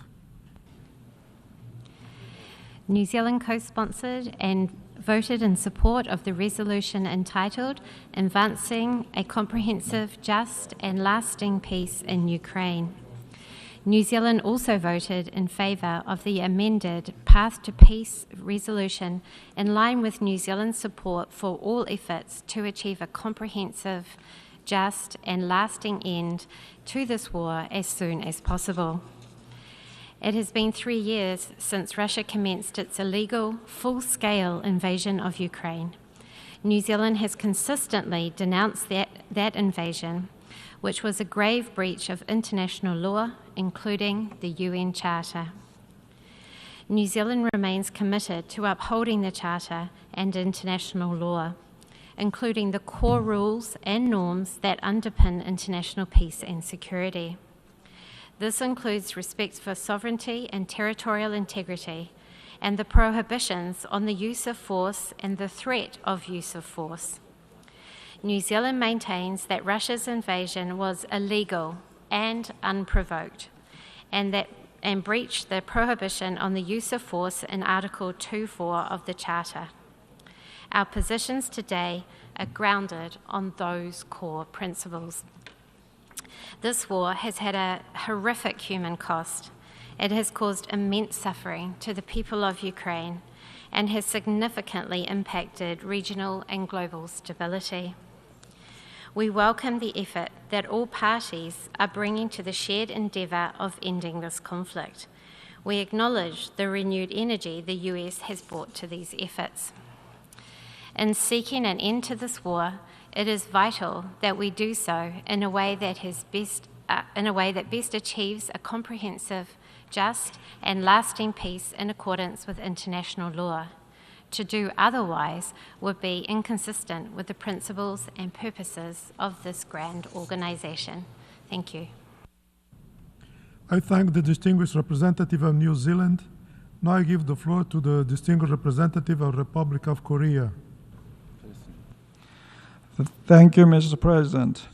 Today, we are gathered here once again for an emergency special session of the General Assembly, solemnly commemorating the 3rd anniversary of a war of aggression waged by a permanent member of the Security Council against a sovereign state. This blatant violation of the principles of the UN Charter continues to bring immense suffering to innocent people. There are two goals that everyone can agree on. One, this senseless and unlawful war must come to an end as soon as possible. And two, we must strive to uphold the fundamental principles of the UN Charter and international law. Now is the time to gather our wisdom and determination to achieve both objectives simultaneously as much as possible. In this light, the Republic of Korea voted in favor of both resolutions proposed by Ukraine and the United States, as well as the amendments to the U.S. text proposed by the European countries. Mr. President, for the past 3 years, the war in Ukraine has inflicted unspeakable suffering and devastation, The tears of innocent civilians have long overflowed and are now nearly exhausted. Moreover, this war is now perilously globalized, with security threats in Europe and Asia becoming ever more interconnected. No one imagined that North Korea would take part in this unjust war when it began. As explicitly stated in Ukraine's resolution today, for the first time, the involvement of North Korean forces in Ukraine, in addition to the procurement and the use of DPRK weaponry, is deeply troubling. The illegal military cooperation between Russia and DPRK in blatant violation of multiple Security Council resolutions must stop immediately. Mr. President, as this senseless war has continued for 3 years, we support diplomatic efforts and negotiations, though long overdue, to end this war. At this vital juncture, the international community must summon the collective wisdom and the resolve to ensure a peace settlement that brings about a just outcome and sustainable peace, and to guarantee that such tragedies never occur again. The Republic of Korea reaffirms its commitment to assisting the Ukrainian people as they persevere over the current hardship and rebuild their nation. I thank you, Mr. President. I thank the distinguished representative of the Republic of Korea. Now I give the floor to the distinguished representative of Cuba. Gracias, señor presidente. Thank you, Señor President. presidente, advertimos reiteradamente President, ante esta Asamblea General we have repeatedly pointed sobre out las to this General consecuencias de una Assembly doctrina the militar consequences crecientemente of ofensiva an de increasingly Estados Unidos y la offensive OTAN military que doctrine of the ignoró las United States implicaciones and de la NATO, progresiva expansión de la which OTAN is leading to the fuera de sus progressive fronteras. expansion of NATO Hoy, beyond its el borders. conflicto en Ucrania Today, sigue the conflict in ocasionando pérdidas Ukraine humanas has been leading y to grandes daños human losses materiales. and great material El losses. flujo creciente de The armas, growing la flow of retórica arms agresiva and the y las aggressive sanciones rhetoric and unilaterales the unilateral solo han sanctions contribuido have a only exacerbar la confrontación en led el to an terreno exacerbation y of the las situation tensiones on the regionales ground e and internacionales regional and y a international prolongar tensions el conflicto. and have prolonged the conflict. A pesar de los cambios Despite the introducidos al changes proyecto de made resolución to the draft L10, resolution el texto L10, mantiene the cuestiones text divisivas y still contains confrontacionales divisive, con elementos confrontational politizados. aspects, No politicized contribuye aspects that do not verdaderamente really al diálogo contribute y a la to negociación dialogue para and alcanzar una paz negotiation real to y duradera achieve con la genuine, lasting participación de peace todas with las the partes participation of all the involucradas. parties No involved. toma en cuenta las It legítimas does not take preocupaciones de into todos, account the ni legitimate reconoce concerns la that everyone responsabilidad has or de los que recognize the instigaron o responsibility of those desplegaron that acciones instigated agresivas que precipitaron la aggressive escalada del actions conflicto. that led Por to the ello, breakout of the Cuba ha conflict. votado en That's why Reiteramos que se Cuba precisa una abstained. solución What we diplomática need is seria, a serious diplomatic constructiva, solution that is realista y constructive, por medios realistic, pacíficos de la actual achieved guerra by en peaceful Ucrania en means, apego al derecho internacional in que adherence garantice with la international seguridad y law that will soberanía guarantee de the todos. security and sovereignty Cuba ha of all. insistido en ello Cuba has ante esta insisted Asamblea on General this before de this manera General Assembly consistente. consistently. En ese sentido, In this regard, hemos expresado we nuestro have apoyo a la expressed propuesta our conjunta support for the presentada joint por China y proposal Brasil presented by China para and la solución Brazil pacífica de for la the crisis peaceful settlement en of the consonancia con crisis la trayectoria in de Cuba accordance en with defensa de la paz Cuba's y defense el of peace multilateralismo. and multilateralism. Ratificamos nuestro We invariable once compromiso again con la state Carta de our las Naciones commitment, Unidas unfailing y el commitment to derecho the UN Charter internacional, and la international law, independencia, la and the soberanía e independence and integridad territorial sovereignty de and los estados territorial y la integrity libre of states determinación and de the los pueblos, self-determination of así como peoples, nuestra as firme well as oposición our firm al uso o position amenaza del with uso de la regard fuerza to the use of force contra or the cualquier threat of the Estado. use of Muchas force gracias. against any state. Thank you very much. I thank the distinguished representative of Cuba. Now I give the floor to the distinguished representative of Saudi Arabia. السيد الرئيس Thank you, نجتمع Mr. اليوم بعد President. مرور We 3 meet here سنوات today على after بداية 3 الحرب years في have أوكرانيا passed since the war on ومنذ Ukraine بداية started الأزمة and since the دعت crisis المملكة العربية began. The Kingdom of السعودية Saudi Arabia إلى خفض has التصعيد called for وحماية de-escalation المدنيين and for the وتسوية protection of الخلافات civilians بالوسائل and for السلمية the من peaceful خلال الحوار resolution of ووقف conflict العمليات through العسكرية dialogue and an end to بما hostilities يسهم في إعادة الأمن in a والاستقرار manner that للمنطقة would والعالم contribute to the مقدمة restatement of peace and المبادرات stability in the وبادلة world. للجهود We have حيث offered نجحت initiatives مساعي and efforts. And His Highness, the heir apparent, has succeeded in efforts to secure an exchange of prisoners between the two sides. We've also stressed the importance of meeting humanitarian needs that have increased since the war began. The Kingdom of Saudi Arabia has offered humanitarian aid to Ukraine in response to these needs. Moreover, we hosted the Jeddah meeting on the Ukraine crisis. The Kingdom of Saudi Arabia reiterates the relations that exceptional relations it enjoys with all parties and its firm position on the need to abide by the laws, the rules of international law and the United Nations Charter and the principles. Our delegation today voted on the draft resolutions, and this vote stems from the role it shoulders in its genuine efforts to find a just resolution to this crisis and to take advantage of conditions that may not be repeated to reach this settlement. The Kingdom of Saudi Arabia is facilitating and hosting meetings that aim at establishing peace and stability in the world. We hope that these current efforts would contribute towards reaching a resolution to the Ukrainian crisis and would lead to a lasting peace through political and diplomatic means that would bolster international peace and security and would save the world from the further humanitarian and security and economic repercussions. Thank you. I thank the distinguished representative of Saudi Arabia. I give the floor to the distinguished representative of Turkey. Mr. President, let me start by thanking Your Excellency for convening this emergency session. After 3 years of intense conflict with immense humanitarian consequences, the war in Ukraine continues to have profound global implications for international peace and security.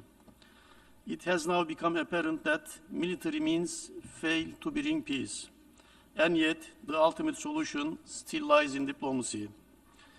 We have been witnessing that recently the calls for diplomacy, dialogue, and negotiations are gaining momentum.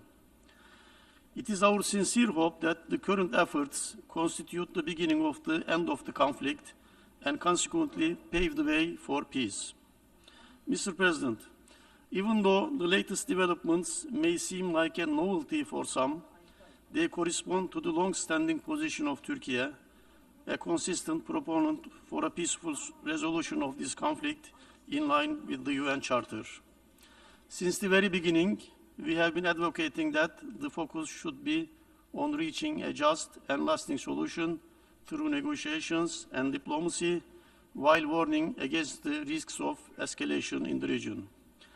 With that in mind, Turkey has remained in direct contact with both sides and opted to communicating its messages without intermediaries. In the meanwhile, we have continued to support Ukraine's territorial integrity, sovereignty, and independence. Ultimately, a just peace can only be achieved through direct dialogue and mutual understanding. The basic principle has shaped our approach to conflict since its outset. From Istanbul talks in March 2022 to Black Sea Grain Initiative and the exchange of prisoners of war, Turkey has actively pursued diplomacy and achieved concrete results. As ever, today we stand ready to facilitate an end to this war through negotiations. Mr. President, the responsibility of building peace should not be imposed on neither one country nor a group of limited number of countries. It is time that we focus our efforts on a realistic and, above all, viable peace. Now more than ever, it is necessary to have both sides of the conflict present in the process in order for the peace talks to be successful. As Turkey, we remain committed to playing our part in the pursuit of just and sustainable peace. Turkish votes for both resolutions today and the amendments were carefully shaped to reflect this principled policy. Thank you. I thank the distinguished representative of Turkey. Now give the floor to the distinguished representative of Russian Federation.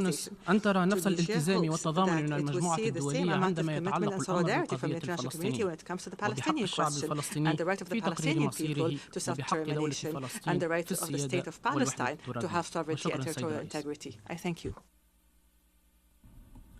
I thank the distinguished representative of Tunisia. I now give the floor to the distinguished representative of Brazil. Thank you, Mr. President. Mr. President, everyone agrees that the war that has raged Ukraine in the past 3 years has to end. Destruction is the only concrete result of 3 years of violence. Yet, we have decided to abstain on resolutions L10 and L11 in an attempt to preserve an atmosphere that is more conducive to dialogue and the end of this conflict. We encourage member states to focus on building bridges and negotiating in a transparent manner and in due regard for agreed and standard language. In our understanding, neither of the texts before us were ripe for action today.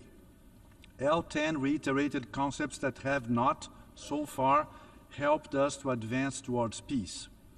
L11, on the other hand, was presented with insufficient time for a constructive process of consultations and adjustment. We believe a landing zone between both projects is still both possible and desirable. We see merits in both texts. Brazil will continue to play a constructive and proactive role, both in future initiatives in this Assembly and through our group of Friends for Peace, in order to find a pathway that will lead to a lasting peace in Europe, guided by the United Nations Charter and recognized tenets of negotiation processes. The world wants peace, dialogue, effective multilateralism, and strengthened diplomacy. For long, diplomacy has been criticized for not preventing the war in Ukraine. However, we may now finally realize that when diplomacy falls short, the solution is not less diplomacy, but more. The United Nations is the appropriate forum to bring the parties together, facilitate a lasting agreement, and put an end to this ruthless war. I thank you. I thank the distinguished representative of Brazil. Now I give the floor to the distinguished representative of the Islamic Republic of Iran. Bismillah ar-Rahman ar-Rahim. Mr. President, I would like to reiterate my delegation's consistent position, which has been expressed numerous times during 11th special session since 2022. The Islamic Republic of Iran reiterates its principal position that all disputes should be resolved through peaceful means and dialogue in accordance with international law, including the Charter of the United Nations. Since the onset of the crisis in Ukraine, the Islamic Republic of Iran has maintained a clear, consistent, and unwavering position. We have emphasized that all UN member states must fully respect the purposes and principles enshrined in the United Nations Charter, as well as international law, including the principles of sovereignty, independence, unity, territorial integrity, and the imperative to refrain from the threat or use of force. The Islamic Republic of Iran has repeatedly called for an immediate cessation of hostilities and the escalation of tensions. It has long been the position of my delegation that in order to find long-term and sustainable solutions to crises such as these, it is essential to address their root causes. We note that the current complexities in the fragile region of Eastern Europe have been exacerbated by the provocative actions and decision of certain states as well as NATO, which have led to a geopolitical divide in that region. Regrettably, the Islamic Republic of Iran has been facing baseless allegations from some parties to this conflict that my delegation repeatedly has denied and continues to reject it categorically. After considering the motivation of some of the member states sponsoring today's resolutions, we have come to the conclusion that this is another political move in a wider geopolitical rivalry. I want to reiterate that the references made to the purpose and principles of the United Nations in resolutions just adopted a few minutes ago must in no way be regarded as reinterpretation of the United Nations Charter. For all of those reasons, my delegation abstained in the voting on these resolutions. Finally, it should be mentioned that the Islamic Republic of Iran will continue its constructive engagement to help the peaceful resolution of this crisis. I thank you, Mr. Chair. I thank the distinguished representative of the Islamic Republic of Iran. We have heard the last speaker in the explanation of vote after the vote. As agreed earlier, the Assembly will resume the debate on Agenda Item 5. I now give the floor to His Excellency Jim O'Callaghan, Minister of Justice, Home Affairs and Migration of Ireland.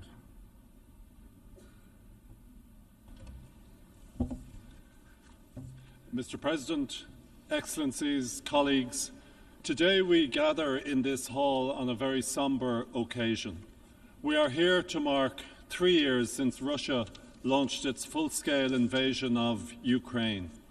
We are here to reaffirm our steadfast commitment to international law and to the fundamental principles of sovereignty and territorial integrity outlined in the UN Charter. Russia's full-scale invasion was an act of unprovoked and unjustified aggression against a peaceful neighbour. The brutality of Russia's actions has caused immense suffering and loss for the people of Ukraine. It has disrupted the global supply of food, grain, energy and other vital commodities. It has undermined the foundations of the international rules-based system on which the United Nations is based.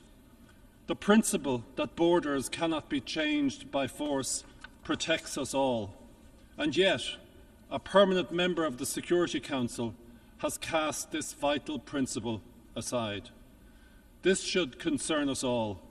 It must surely not be rewarded. The cause of Ukraine is not a case of North and South or East and West. It is the cause of right versus wrong. These are universal values that apply to each of us equally and in full.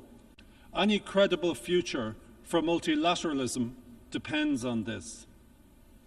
Let us recall, Mr. President, that on 7 occasions this General Assembly has called for an immediate, complete and unconditional withdrawal of Russian military forces from the territory of Ukraine.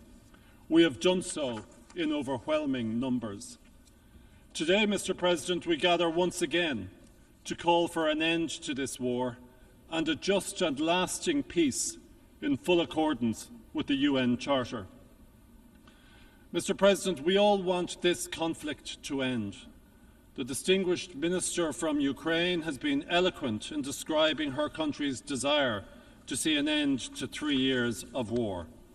The cause of peace must be our overriding objective and our guiding star. We welcome and commend efforts to bring about an end to conflict.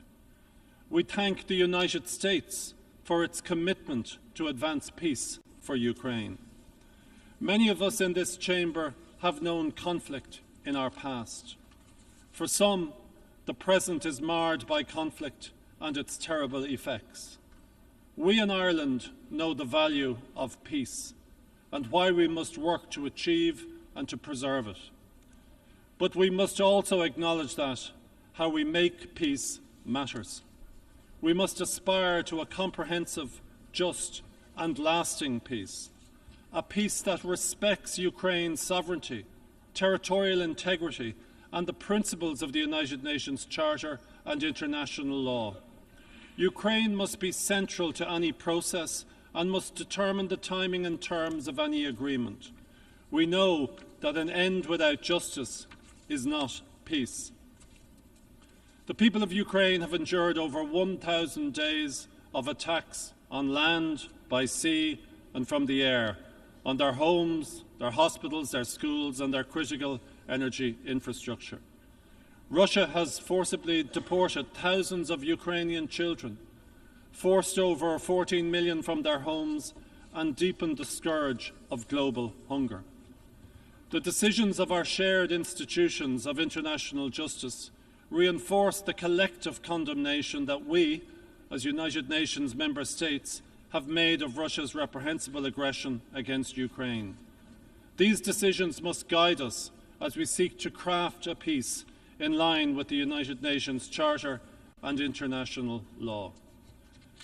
And so we meet today, Mr. President, not for any partisan geopolitical agenda, but because the Russian Federation has failed to implement all 7 resolutions of the General Assembly, and it has ignored the orders of the International Court of Justice. Accountability for Russia's violations must remain a priority. Mr. President, in the face of brutal adversity, the people of Ukraine continue to demonstrate outstanding courage, resolve and determination. Today, Ireland would like to honour their heroic efforts to defend their country and their freedom. They have done nothing to bring down this war on their heads.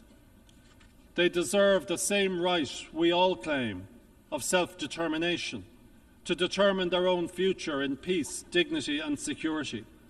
They deserve the unqualified support of each of us in this chamber. We are all agreed that the time for a just, lasting and comprehensive peace in Ukraine is long overdue. Let us act now to advance this noble goal. In doing so, let us recall that if the UN Charter and accountability are not central to our endeavours, each of us is less secure. We know this from history, and we know that any common framework to deliver a just and lasting peace must uphold the United Nations Charter.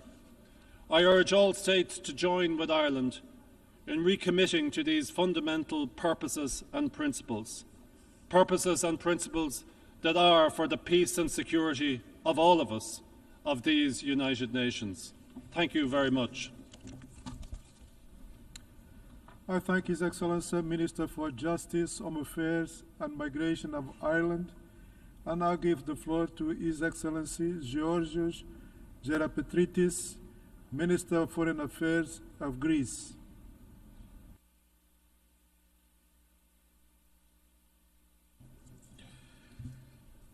Thank you, Mr. President, for convening today's meeting of the General Assembly. President, Excellencies, colleagues, our meeting here today marks the 3rd anniversary of the Russian invasion of Ukraine.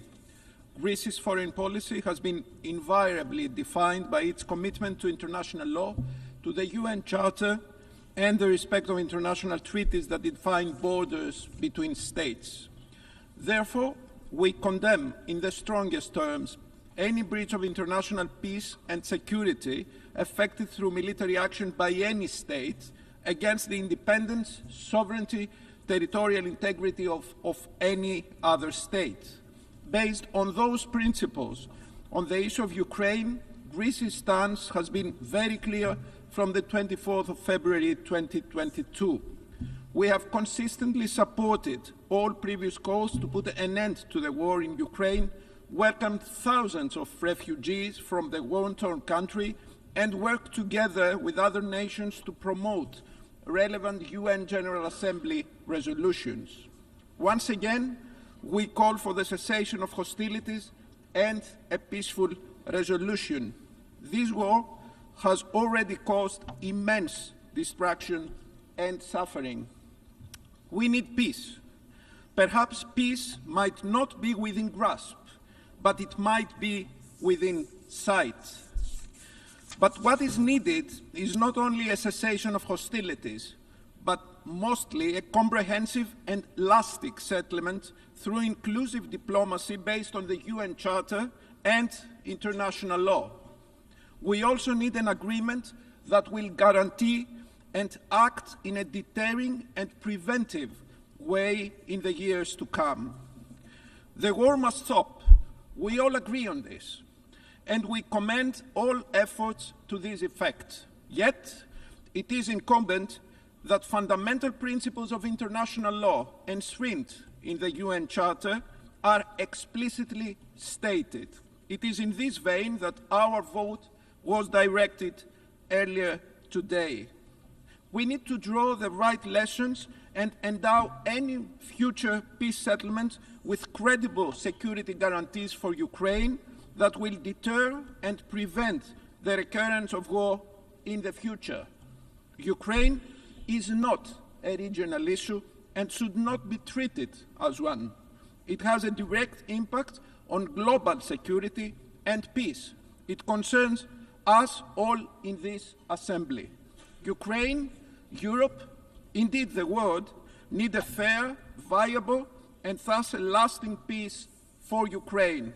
Let us support this goal after 3 disastrous years of war, while at the same time hoping that this could also lead to a model of how to prevent similar calamities in the future. Thank you. I thank His Excellency, Minister for Foreign Affairs of Greece. I now give the floor to His Excellency Radosław Sikorski, Minister of Foreign Affairs of Poland.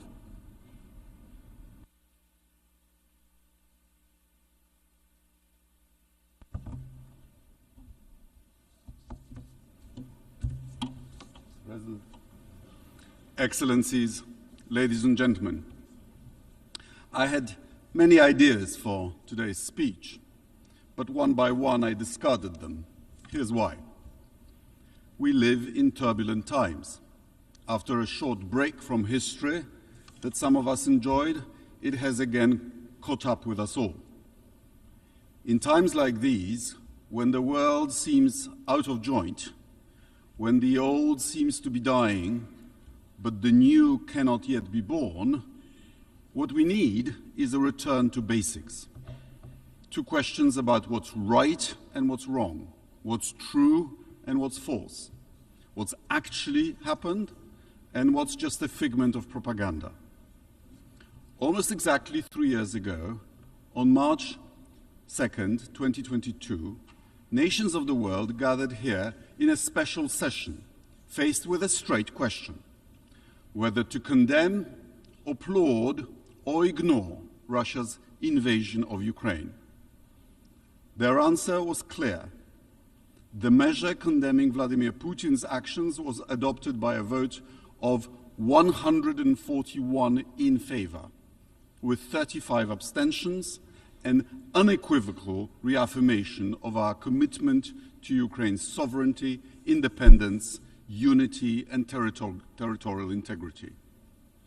Only 5 countries voted against, among them Russia, Belarus, North Korea, and representatives of the now deposed Syrian regime. Quite a company.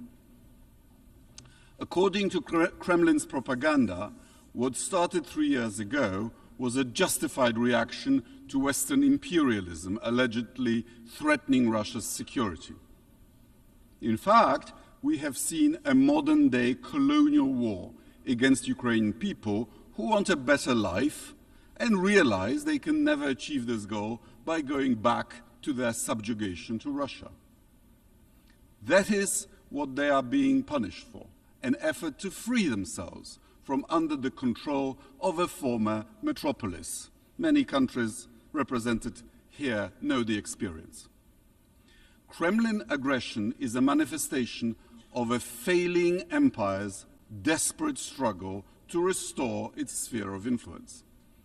We all knew it back then.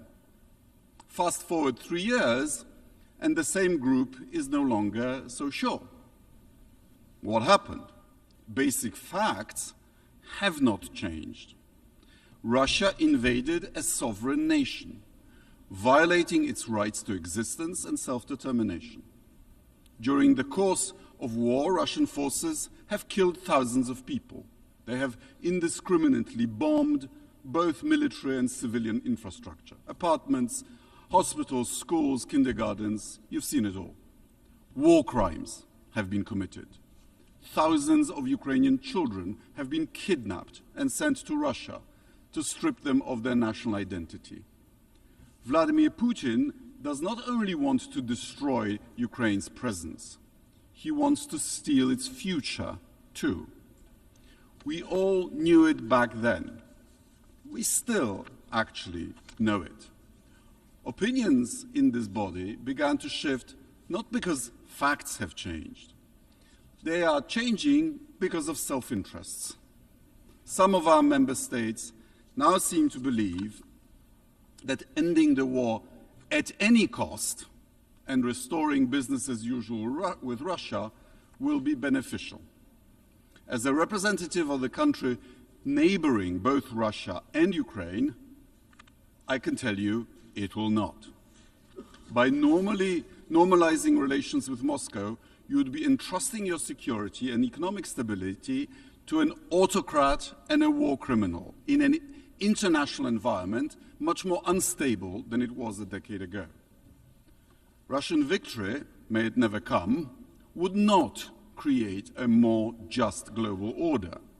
It wouldn't benefit countries dissatisfied with where things stand now. It wouldn't even bring about a more just and prosperous Russia. Suffice to say, there are now more political prisoners in Russia than there were in the 1980s when the Soviet Union invaded Afghanistan. There are many more casualties as well. Repercussions of an appeasement would also not be limited to Russia's immediate neighborhood. Kremlin's green men, well known from Donbass, are already present in African, Latin American, and Asian countries operating under different names. Let Putin win in Ukraine, and their activities will only intensify. Moscow's disruptive actions in Africa echo its actions in Europe, undermining stability, supporting illiberal regimes, discrediting the West. Thousands of mercenaries from the so-called Wagner Group, now charmingly renamed Afrika Korps, are employed by local warlords and rewarded with access to precious metals and mineral mines, stripping Africa yet again of its wealth. If Ukraine is abandoned today, who will be next? Another country in Eastern Europe? Possibly, but possibly a country in the Middle East or an African state targeted to serve as a Russian military base, replacing Syria, where a regime propped by the Kremlin recently collapsed. Ladies and gentlemen, we've just heard another performance by the Russian ambassador consisting of lies, propaganda, and hypocrisy. He referred to Ukraine as a project. Ukraine is not a project. Ukraine is a country with a longer history than Russia. Ukraine is a member of this body for far longer than the Russian Federation. Ukraine has a history, language, and identity and aspirations all of its own, with borders confirmed several times in treaties by the Russian Federation. The mission of this body, from its foundation, has been to decolonize, not to recolonize.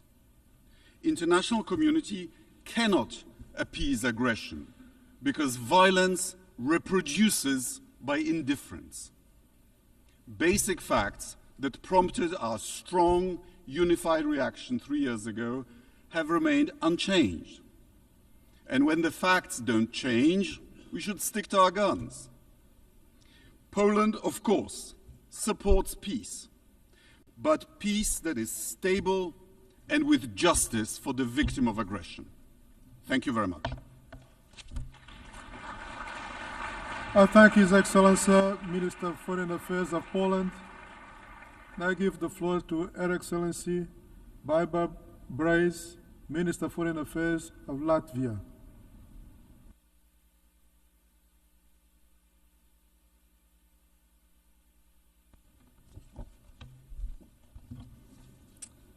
Mr. President,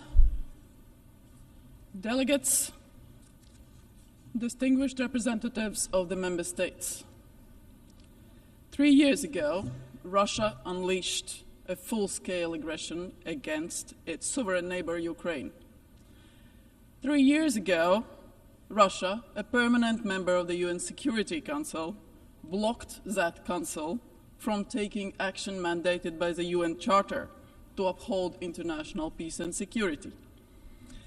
3 years ago, the International Court of Justice ordered Russia to stop its military activities in Ukraine. That did not happen. So, 3 years later, today, Russia, a 140 million nuclear-armed state, has failed to take even a fifth of Ukraine's territory.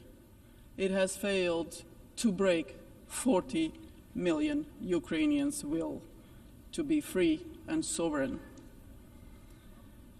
But Russia will have lost 1 million killed and wounded this year while attacking an innocent neighbor.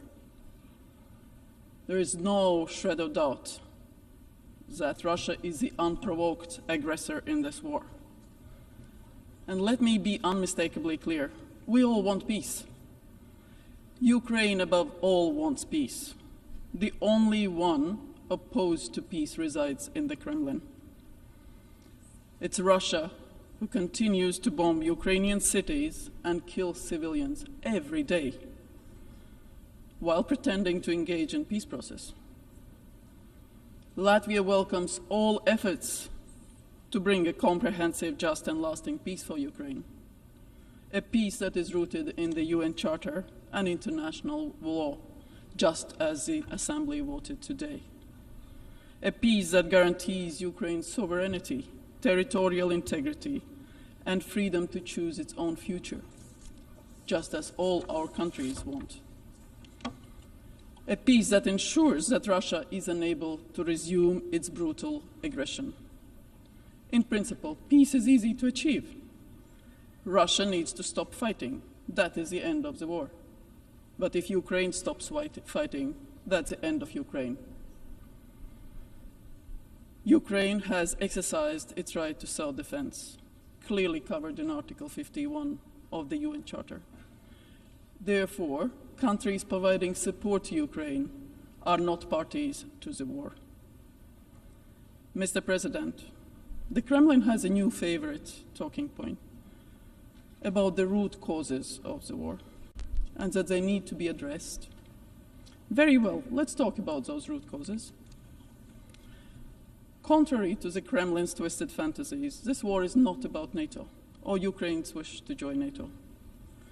NATO is not a party to the war, neither are the member states, nor is the reason for the war. Ukraine's NATO membership was not debated either in 2014, when Russia invaded for the first time, or in 2022, when a full-scale aggression started. So this war is not about Ukraine. It's not about fascism in Ukraine or protecting the rights of Russian speakers. No international human rights organization has recorded anything of that sort. And that's why we have international organizations. The Kremlin's blatant lies have been debunked every single day that Ukraine continues to stand strong and resilient as a democracy.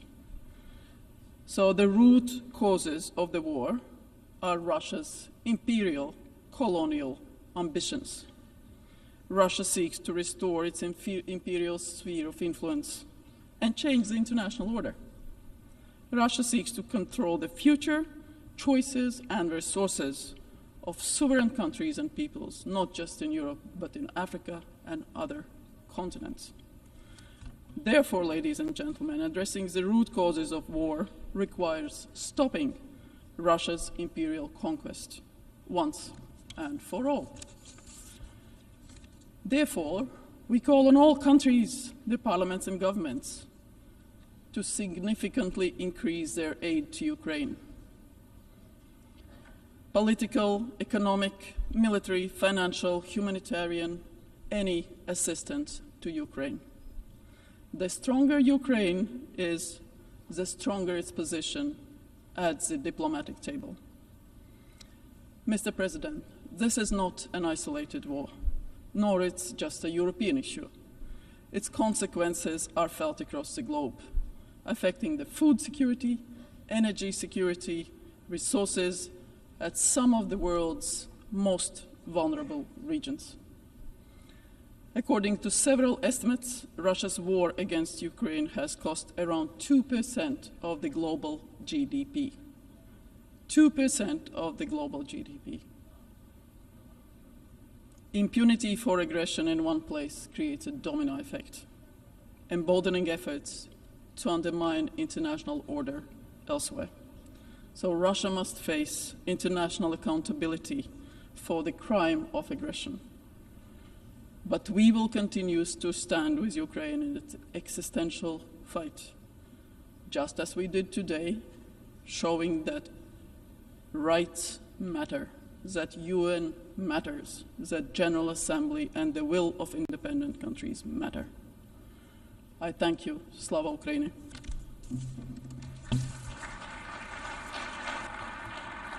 I thank Her Excellency Minister for Foreign Affairs of Latvia. I give now the floor to Her Excellency Gabija Grigaibe Dodžidze, Vice Minister of Foreign Affairs of Lithuania.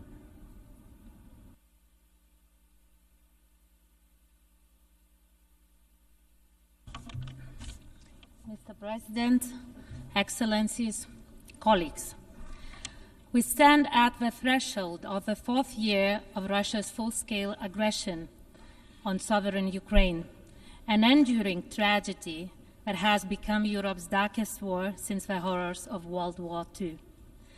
This aggression is a blatant attack on the very foundations of a rule-based international order. It is an attack on our shared values, and at the same time, it is a test to our collective resolve and common understanding of this fundamental moment shaping the future of global peace and security. 3 years later, Ukraine continues to resist heroically. Putin's attempt to military conquest Ukraine has failed. Ukraine has shown the world what true courage and resilience looks like, and its unwavering commitment to defending its sovereignty, independence, and freedom still continues to inspire us all. Today, my message is clear. We cannot give up and must continue to stand for Ukraine. We must continue to support Ukraine as its struggle is inseparable from our shared commitment to peace, security, and the defense of the values enshrined in the UN Charter. UN General Assembly has played a crucial role in defending these fundamental values, together with upholding credibility of international law by condemning this crystal clear act of aggression. And UN General Assembly has defended international law today again. The resolution advancing a comprehensive, just and lasting peace in Ukraine is a decisive step. Lithuania strongly believes that it is in the interest of all member states to support this resolution. It is not only support for Ukraine, it is about defending the principles that guarantee security for all nations. And Lithuania reiterates that any peace proposal or resolution must include strong reference to the fundamental principles of the UN Charter, particularly the sovereignty and territorial integrity of all states, and we strongly supported amendments that were introduced by France to the resolution tabled by the US.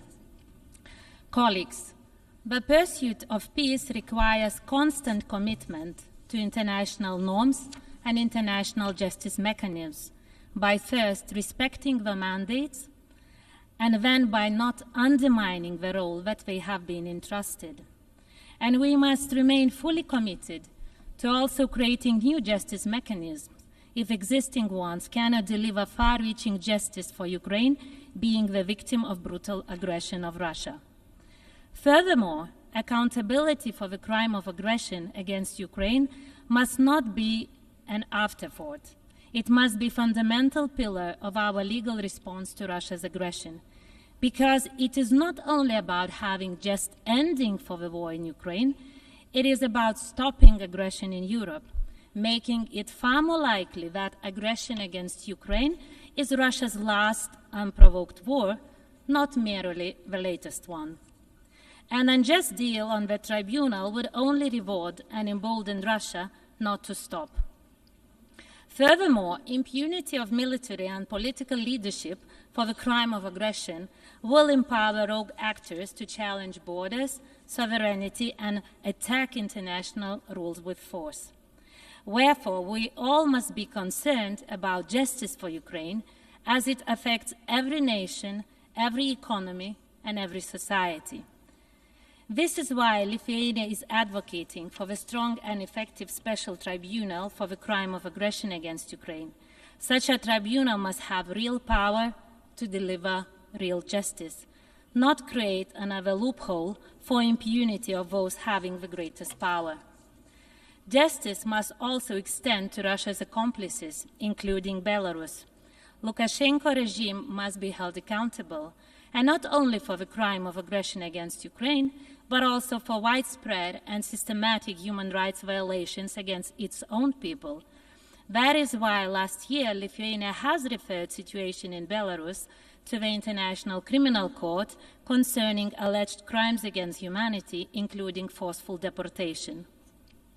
We must also continue to support UN investigations, including the work of special rapporteurs, in identifying war crimes and delivering justice. These mechanisms are under increasing pressure and face threats to their funding, so we must defend them. Strengthening international justice is the only effective way to prevent future atrocities. Justice takes time, but it must be felt by every victim of aggression against Ukraine. And the establishment of the Register of Damage for Ukraine represents a significant international effort and an essential first step towards creating a mechanism to deliver justice and compensation for Ukraine and its people. Visibility of justice and its real impact are important, as well as our all humanitarian efforts towards alleviating suffering of Ukrainians on the ground. We commend the UN for their efforts in supporting Ukraine with humanitarian aid. The UN's role in humanitarian aid and reconstruction remains essential. The devastating impact of the aggression against Ukraine requires ongoing and sustained global efforts. We urge all member states to stay committed. Ukraine's recovery is not just about rebuilding, it is about reaffirming peace, stability, and respect for international law. Colleagues, our support for Ukraine must remain unwavering. We continue to be guided by the same principle: nothing about Ukraine without Ukraine. And so-called peace that forces Ukraine to submit to Russian terms does not guarantee peace. Ukraine must enter any negotiations from a position of strength and justice, because just and lasting peace is only possible if Ukraine is empowered and Russia's ability to wage aggression is crippled. Because weak response today incites aggression tomorrow. Justice, strength, and unity are the only answers to tyranny and lawlessness. But our actions must match our words. Talking about what we cannot do weakens our position. We must focus on what we can do instead. Ukraine must be free to choose its alliances, security arrangements, and finally, its future. Ending the war is possible, but true peace can never be dictated by the aggressor. The path forward lies in the defeat of Russia in Ukraine and Ukraine's victory by restoring its territorial integrity and independence. Just and lasting peace is possible, but only if Ukraine is strengthened and Russia's war machine is dismantled to prevent future aggression. So the choice is clear: future shaped by Ukraine's victory as being strategic victory for all of us, or a world where aggression runs unchecked. So let us make wise choices on which the fate of nations depend today and tomorrow. Thank you, Mr. President. I thank Her Excellency Vice Minister for Foreign Affairs of Lithuania, and I'll give the floor to His Excellency Traian Ristea, Deputy Minister for Foreign Affairs of Romania.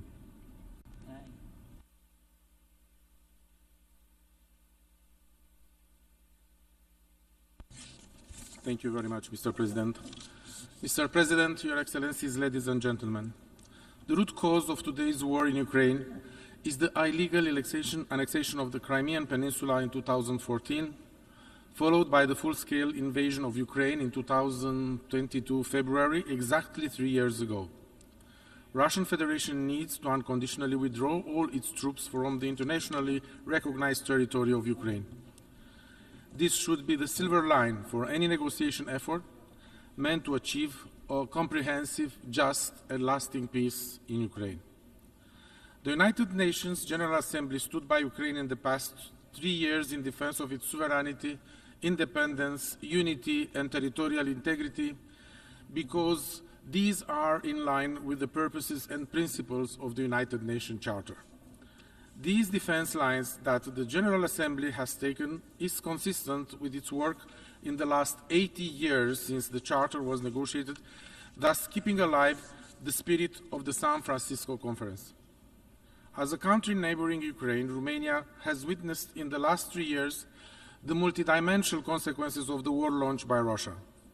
Being a frontline state and benefiting from European solidarity, the government of Romania has employed to the best of its ability a wide range of measures in order to mitigate the consequences for the rest of the region and, if possibly, worldwide. In line with the human rights law, we welcome the civilians seeking shelter and currently take care of almost 250,000 Ukrainians that were granted temporary protection in Romania. We focused our attention to the needs of women and children by employing programs and extending cooperation with most of the United Nations agencies that were on the ground. In line with the international humanitarian law, we have facilitated the export of over 70 million tons of goods, of which 55 million tons of grains, to ensure the continuity of the global supply chain. The focus of our actions has been on ensuring transit of agricultural products so as to mitigate the risk of food insecurity worldwide. The European Solidarity Lanes meant using Romanian roads, railways, river and Black Sea ports to ensure food products can be available for the global market. Even after peace will be achieved, we will continue to lend support to the overarching goal of food insecurity by putting in use the existing infrastructure. In line with international law, we sought to establish a tribunal for holding accountable those responsible of all crimes against and in Ukraine, including the crime of aggression. Ukraine is entitled to the strongest reply in terms of judicial accountability, and Romania is part of the efforts to establish the best possible international tribunal in this regard. It must serve as an example of compliance with the United Nations Charter, as a discouragement of any such future action from any state. Mr. President, Romania will continue to support Ukraine during the process and after reaching out a comprehensive, just and lasting peace, because we are determined to live up to our commitments to respect the United Nations Charter and international law. This is not a peace for Ukraine, but it is a peace for the whole world. Any conversation on the future of Ukraine and of the neighboring region needs to factor in Ukraine and European countries, particularly those that were affected by the invasion. We cannot allow 80 years after the creation of the United Nations Charter for the clock to be set back in time, for the borders to be retraced by force, and for unprovoked wars to start against sovereign states. The principles and values that bind the effective multilateralism with the United Nations at its core cannot be bluntly ignored. Mr. President, the support of international community is necessary for Ukraine because it is for legitimate reasons, and it should be the same in any situation when the purpose and principles of the United Nations Charter are blatantly violated. For these reasons, Romania decided to co-sponsor the Ukrainian resolution adopted today. And I thank you very much, Mr. President. I thank His Excellency, Deputy Minister for Foreign Affairs of Romania. We have heard the last speaker in the debate on item for this meeting. We shall hear the remaining speakers at 3 p.m. today, Monday, 24 February, in this hall. The meeting is adjourned.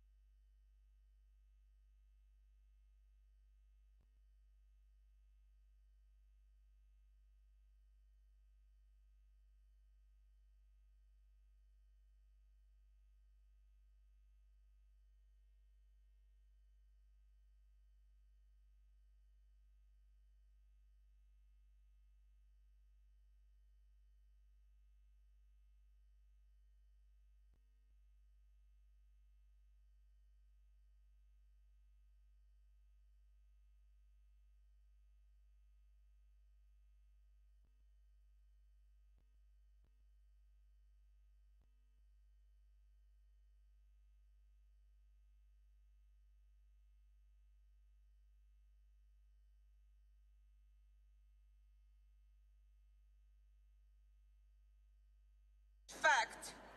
Also, Churchill said another good thing. Nations who lost their battle, they will recover. But when they give up, they will vanish. Вінстон Черчилль також ще сказав одну хорошу річ. Народ, який програє, він відновиться. Але народ, який здався, вони зникають. Тому ми мусимо боротися і стояти, захищати Україну. Дякую.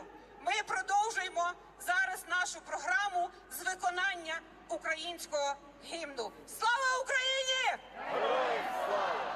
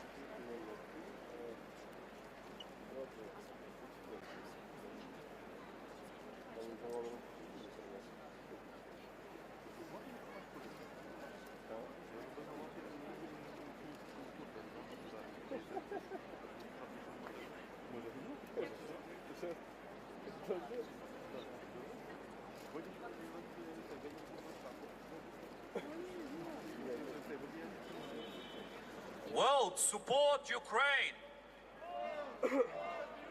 World, support Ukraine! World, support Ukraine! World, support Ukraine! World, support Ukraine! All together, we will win! We will win! All together, we will win! All together, we will win! All together, we will win! All together, we will win! More sanctions on Russia! More sanctions on Russia! More sanctions on Russia! More sanctions on Russia! More sanctions on Russia! More sanctions on Russia! Seize Russian assets! Seize Russian assets! Seize Russian assets! Russia is a terrorist state! Russia is a terrorist state! Russia is a terrorist state! Help Ukraine protect peace! Help Ukraine protect peace! Help Ukraine protect peace! Help Ukraine protect peace! Help Ukraine protect peace! And my friends, let's say thank you to this great country who has always stood side by side with Ukraine. Thank you, Britain! Thank you, Britain!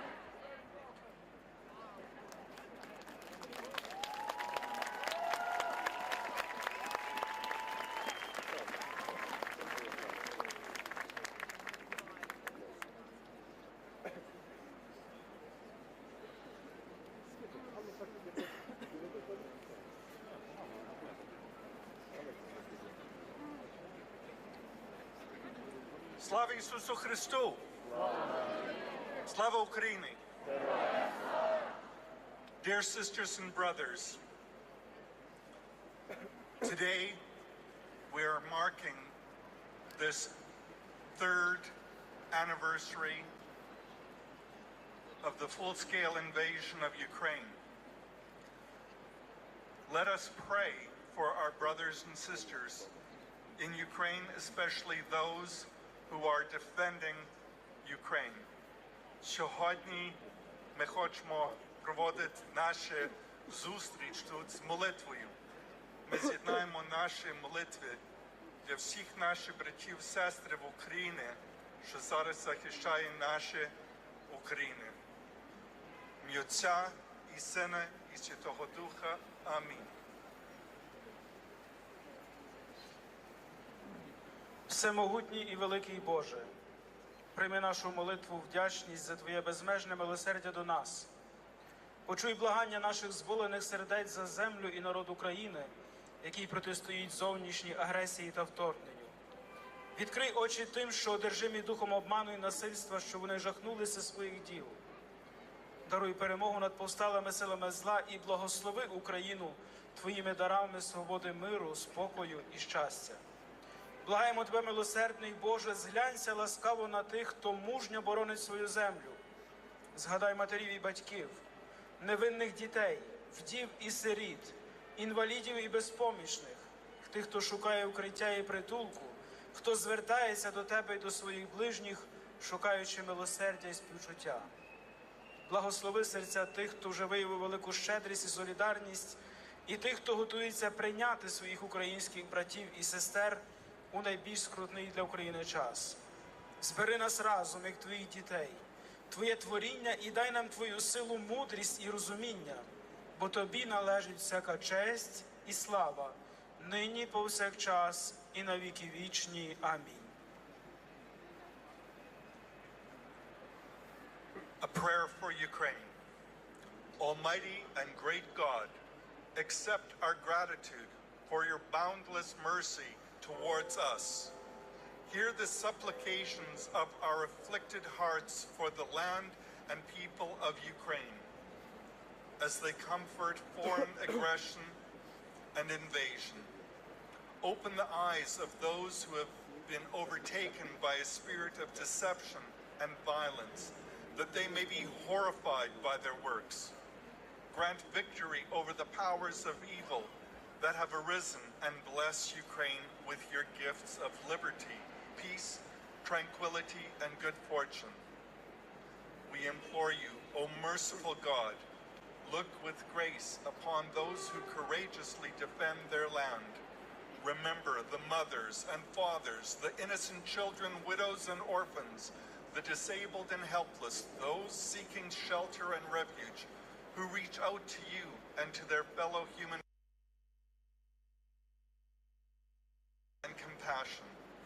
Bless the hearts of those who have already shown great generosity and solidarity, and those who prepare and have received their Ukrainian brothers and sisters in Ukraine's greatest time of need. Bring us together as your children, your creation, and instill in us your strength, wisdom, and understanding. And may you be praised and glorified now and forever and ever unto ages of ages. Amen. Recite the Lord's Prayer. Our Father, who art in heaven, give us this day our daily bread. Forgive us our trespasses, as we forgive those who trespass against us. And lead us not into temptation, but deliver us from evil. For thine is the kingdom, the power, the glory, Father, Son, and Holy Spirit, now and ever, unto age of ages. Amen. And glory to Ukraine. Слава Ісусу Христу, хай Бог благословить всіх вас, і Отця, і Сина, і Святого Духа. Амінь.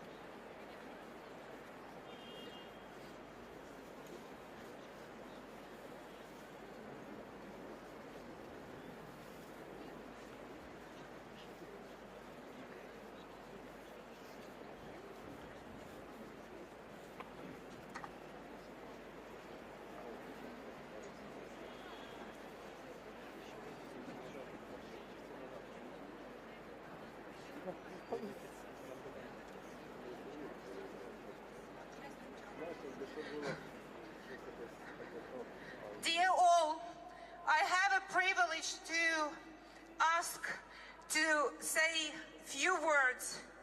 His Excellency, Ambassador of Ukraine to the United Kingdom, our Iron General Valery Zaluzhny.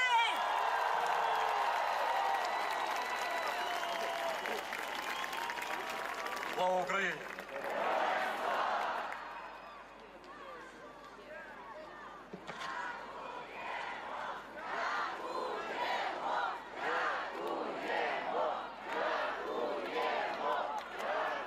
Дуже усім дякую.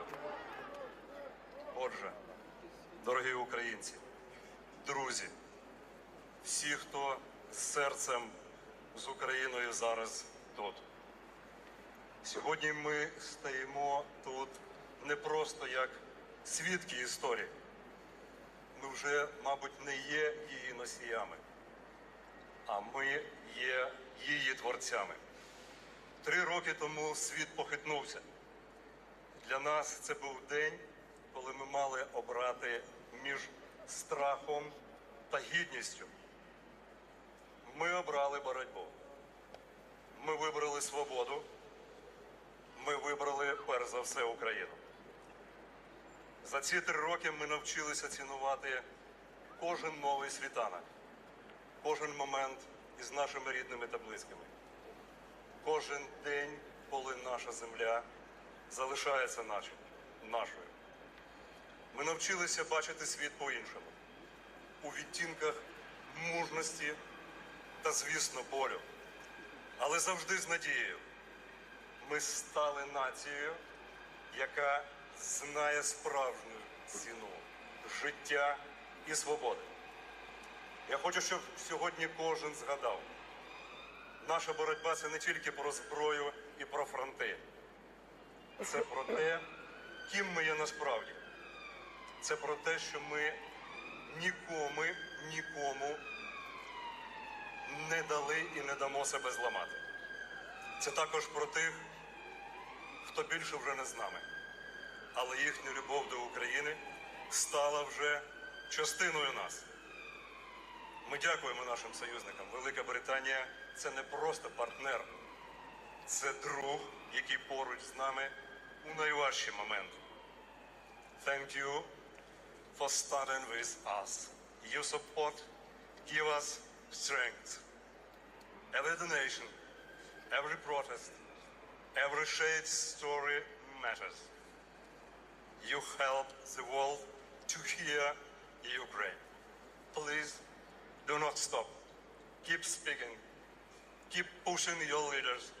Keep supporting us. Together we will win. А найбільша подяка – це вам, українці. Тим, хто не втомився перш за все вірити, хто не припинив боротися, хто не дозволив темряві поглинути світло. Попереду ще буде багатське випробування. Іноді буде темно, іноді буде страшно, але вже точно ніколи не буде соромно. Пам'ятайте, найдовша ніч завжди перед світанком. І наш світанок уже близько. Ми повернемо все, що належить нам. Ми повернемо Україну собі, а світові правду. Сьогодні ми не просто згадуємо. Ми стверджуємо, Україна буде. Тому що Україна – це ми. Слава Україні! Героям слава! Слава Україні! Героям слава! Слава Україні! Героям слава! Слава Збройним силам України! Слава! Слава! Дякую! Разом переможемо!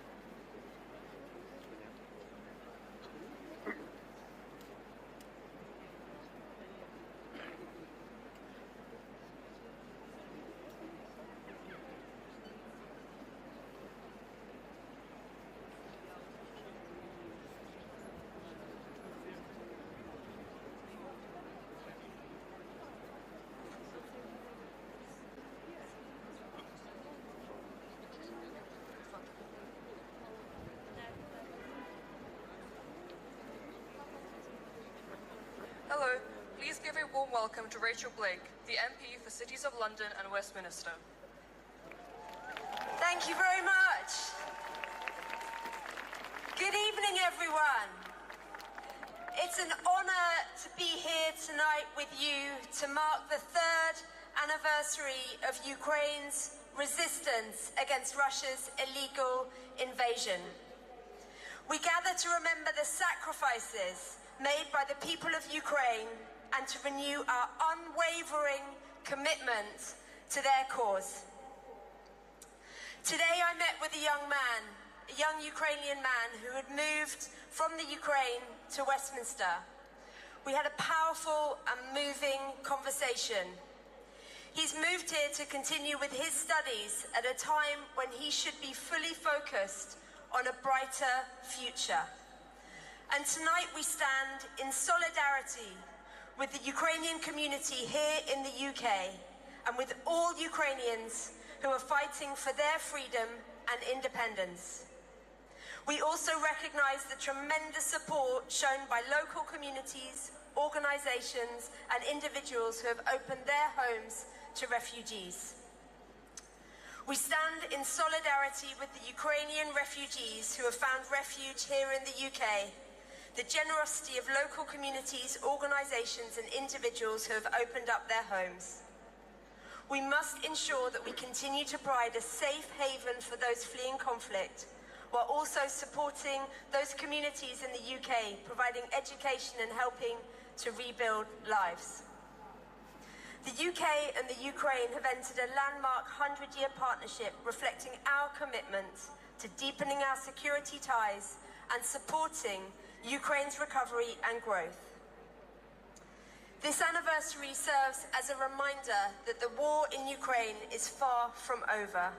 The Ukrainian people will continue to fight with extraordinary courage and resilience.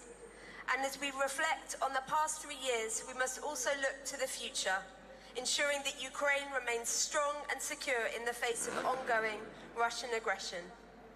The UK will continue to provide crucial military and humanitarian support, including £100 million in aid for hospitals and medical care to burn victims. Your resilience is our inspiration, and we will never back down in the fight for peace, democracy and justice. Slava Ukraini! Thank you very much. Thank you. Now, I'd like to please give a round of applause for MP for Kensington and Bayswater, Joe Powell. Good evening, everybody. I have the honour of representing the West London constituency of Kensington and Bayswater, the home of the Ukrainian Social Club, the Ukrainian Embassy, the fantastic St Mary's Saturday School that we heard perform just now. We are incredibly proud of our Ukrainian community. So tonight, we stand in solidarity with Ukrainians across the UK, but also with those fighting right now on the front line for freedom and democracy, not just for Ukraine, but for Europe as a whole.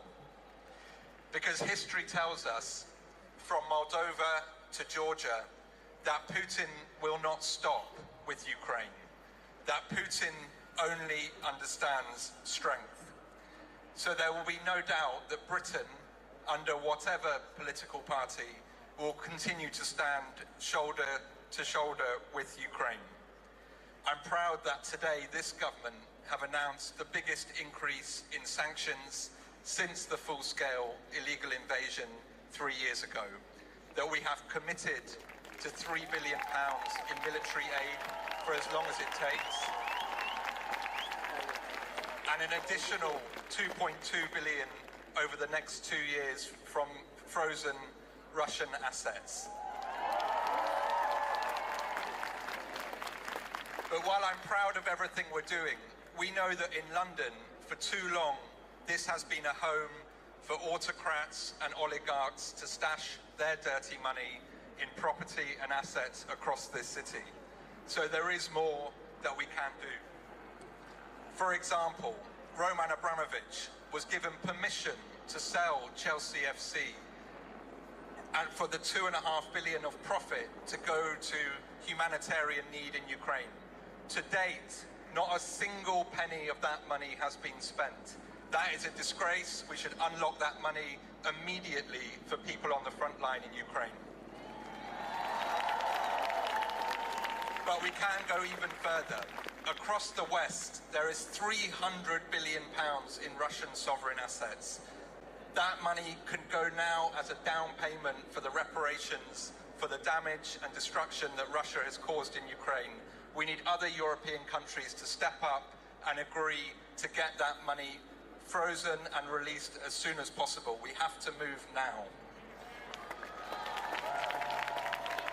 So let me be clear in closing. This Prime Minister Keir Starmer and this government stand fully shoulder to shoulder with the Ukrainian people and with President Zelenskyy. We know who the dictator is in this war. The dictator is the person that has ruthlessly controlled Russia for the past 25 years. It is not President Zelenskyy. And there can be no peace deal without Ukrainians at the table.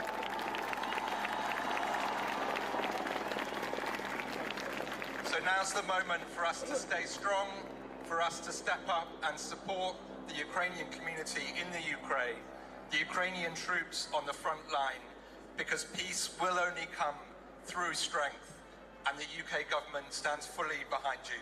Slava Ukraini!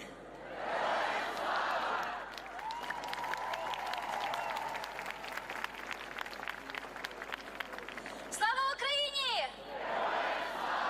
Please welcome to the stage MP for Rayleigh and Wickford, Shadow Minister of Defence, Mark Francois. Give a round of applause, please. Good evening, Trafalgar Square. It is a great privilege for me to speak at this rally this evening. I am the Conservative MP for Rayleigh and Wickford. I am the Shadow Armed Forces Minister for the Conservative Party. But more importantly than all of that, I am the son of a D-Day veteran.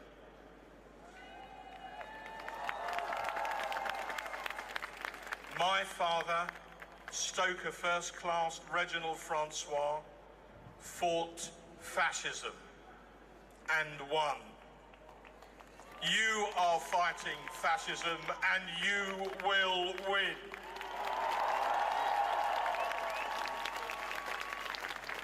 I have a message for you this evening from my party leader, Kemi Badenoch. All the parties in Parliament are united in your support. This is not a contest between us and Labour. We are with you, but this is what my party leader said today.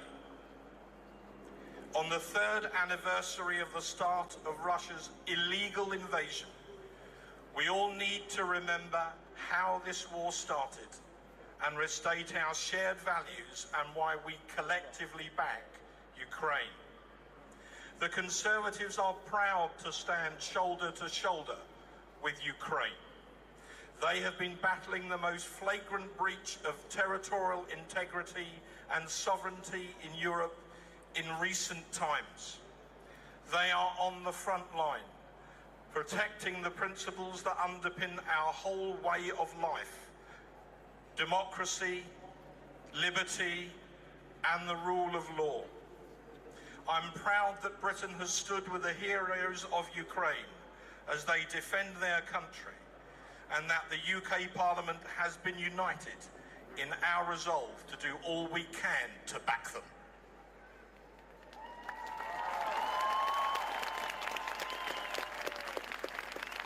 I have 4 brief things to add. Firstly, from the day of the Russian invasion in 2022, and remember that was the second Russian invasion, the first was in 2014. And after the first one, we in Britain began training Ukrainian soldiers because you knew what was coming.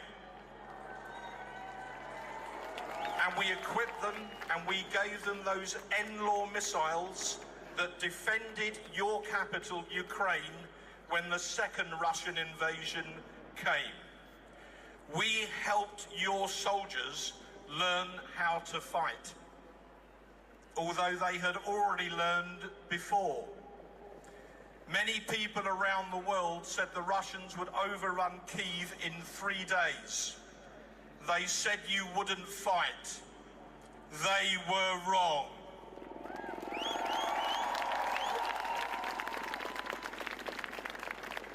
And with so much happening internationally, we perhaps should remind President Trump of one small fact.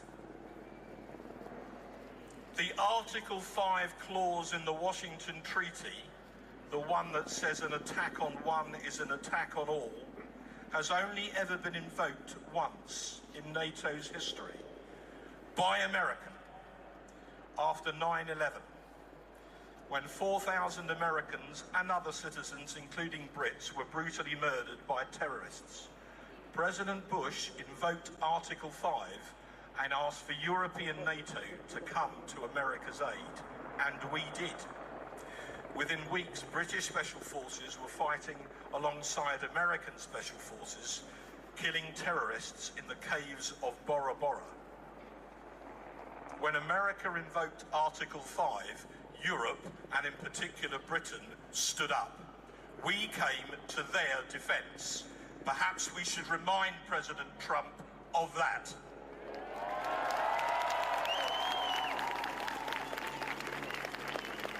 A last thing. President Zelenskyy is not a dictator.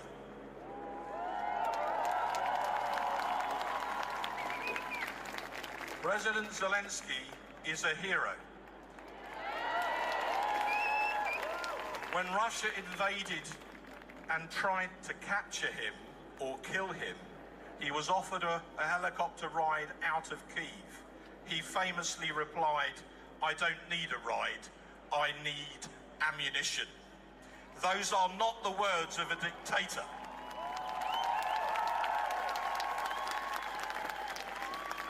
The dictator, Putin, is the man that ordered the invasion. He must be defeated.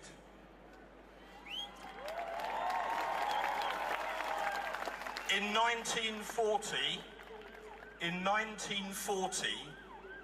we in Britain stood alone. They wrote us off too. They said we wouldn't fight. And we did. And we won.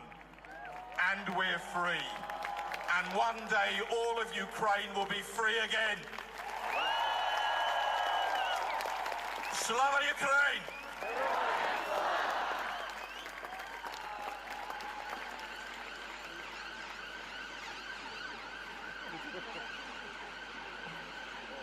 We're just waiting for the next speaker, so just talk among yourselves for a minute.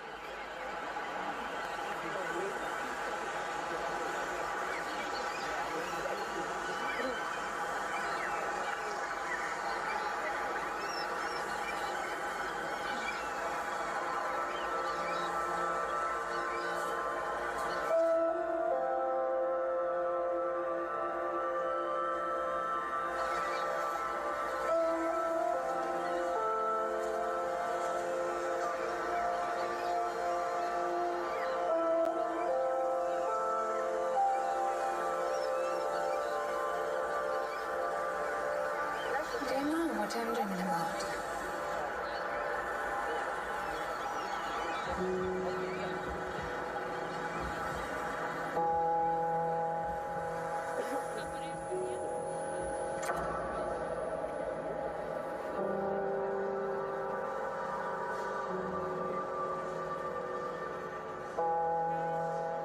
February 23rd was the usual day. I woke up, my morning started with a devotional practice, I made breakfast and went to work.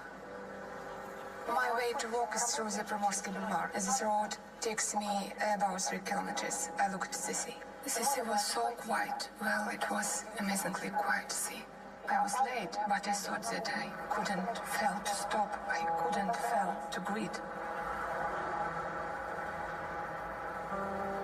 It was a foggy day, but the sea was so quiet, and I made an Insta story. She showed me a clip, which I think is gone now. She set it to music, and it was with the Azov-style steel plant in the background, and it was along the beach at Mariupol. And there's her just walking with waves lapping against the sand, and her feet. And the date on it was February the 23rd. It was unbelievable what was about to happen. Мною принято решение о проведении специальной военной операции. We never know about our neighbors until something bad happens.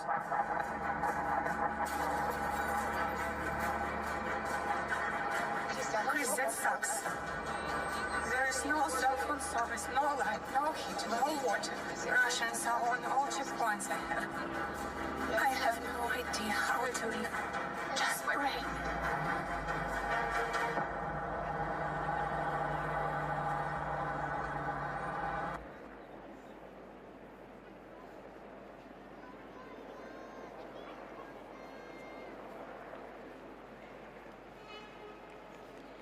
Добрий вечір, друзі! Слава Україні! I have the pleasure now of welcoming James McCleary, MP for Lewis, Liberal Democrat spokesperson for Europe. Please join me in welcoming him right now.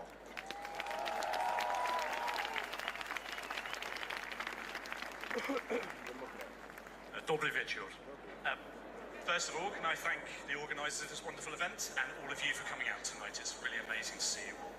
Yesterday afternoon, I attended a gathering in my constituency to commemorate the 3rd anniversary of the Russian invasion of Ukraine. We heard accounts of the journeys of Ukrainians who had travelled to the UK and made their home in our community of Sussex. This group of women have formed a volunteer group called the Ukrainian Hearts, which supports other local Ukrainians, promotes Ukrainian culture, and provides support directly to the people of Ukraine. We saw pictures of children in hospital in Ukraine, opening Christmas presents sent direct from Sussex. An incredible group of people doing incredible things and showing the spirit and resilience that has typified the heroic Ukrainian resistance to Russia's onslaught these past 3 years. We must, though, remember why those children are in hospital. They are victims of the illegal Russian assault on civilian targets across Ukraine.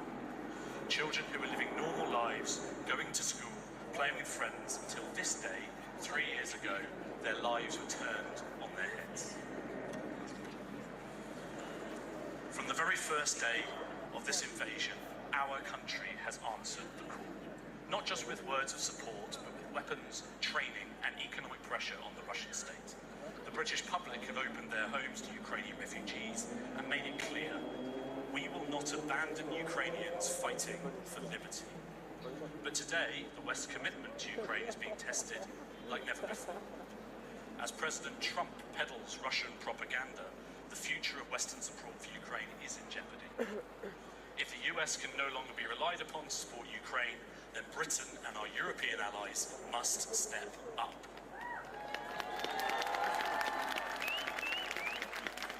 That leadership cannot come from empty words, it must come from action. It means ensuring that Ukraine has what it needs, not just to survive this war, but to win it.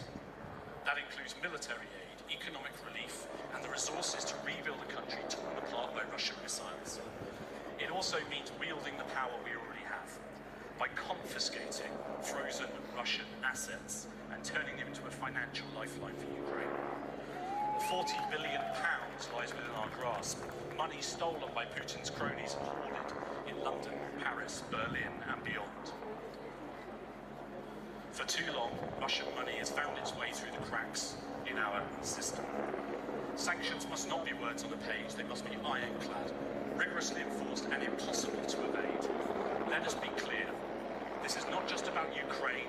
Britain must follow the US and the European Parliament and impose sanctions on Bidzina Ivanishvili, the oligarch undermining Georgian democracy in the service of Putin's interests.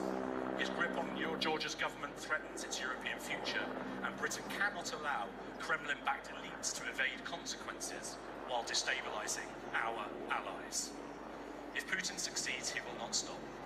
His imperial ambitions will continue to grow, and other tyrants will take note. This is about protecting the liberal rules-based international order, standing up for a world where freedom prevails over force.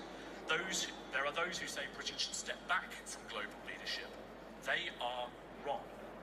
History will judge us not for the choices we make in this moment. We can choose appeasement or we can choose resolve. We can choose to let Putin tighten his grip on Europe, or we can choose to fight back. Russia is conducting hybrid warfare across the former Soviet sphere of influence, in Georgia, in Belarus, in Moldova and elsewhere. And inside Russia itself, where opposition voices are brutally silenced. Last week was the first anniversary of the death of Alexei Navalny, who so bravely defied Putin and paid the price with his life. We must fight back and win in Ukraine to win the bigger fight. Arm Ukraine with the tools to resist, cripple Russia's economy, make clear beyond doubt that Britain stands unshaken in its commitment to Ukrainian victory. Not just for your sake, but for all of ours. Because this is a fight for freedom. This is a fight for justice. A fight that Britain cannot and will not walk away from. Slava Ukraini.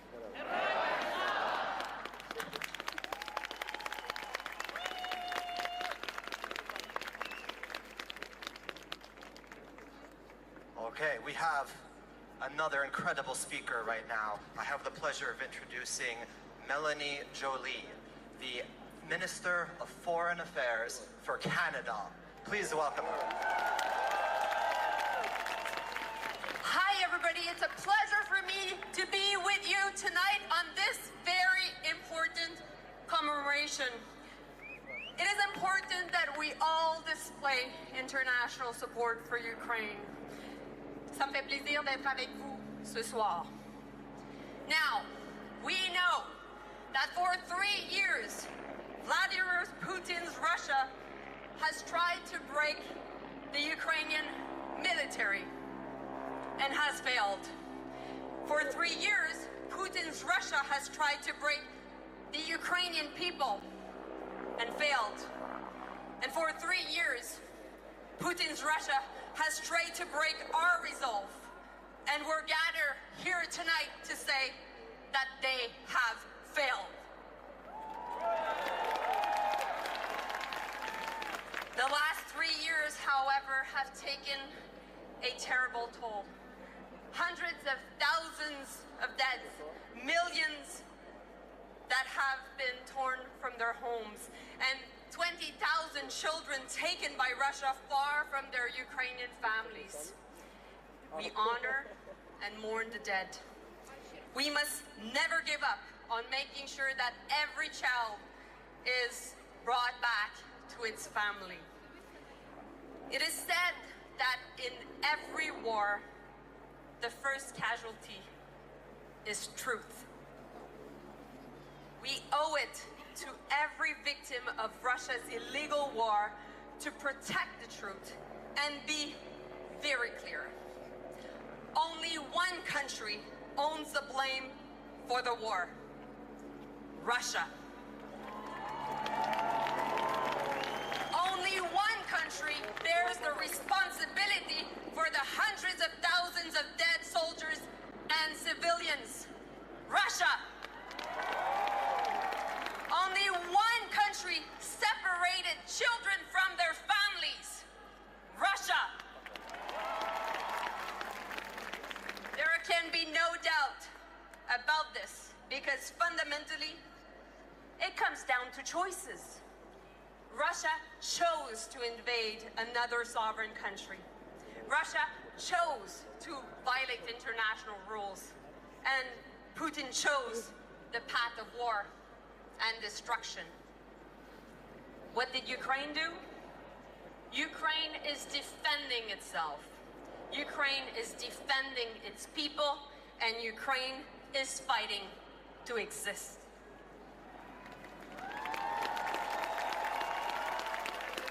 And when it comes to Ukraine, of course, these aren't actually choices. These are duties, duties to its own people. The international community also has choices. Will we ignore the lessons of the world wars? Will we turn our back on our international principles that have kept us safe since the Second World War? Will we allow tyranny to once again use force to push across Europe?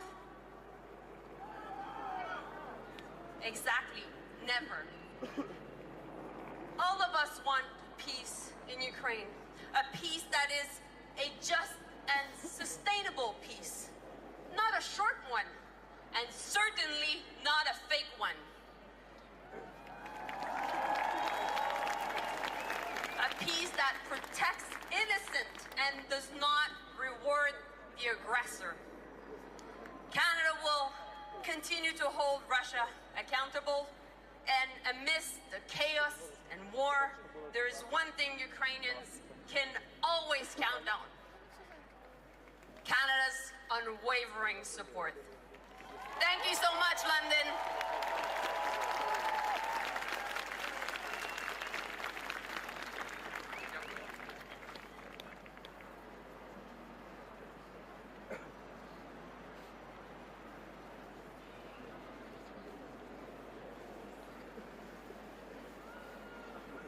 Hello, everyone.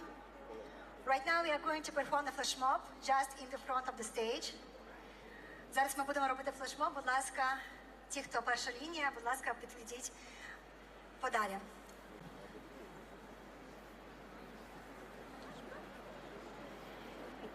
My name is Kate, and I'm Ukrainian. And today I have a questions for you to think about. Why does Ukraine stay strong for so long time? As usually I spend half of the year in Ukraine, I have been persistently looking for the answer. Talking to my friends at frontline, chatting with volunteers, and even asking my mom. And I think I found a clue. We believe. We believe that things can get better, that they will get better. But our belief is not about the blind optimism. Our belief is about seeing the opportunity and pull all your efforts to achieve it. There is no strength greater than people defend their home. When people defend the one they love, because they believe they are doing the right thing. And that is the right thing to do. That's why Ukrainians' resistance is so strong. Our army has all skills is needed. Strong motivation, huge belief, and what is more, it has unique, hard-learned experience. The only thing we need to win right now is all you to believe it. Let me explain. Remember the action when you truly believed in something. Remember? And then you achieve it. Well done. But now revising your memory, the action where you couldn't succeed. And now ask yourself seriously a question. Did you truly believe in it? Action without belief is like giving weapons to Ukraine, but not enough to win. Don't get me wrong. We are deeply grateful for arming Ukraine. But with spreading the help, our resistance won't last forever. We are strong, but we are not immortal. The key to secure the peace in the world is only our victory. And together, we can win. All you need to do is believe. If you can do it, if each of you can truly do that, can't nobody rip Ukraine apart.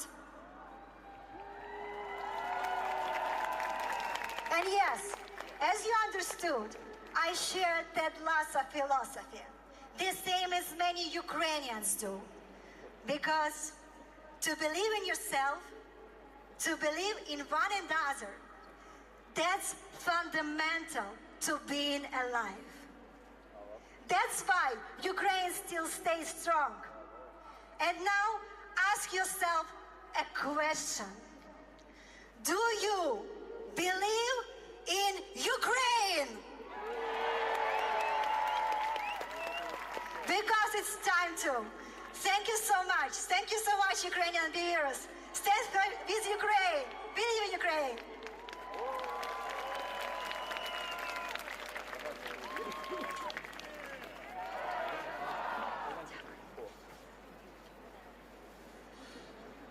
Okay, next I have the honor of introducing a friend, the founder of Outsiders, executive producer of Safe Ultrasound, activist for Ukraine, Stephen Lacey. Please give him a hand. Slava Ukraine! Slava Ukraine! I'm here, and I was brought up to believe that true friendship is not being there for the good times, but standing all the time when people are in trouble and in darkness. And I stand with my friend Ukraine. But I'm not alone. Millions of Britons stand with Ukraine. And they are not alone because every decent person of this world who believes in democracy, freedom, rule of law and dignity stands with Ukraine. And we stand against the plague that has engulfed Russia. The plague, the big plague, the plague of Russian imperialism, attempted colonialism, fascism and terrorism. We stand and we will protect Ukraine because with your courage and your passion to defend our freedom. But sadly, the germ has got to be a little stronger, and it's come from people with so-called power in the West. So let's speak truth. Let's speak truth to power. Truth to power, and let's say it as it is.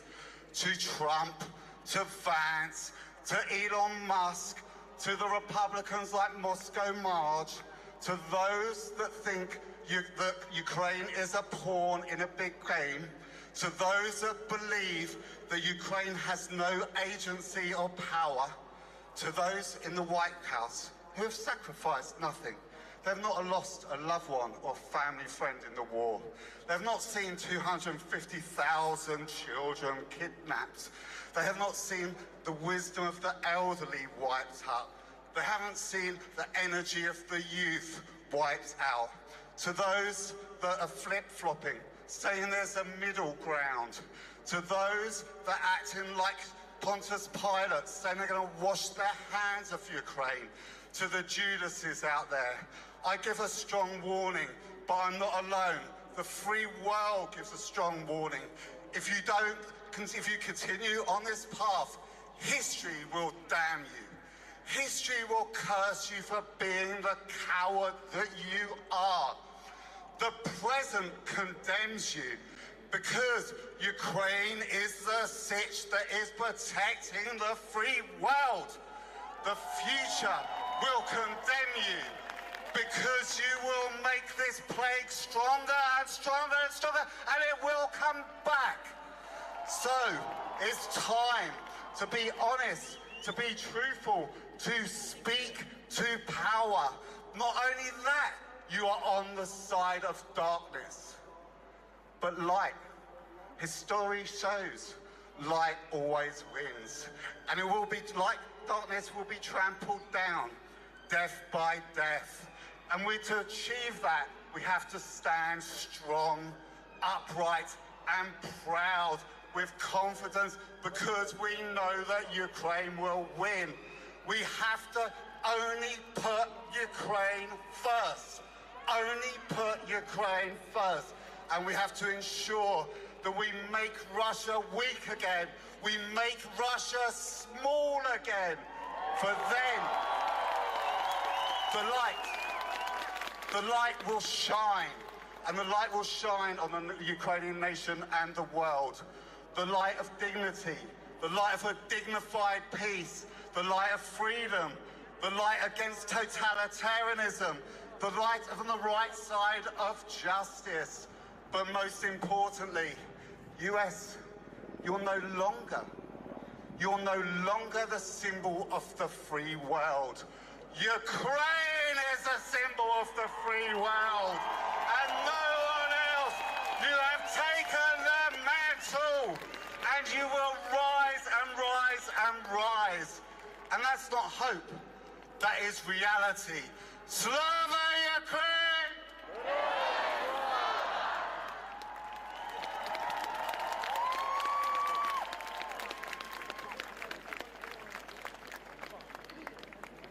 Thank you, Steve. Very powerful speech. Slava Ukraini! My friends, I'd like to remind you all that our community does rallies at 10 Downing Street on Wednesdays at 6 and on Sundays at 3 o'clock. Please come and show your support. We can all support Ukraine in our own way. Now, I'd like to invite to the stage a man who needs no introduction. Leader of the Ukrainian band Antitila. Spokesperson For the Youth Council under the President of Ukraine, volunteer fighter Taras Topolia. I'm truly honored to speak in the heart of London, in a square named after the glorious victory of the British fleet over a numerically superior opponent, which occurred nearly 120 years ago. It is the same square where almost 80 years ago, on May 8th, 1945, Prime Minister Churchill announced victory over Nazi Germany. First and foremost, I would like to express my gratitude to the people of the United Kingdom for their unwavering military and humanitarian support for Ukraine. My generation is thankful for this, and I will always remember the hand of assistance that Britain extended not only during the full-scale invasion, but earlier when Russia annexed Crimea and began the war in Donbass.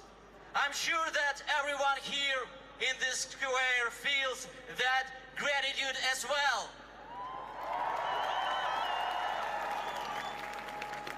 Today we are living through one of the most dramatic moments in modern history.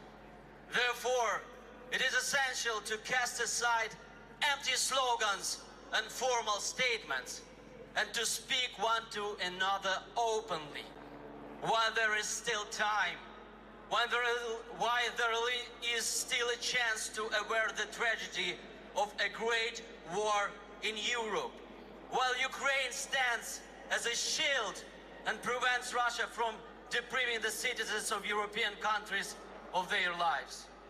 The crucial word here is while. Today, in the third year of the war, it has become abundantly clear that while Ukraine has been heroically battling against the common enemy, assistance from our allies has been insufficient and arrived too late. I would even say too late, too late. This is the central theme of Fifth Symphony by the brilliant composer Ludwig van Beethoven, also known as Fate Knocking at the Door. In this masterpiece, the struggle between frivolity and carefree existence and the relentless, invertible fate is conveyed through two musical lines, dramatically piercing through the facade of seemingly easy life.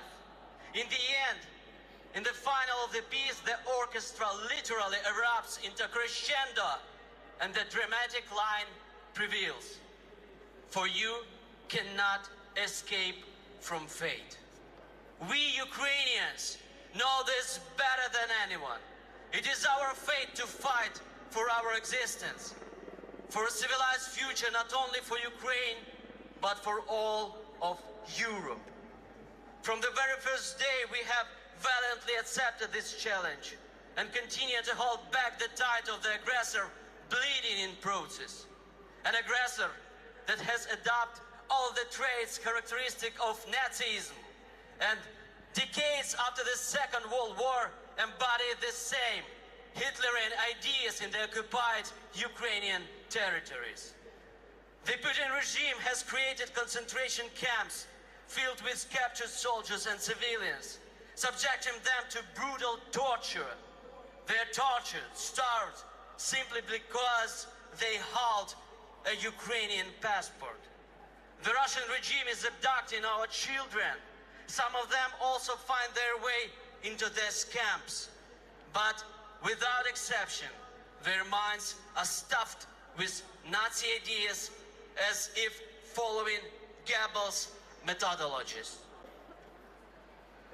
We believe that Europe will respond appropriately to such challenges, and that the tears of Christopher Hesgan at the closing of the Munich conference will not signify the collapse of the transatlantic European security architecture, but will encourage a deeper understanding and empathy for the tears and pain of Ukrainians, and support us in our fight for the future not only for Ukraine, but of all democratic Europe.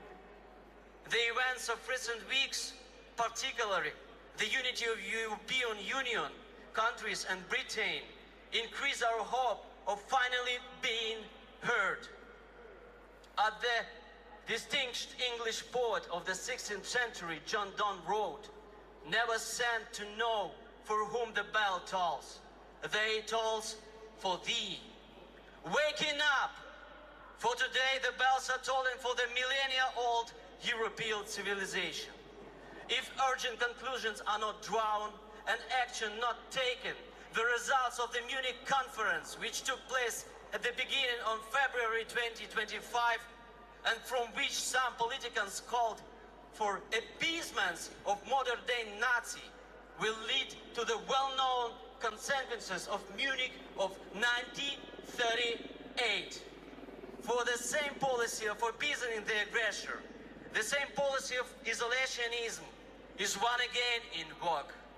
Unfortunately, the historical scenario is repeating itself with devilish accuracy. Therefore, we need to refresh our memory.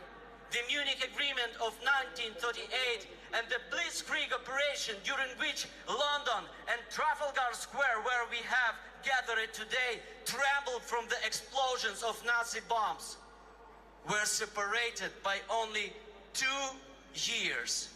The countdown has begun. The bubble of calm, affluent, stable, and somewhat carefree existence in Europe has already burst. Its atmosphere and microclimate are dissipating at the speed with which Russian interests are advancing in Ukraine and the world. The illusions are over, and Europe must immediately begin to build a dam of fire and steel, relying on its own strength, as well as the vast military experience of Ukraine. The recipe is obvious and simple, and it's not for me, an artist and military volunteer from Ukraine, to explain it. However, on behalf of the Ukrainian people, I would like to reiterate its key components. The development of a cohesive European strategy to counter the Russian threat. The enhancement of own military capabilities, particularly in arms production, as well as conducting military exercise of united forces and without delay. A significant increase and acceleration of military and financial support for Ukraine, not as charity for a country on the margins of Europe, but as a direct investment in its own peaceful and successful future, which is impossible without Ukraine victory. After all, the war with Russia is not merely local, but of a civilizational and ideological nature. Europeans must do this, for as Churchill said in June 1940. But if we fail, then the whole world, including the United States, including all that we have known and cared for, will sink into the abyss of a new dark age, made more sinister and perhaps more protracted by the lights of perverted science. Let us therefore brace ourselves to our duties, and so bear ourselves that man will still say, this was their fine hours. Thank you. Perhaps my speech is painful for some, yet I proclaim it here in Great Britain with the confidence that the British people are the leadership of this country, are not under the sweet illusion that negotiations with aggressor will lead to lasting peace.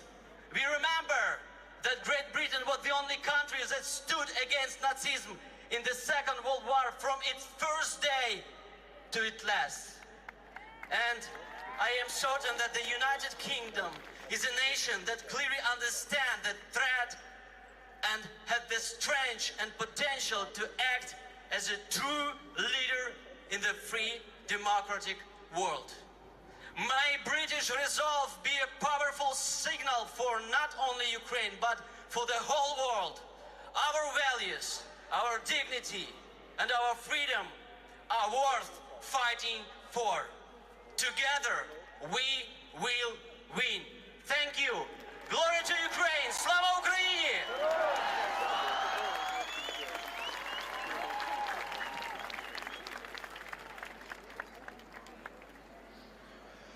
My friends, now we're going to watch a video by Paul Grot, the president of the Ukrainian World Congress.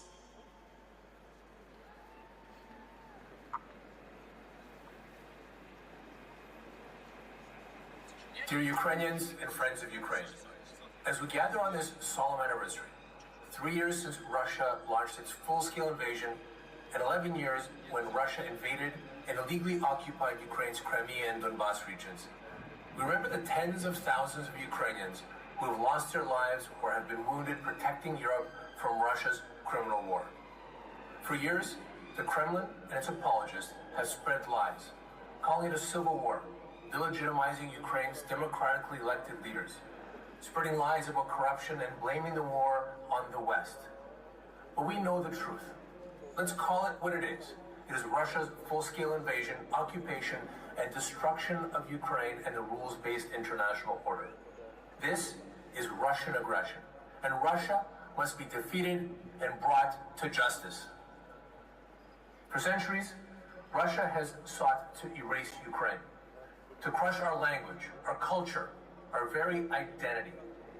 Today, they continue this brutal campaign under the ideology of Russism, Russian imperialism and chauvinism combined. But they have failed.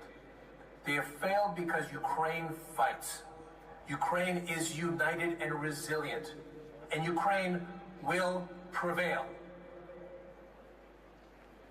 We must be absolutely clear. Russia will not stop unless it is defeated. There is no peace without victory. Ukraine must restore its internationally recognized borders. This is our right enshrined in the United Nations Charter. No tyrant can be allowed to redraw borders by force. No ally should pressure Ukraine to surrender.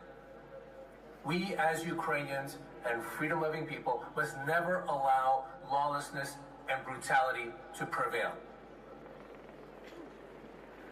Putin will never stop. His goal is not just Ukrainian land. He wants to erase Ukrainians as a nation. His so-called demilitarization is about making us defenseless. His so-called denazification is a mask for genocide. And let's be clear, his ambitions do not stop at Ukraine's borders.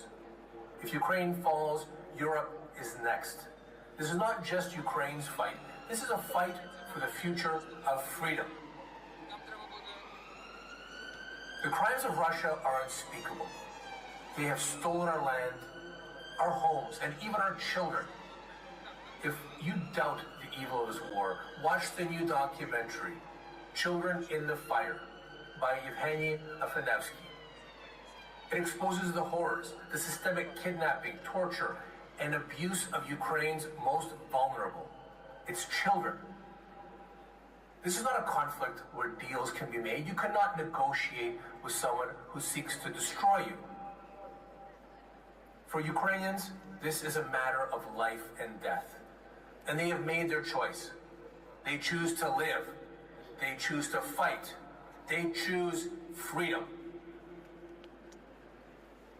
We as the Ukrainian World Congress, and as the global Ukrainian community and friends of Ukraine around the world, will do whatever it takes to ensure victory. We must recognize a harsh reality. Peace comes only through strength. That is why we must continue to provide Ukraine with the military, economic, and political support necessary to win. Yet today we face a troubling moment. For the first time since Russia's full-scale invasion, the United States has begun to waver. This week, the U.S. refused to co-sponsor a United Nations resolution condemning Russia's war. This is unacceptable. Now more than ever, the world must stand united. Ukraine's fight is the world's fight. Today, Ukraine stands as a real and stable democracy, with President Zelenskyy holding an approval rating of over 55%, and every major opposition party agreeing to postpone elections until after Ukraine's victory. But what about Russia? Putin has ruled for 25 years by jailing and murdering his opponents. He's not a leader, he's a dictator. Putin is the illegitimate president of Russia. The only option for peace in Ukraine and Europe is to defeat Putin. Despite everything Ukraine has endured, for 3 years, our heroes in the front lines have defied one of the world's largest armies. Their strength is bolstered by the unwavering support of our partners, governments, organizations, and countless volunteers who give everything for Ukraine. To them we say, we are eternally grateful. Дякую. And let us never forget the true heroes of this war, the brave defenders of Ukraine, the armed forces of Ukraine, ЗСУ, the men and women who risk their lives every day to defend their homeland, their families, and the future of Ukraine. We honor you. We thank you. You are the shield of Europe, and you will prevail. But our work is not done. We must double our efforts. We must secure Ukraine's victory. We must ensure a just and lasting peace, not just for Ukraine, but for all who cherish freedom and democracy around the world. Together, we will prevail. Together, we will win. Slava Ukraini! ЗСУ!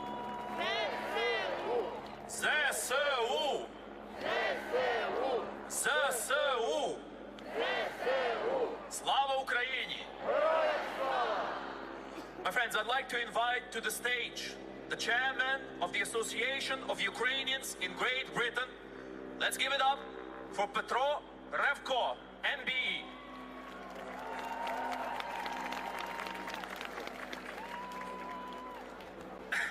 We've heard a lot tonight, and the message is positive.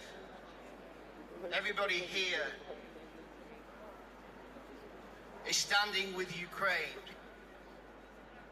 Whatever happens, we will continue to stand with Ukraine until peace and victory is achieved.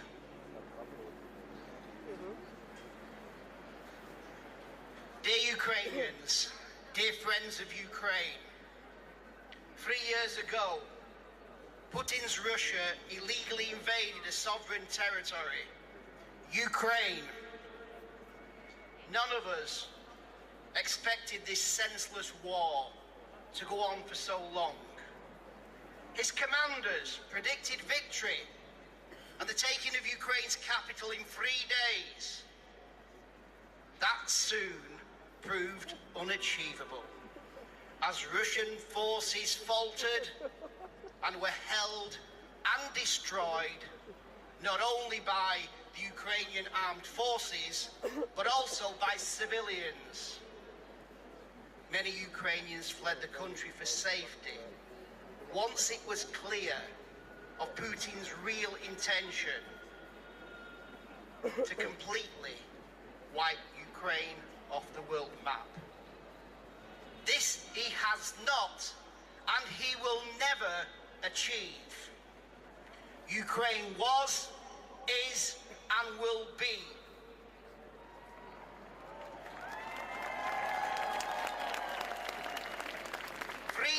on, and Ukraine is still defiant and standing firm to the frustration of its aggressor. At this 3rd anniversary, sadly we find ourselves once more in the breach, with the new President of America stating he can end the war and bring peace. But how and at what cost to Ukraine? There is no peace without Ukraine at the table.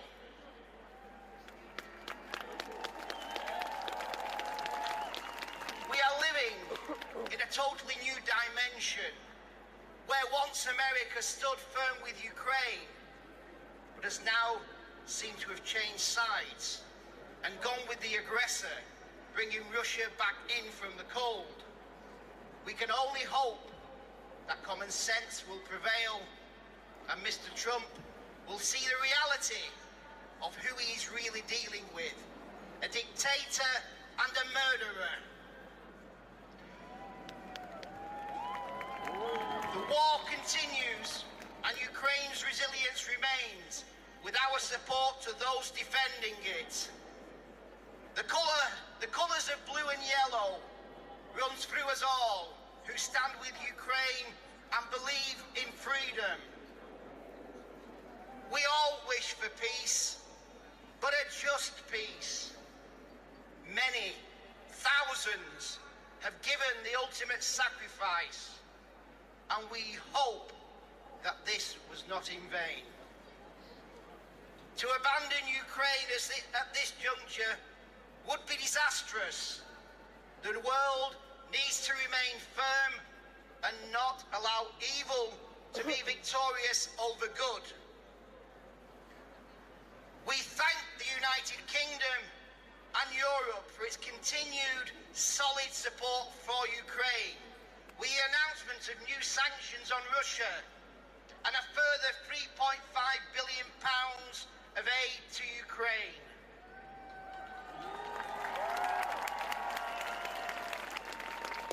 We must remain positive until we achieve peace and victory. Slava Ukraini!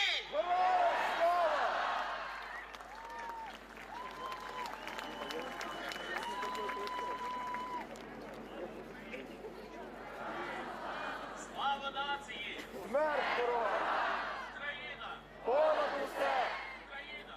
Понад усе! Україна! Понад усе! Героям України тричі! Слава! Слава! Слава! Ворогам України тричі! Слава! My friends, when a wild creature tastes human flesh, it must be put down. To let it out the cage and try to domesticate it is worse than stupid. It's suicide.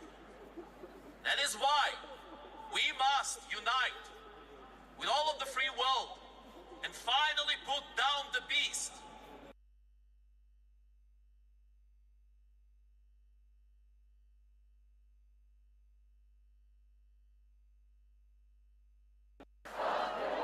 Stop Russia, stop the war! Now, my friends, I'd like to invite to the stage the leader of the band Mandre, a volunteer, Serhiy Fomenko.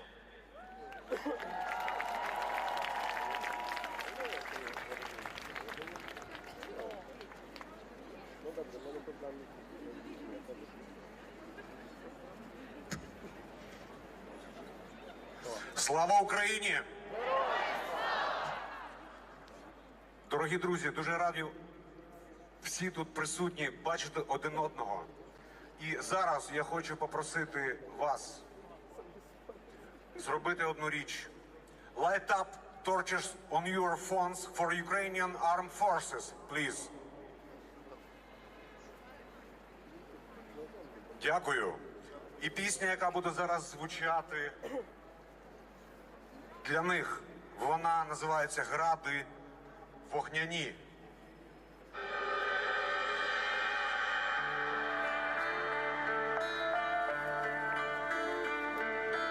На світанку тануть, як дим,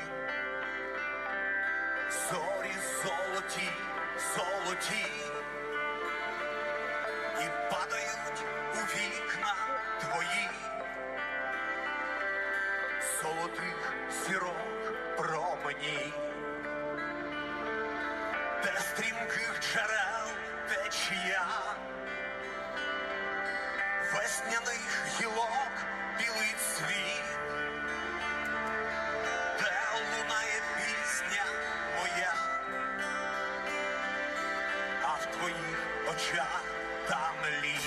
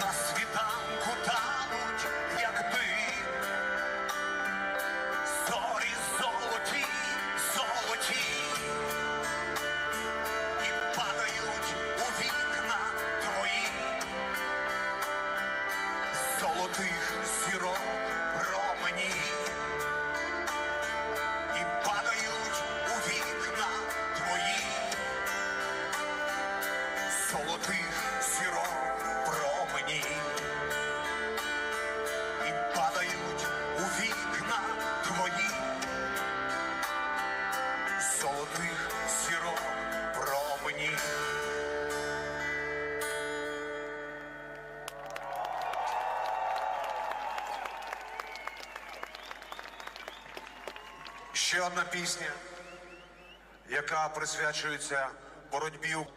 Їй вже 20 років. Це пісня двох отців і також цієї війни. Don't sleep my native lands.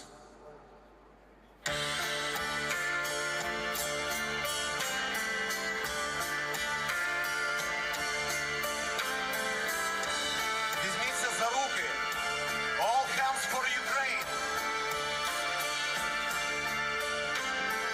Я тобі скажу, де квітне дивний сад, де срібляста ніч тремтить у темних водах, у далекий край лежить нелегкий шлях, доки хижа ніч кружля по колу. Не спи, моя рідна земля, прокинься, моя Україно, відкрий свої очі у світлі далеких зірок. Задивляться з темних небес загиблі поети й герої, всі ті, що поклали життя за майбутнє твоє.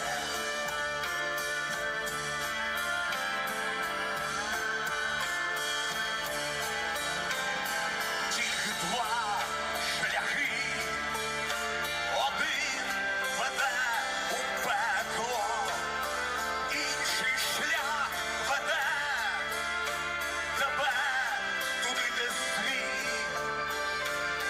Щоб знайти цей шлях, послухай своє серце, твоє серце знає, як його знайти. Не спи, моя рідна земля, прокинься, моя Україно, відкрий свої очі у світлі далеких зірок. Задивляться з темних небес загиблі поети й герої, всі ті, що поклали життя за майбутнє твоє.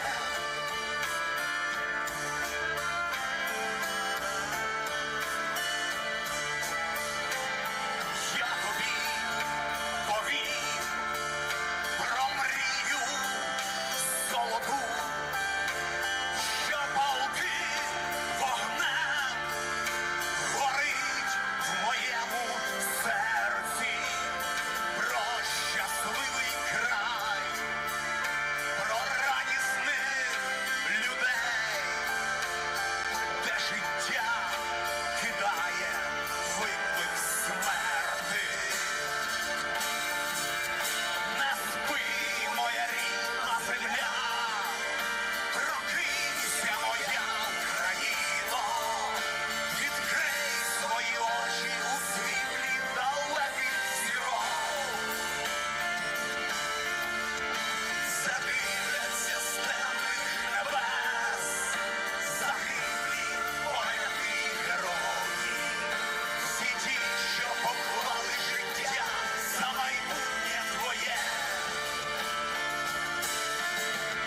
Не спи, моя рідна земля, прокинься, моя Україно, відкрий свої очі у світлі далеких зірок. Задивляться пильно з небес загиблі поети й герої, всі ті, хто так вірив у світле майбутнє твоє. Слава і подяка героям України! Now Ukraine is a very strong bloody castle between the world of evil and the world of free people. Слава Україні!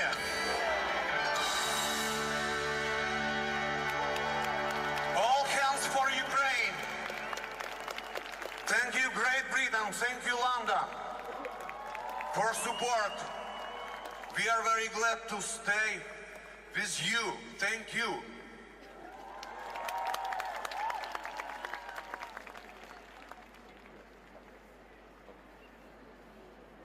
І те, що я сказав всередині, друзі, можемо взятися один одного за руки. Один одного за руки. Цей флешмоб має бути по всьому світі. Всі руки для України. All hands for Ukraine. Дякуємо. Thanks.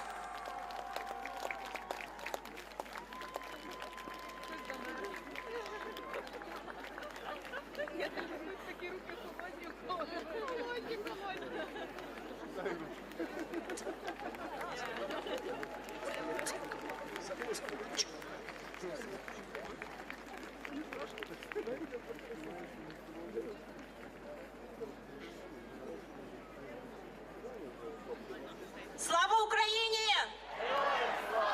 Слава нації! Україна! Україна! Україна! І найкращим захисникам та захисницям України тричі! Дорогі друзі, сьогодні не лише третій рік повномасштабного вторгнення, а 11-й рік війни. Ми дуже заохочуємо кожного підтримувати Україну не тільки сьогодні, а кожного дня. Ми збираємо донати на гуманітарну допомогу. Це зареєстрована благодійна організація British Ukrainian Aid. Ви можете відсканувати QR-код і задонатити на швидкі допомоги для наших захисників. Це надзвичайно важливо, будь ласка, нас сьогодні так багато. А знаєте, скільки зібрала благодійна організація? Всього лише 100 фунтів. Будь ласка, відскануйте QR-код і зробіть донат, зробіть добру справу сьогодні. Dear friends, I'm just here to remind everyone that tonight, today, it's not just the third year of full-scale invasion. Ukraine has been fighting Russia for 11 years now. And we're raising funds for Ukraine and Ukrainians in need every day. British Ukrainian Aid is a registered charity, so you can scan the QR code just here and donate. There are so many of us here tonight, and unfortunately only £100 has been raised so far. So please scan the QR code. This is all going to go towards humanitarian aid to repair and buy ambulances for our defenders. And now, like I said, since the war has been going on since 2014, there are thousands of Ukrainians kept in Russian jails. It is an unfortunate number, and I'm privileged and honored right now to introduce two British men who are former prisoners of war. Sean Pinner joined the Ukrainian armed forces. He endured and survived the horrors of Russian captivity. John Harding was a medic who also likewise endured the horrors of Russian captivity. These men are true heroes. Please welcome them. І я повторю українською, друзі, я маю за честь представити на цій сцені Шона Пінера та Джона Хардіна. Вони пережили російський полон. Шон приєднався до Збройних сил України, а Джон був медиком. Ці люди справжні герої. Давайте поаплодуємо їм за те, що вони пережили.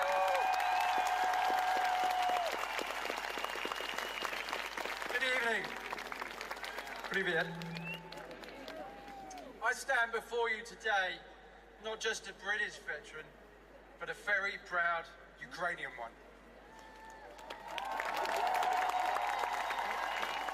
And John.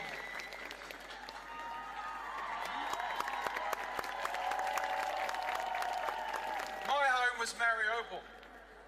On the opening day of the invasion, together with John, we defended the city for 7 weeks. My home was Mariupol. My family's Ukrainian. My wife's Ukrainian.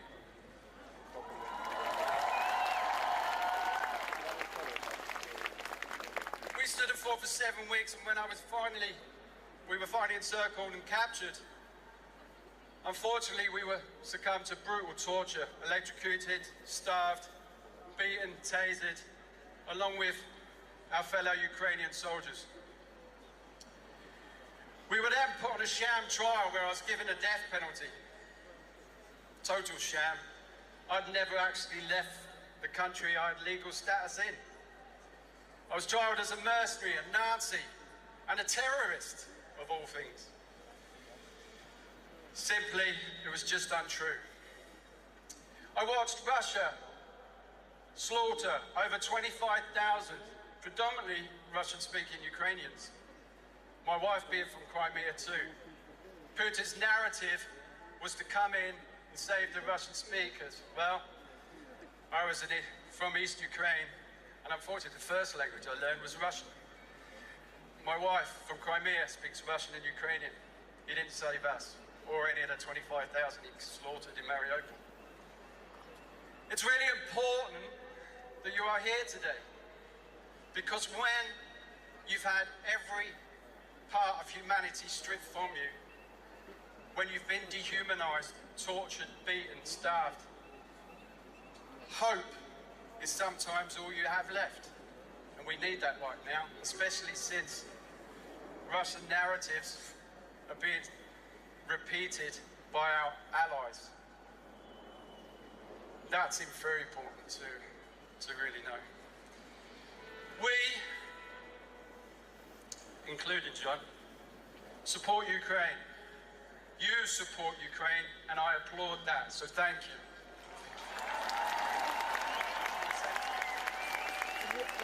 Slava Ukraine.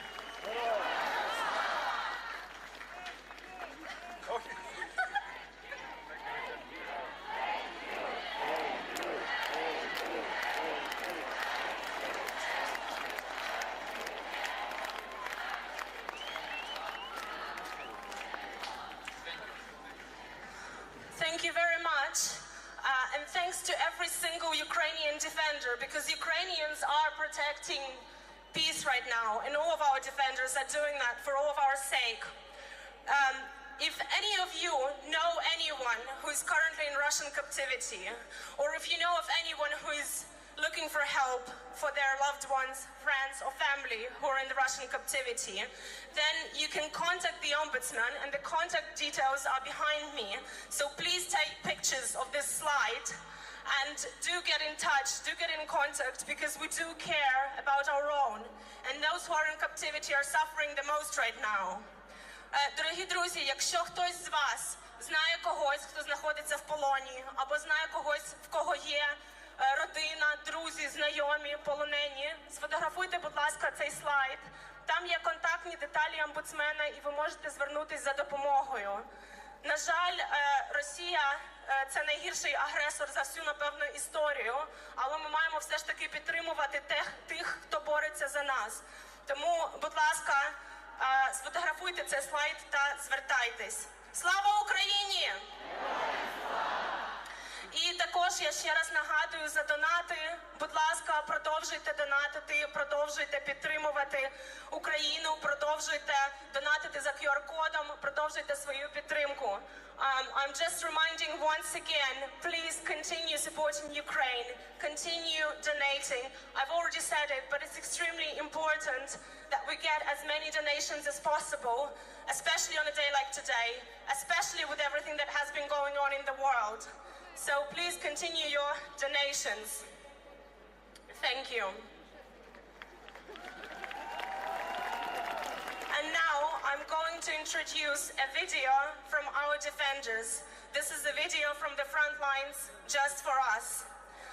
Зараз, друзі, буде відео від наших захисників. Будь ласка, дивимось відео. This war together. If Russia stops bombing, will be no war. If us Ukraine stops fighting, will be no Ukraine. We defend our independent country.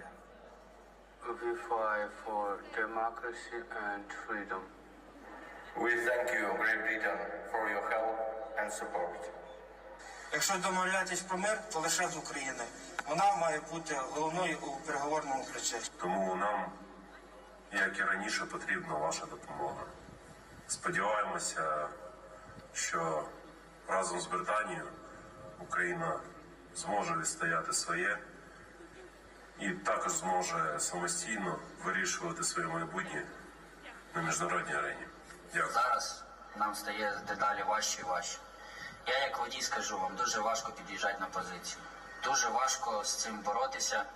І нам не вистачає нормальної, адекватної, як в якості, так і в кількості зброї. Нам дуже важко стає. І повірте, коли ми сидимо на позиціях, захищаючи нашу країну, захищаючи наші домівки, і чуємо, як происходять всі перемовини про Україну без України, то нам хочеться трошки прийти і сказати: схаменіться, будь ласка. Бо як можна вирішувати про країну, яка воює, яка страждає кожен божий день, без неї? Це не є правильно.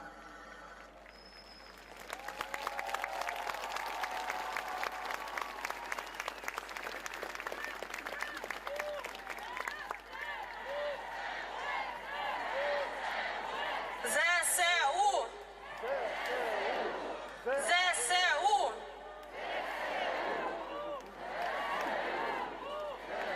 And now I'm here to introduce Volodymyr Pavlyuk, who is the head of Association of Ukrainians in Great Britain. They've been doing this for years. They've been supporting Ukraine since the war started in 2014 and obviously for the past 3 years. Я представляю на цю сцену Володко Павлюк, який є головою Асоціації українців Великій Британії. Вони підтримували Україну дуже багато років, також з 2014 року і за останні 3 роки. Very welcome.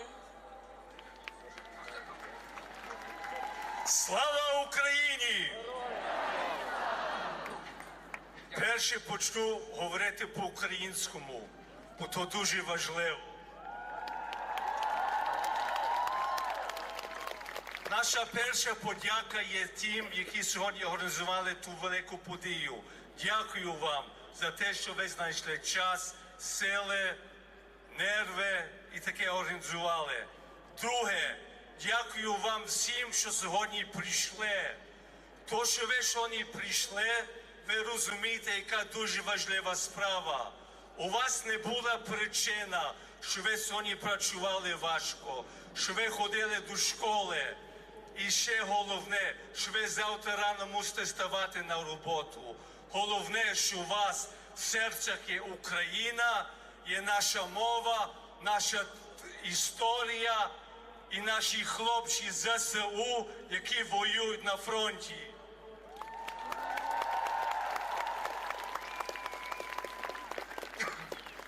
Пам'ятаємо всі, ви є представники української держави в діаспорі. Ви є наше обличчя, чи то на роботі, чи то на школі, чи на метро, де ви б не були, то пам'ятайте, що ми знали, за що ми воюємо, знали нашу історію, знали наші звичаї і пам'ятаємо, наш перший обов'язок є перемога, тоді буде мир. І як Наталя згадала перше по Вінстон Черчилль. Вінстон Черчилль їхав по терені, їхав за кордону і показував ті палці. То означає перемога, а то для Путіна.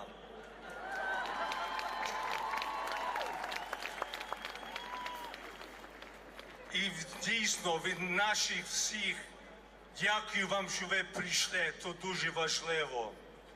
Dear friends of Ukraine, dear supporters of Ukraine, first and foremost, thank you for supporting us, for standing with us. And just a few words from what Stephen said. To our, well, not, maybe your friends, maybe not, to the Trump administration across the pond, to certain states here in Europe who doubt what we are fighting for, who doubt for we are standing for. First, go and visit the destroyed towns and villages in Ukraine. Go and speak to the men and the women who are fighting in the trenches. Go and speak to the families who have lost loved ones. Go and speak to the men and women of the Ukrainian armed forces who have lost limbs. And finally, go and visit the hundreds of cemeteries in Ukraine where you will see those young men and women who have laid down their lives for Ukraine. They laid down their lives not for a buck, not for a dollar, but from freedom and liberty. Slava Ukraini!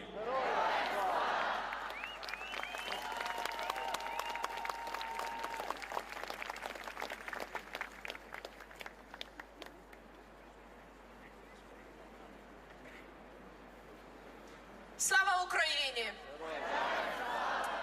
Dear all, we know what price Ukraine pays for its freedom. Tears, blood, lives, thousands of being prisoners of war, torture. Right now our brothers and sisters are on the front line. Дорогі друзі, ми всі знаємо, яку велику ціну платить наша Україна за свободу, за незалежність, сльози, кров, полон, загибель, поранення. Єдине, що ми можемо зробити зараз, і це не просто ми хочемо, не хочемо, ми маємо. Ми маємо стояти разом з тими братами і сестрами, які зараз на фронті. Ми маємо їм допомагати. Ми маємо донатити. Ми можемо сьогодні задонатити на швидкі допомоги. Ми можемо задонатити в різні фонди. Але головне не бути байдужими. The only thing that we can actually do to help our brothers and sisters is donate, is help them. Because otherwise, they are simply giving up the best what they can. Their health and their lives. And we cannot just stay aside and do nothing. They really need our help. So, as it's been said by other speakers, today we are raising funds to equip 11 ambulances that has been kindly donated by London Ambulance Services to us. Як вже було сказано, сьогодні ми збираємо кошти на обладнання 11 швидких допомог, які з великої щедрості нам передали система Британії Лондону. І ось QR-код на виходах теж ви будете мати можливість задонатити. It's been a difficult time for Ukraine. Last 11 years been unbelievable. Останні 11 років настільки були для нас болючими. But Ukraine and Ukrainians have never lost their spirit. Але ми ніколи не втрачали нашого духу. І українська пісня завжди була однією з тих речей, які піднімали наш дух.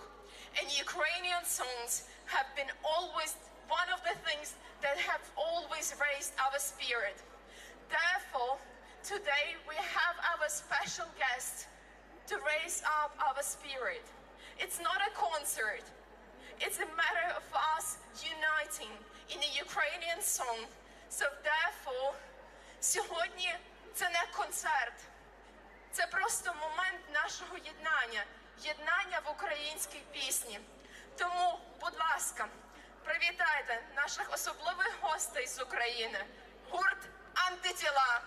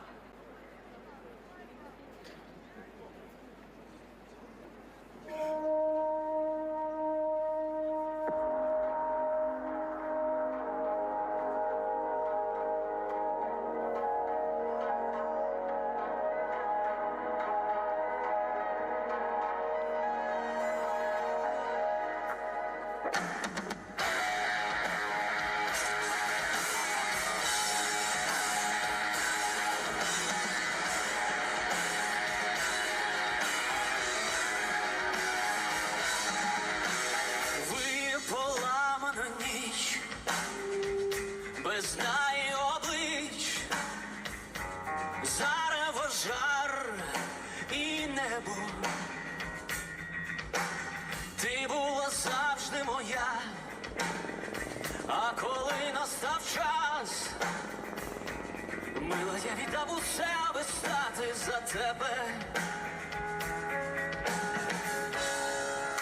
Допоки є і серце б'є.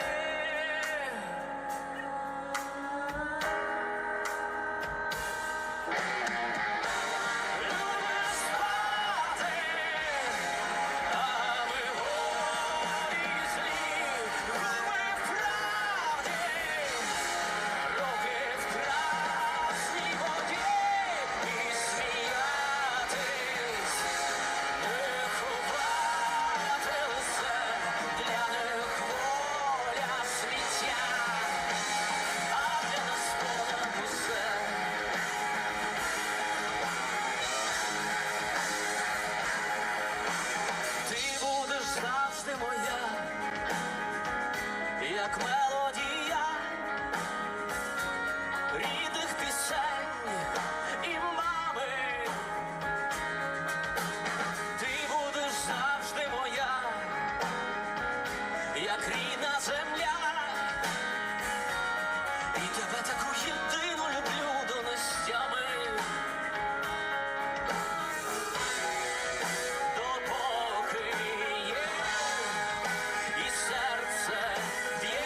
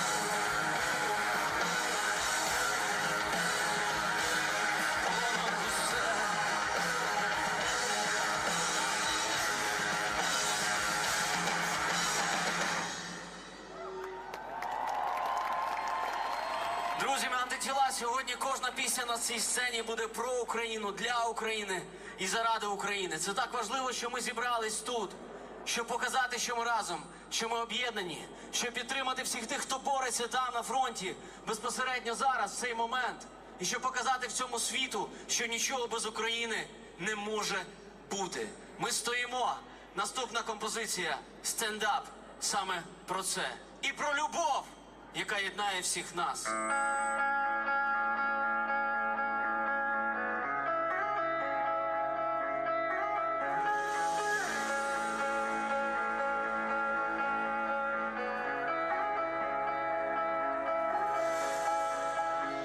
Вона сумує над горами неважливих речей. Вона сумує над забавами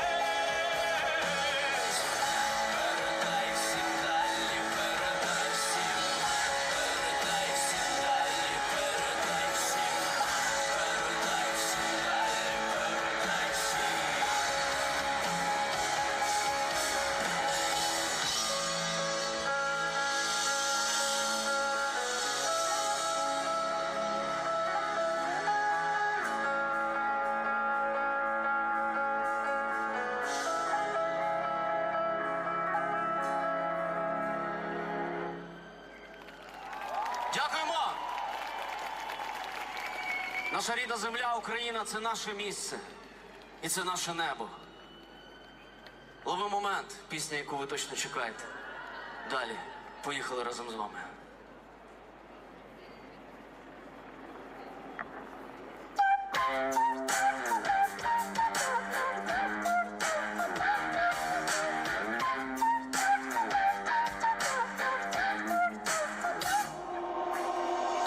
Заглядай у очі, лови на телефон.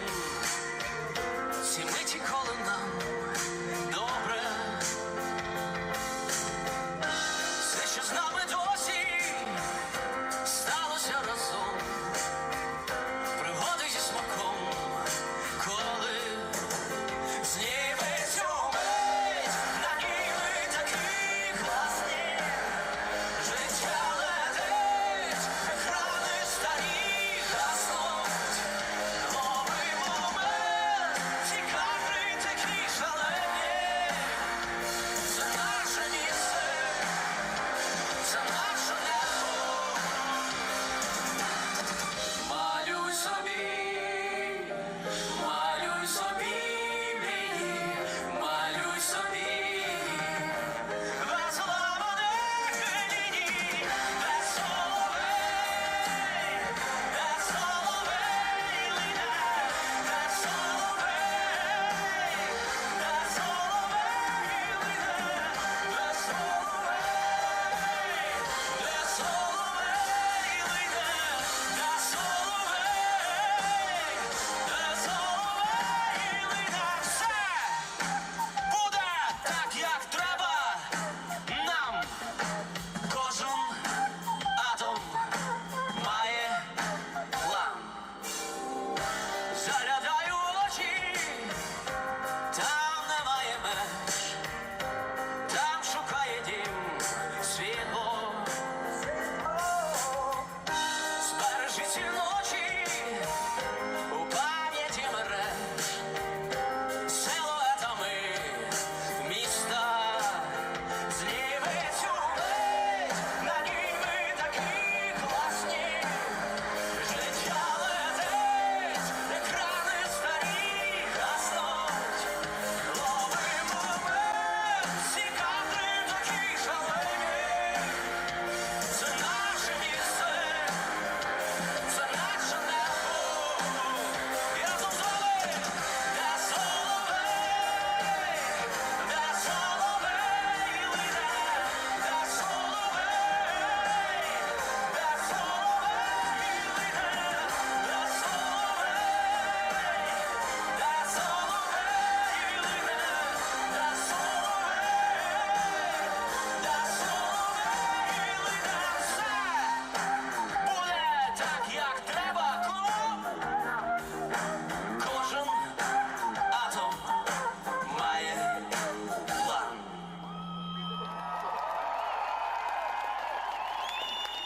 Нічого не бійся. В кінці сценарію хеппі-енд. Якщо навіть часом човен вітер гойдає, нічого не бійся. Тому що там, де ми є, по-іншому бути не може. Далі разом з вами, там, де ми є. Українці, Трафальгар, поїхали! Можна трошки гучності від вас?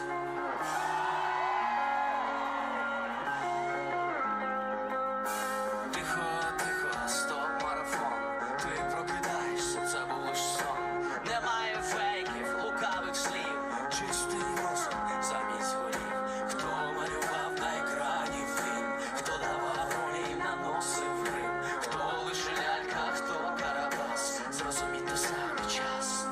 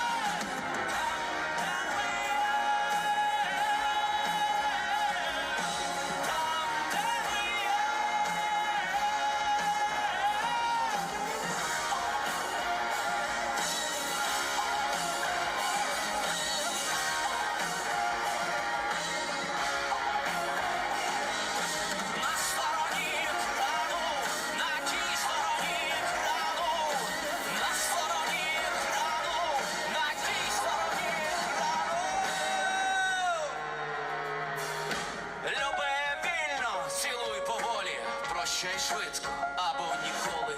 Часу мало маєш дійти. Хочеш правди, мусиш знайти. Люди далі прокидаються, люди далі не ховаються. Нова глибина напроти нас. От такий цікавий час. Всі! Часом виє вітер і човен на воді подає.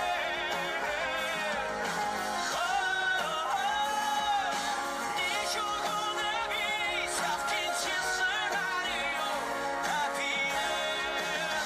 І всі там, де ми є,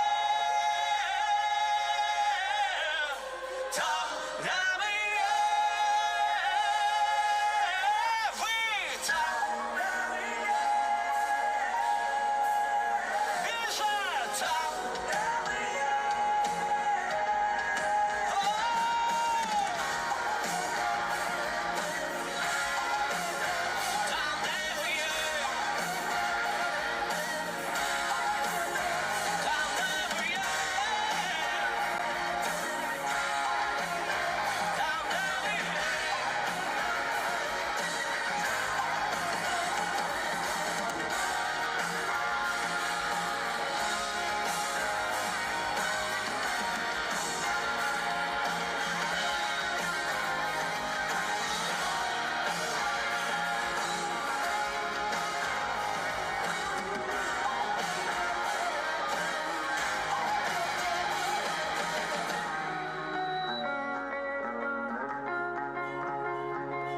І всі разом там, де ми є,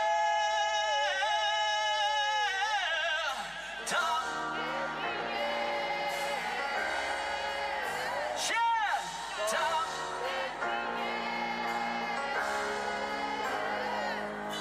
там, де ми є.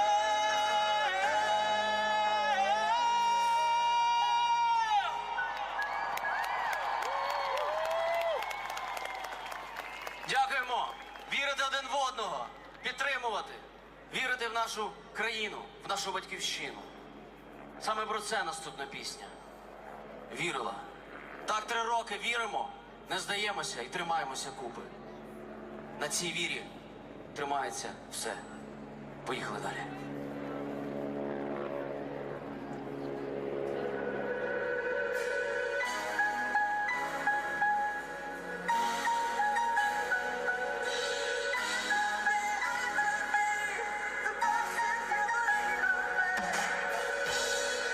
Тримай мене міцно, бо раптом на висоті.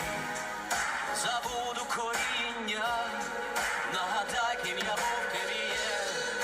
Любим мене ніжно, і в час, коли низько ми впадем незалізні, і я знайду сили, стану стіною за тебе на славі світів. Я знайду сили, я буду поруч з тобою.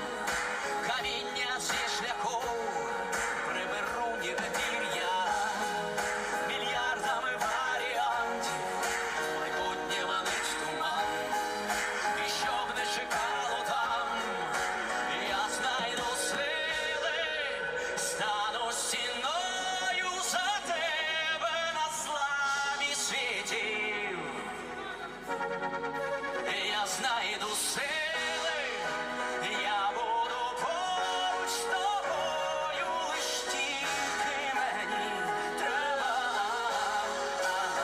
щоб ти вірила, вірила в мене, вірила,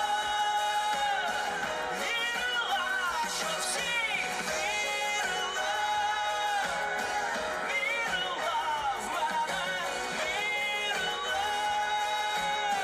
вірила.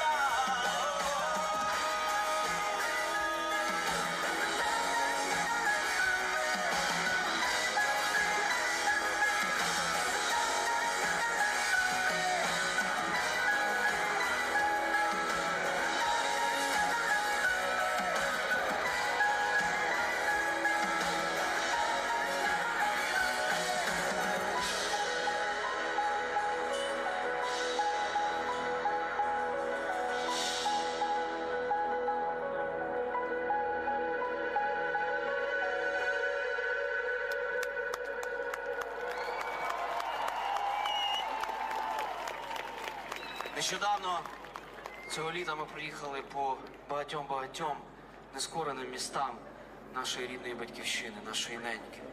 Ми були і в Херсоні, були в Одесі, були в Тернополі, були в багатьох містах, де є Україна. І обов'язково приїдемо в ті міста, де поки ще її фізично немає, але обов'язково буде. Це і Луганськ, і Донецьк, і Ялта, і Маріуполь. Я впевнений, тут багато українців звідти. Ми це зробили для того, щоб зняти відео на нашу найновішу пісню. Вона називається «Вдома». І де би не були, де б ми не подорожували, куди б доля не жбурляла нас, все одно пам'ятаємо і відчуваємо, що вдома небо синє-синє. Вдома в небі воля дихає. І найважливіше – всі свої. Вдома разом з вами. Поїхали.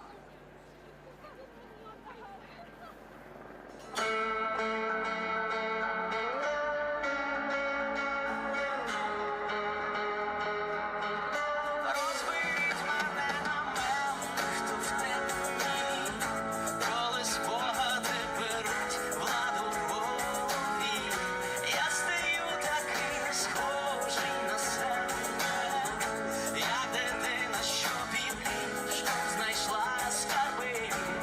Привіт,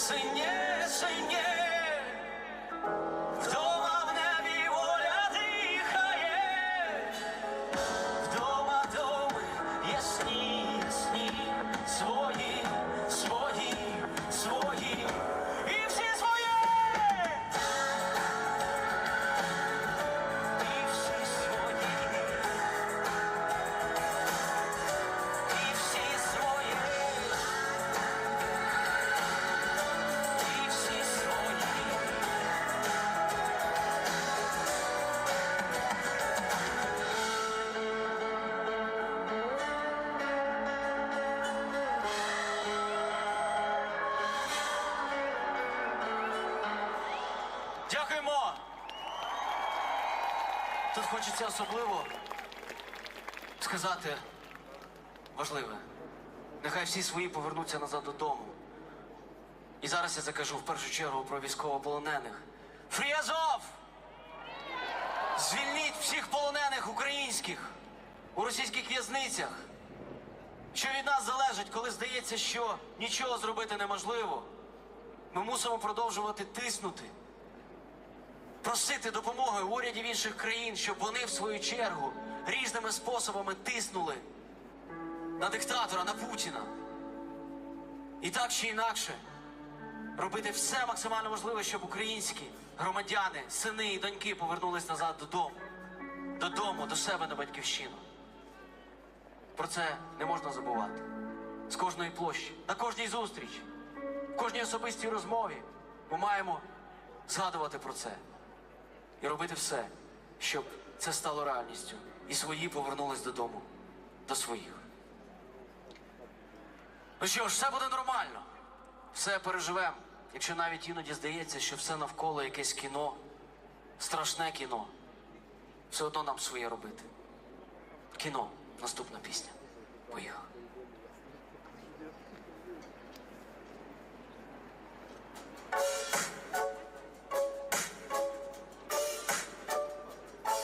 Кіно – це все як із кіно. Давно на нас хтось тестить новий світ. Ще раз я вас, я бачу дежавю в кімнаті на краю. Будіть мене, мабуть, я сплю. Мама, на лице бандана, ми ж не дали ламан. Один раз живем, живем, живем, живем. Мама, чили, чили, мама, все буде нормально. Все переживем, живем, живем, живем. В куток, браваду, куток, кураж, погас. На паузі мій персонаж. Хто ми і в чому тут резон? Як відповідь знайдем, то все переживем разом. Просто маленькі люди. Чи просто такий сюжет? Мама, на лице бандана, ми ж не дали ламан. Один раз живем, живем, живем, живем. Мама, чилим, чилим, мама, все буде нормально. Все переживем, живем, живем, живем.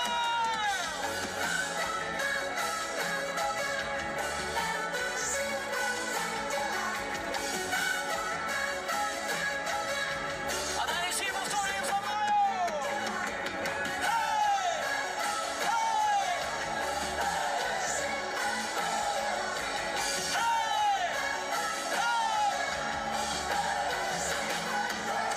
Мама, на лице бандана, ми ж не дали ламан.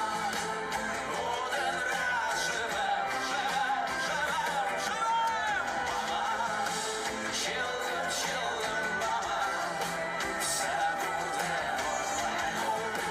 Все переживем, живем, живем, живем.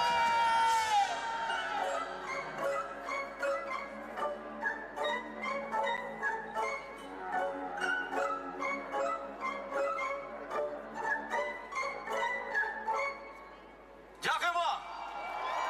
Україна є, Україна живе. Все переживемо, якщо будемо триматись разом.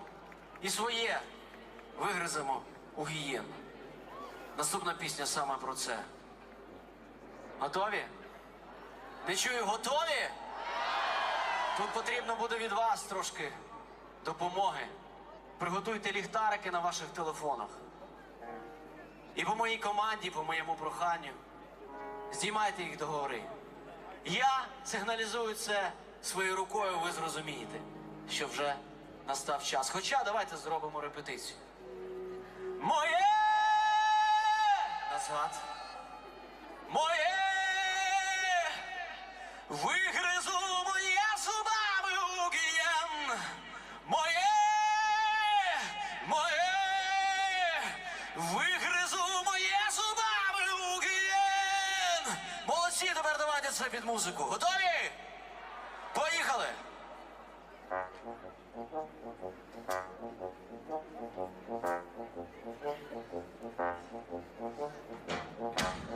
В цих трюках не лишити бруки і зберегти б лице і брюки. Банальну совість, одну штуку.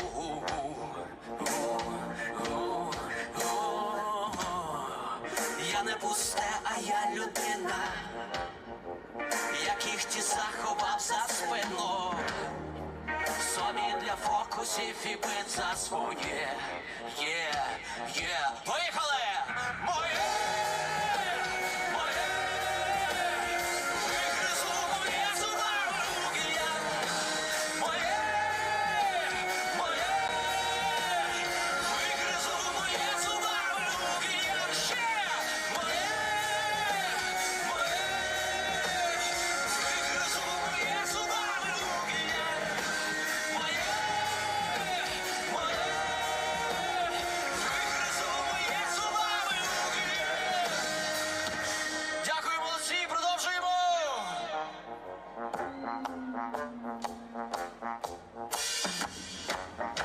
Я знову вигребу за тебе, а ще за того, в кого хребет. Блідий кисіль і хата з краю.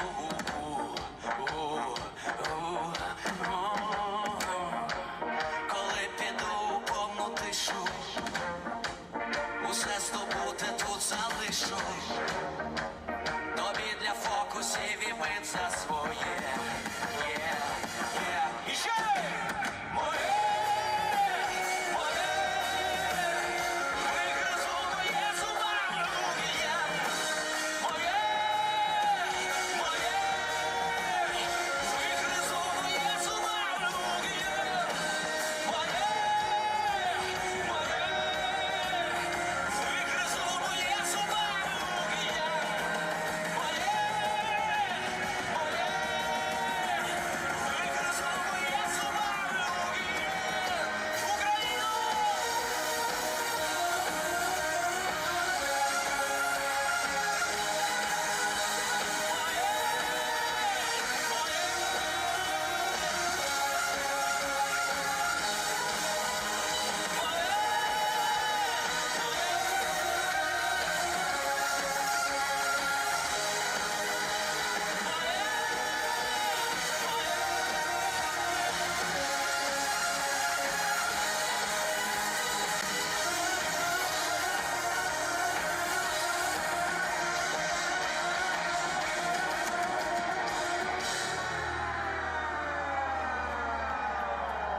Не чую вас!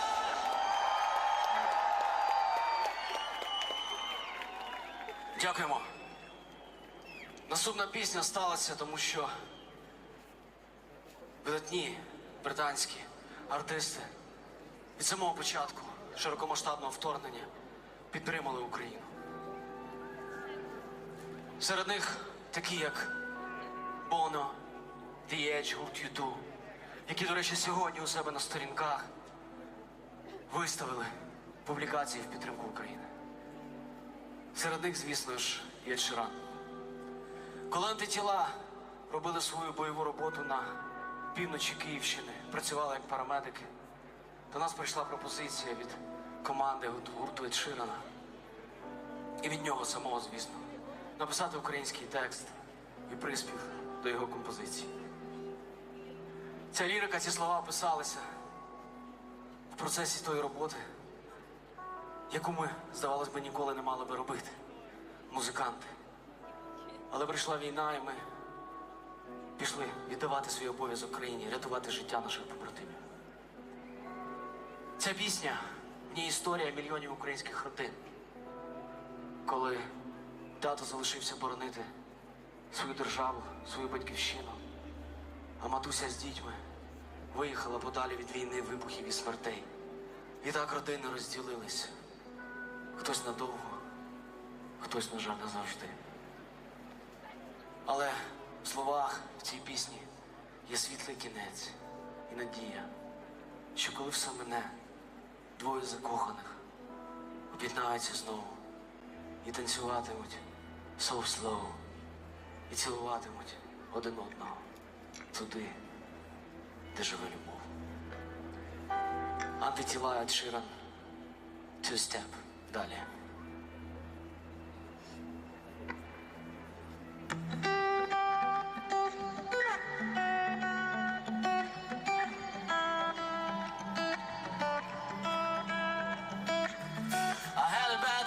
Spent the evening pretending it wasn't that deep. You can see in my eye that it was taking over. I guess I was just blind, I caught up in the moment. You know you take a lot of stress right now.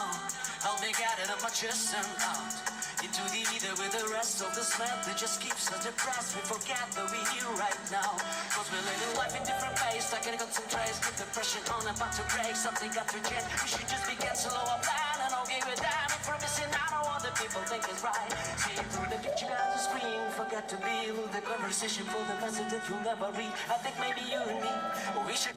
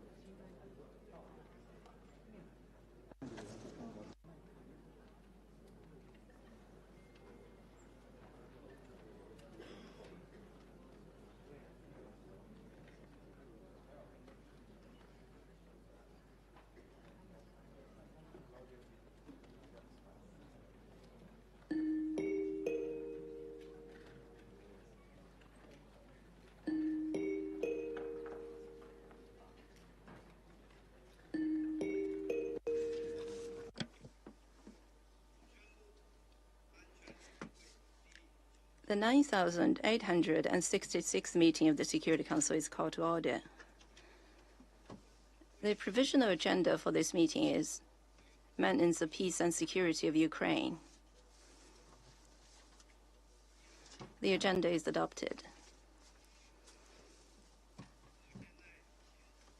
I now give the floor to the representative of France. Monsieur le Président. President. The file before us today, 3 years day to day after the large-scale invasion of Ukraine by Russia, calls on the Security Council to be united. It would call, at the very least, for this Council to take the time to undertake true negotiations in a spirit of confidence and with the necessary serenity to discuss such a situation that is essential to European security and to collective security, as well as to international peace and security. We wish to express our concern with regard to the fact that the draft text submitted to us was introduced without real negotiations among the members of this Council. That is why I am honored to present on behalf of France, the United Kingdom, Denmark, and Greece a motion to postpone this session with regard to Article 33 of the provisional rules of this Council until the 25th of February at 3 p.m. so that we can take the necessary time to examine this matter. Thank you. I thank the representative of France for the statement. I now give the floor to the representative of the UK. Thank you, President. I wanted to say that we strongly support the request made by France to adjourn this meeting until tomorrow at 3 o'clock. We note that the draft resolution, authored by the United States, was circulated late on Friday evening without consultations, depriving Council members of the opportunity to fully consider and negotiate the text. We would urge colleagues to vote in favour of the request to adjourn the meeting under Rule 33 of the Provisional Rules of Procedure, noting that there has been a precedent for such a request. I thank you, President. I thank the representative of the UK for the statement, and I'll give the floor to the representative of the US. Thank you, Mr. President. The United States strongly opposes the proposal to delay voting on our resolution. I would note that the United States already acceded to the request of some members of the Council to delay this meeting because we had originally requested to have the meeting convened this morning. And as we just discussed in consultations, numerous consultations did take place between the United States and every single mission represented in this Council. The United States drafted this text to mark the commitment of the United Nations and the Security Council in particular to bringing a durable end to the war in Ukraine. Our resolution is simple, straightforward, and focused on the future, not the past.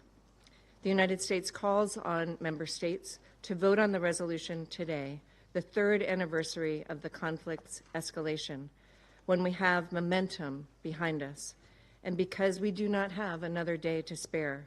Every day that goes by without peace means more people dead, more destruction, more misery.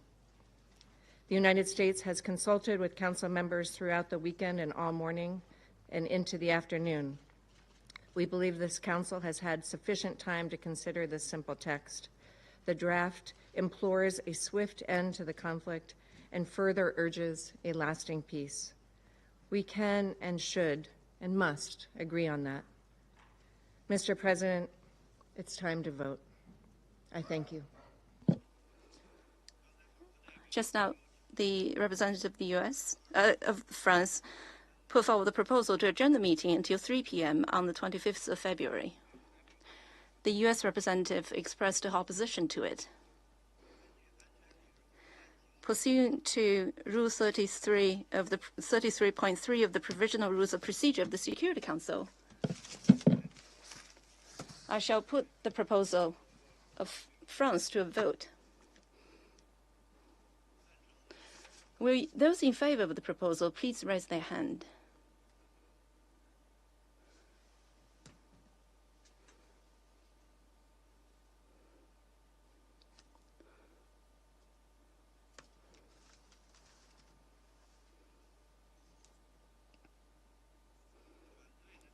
Those against?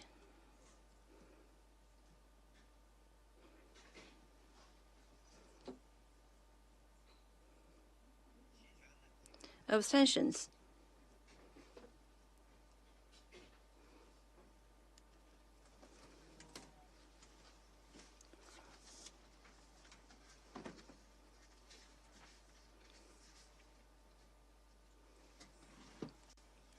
The result of the voting is as follows.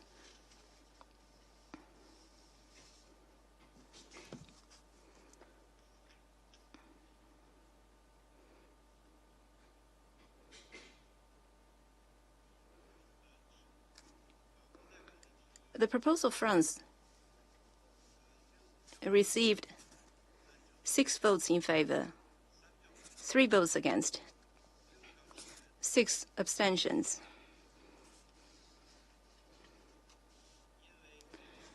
The proposal is rejected, having failed to obtain 9 affirmative votes.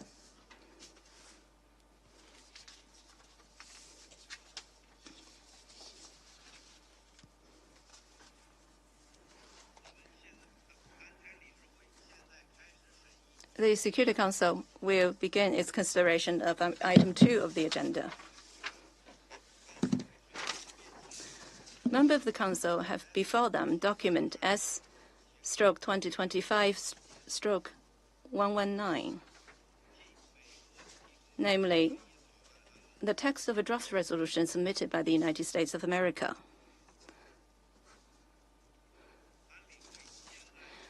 The Council is ready to proceed to the vote on the draft resolution before it.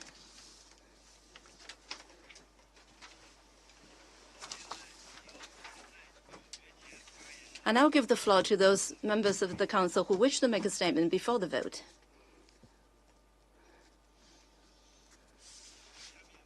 I now give the floor to the representative of the U.S. Thank you, Mr. President. And I would like to thank the Presidency for scheduling this meeting today. Today, we stand on the precipice of history with a solemn task: creating conditions to end the bloodiest war on the European continent since the successive cataclysms that spurred the creation of this Council. In June of 1945, the nations of the world stood together, bloodied from 2 brutal wars, and made a decision. On the day we signed the UN Charter, we cast aside despair and chose hope. We set aside hatred and chose reason. And most importantly, we turned away from the death march of war and charted a path to peace. It is time for us to bring the UN, and specifically the Security Council, back to its original purpose: the maintenance of international peace and security, including the peaceful settlement of disputes.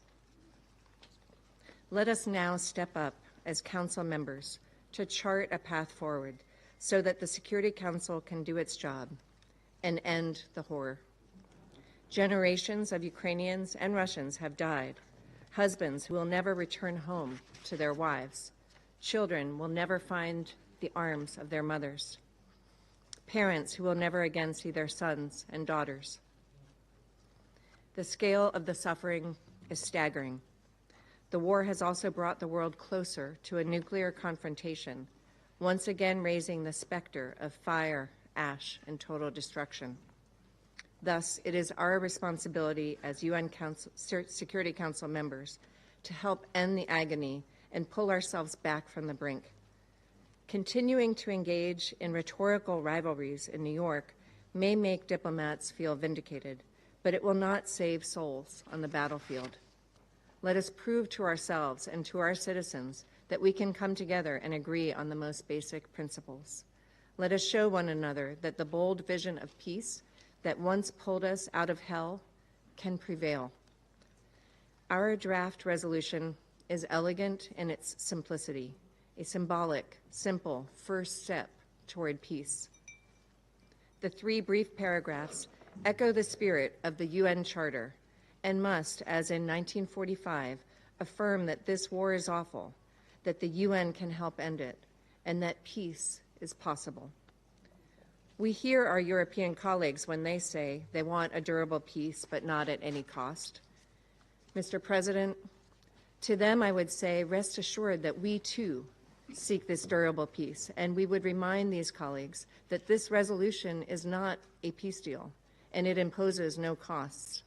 Rather, this resolution represents the path to peace. We urge all Security Council members to join the United States under the bold leadership of President Trump in this effort to vanquish the scourge of this war. We urge all Council members to join us on this path to peace. As a final note, the United States has called this meeting, which has already, with U.S. assent, been rescheduled once. I thank you, Mr. President. I thank the representative of the U.S. for the statement. Now I'll give the floor to the UK. Thank you, President. We are introducing amendments on behalf of Denmark, Greece, France, Slovenia, and the United Kingdom. There can be no equivalence between Russia and Ukraine in how this Council refers to this war. Russia chose to launch a war of aggression against a sovereign state, costing hundreds of thousands of lives. The Council must be clear on this to find a path to a sustainable peace. We must also be clear that peace must respect the UN Charter and Ukraine's sovereignty and territorial integrity within its internationally recognized borders. These are core principles.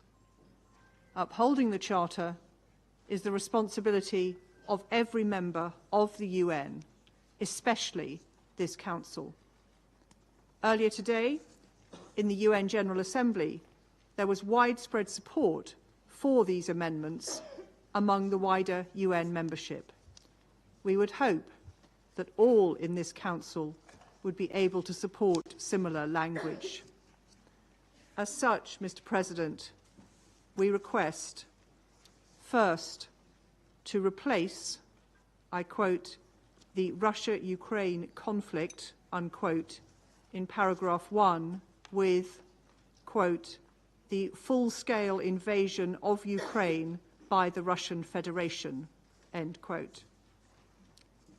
Second, to insert a new preambular paragraph 3 to read as follows, quote, reaffirming its commitment to the sovereignty, independence, unity, and territorial integrity of Ukraine within its internationally recognized borders, extending to its territorial waters. Third, and to amend the operational paragraph so it would read, quote, implores a swift end to the conflict and further urges a just, lasting, and comprehensive peace between Ukraine and Russia in line with the UN Charter and the principles of sovereign equality and territorial integrity of states, end quote. I thank you, President. I thank the UK for the statement, and I give the floor to France. Monsieur le Président. Mr. President,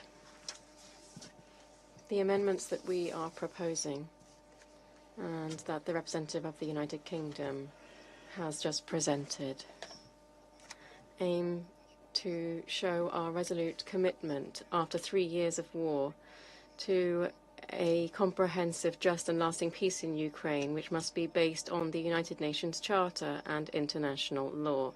Peace which must respect the sovereignty, the territorial integrity, and the independence of Ukraine.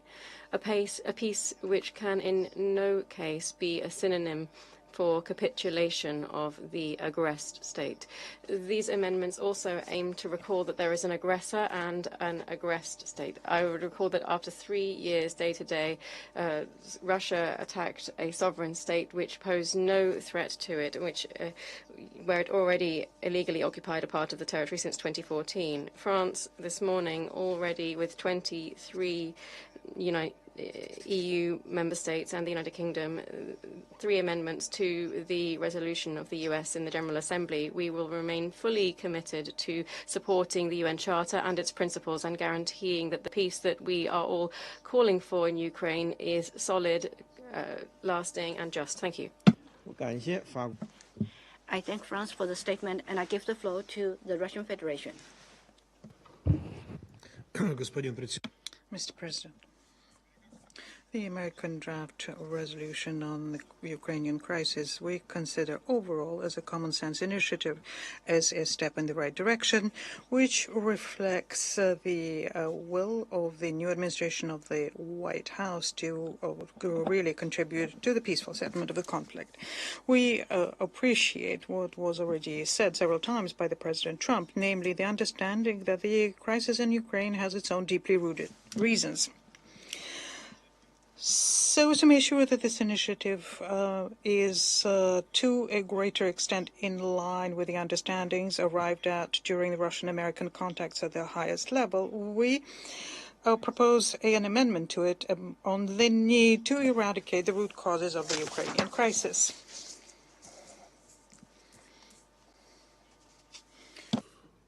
After swift end of the conflict, insert including addressing its root causes. Without this, it will be impossible to attain a lasting and sustainable settlement. It will not be possible to arrive at a settlement that's talked about in the only operative paragraph of the document. We also have a second amendment, which is a more accurate reflection of the agenda item and the nature of the crisis. We propose that in the first preamble paragraph, we talk about the conflict around Ukraine, and in the only operative paragraph, we talk about the lasting peace in Ukraine. Russian Federation-Ukraine conflict with conflict around Ukraine, and in the operative paragraph replaced between Ukraine and the Russian Federation within Ukraine. We cannot agree with the interpretation of the conflict as an exclusively two-way confrontation, whereas it has become clear a long time ago that its Western and first of all European sponsors are working through the Kiev regime. For them, presenting this as a Russia-Ukrainian conflict is a very convenient view of the world. It's very comfortable to hide behind that. Otherwise, they would have to acknowledge the unseemly role they've played in the genesis of the Ukrainian conflict. And we call on the members of the Council to support these amendments. As regards the amendments submitted by the European countries, well, they quite clearly replace the essence of the American text. They make it into yet another anti-Russia ultimatum in the spirit of the Bergenstock process. We are going to vote against them and call upon others to follow suit. I thank you.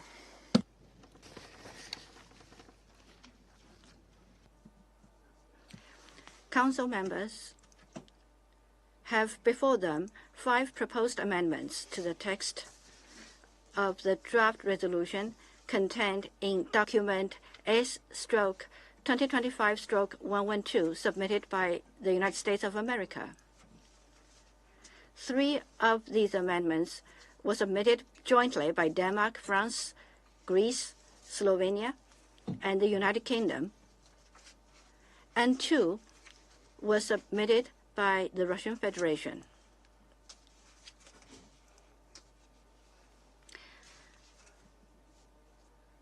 Rule 36 of the Council's Provisional Rules of Procedure states the following. If 2 or more amendments to a motion or draft resolution are proposed, the President shall rule on the order in which they are to be voted upon. Ordinarily, the Security Council shall first vote on the amendment furthest removed in substance from the original proposal, and then on the amendment next furthest removed until all amendments have been put to the vote. But when an amendment adds to or deletes from the text of a motion or draft resolution, that amendment shall be voted on first. Accordingly, I intend to put the proposed amendments to the vote first.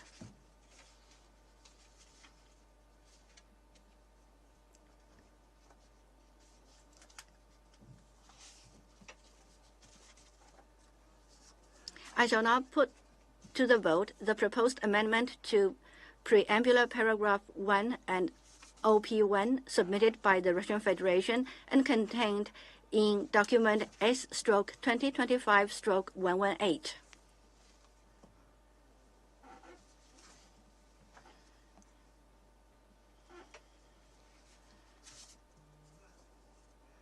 Will those in favor of the proposed amendment contained in document S/2025/118 please raise their hand.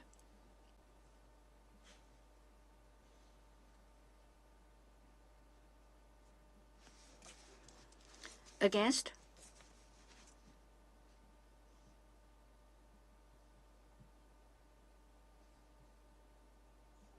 Abstentions?